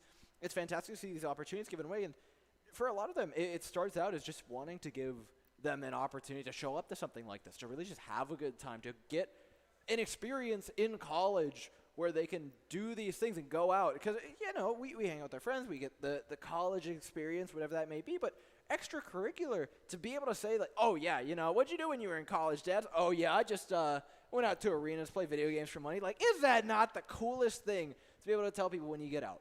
It is so incredibly cool, and it would be cooler to say, "Hey, look, I won this trophy for my college too." What do they split it 6 ways? They just cut it a few times? Yeah, why not? Dibs on the top. I don't know if that's how they would do it. so I want to know, would you? Because then like 2 people would only get like the bottom like block. Yeah, they didn't. They wouldn't really get the trophy. Yeah, they didn't call dibs. Oh, okay. Yeah. That's right. Duh. It's law around here. Nose but- goes. Loser gets the block. Yeah, pretty much they'll draw straws out of it or something. I think they're all right, though. And the players, you know what, they've been working a long time for it. And now, as much as we would love this to fix itself up, they've got this match to play. And in a best of 3, I think that having momentum in map number 1 really, it's proven itself over the past 2 games to be critical. Because even despite getting the Kings row pick in the last game, it was a great attempt by Cincinnati to bring it back. But I mean, the strategy that we saw Akron bring out with the spawn camp, really, really something else. I was talking to him actually after the game about where they had gotten that from, because it is a very powerful spawn camp. It's one that's not unheard of, but it's not particularly common. And I mean, when I tell you that that Stunape is a prime contenders watcher, he has seen everything. He's like, yeah, I just picked it up off one of the contenders teams and pulled it off. And it's true. I mean, to see strategy that deep. We talked about how Northwood ran with the Wrecking Ball on Lejean Control Center, and they were bringing in some custy strats, going off the top rope, up in the server room, and dropping back down with the Wrecking Ball. We've seen everything, and now we're getting Symmetras brought into the mix. So these teams have not just, scrimmed, not just done their homework, but sat down and genuinely thought creatively about how are we going to beat these other teams? What plays, what strategies are we going to bring to the table to beat this? And it's past, okay, how do we improve our play? We're past the fundamentals here. These teams are genuinely bringing new stuff out. Yeah, it's super cool to be continuing to see these teams continue to innovate this game that has been out for over 5 years now. It's crazy to see how much the meta and the way that people play has improved and changed over the course of the matchup. I remember back in like 2018 where people were getting super hyped up on this guy named Miro and about how Winston was super bad, but he was able to jump in and out and was able to measure how much danger he was in and was able to disrupt the team and revolutionize how that character is played in today's Overwatch. And it's just so cool to be continuing to see that even after all of this time, all of this energy, all these changes that have come in with Overwatch, we're still seeing new stuff. Well, new stuff is right around the corner. I mean, we're looking at Overwatch 2. I mean, come a year from now, we might be back at this same event, and then all of a sudden we got 2 less players out there on the field, which would be a little odd. But, I mean, I think these teams are looking forward to it. And I think it will be the creative teams that really do strive for the most at the beginning. Yeah, I think Overwatch 2 is going to be it's going to be very interesting because we have a bunch of, the entire play style is what is going to be changed, is what I think the developers are trying to go with here. We're trying to have a much more of a scrappy deathmatch kind of feel, is what I've heard from a lot of people, where basically like, how do I say this? If everyone is broken, no one is. Is that what I mean? I think that's what I mean. You saw the Bastion and the Sombra reworks, which was super crazy, super interesting, bit controversial, But I think as long as they are rebalancing everyone else also to play around that, which would probably mean more buffs for everyone else, then we would be able to have a bit more of a, then we'd be able to have just crazy game, things going off all over the place. I'm excited for the 5v5 environment. What we've seen, kind of the team deathmatch stuff, I'm not sure if it's going to persist. It felt like it was an issue that was endemic to the new game mode push, right, where you've got these constantly moving spawns. The fight kind of never stops. But we are bringing in all the old maps from Overwatch, which is really exciting because I think we are going to see some more core Overwatch gameplay, and I think there's a lot of people that are worried that the team aspect is going to go somewhere. But with one player out, I think the big thing that it does is, well, yes, the tank is gone, and it's a bummer. We're going to see a little bit more individual play, right? We talk about how the second you lose a player in these fights, it's practically over a lot of the time, right? Fighting 6v5 is very hard, but fighting 4v5 with one less tank out of the way, which, again, tanks are the things that are going to deny you from bringing fights back, I think all of a sudden that's a much more possible fight to take, 4 versus 5. And so I think all of a sudden we have more potential for these huge clutch moments, which to me is the part that I'm looking forward to. Yeah, one of the coolest things to cast over in this game is when we have a fight that is going back and forth, people are falling left and right from both teams, we end up in a situation where it's like a 2v2 or a 1v1 all around the point, and there isn't really a ton going on except for those few people that are still alive. And I think that in Overwatch 2, we're going to end up with a lot more situations like that, where it's a very even fight, and the whole winnable sort of... It's not a joke anymore. Yeah, it's not a joke. Basically, any situation will be winnable. That's what I think. And that's going to be a great place to be. And for these teams, I'm really curious to see how they actually adapt, because it could mean a lot for them. It probably just means substitutions. I don't think you necessarily need to drop players for it, because the different players are still going to bring different stuff to the table, right? Your off-tank can still play the tanks that they're proficient at. The play style of tanks is definitely going to change a ton for them. But I've got no question in my mind that Windmill will definitely still be hitting shatters like he was last game. He will do it till the end of time. Won't stop. It's a good end goal for him, and for a lot of these teams, I think that's the place they want to be, is at the top. And you know what? This year it'd be nice at the end of Overwatch 1, but being the best at the beginning of Overwatch 2, it would feel that much better. It would feel so good. Just to be, it's basically a new game that we're looking for here. So I think that being able to just come out on top at the very beginning and say, we are the best at this. And there's a huge opportunity for a lot of people, because there's going to be a lot of uncertainty around how people are going to be playing around this new game, this new stuff. A lot of new heroes and new reworks that we don't even know about are just going to be dropped on us all at once, and the Blizzard developers are just going to be like, go, deal with it, So I think that it's going to be, those teams that are adaptable, the teams that are creative, that are going to be able to come out on top early, and maybe get some looks by some Overwatch League teams. Yeah, and you know what? Back to what we were talking about with LAN, there's no really better place to show it off than somewhere like here at the beautiful Bendix Arena. Might I add, this place is gorgeous. It's so cool. The LAN center downstairs is incredibly nice. And we saw students coming in and out because, of course, it is sponsored by, or sponsors one of these schools, esports clubs. All of a sudden, you've got a great opportunity for them to have a practice place and have somewhere to put on events like this. It's been wonderful working with them, and you know what? For us, it's been wonderful being here. Huge shout out to them. And while we fix up some stuff, we are going to throw to a quick little break. We're going to be right back with the Overwatch action, though, so stay tuned.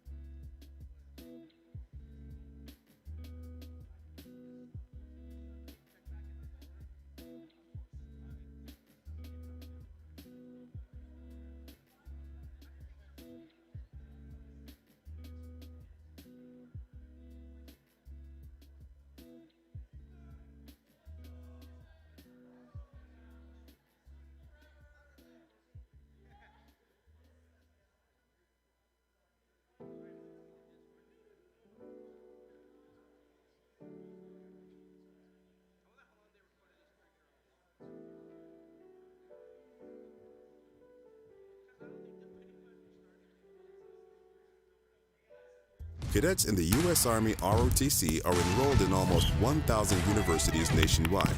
They are studying in over 450 different academic disciplines, and they come from all 50 states and each of the American territories. Some will choose to serve in active duty roles throughout the country and around the world, while others will serve part-time in the National Guard and the U.S. Army Reserve. Although they have many differences, they have two things in common. Cadets are full-time college students, and they will one day be officers in the United States Army.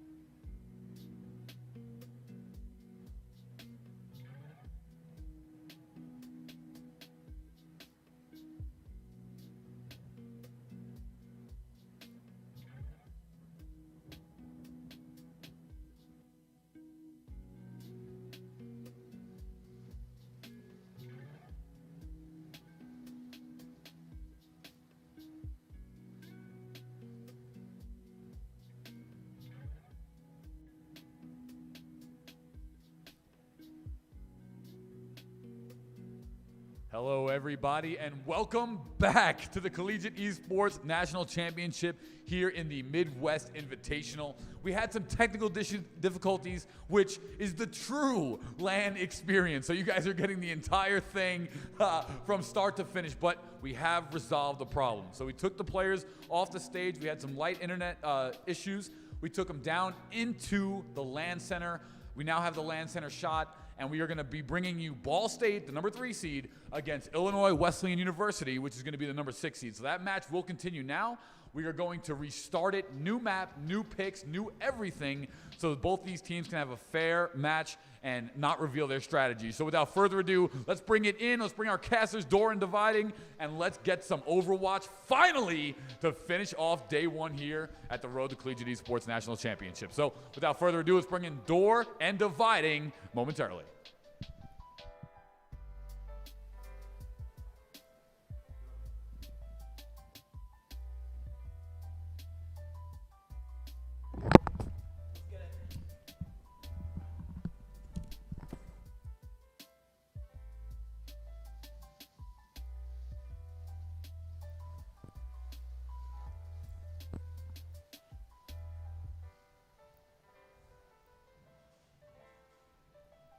Lo and behold, we are back and Paulie is gone.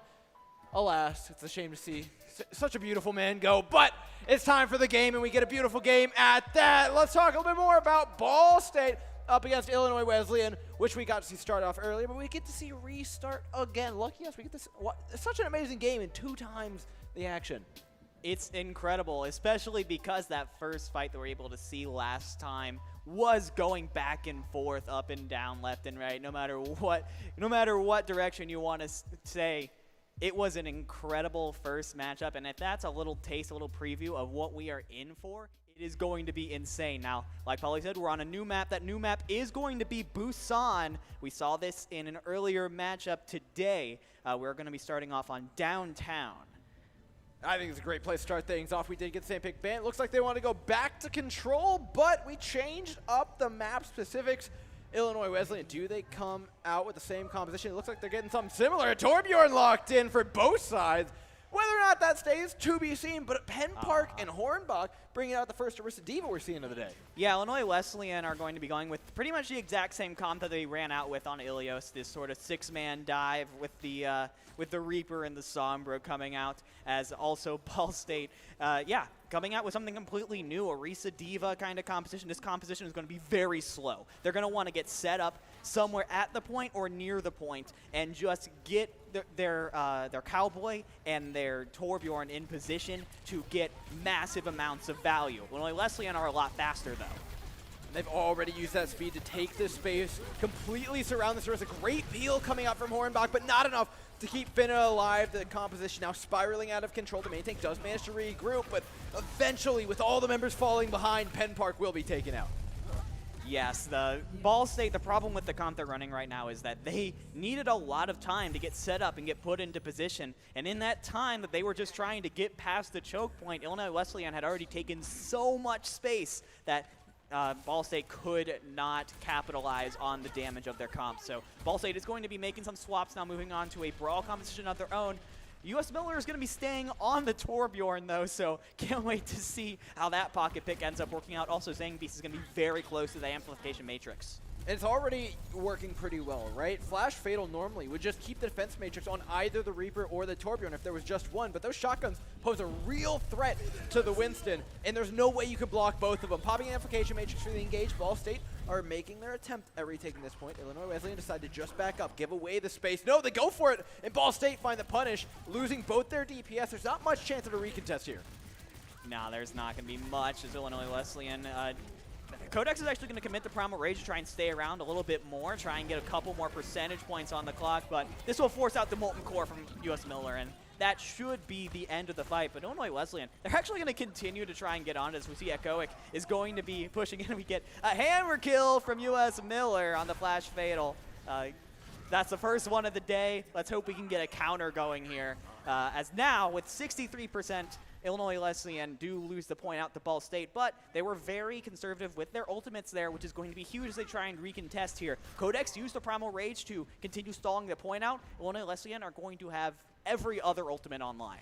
Yeah, that's a real nice thing to have. They forced him out of Ball State, and now it's their moment to move in. Funman looked like he might have used the EMP in the last one, but chose to save it until now. Catches out 2 players, make it 3. Penn Park's in there as well, but both the supports are out. That means there's nothing to stop this Death Blossom. Ball State come in, use it to great effect, does a ton of damage, and they're able to finish off the fight off the back of it. It was a great EMP from Funman, I have to say. Got both of the supports of Ball State hacked up, but unfortunately the follow-up from Illinois Wesleyan wasn't quite there, so that all-important EMP no longer on the table. Still have the Death Loss from McCoick. They still have the beat from Flumsk, so we're going to have a lot of opportunity to try and push into this fight. Ooh, what a nice little hack there coming out from Funman. Ball State, of course, running a bit of a brawl comp, so they just kind of have to wait for Illinois Wesleyan to come to them.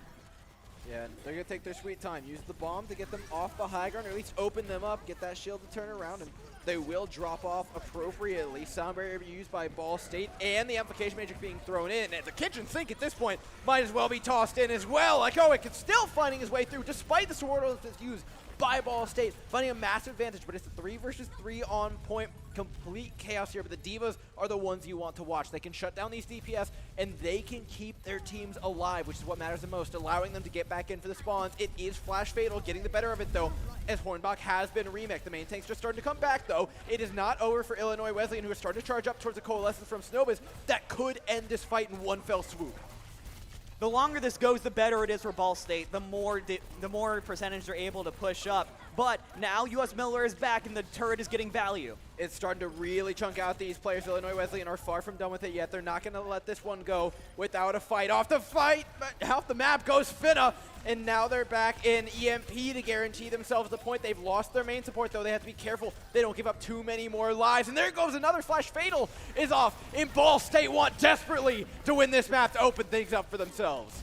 They want it so bad, Dor. They're refusing to get out of this fight, to leave it as Ball State now. Zangbi's coming back with the Amplification Matrix, but Codex with the Primal Rage gets a double kill, and now with the Wrecking Ball going off the map, beautiful Winston play from them. It's finally going to be Illinois Wesleyan pushing back the point, and oh boy, 90%. Ball State's got to come back quick. Yeah, if they've managed to flip the point in the middle of all that, it makes it so much more pressure here. They've got to get in quick on this one. 98%, I think they understand. Popping the Coalescence immediately. Illinois Wesleyan trying to bring the fight to Ball State, but that Death Blossom hanging above their head. Needs a Cruelly Fry. How much can he get? Not enough is the answer. Illinois Wesleyan just shut it down, pop one of their own, and say, we're taking this one for ourselves. A sound barrier to guarantee that they're going to finish this one off, but they're going to be packing home with the first sub-map of today's match. What a close first map from Illinois Wesleyan. This is going to be a good game, I think, Dor. This is going to be great. Super cool clash of styles, seeing that 6-man rush comp going up against the brawl comp coming up from Ball State. So now we move on to Shrine, a very interesting sub map. We get the long range sight lines, and we get a whole bunch of swaps from Illinois Wesleyan. Funman going back on the tour, going to wonder if he's going to stick on that.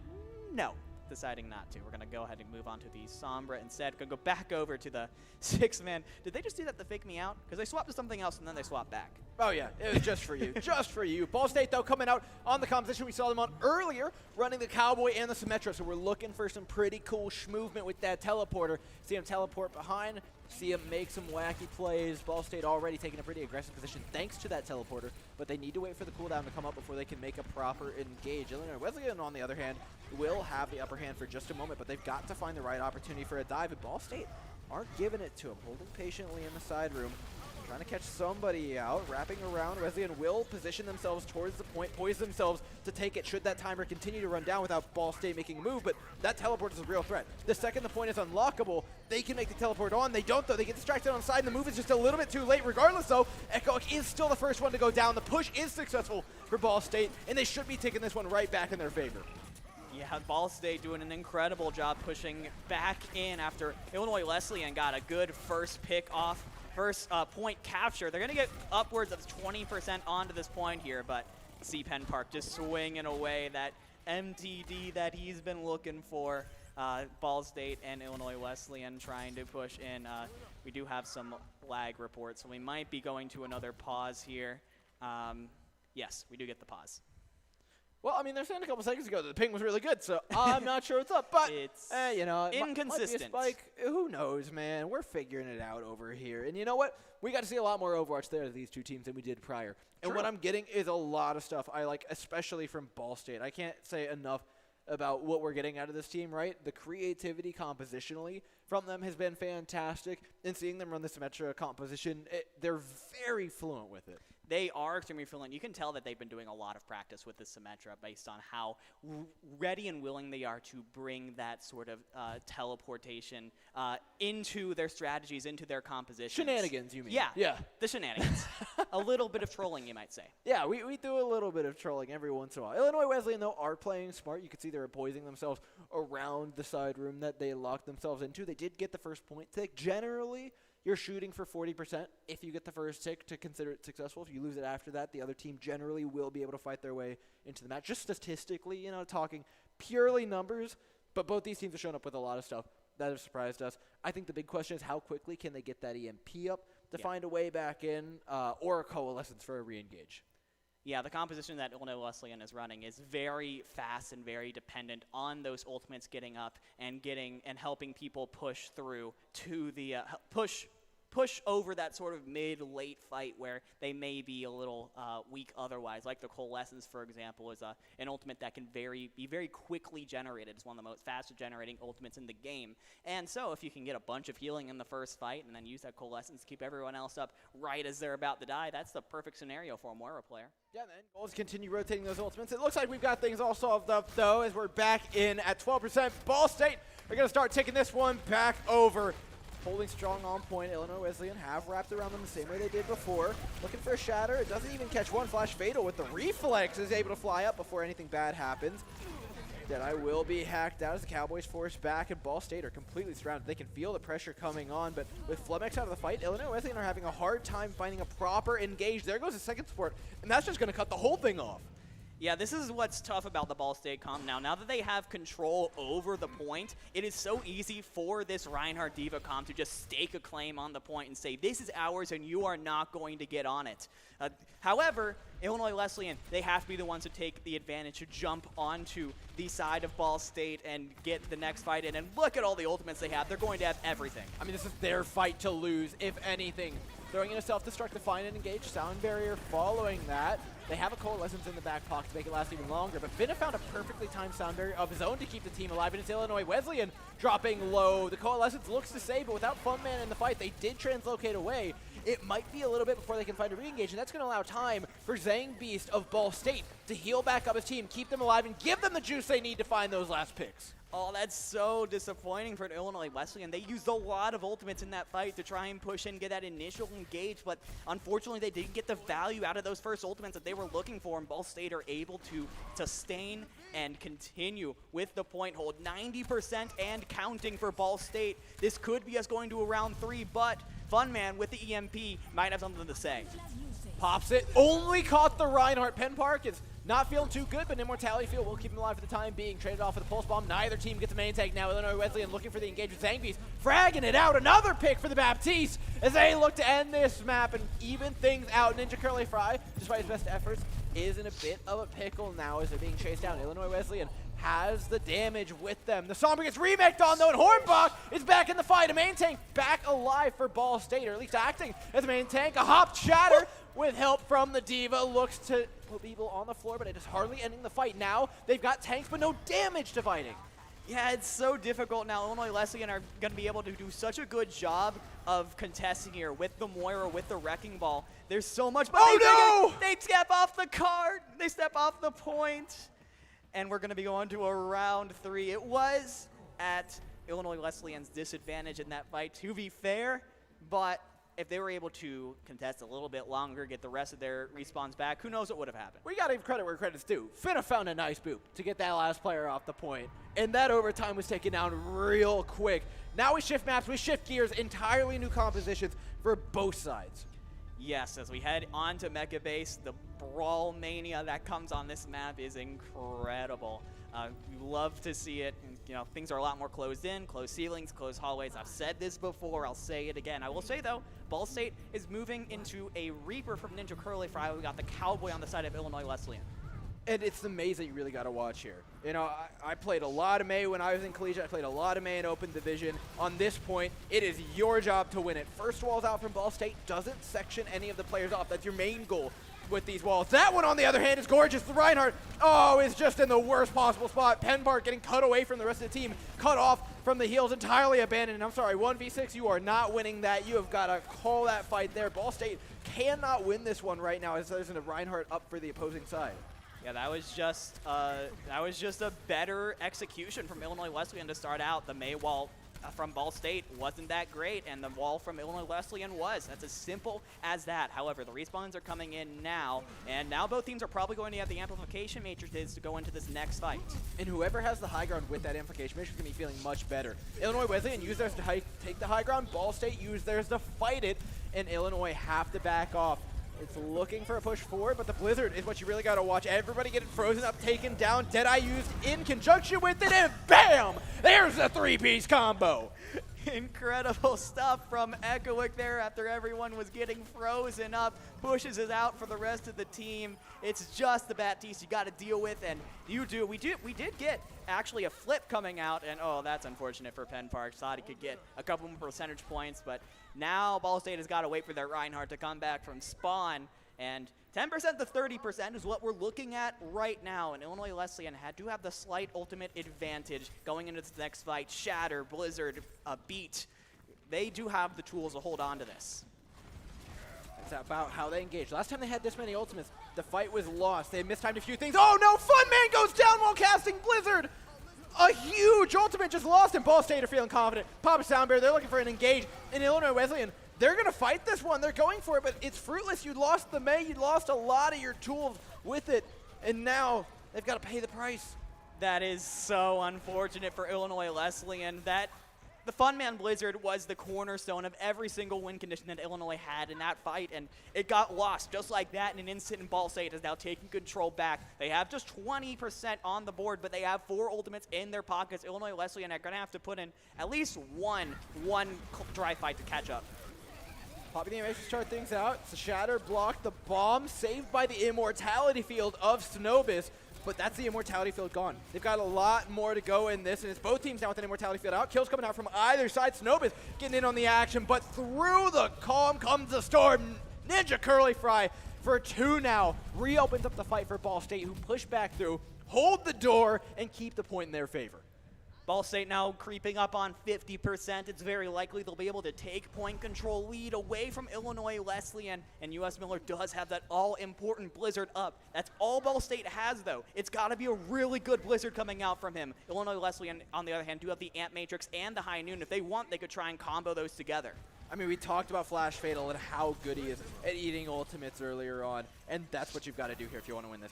U.S. Miller cannot get this Blizzard off safely if you want to win the fight. It is so difficult to play Brawl into it. You have nowhere to go but into the Ice Storm. Up onto the high ground they go, and trying desperately to contest. Ball State hold the ground. Ninja Curly Fry now in the back line. Looks for the Reinhardt. Can't quite take him down, though. And with the Blizzard out, it is not a fun time for Illinois Wesleyan. Nobody can move, and Illinois have held on nonetheless. A couple of players left. They've almost taken the point back over, but they need to connect these headshots. They need to connect the kills. You're looking at Echo and Funman, and they've just got one. It's not enough to take it over. Can there be a contest from Illinois Wesleyan? Everyone's in spawn. It's not going to happen, and Ball State are going to take the first map of the series, take Busan, and move on to match point. Incredibly well done by them, and off of very smart play like we were talking about. That could have been an entirely different game, though. It's that close, right? Had that Blizzard gone off in the one fight, we'd be looking at a completely different game. We would be, absolutely. We could be very easily have seen this fight go off into a completely different direction, potentially seeing Illinois Wesleyan taking it. That is how close this match was, and if if that's what we have to look forward to for the rest of the series, this is going to be a good one, folks. And I think this is a great opportunity for Illinois Wesleyan to actually start building back. Because we saw Ball State looking so confident on the rush composition running that Symmetra, I think you just try and take a match where they can't really do that, right? We talked about Escort earlier being kind of a dive haven, and Illinois Wesleyan did look very, very comfortable on the dive, playing in those big open areas. And I assume with a little bit of high ground in the mix, that only gets better. Oh, absolutely. What I like to see that we didn't really see in the first two maps is that I can't really look at these teams and say, oh, they're good at this comp in particular. They want to run it all the time, and that is all they're going to play, so they should be trying to do these strategies. Both these teams played a bunch of different stuff and had a good amount of success on basically everything that they played. So, when we're looking at the moving forward into this series, of course, Illinois will get to pick the map type. Ball State bans, Illinois picks. It's kind of tough to be like, oh, this is what they want to do. Now, the six-man rush is what they played the most with Reaper, Sombra. So that does open up some things. I like to look at maybe some hybrid maps for that. Yeah, I really did enjoy a lot of the opportunities they got from the Sombra, right? And I think you bring up hybrid as a good point. It gives you a big ultimate to take over those control points with. But following that is, I think, where a lot of the issues came from. They had a lot of great ideas of, okay, we're going to use this, and then this, and then this. But a lot of the time, it was a perfectly timed something from Ball State every time, right? Whether it was taking down the May, we had some really well-timed stuff coming out from Finna. I thought the sound barriers from Ball State were, so good. We saw him counter like 2 or 3 ultimates at the same time with one sound barrier. And at the same time, we had, I think it was Zane Beast on Baptiste, every Immortality field. And the important thing about Immortality field is that we hold it for as long as we can without letting our teammates die. And every single time, whether it's holding it for self-destructs, whether it's holding it for important ultimates, way too much value out of those Immortality fields. That's just all credit to him. All the credit to the support line of Ball State. They did fantastic. We do have the map pick for the next match coming up. It's going to be Havana. We're going to an escort map. Very interesting. It's a map we haven't seen yet today. Super curious to see because we see a lot of double shield sort of on that, whether that's Arisa Sigma or Rhine Sigma. Snipers like Widowmaker and Ash. If there's any place, what I'm hoping if for. there's any place in our map pool where we're gonna see some Widowmaker play, it's gonna be on Havana because you have the ability to have those. You have just some so long sight lines in Havana. First point, second point, you have some high ground you can take advantage of. It's so good. Yeah, you and I were talking about this earlier. On this map specifically, I think my favorite competition to see, because you just don't really see it on many other maps than this, is Sigma Rhine. It is so much fun here. You can play so aggressively. You make space for your snipers while simultaneously being able to make space for your Reinhardt. It allows you to hold those corners much more aggressively. It's likely we probably see one of these teams try and run the Arisa Diva again. I think it is valuable, and while we had Ball State run it into a dive composition and proceed to swap, it wasn't a great matchup compositionally for them. But now that we're heading on to Havana, I think that dive is far less likely to be seen, and I think it's more likely that we get Ball State succeeding on something like an Arisa Diva. Yeah, especially if they can get on, because in these escort maps, especially when you're on the attack, the cart is just right outside of your spawn. You can get right to it, get set up on it, and get going. Unlike on the control map we just had where they had to try and travel someplace as a big team to get set up. That's not necessary. That's not super necessary anymore, so we can keep seeing the logo like we're about out. Keeping us on our toes. No, but we're getting ready for Havana, and with neither of the teams, I don't think they're making any substitutions. I'm curious to see Lion echoing, because while we had Sombra Reaper being played from, neither of them were playing traditional hit scan heroes, right? Talking about Cowboy, talking about Ash, talking about Widowmaker. We didn't get that from them, but the fact that they're picking this map screams that you're ready for it. Because if you can play this map without having that traditional hit scan. But if the other team brings it out and all of a sudden you don't have an answer to it, that's where the problem is, because you've got to find the 1v1. The distances are too long for traditional dive to get on top of. So the game is to either rush them down quicker or be able to match them DPS-wise. And if you can't rush them down, if your team is not finding that as successful, you're not going to have a way in if you don't have that kind of DPS player. Yeah, it's going to be really interesting because, like I mentioned, Illinois Wesleyan, they love to play that sort of six-man rush composition.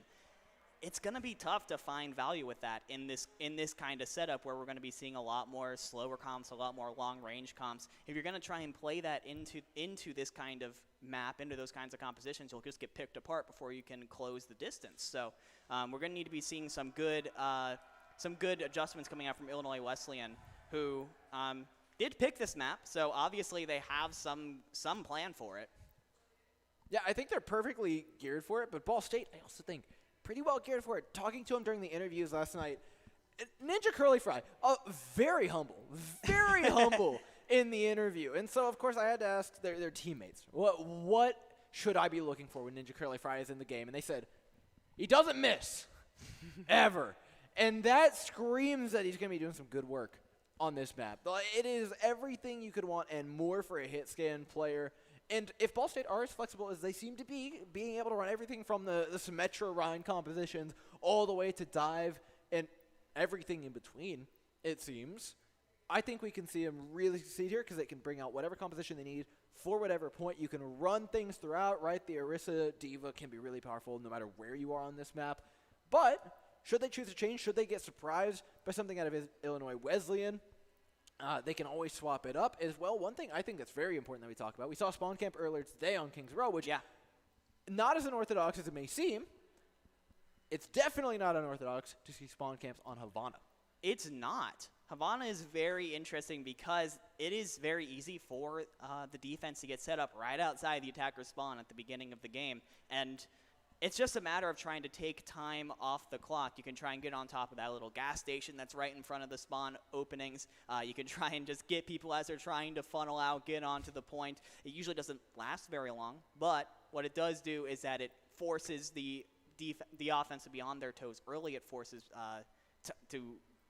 it forces time to start draining off the clock, which is, I mean, in Overwatch, time is money. It definitely is, and there's so many creative ways to break the spawn hold on this map, but it really does, at the end of the day, come down to team coordination from the attacking side and creativity from the defender side, right? Can you keep your team grouped up? Are you watching your back? A lot of times teams will bring out Pharahs or Widowmakers to try and find flank angles from one end of the spawn while their team is out on the other. And it's your job, especially your supports and your mays, to make sure that you know what's going on at all times. Because you have one wall from the defending side, and you had better make it count, or else you're going to have an entire wave of attacking players just descend upon you. And for the support, it's important that you watch the back of your head because it could get a bullet through it. It is super tough. Yeah, so we should be hopefully getting into it in just a second. Yeah, I don't think it'll be too long for these players. Probably just getting in lobby, bio break. They're humans. They're people. Let them have it. For Illinois Wesleyan, though, they've been waiting for a bit. And you know what? Lion and Echo have a lot of work to do on this map. I saw some really interesting stuff out of Flash Fatal. I thought really surprised me on the Diva. Both teams, actually. I believe it was Hornbach playing Diva for the opposing side. They had a lot of work to do, right? Between Sombras, Reapers being played by both sides, a boatload of damage coming at their respective Reinhardts. Those Reinhardts did last a surprising amount of time, which, let's be real, in Overwatch, it is only a matter of time for the Reinhardt dies. That is a guarantee. It's just a question of how good of a job can the Diva do at making it a little bit longer of time before the Reinhardt goes down. Yeah, and that's what you love to see from the Diva player. The Diva is in such a crazy situation in these kinds of brawl cons because you have to be supporting your Reinhardt up front, but then someone is getting on top of your supports in the back line. You got to try and peel for them, and now someone's on your DPS, so you got to try and peel for them. And oh no, your Reinhardt has just been walled off by the Mei, so you got to either break the wall or fly over and help them, and you just have to be everywhere. It's like a really stressful 3D Cooking Mama game. Like, you're just constantly everywhere. You've got to keep track of everything. This is why I am not an off-tank player. I do not have the mental capacity to do it, and all props to these guys that do. Across the board, though, we've seen some really great players today. And we've got two more teams that are going to be playing, right? We've got the Bethel Pilots and the Southern Illinois Edwardsville Cougars, which we didn't get to see too much of in the past couple days. Yeah, Southern Illinois, we didn't even get to see them yesterday. They weren't on site yet. They are here now and, just patiently waiting their turn. So super interested to see what they have in store. I talked to a couple of them earlier today. They like to run the double shield, I've learned from them. Obviously, we saw it a little bit in that last map. It's a super sturdy comp, a slow comp, but once you get set up in position, it can be extremely powerful. yeah, honestly seemed like a bunch of really great guys, and I can't wait to watch them play later today. Yeah, and it's no doubt that these teams are going to have to be playing each other in the future as well. We talked already about what this match means and who plays what then, but the winner of that match then has to go on to play Northwestern. Yeah. Pretty scary proposition, but I mean, you'd rather be in the winner's bracket, right? It's double elim, you get 2 chances at life, and if one of them drops to Northwestern, I don't think anybody's going to be mad at you. And you know what? We already saw him bleed. I mean, Butler brought it to him. Yeah. If you did not see that game earlier today, go back and watch it just to watch that time on Dorado when we were able to see Butler come through and take a point off of Northwood, one of the most hype moments of the day. But we're in the game. We are going into Havana. Ball State trying to put away the series right here. Illinois Wesleyan trying to take us to our first map 3 of the day. And Ball State looks to be going for one of those spawn camps that we've been talking so much about. Once again, the goal here isn't necessarily to win because Illinois Wesleyan, they have their spawn point right outside of this. They're going to be able to just keep on coming in and keep on getting damage in on Ball State. The point is to try and drain time off the clock. The lower the time is when the cart starts moving, the better it is for Ball State. Yeah, you almost definitively will break this. It's just a matter of how much time Ball State can get off the clock, like you said. Us Miller's got the big job, though. On the defensive side, you get 1 May wall. Funman misses. There's great counter wall, though, by Us Miller to keep their Reinhardt alive and in the fight. They back up to reconnect with that Baptiste, keep the health bars up, and now the move is starting to come in from Illinois Wesleyan. They've got the space they want. They've cut off the Reinhardt well, but not well enough to find the pick. The DPS are firing away, but neither one can find the big pick. With the deep out of the way, though, Ball State has a much harder job without Hornbach and without the players standing up. It's a lot harder to win a fight.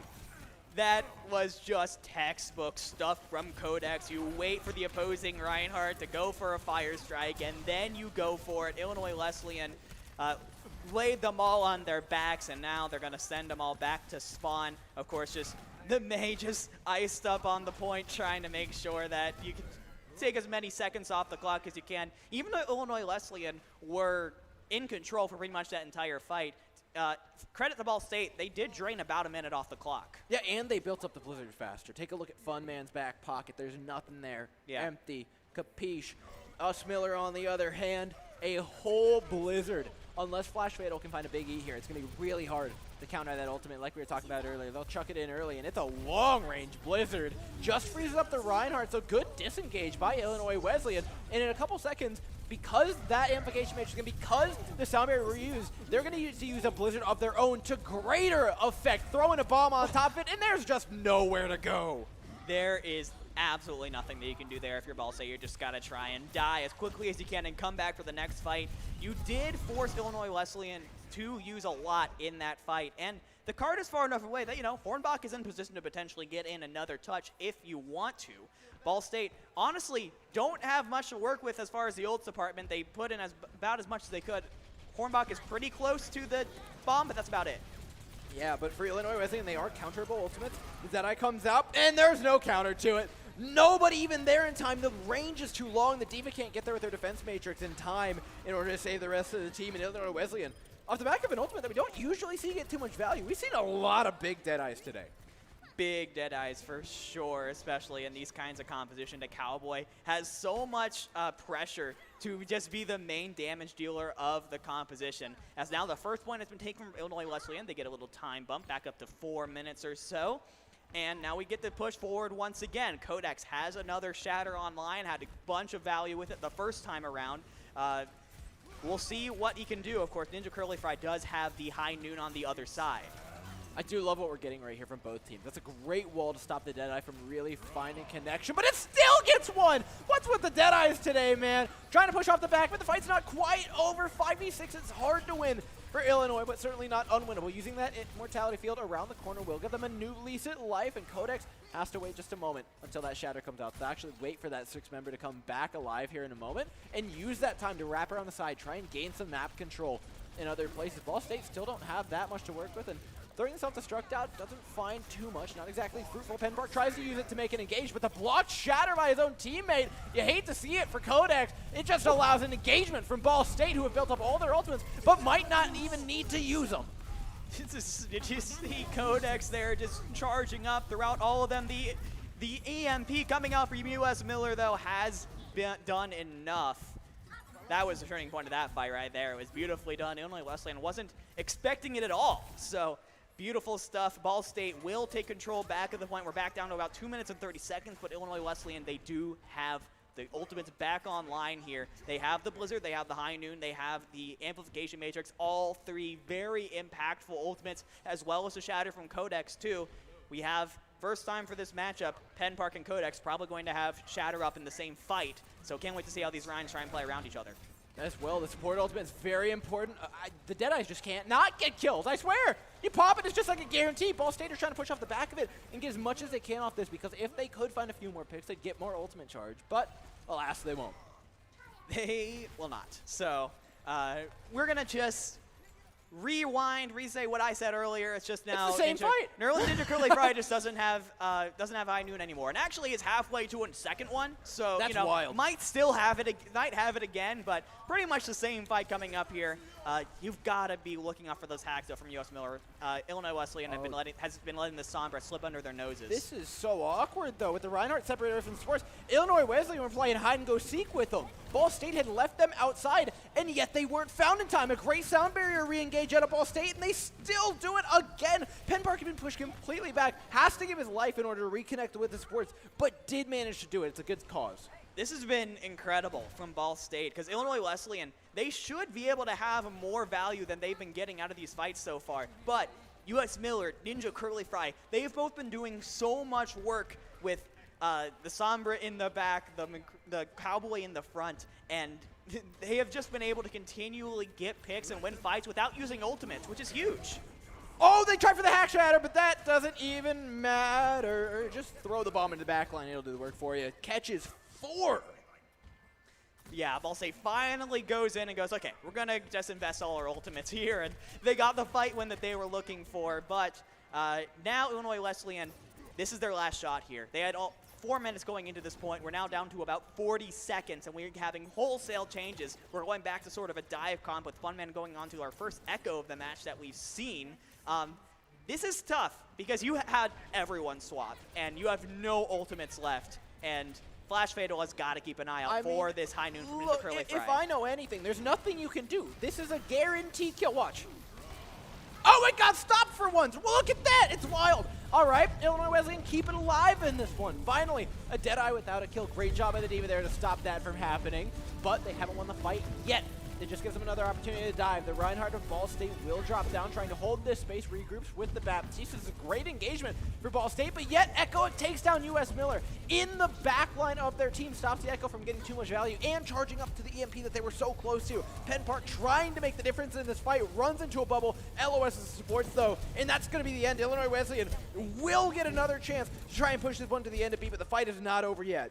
The push from Illinois Wesleyan is just good enough to continue pushing forward, and this could not have come at a better time because now the ultimates are coming back for Illinois Wesleyan. They have so much on board to try and push this through. Oh, but there's just enough time for the touch. Lucio's going to get him in. The shatters that for Penn Park, and they're all laid out. They just got to find the damage to finish off this fight, but I don't think they're going to have any trouble doing that. Couple of picks coming out for Illinois Wesleyan, but nothing more than a couple. Yeah, just a couple stragglers left on point. Illinois Wesleyan are throwing every ultimate that they have into this fight to try and just keep things alive for just a second. They get the kill on the Ninja Curly, but the numbers are in favor of Ball State. They do have the hacks as well. The overtime wick is down, and Illinois Wesleyan have been stopped at a very winnable position for Ball State. That was a textbook point B hold out of them, right? Aggressively using their ultimates proactively before the opposing side could really get the opportunity to. They comboed EMP with the bomb beautifully alongside the Shatter at the same exact time. We saw the thought process of throwing in the self-destruct alongside the Shatter, so the Reinhardt can't block both ways at the same time.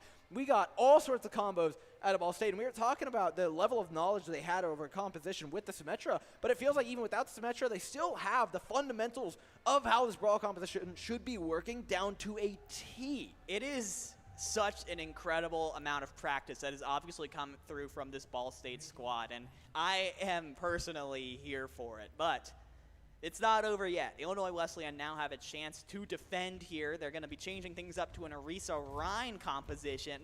A very sturdy composition. You're going to have the double shield coming out. You don't have the sort of flexible shielding that you would have with a Sigma, but you do have the front range damage to help make sure that no one gets up to your Arisa without getting a hammer to the face for it. Ball State, meanwhile, are going to just go with the traditional brawl comp that they've been running with. They've got they've got everything. It's just the traditional brawl comp, and I'm not sure if Illinois Wesleyan are going to be going for a close hold. They are. They're just going to speed boost on in. And now the hard part for Illinois Wesleyan is if the wall connects at all, there's no saving that player. There's no defense matrix to help the player who gets walled off. But for Ball State, they can't afford to get walled off and be all right. Both tanks got caught off, though, when Illinois Wesleyan tried to make the stop happen. Swinging away, nobody's down quite yet. Just waiting for the right opportunity. Sport Ultimates are starting to come up. 50% for either of these Baptistes, and that might be what does it. Ninja Curly Fry, though, finds a beautiful off angle here. Look at him going to town. Gets a lot of damage in, but frankly, not the kills they were looking for. Ball State are still locked in spawn.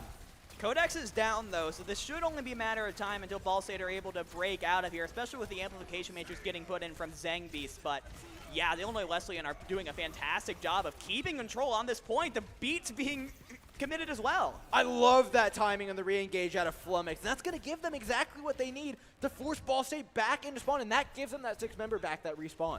Yeah, and now with a minute gone, Illinois Wesleyan have done a better job with this first point hold than Ball State did. And honestly, that Arisa is just keeping everyone sustained, keeping everyone healthy behind that Arisa shield. Well, that's the time we're engaged out of Ball State. It's a little early, though, in the Deadeye. I mean, of course it gets the kill. Who we'd be ridiculous to think it wouldn't at this point. With the shield down for the Reinhardt as well of Ball State, he's just going to fold like a piece of wet paper. Oh, man, this is looking scary now for Illinois Wesleyan. They've got to get something going here. They've been committing ultimates. They've been trying their hardest to push out of this spawn camp, but they have not had any success yet. Now they're about to get down to 2 minutes, and Illinois Wesleyan do have an ult bank built up. The Deadeye, of course, it finds one shatter, though. 4 Codex is good. The follow-up's really difficult, though, there. Because the wall was put up by the attacking side, Illinois Wesleyan couldn't follow up on the fantastic shatter that had been set up before them. Instead, Ball State are the ones coming ahead in this fight. Yeah, Ball State are finally going to get the push they need and get moving on this first point. And whew, they get the cart moving. They've got meters on the board here, but man, it took them a little bit longer than I think they wanted it to. Now with just about 2 minutes left on the clock, as Illinois Wesleyan, they now make wholesale swaps of their own. They're going to go to a double shield composition, pretty much changing everything up. Echoic also on that Ash, that sniper play that we've been wanting. We're about to see it. And the interesting bit is that they got swaps for both sides, right? The Symmetra for Ball State. They both want to change their style since the spawn, and that makes perfect sense. It's going to give you a lot more tools to deal with it. Over the back, the bomb. Is it good? It catches 2! How? Ball State again coming out on top. And look at them speeding in, going in to collect their rewards and more ultimate charge. I mean, that was just a perfectly placed bomb from Hornbach. Everyone tried to get behind those garage doors to take cover from the Diva bomb, but it was just placed so well so that it was just peeking at past around those doors, and the line of sight was there, and Hornbach with a fantastic Diva bomb. As a Diva player myself, I pay my respects. And after a bit of a scary spawn camp, Ball State are looking strong as they get into the last potential point of this series. It's more swaps for Wesleyan, though.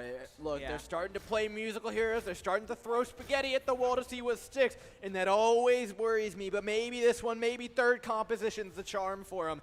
Looking for an engage. They need to wait for the right time because this high ground is so hard to break, especially with that Deadeye being up and available for Ninja Curly Fry. They're going to try and find an off angle with this McCree, but maybe the Shatter's all they need. Onto the ground they go, but Penn Park is the one who ends up falling. Ninja Curly Fry tries for some value along the side lane here, but with both main tanks down, it's incredibly awkward for either side, but Ball State are the ones who had possession of that high ground to begin with, so they've got the far better position for this post-fight without the main tanks. Yeah, the main tank's gone, and the beat actually comes through from Finna, so Ball State now have the ability to try and push through, but that is, okay, that has been reinforced now by the EMP. The Ball State ultimates have come in clutch, And now Ball State are trying to push this through to the very end. They just have about 30 more meters to go. This is probably Illinois Wesleyan's last good chance to try and get a fight in. They've got to make their final stand here. It's a loser's bracket. Ball State understand that they don't need to win the next fight. They just need to continue winning this one. They push for more value and take player after player out of the fight, staggering them to no end. Illinois are coming in 4 members now to their names. Gonna make this coalescence count for all they can. Snobus has a lot of work to do and is putting in as much damage as possible, but despite the EMP, Codex still finds the slam onto 2, and maybe 3 players is all they needed. They still gotta finish this off. It's not exactly easy, but I think they've done it. They're holding, and they just got to hold here for 90 seconds, Door. This is doable now. Illinois Wesleyan have a good spot because Ball State's spawn is so far away from where the point is now. They probably only have 2 solid fights, maybe 1 rushed one before the time goes out on them. And they don't really have many ultimates to work with. They probably have to work with a dry fight here. But Illinois Wesleyan doesn't really have any ultimates either. It's kind of a neutral sort of situation. I mean, there's ultimate races all across the board, right? Looking at Death Blossom and Deadeye, looking at the EMPs respectively. The big one, Flummox, is going to come up with a sound barrier before any of that happens. So Illinois do have an insurance policy, if nothing else. Us Miller trying for some hack value, gets out 80% now to that all-critical EMP. In the meantime, Ball State just holding their ground, not trying to get too much done. The Shatter's almost up for Penn Park, and there's not much on the other side to block, and not a shield in sight for Illinois Wesleyan. Penn Park just needs to line it up properly, puts him on the ground. Hack is out for Ball State, and they're committing everything to this fight with the Reaper being pushed away. There's no chance of the damage getting in time. He's got 1 Death Blossom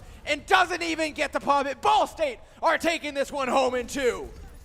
Yeah, that was great as the Lucio comes in with the beat to try and keep on staggering this out. Now, actually, that has bought enough time for the next fight to come. This isn't quite over, Door. It's a formality. They should be able to get through this one. Unless you drop 6 players to this bomb, which they don't. They are all right. They get a bomb of their own, and they get that cart across the finish line. Ball State talked a lot of smack coming into this, and they bagged every last bit of it up.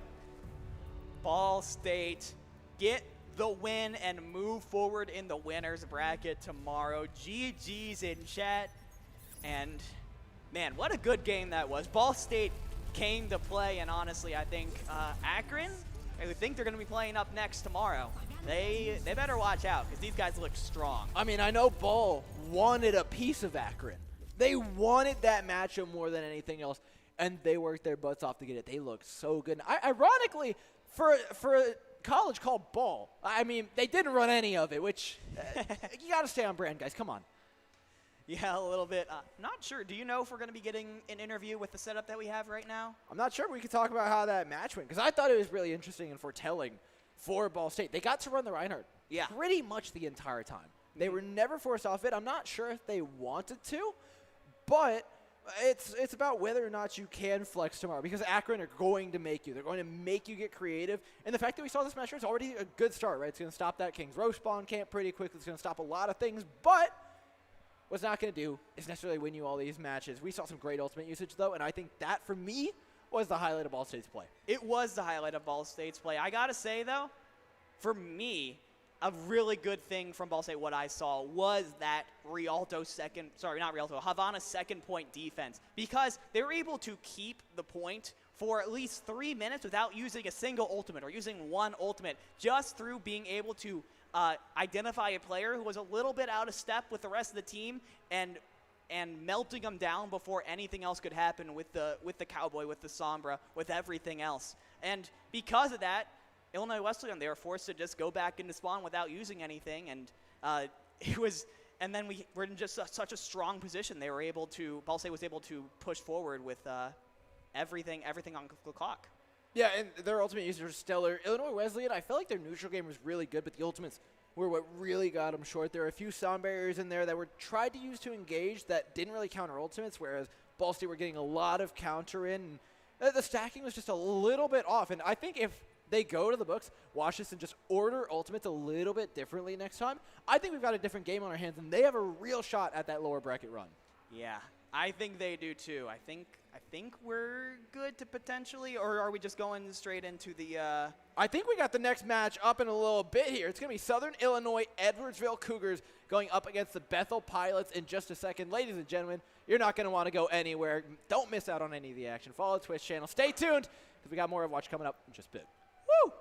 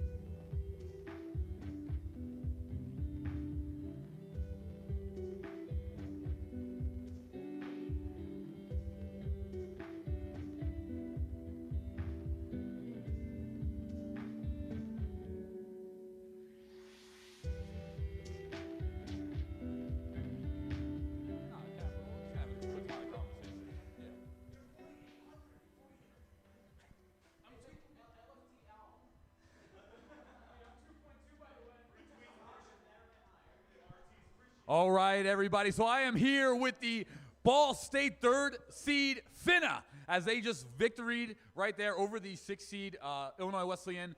Tell me right now, Finna, how was that game go? Was it a dominant performance? You know, you guys killed it. What'd you like so far that your team brought to the table in that one? Once it seemed like we got in our bag, nothing really they could do to stop us. I mean, everybody went out there, fragged. I set out fragging, which I did. No BM though. It was fun. I'm really excited to see what we do in the next round. Excellent. So the next round is tomorrow. We have the semifinals, of course. Is there a certain team that you're looking at and you feel well prepared for out of the top 4? I mean, we have one more match, so it could be the 5th or 4th seed, but you can kind of estimate, where's the strategy going to go? Who are you looking forward to playing tomorrow? No shocker here. I'm going to say Akron. So that's who I'm excited to play against. Kind of got a bit of a rivalry going, it seems like, so I'm really excited to play him. Excellent, and there's a good chance and possibility at that. I love your team. Your team just has a lot of charisma, all you guys. It's really fun. They're standing off over to the side.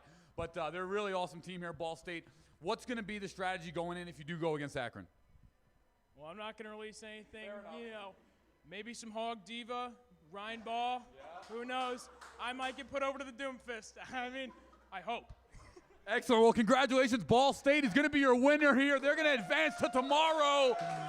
Yeah, there we go. Tons of energy here in the arena. And we have the 4th and 5th seed coming up next. Don't go anywhere as we round. Bring them in. Bring them in. Bring them in. Woo! The Ball State support team is here. There they are. Let them get it. Woo! We'll see them tomorrow for the semifinals action, guys. And we have the 4th and 5th seed coming up next.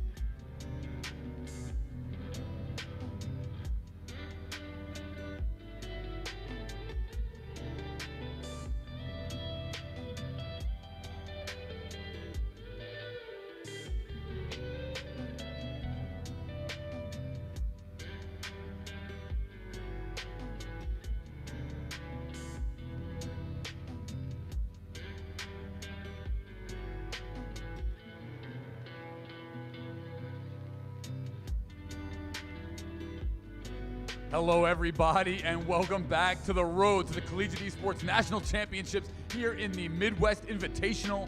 We are on our way to the 4th and 5th seed matchup, and our final matchup here in day 1. We have the 4th seed, Southern Illinois Edwardsville, taking on the 5th seed here and the hometown team, Bethel University. So without further ado, I'm going to introduce you once again to our two casters, Dividing and Door Cast. And without further ado, let's be joined by them now.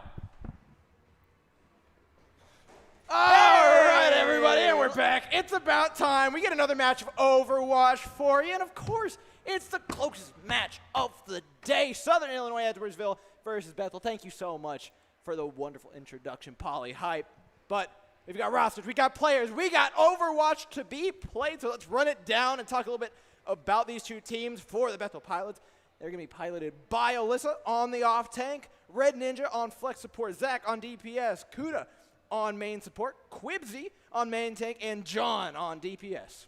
Yes, and over on the side of the Southern Illinois Edwardsville Cougars, we have Reverb on DPS, Nibbly on off support, Pyrocat on off tank, Samus on main tank, Thog on DPS, and Lucky Owl on the main support. These are two teams that are honestly kind of wild cards for me. They're right in the middle of that sort of seeding bracket.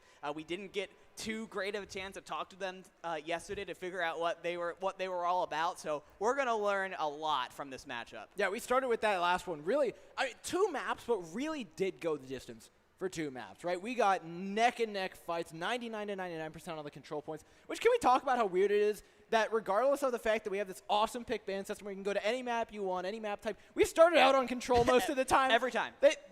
They just got to break the habit. It's time. We could play anything else. You guys should have fun with it. You know, go to Kings Row first. Do something. I want to see that from these teams. But what I also want to see from these teams is decisive play. We saw really, really smart play in the last 2 games. I think Ball State really impressed me on that level. Cincinnati as well made some really smart decisions in their game despite not winning. And I think in this game, it's all about coordination. Who can outlast one another and make the least mistakes, not necessarily the most plays. Last fight, it was really about Ball State's ultimates coming up with big combos. But for Southern Illinois and Bethel, when teams are this close, it's about being consistent above all else. Yeah, especially because mechanically, at least according to the seedings, these teams should be pretty even.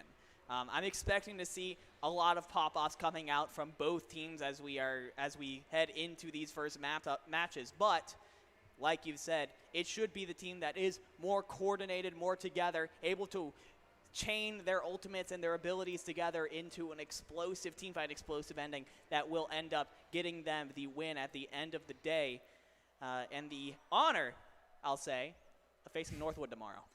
Yeah, if you want to say honor, look, it keeps you in the upper bracket for another round at the very least. And we have seen Northwood bleed. Yeah. They are mortal above all else, and you know what? Both these teams want the opportunity to take them on. Rather than go to lower bracket, I'll take Northwood any day of the week. You don't get a chance to face a team like Northwood any day. That's all I'll say.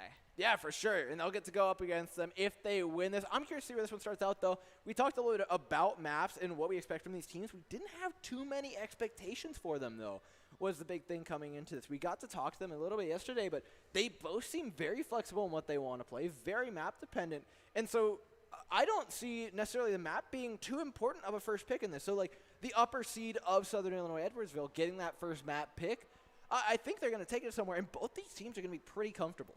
They should be, for sure. I will say I did talk to a couple members of the SIUE Cougars coming into this game this morning, and they told me that they like to play double shield, which is a very interesting. They're the first team, the only team I've seen today that have said, this is actually the kind of comp that we like to play the most. Because it's such a slow composition, it's very much just like get set up someplace and just start shooting. And I'm curious because if that is the kind of play style they want to play, control isn't really the best place to go first because it's as a slow comp, it becomes a lot more difficult for you to effectively get to the point at the same time as your opponents. Yeah, and I want them to know it's okay. We're not going to hold the fact that they like to play double shield against them. Oh, no, it is a bad personality trait, though, just so we're clear. No, it's perfectly Not saying fine. it's a red flag, but just like be If be somebody like, oh, tells okay. you they like double shield, I'm a little bit worried about them. Southern Illinois, though, apparently they do, and maybe they play well. Maybe it's just because they've got a monster hit scan. We've seen teams in the past run double shield alongside Ash Genji and have really great success. It's a really cool composition where you're burning people down and dashing through them and finding a lot of success, kind of comboing your DPS extremely well and having that be your main goal, just to find time to poke people down with either Hanzo or Ash or just high damage DPS and trying to last as long as possible. But there's also kind of newer methods of running double shield. You can play a little bit more mobile should you move to a control point. We see it played with Lucio's a lot to try and get some degree of movement with the composition. It can be pretty powerful if you pair it with a Baptiste. There's all sorts of open avenues now, whereas before, a lot of time, we'd see double shield, and I think it got a bad moniker whenever it was just being run with like Baptiste, Mercy, and Bastion. It wasn't a fun time. These days, though, teams getting a little jiggy with it. They are getting a little jiggy with it, and indeed, because you have like this core of double shield that is in fact the Orisa, the Sigma, and whoever wants to stay behind the double shield at all times. But you start to run, we've been seeing recently that you start to run things like a Tracer or an Echo or something that can kind of go outside of that core and become a second source of damage that's independent and coming from a completely different area that, say, a Brawl or a Dive Comp has to worry about. So I think that it is, in fact, very possible we see that kind of thing coming up from SIUE. And I would personally welcome it. I'm never going to say no to Tracer and Echo. No, it makes for a really weird composition in how it plays, right? We talked about Sigma Ball earlier and how you kind of split up into two little hit squads, right? You've got the longer range and then you've got the dive half.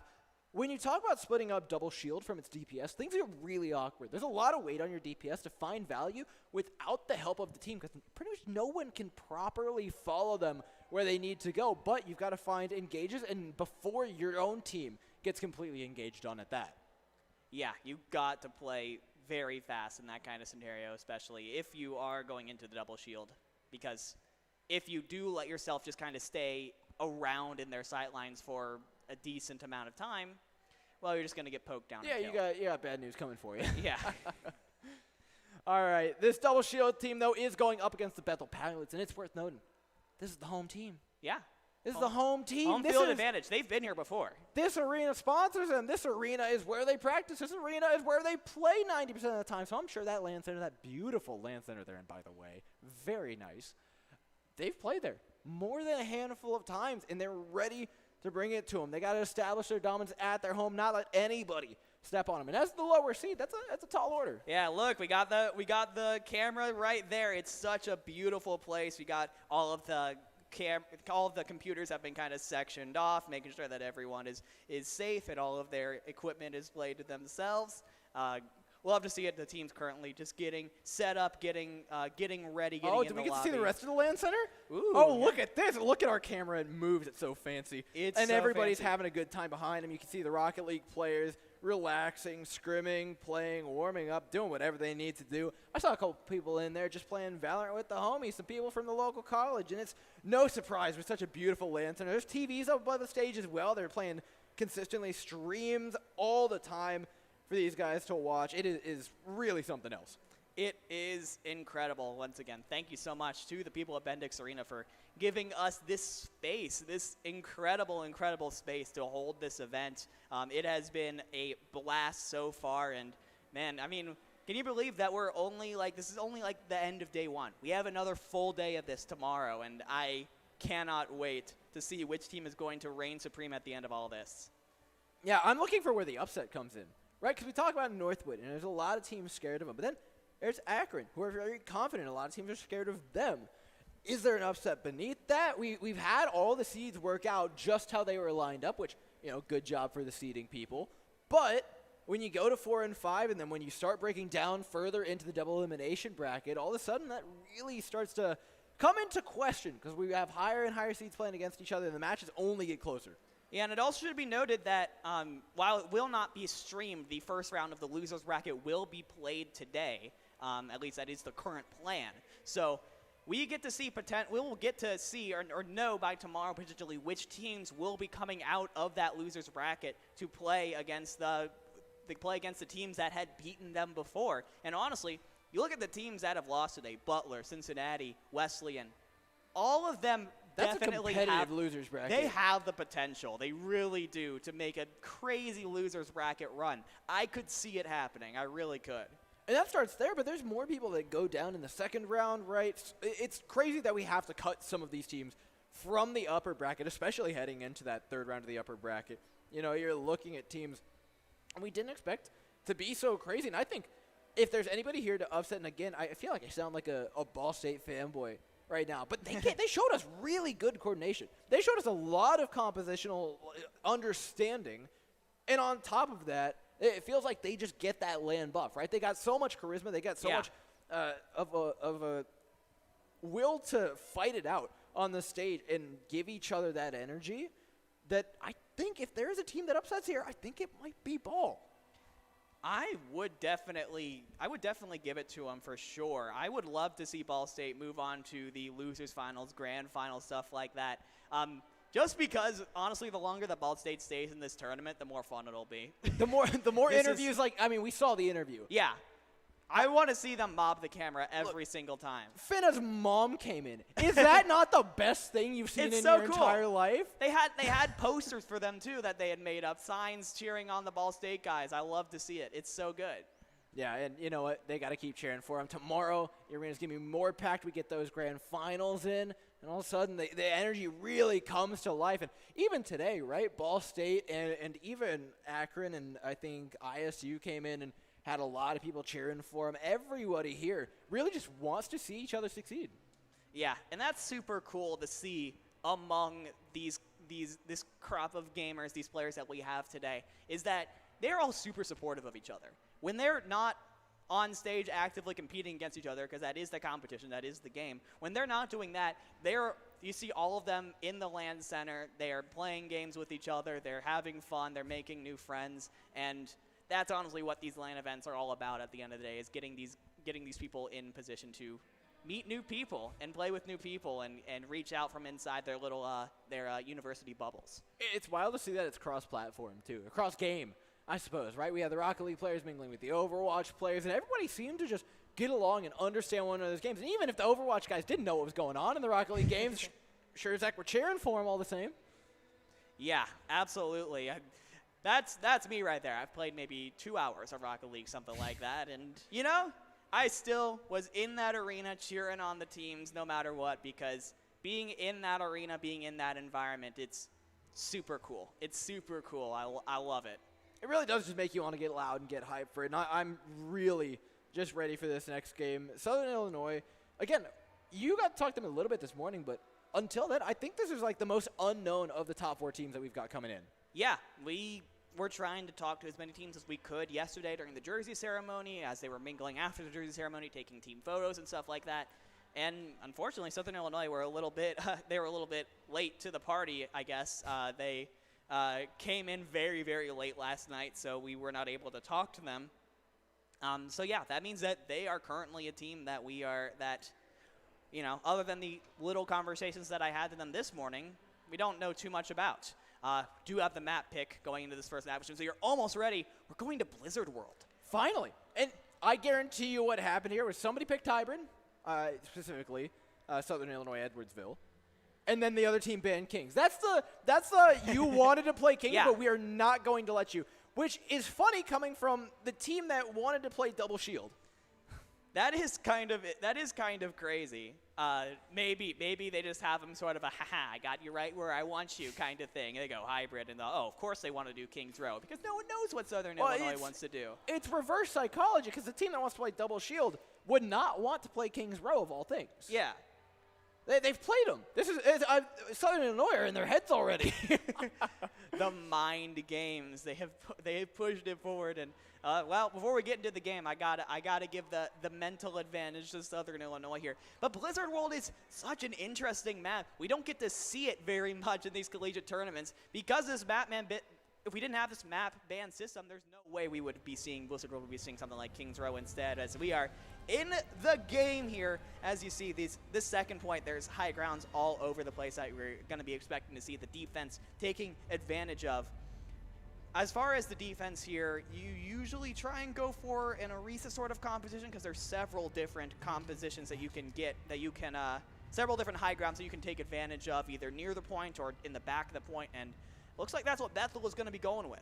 You know, never did I think we'd get both teams playing double shield. This map is pretty flexible, and they could go with other options, but I'm really excited to see what they bring to the table, and we're getting some pretty powerful DPS to go along with it. We were talking about it earlier, about the options that you have, right? You can try and poke them down. You can throw in a lot of long-range damage like we're getting out of Zach in Big J5, or you could do something like we're getting out of SIU and throw an Ashen and then throw a dive character in to try and finish off those dynamites. What I'm looking forward to here is the sniper duels here between Reverb and Zach. We haven't really gotten to see snipers go up against each other directly, and when games where that happens, that ends up being the turning point of most fights, is the snipers trying to take off the head of the other one. Other than that, yeah, the only big difference is the Hanzo on Bethel's side and Reverb on the Cougars. I do think there's a pretty big advantage, though, for SIU. Because Bethel are on the defense, they need to be ready to play against dive, so they brought a Brigitte. SIU know what they're playing into. They can bring that Zenyatta, and that Zenyatta's going to get so much more range, or going to get so much more value at range than the Brigitte is just kind of zoning off Dog every once in a while, because that Discord Orb and the orbs themselves can help poke away at those shields that are also important to this matchup. Oh, that was a huge dynamite from Reverb, I have to say. They were able to bring everyone so low, and the Immortality Field is used early. Oh, that's a gorgeous shield placement out of Samus. It buys so much space for the team. It's so aggressive.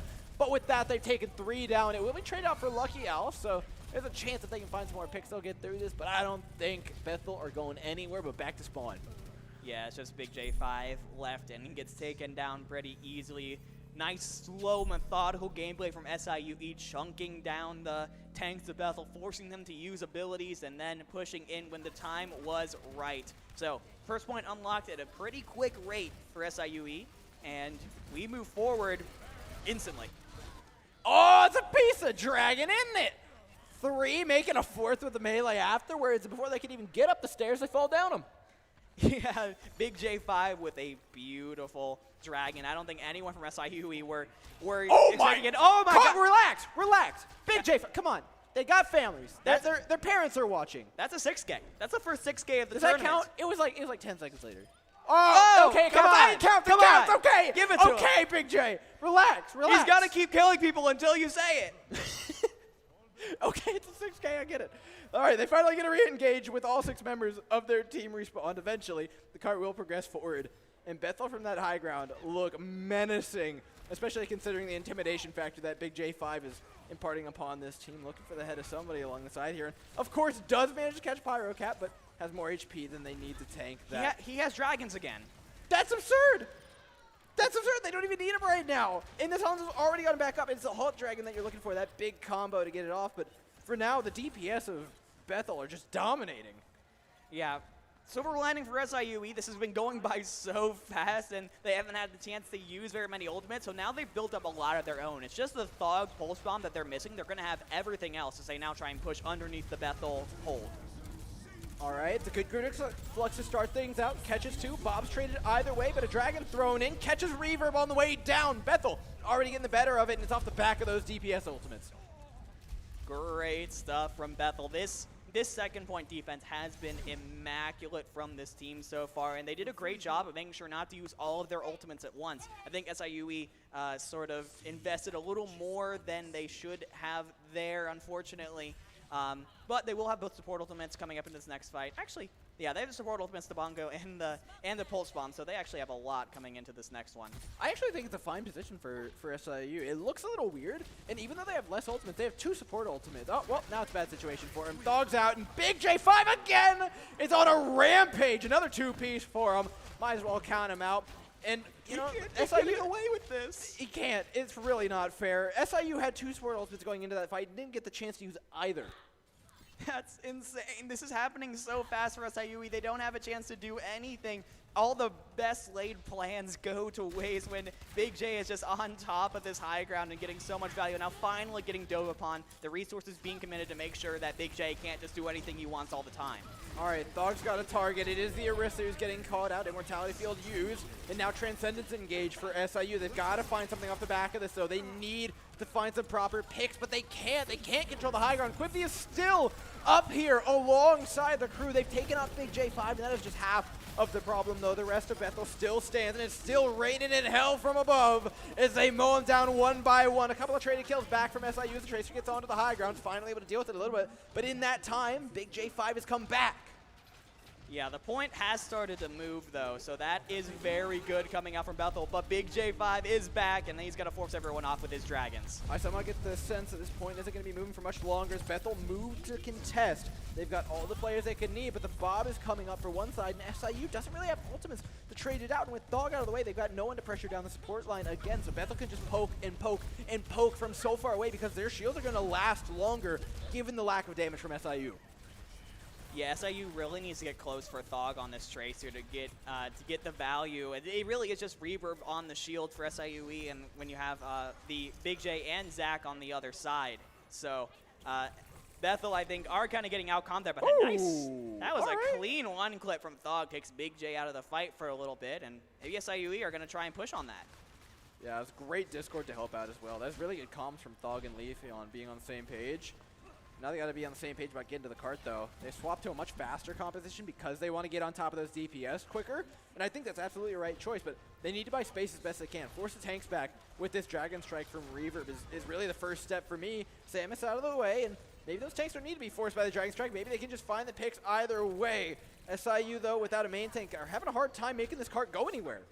Yeah, Quibsy is actually slept up right now, just barely holding on to his life. So has to be super, super careful as, yeah, this does manage to get out away, though, so is going to continue holding right now. SIUE are pushing in, but both support ultimates are currently active for Bethel, and it's going to force them away. And 20 seconds on the clock. This is the final fight for SIU on their attacking side. They've got 3, nearly 4 ultimates to their name. And Bethel has Big J5. I don't know which is scarier. In from the side comes a Hanzo. Reverb looking to do some damage. Throws a Dragon Strike towards the opposing high ground to make sure SIU's DPS, rather Bethel's DPS, cannot just sit up there regardless. So Samus gets picked off in the back line, and the touch of the cart has to come through. So SIU separate from one another in the need to make that push happen. Lose both of their tanks in the meantime, and Thog's trying to duel out of Brigitte. That is not one you're winning anytime soon. Bethel with a stellar second point hold after getting rolled on point A, mind you. That was a gigantic time bank. Are looking like they're going to come away with the hold here.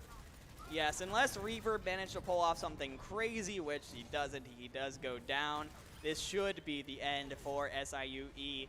I will say, I've seen fuller holds happen on Blizzard World. It's not undoable, but Bethel definitely making a statement with their second point defense. Yeah, it's worth noting, this is a hard map to finish. It's a very difficult map to finish. Up there with the likes of, say, Rialto, up there with the likes of Havana, in being extremely hard to actually get to the end of. So what I think most people consider a good push through this map would be, I would say, a little bit of the way through point C. Yeah. And not necessarily all the way, but we just reached the end of point B. We didn't quite get there for SIU. So I think it's got to be a strong defense, if nothing else, if they want to be able to take on Bethel.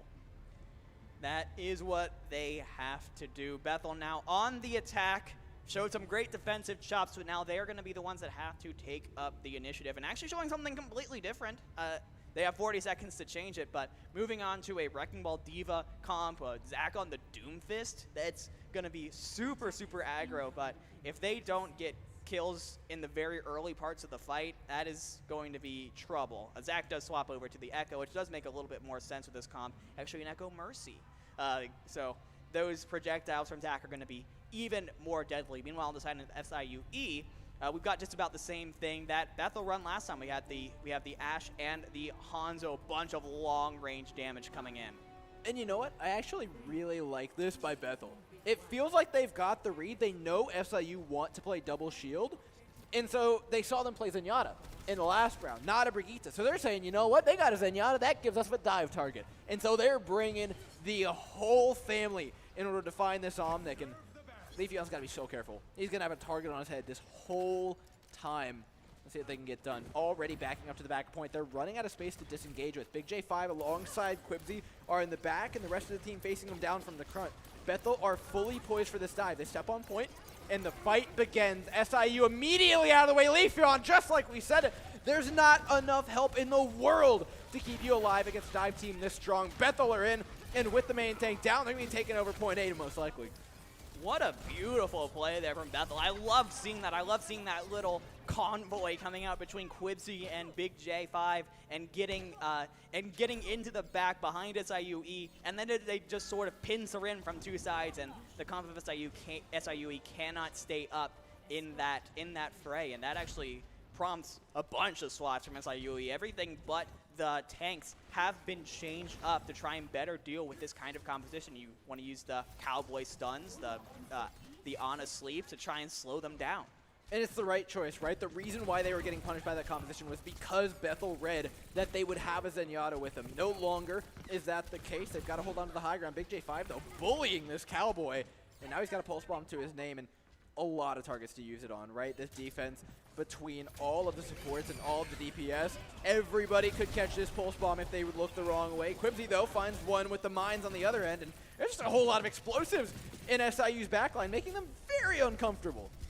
Extremely uncomfortable, and now after losing their Wrecking Ball, and now there's Zenyatta from Thog.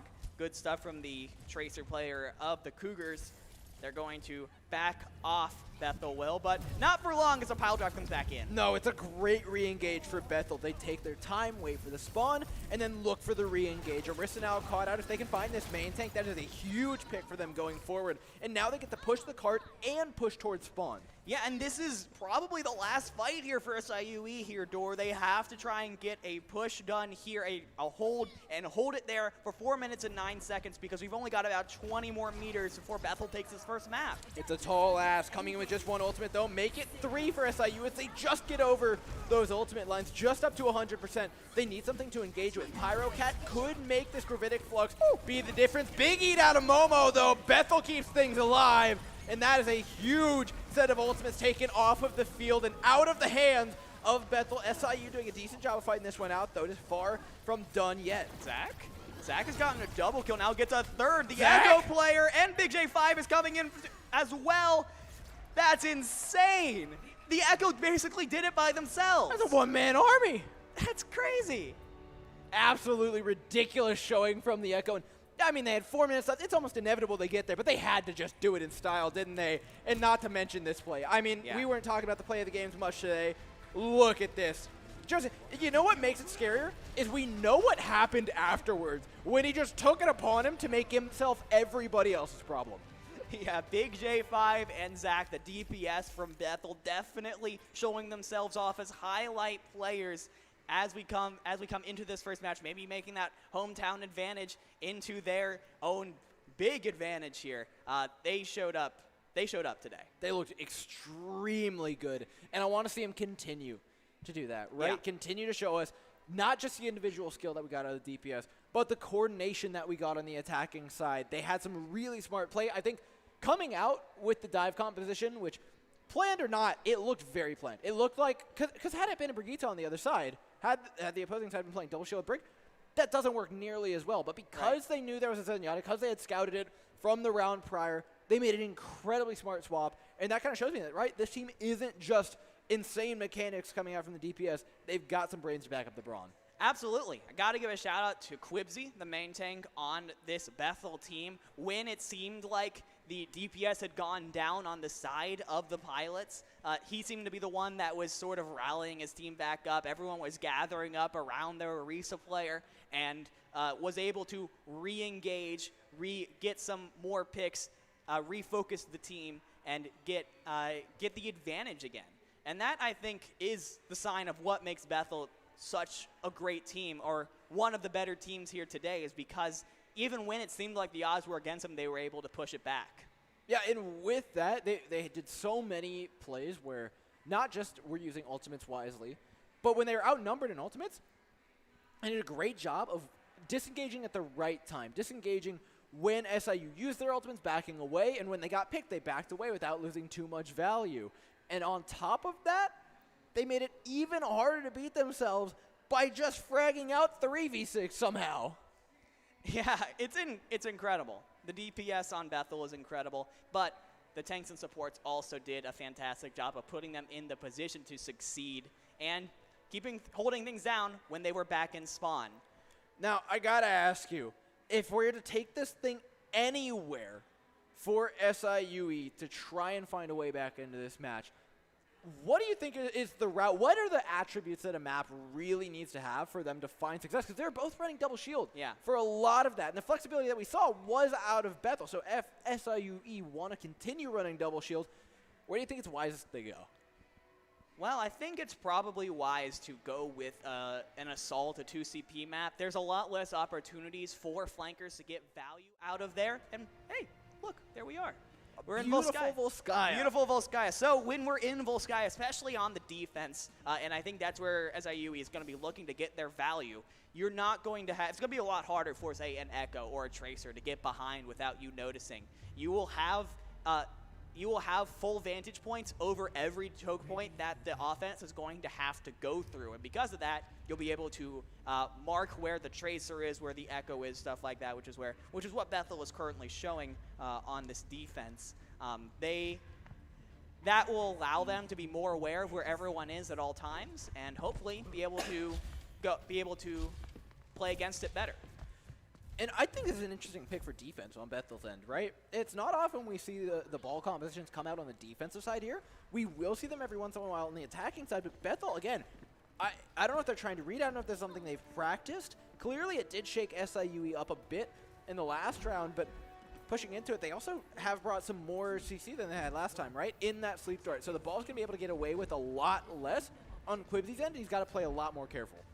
Yeah, and SIUE now on the attack here. Quibsy, though, in the back. Look at this vantage point we have from this Wrecking Ball here. Can he get something off on the Zenyatta? It's not even him you got to worry about. The pile driver just sets up the Tracer. It's Big J5 coming in from the wings, who puts in all the damage, finishes one off quick for Bethel. Bethel is so good at this. They're so good at following up on the pile drivers from Quibsy, and Big J5 and Zach just collapse on everyone. However, Thog in the back there on the Tracer, getting a nice pick off, gets the res out. Oh, is it a 1v1 we get? Potentially. Do we get a 1v1?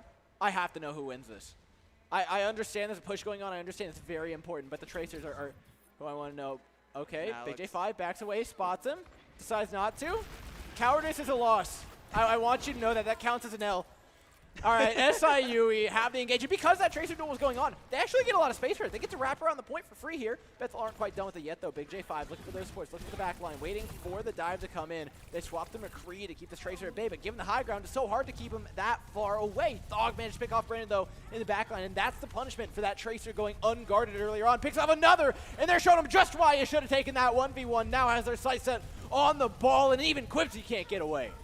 Yeah, that was some incredible play from Thog. Really, if you think about it, just drawing the attention to him away from the main choke point is what won them the fight. It's what gave SIUE the space that they needed to push into the point. And once they were there, their ability to sustain on a point is what got them that fight win. So SIUE took a little bit, but they're going to go ahead and take the first point. They have about 5 minutes on the clock to take the second one and get ourselves a map completion. And this is very snowballable. You look at the ultimates that are available for SIUE, they're coming up on a nano for the engage. A Pulse Bomb could find the big pick. The Deadeye can buy the space and keep the dive off of them. There's so many tools that they've got. And Bethel, well, they've got some good stalling options. Don't necessarily have tools that end the fight in a lot of ways. That Duplicate's really going to struggle to find a clear target. Maybe the break, maybe the Orisa, but either way, Bethel have got to make do with what they've got. Duplication goes down onto the Diva. Zach throws a bomb into the back line. It catches just enough for them. Will T-Mech, Pyro, Cat, and SIUE are set packing. Yeah, but they didn't really use any ultimates, though. They were just trying to force ultimates out of Bethel, and for their credit, they did do that. Bethel was going to have the Pulse Bomb from Big J, which is crazy good, but is going to be just about it. Actually, Brandon's probably going to have the Transcendence as well, but SIUE, they have everything. Pyrocat is 73% of the way to the Diva Bomb, and that's the furthest away any of them are from their ultimate. So we need to see some incredible individual play from Bethel, the Pulse Bomb of a lifetime from Big J, or else SIUE can definitely snowball this in. Look, if there's anything I've learned from casting Overwatch, it's that if you have 6 ultimates, for whatever reason, you are far more likely to lose the fight. It is just a natural law. Brandon already finds Thog, and there's that pick you were talking about. It wasn't the Pulse Bomb, instead it's Zenyatta, letting them know who's boss. That must feel good for Brandon as well. It's kind of been the dive target of sorts for Very SIUE cathartic. here. Yeah. Now you know how it feels. They get a little bit of their own comeuppance. Thog does 1v1 Big J5. Not sure if it's a true one or not, but either way, steps up to the plate and gets swung at. And this has allowed Bethel to start getting some ultimates of their own on the board. SIU, we still haven't used anything. They've been holding on to for their for ultimates a rainy day. for a while. For Overwatch 2, you know? I think this is the rainy day, right? You have to play through the Transcendence and the Mines and the Rally from Bethel, but you have the tools to push through this. Well, we forecasted rain. Let's see if that comes true. Ultimates start running in from SIUE. As long as they don't layer the sword limits, they're doing all right. They have used 2 of them already, though, and in with the rally, that's a 3rd. Bethel respond with a Transcendence of their own. It's a nano boost from Lucky Owl, though, that looks to make the difference. Who is it going on, and when is it coming out? Doesn't matter. The bomb finds 2. Catches a spun out Bethel. Everyone separated from one another, and Pyrocat can continue the push off the back. The nano boost goes onto the brig just to keep the Tracer at bay, just to make sure that Big J5 doesn't get away with too much, but there is a pulse bomb on this Tracer. Not much health, but maybe the difference maker. 10 HP, and towards the brig it goes. That's 1 pick. That's a start for Bethel to start pushing their way back onto this point. Yeah, 2 kills on the side of Bethel. They have to continue staggering. The numbers are still not on their side.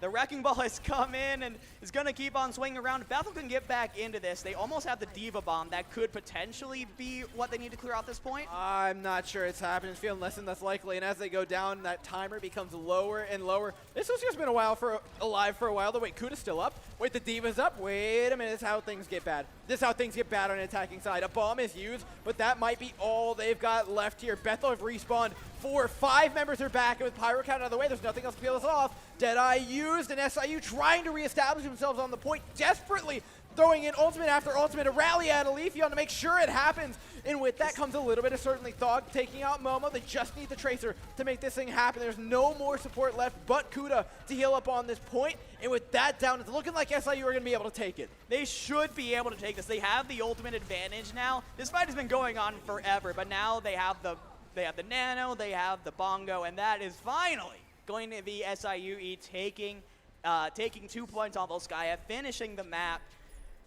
That went on for a while. That's a hot minute. Took a hot minute off the clock, too. Yeah. They're coming in with a decent time bank. That got chunked right on down to 1.5 minutes. Bethel, I think, can be very happy with the stagger that they pulled off. And while the first point got a little bit murky there with Thog being let to find 2 frags early on, I think it's a pretty winnable map so far for Bethel in the fact that, you know, this is a pretty standard Volskaya push. Yeah, SIUE definitely could have done better, but they could have done much, much worse on that matchup. I think they've showed a lot more resilience than they did in Blizzard World. I'm really looking forward to see what they've got on their defense. This sort of Orisa comps that they love to play so much, and now the pressure moves on to Bethel to try and get themselves a better time bank here.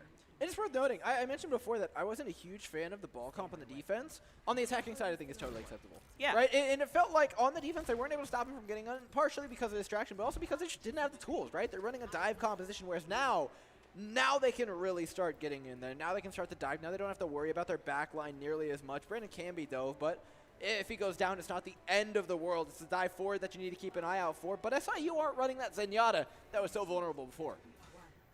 Yeah, Brandon doesn't really have a ton of tools to get out if he does get singled out by the SIUE squad.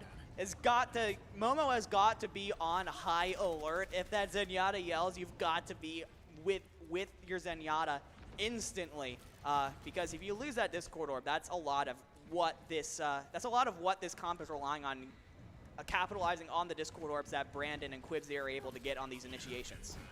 And so far, it's a really good setup by SIU. You can see them in this small room. They're controlling the Mega Pack at the same time. And the second you enter that small room, you enter the range of the Brigitte, which is just going to make your life that much harder. Yeah, Quibsy, there wasn't a ton that you could do about that. Almost got away with his life, but oh no, Thog actually goes in a little bit too deep and gets taken out by Zach. So no more of that Tracer online, and we're going to try and go in again. This actually frees up the Zenyatta, put the Discord orb on, and play some more aggressive sightlines. But without a main tank, it's incredibly hard to actually hold on to this point. I'm curious if we get Bethel throwing any swaps in after this.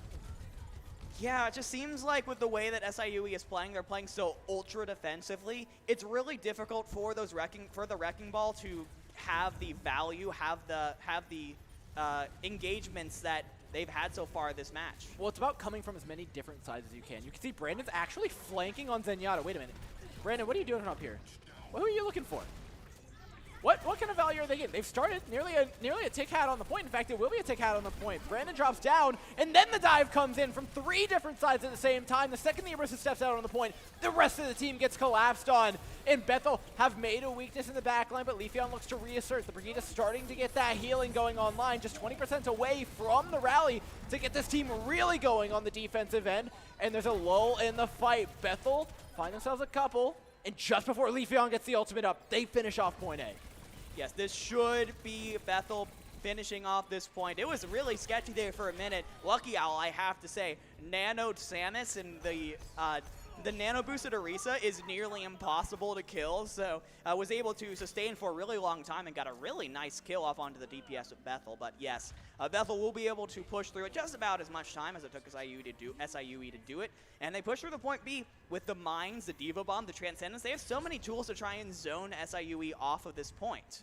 Yeah, it's a pretty even fight, all things considered, right? They both have a support ultimate, and they've got 2 pretty decent value ultimates. And whoever can find the best connection is going to be winning. And whoever also uses the later support ultimate. We talk about this all the time, but the second support ultimate almost always wins because you're going to get the last say in the fight. But you don't want to hold it too long. So Brandon and Leafeon, there's a lot of weight on these two to find the right engagement. A pulse bomb into the backline to try and separate them away from the defenders. And the rally immediately popped by Leafeon. They needed to use the health bars are getting so low, but that means Bethel can use the Transcendence however they like to get themselves in. They're taking their sweet time, though, waiting to push people off of their backline before they make this push happen. Diva appropriately peeling. Momo's looking for this Tracer desperately while the ball contests the point, but they can't leave Quizby along for too long. Otherwise, that ball's going out, and even though you eventually got Thog on the Tracer, you don't have a main tank to make this push happen with.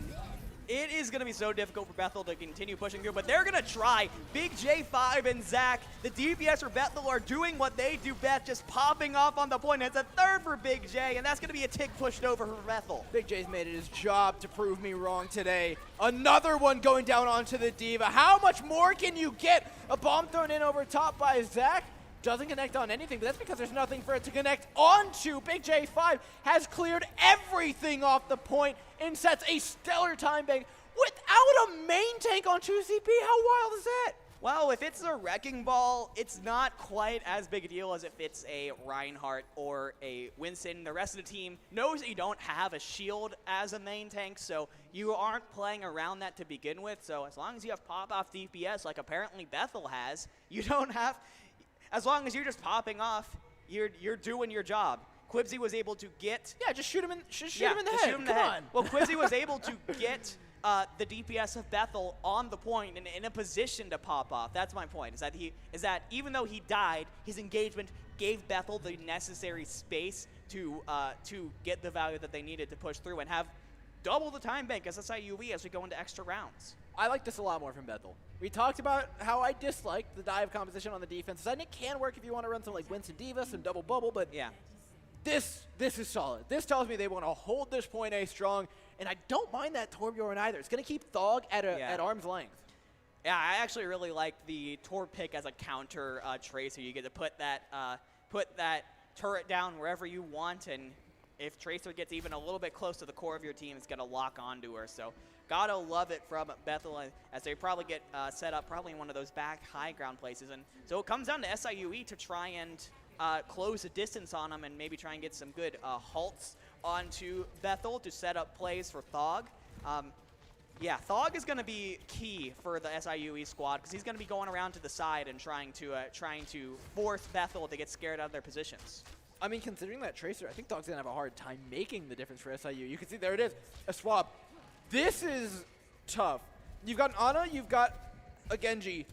I spy a combo, but I also spy only a minute to get the ultimates up, and with Reverb out of the way, it's even difficult to make the space. It will be trade out for Big J5. Neither team gets a Hanzo, but one of these still has a lot of damage in Zach. That Torbjorn has a massive output, and if Bethel just drop onto this point calmly, support their Orisa how they should, it should be very difficult for SIU to actually get in here because there's not a damage set. There's nothing to destroy the shield. This Genji cannot put enough pressure on them to actually break it faster than Bethel can break theirs, and Quibsy's already making some great progress on the point. Yeah, interesting. Big J5 has actually swapped onto a Symmetra to try and just do some damage, try and teleport back to get back to the SIUE squad. As, yeah, they're going to try and push him again. Lukial has that nano boost. It's going to be huge. Who's he going to put it on? Both extremely aggressive tanks right now, throwing their shields into one another's teams. And you're right, that nano boost could be the difference maker damage-wise. But with 8 seconds left on the clock, it is a great time to use that Molten Core. Get the point cut off. Make sure SIU have to push into damage and into a fully charged Symmetra. Big J with what's that, like his 10th 3K of the night? Yeah, his name has been in the kill feed more than I think any individual name that we've seen all day, Dor. This guy has been unstoppable for Bethel, and SIUE are held to nothing on their extra round attack. So that means it comes down to this. Bethel can secure themselves a spot in the winner semifinals bracket if they can take one tick of point A in the next about 3 minutes and some change. That's a lot of time for the point tick. Considering what their first attack looked like, I want to see if they go back to the ball composition or if they're more comfortable with the double shield that they swapped to not too much longer later. 4 seconds on the clock till we decide how do Bethel want to attempt to end this. Ladies and gentlemen, it's back to the ball. I love it. I love to see this from Bethel. We haven't really seen a team just like full commit to these Wrecking Ball compositions. And honestly, I love to see it. This sort of separate style coming out of Bethel because honestly, I haven't seen a team run these compositions quite as well. SIUE, this is their last shot. They've got to hold for 3 minutes here to stay alive in the face of the initiations from Quibsy and Big J5. And then, you know, you have Zach and Brandon to worry about, 2 other damage sources coming from 2 completely different places. It could be, this is going to be tough. You have Reverb on the Cowboy to try and potentially deal with Big J5 in the back. That's a decent adjustment coming out from SIUE. Yeah, and they've got so many opportunities now to try and hold the same place that they did last time, right? That Mega Room is so valuable to them, and the fact that Bethel broke it, it did not look like a certain dive that they were going to win, but managed to break it out anyway thanks to some really great individual skill, and they will line up the exact same way. SIU retreat back onto point, though they keep the Cowboy off on the right side. It's going to pay off. Thug takes down Zach out of the air. It's going to take valuable time off the clock, and that's how SIU have to look at every single pick, just time off the clock. Yeah, time off the clock indeed, but the res has come through, so Bethel should be able to get themselves right back in, but a massive whip shot from Leafeon has taken Quibsy off the map, and that should probably be Bethel falling back here. You have times of 2 minutes and 30 seconds. You don't want to try and force this. Today I learned hamsters can't swim.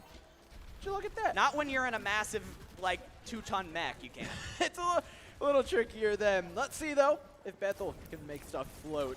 Zach throwing in a lot of damage. Great contest there by Quibsy. Spawns everybody up in the air just as those sticky bombs go in. They have to touch. They have to push out. And this is where SIUE crumpled last time. And it's where they're going to crumple again. 2 down. A Dragon Strike in as a last desperate effort. It will take down Zach as Reverb goes in. Kuda for another. And it's a scrappy, scrappy fight. Bethel, though, with that tank combination of Ball and Diva, have a lot of sustain. Thought through it, though. And with that, SIU hold on. But it's going to be tough getting back. They've got the Lucio, but can they get there in time? It is going to be tough. There's only 4 members of SIUE currently on the point. They're waiting for the remaining members, and Bethel was ready for another engagement. They're going to have the duplicate, the mines, the pulse bomb. This is probably Bethel's best chance here. Still with a minute 30. Minute 30, immediately pressuring out the Hanzo. That was the doom of them in the last fight. Big J5 then returns to hold on to the high ground as best they can. Stick bombs in, familiar position for SIUE. They have the amplification matrix though to fight their way out, but they're locked in by the mines. You've got nowhere to go but into the welcoming arms of explosions. 2 picks off for SIU. A perfect combo. A Deadeye to try and hold him. Reverb is going to equalize things out of nowhere, holding on as best they can. They still have to find picks. It is 3 versus 3 on this point, and both teams fighting for their lives. They're Bethel so pick close. off a huge res though out of Kuda. Pyrocat equalizes with the pick of their own, but it is far from over. The spawn is closer for the attacking side. With Brandon having Transcendence up, they're going to get a new lease on life before this fight is over. Yeah, Bethel's going to fall back just a little bit. They got to make sure that they don't lose all of the point progress that they've gotten so far. Lukial was down. That's a massive source of healing for SIUE off. And that's the Transcendence we were talking about. Allows him to engage, allows him to walk past the shield, and walks him right down the red carpet to a win here in the first round. There it is. Bethel is going to take Volskaya, and after a super heart-pounding round, they move on to the second round of the winner's bracket, joining the likes of Northwood, Akron, and Ball State. Absolutely incredible performance out of Bethel. We saw all sorts of stuff from him, and you know what? I was just as impressed from the opposing side. SIUE just kept getting better, push after push, making it all the way through Volskaya, getting a pretty decent job done over on Blizzard World, and then that final hold. But it was really just more improvement on top of that. And heading into the lower bracket, if they can keep that going, they might be doing a little better down there. Yeah, I think as the series went on, SIUE got a little bit better and a little bit better at countering the way that Bethel wanted to play. Unfortunately, they weren't able to adjust fast enough, but there were definitely signs of a really, really good team in there. And, you know, they now have to drop down and join teams like Butler, Cincinnati, and Wesleyan of Illinois, but that's a tough loser's bracket to go through. But, I mean, someone's got to make it out of that, and honestly, it could very well be them. Look, it's a tough round no matter what. A winner has to go play Northwood. It's tough out here. These teams are all too good, and they're all very, very scary to play. And you know what? It was a great match to top off today. You guys know there's going to be more coming tomorrow, and coming up in just a second, we're going to have Polly Hype with the interview of the winners.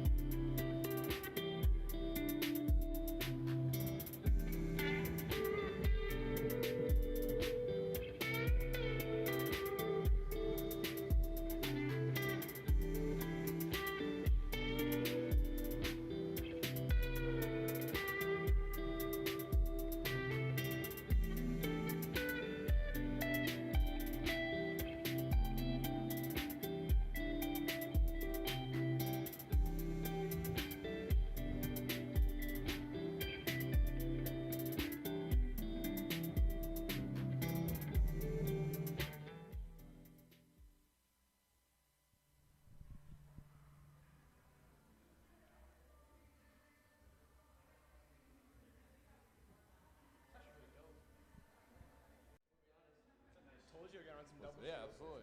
Yep. All right, everybody, welcome here. I am here with Bethel, the first upset here at the Collegiate Esports National Championship Midwest Invitational. Let's give them a round of applause here, the 6 members of the Overwatch division. They did such a great job, and once again, the first upset here as they upset the 4th seed to move on to the finals tomorrow. First off, let's start with Alyssa, actually. What did you guys think? What did you think so far of the tournament? Did you have some part of the enemy team strategy that you realized was a weakness and you were able to take control of? Yeah, we were able to play slower and take advantage of their weakness points while, we use our ultimates to kill them. So, yeah. Absolutely. You guys did great. In that final fight, it was going back and forth in that final map all over the place. You came in, I believe it was the Tracer who got in, got a stick off at the end there. How did that play to your advantage and lock up the game? Okay, so pretty much we were like at a stalemate. Everyone was trading picks back and forth. Right. My ball, Quibsy, got like a really good grapple in, and just that, my pulse was able to hit the brick, and just from that, we were able to win the fight. Absolutely. That was an amazing stuff. You guys are coming in as the only team in the bottom half of the bracket to advance to the grand finals day tomorrow. You'll be competing in the semifinals against the 3 top teams here in this event. Are you guys ready for tomorrow, and what do you have planned to move in tomorrow to secure maybe another win? So shout out to the coaching from Zay. Zay's helped us get this far, I'd like to say. And we're more versatile with our comps that we run, so I like to think we have a good chance. Absolutely. That's a great job. And to round things out here, guys, let's make some noise. You guys were the very first upset of the whole tournament. Let's go. That's going to do it, though, for day 1 here at the Collegiate Esports National Championship Midwest Invitational. When we come back tomorrow, we are going to have some grand finals action presented by Army ROTC with the Esports U and Collegiate Sports Management Group. So don't go anywhere. My name is Paulie Hype. We'll see you tomorrow for day 2 at the CENC.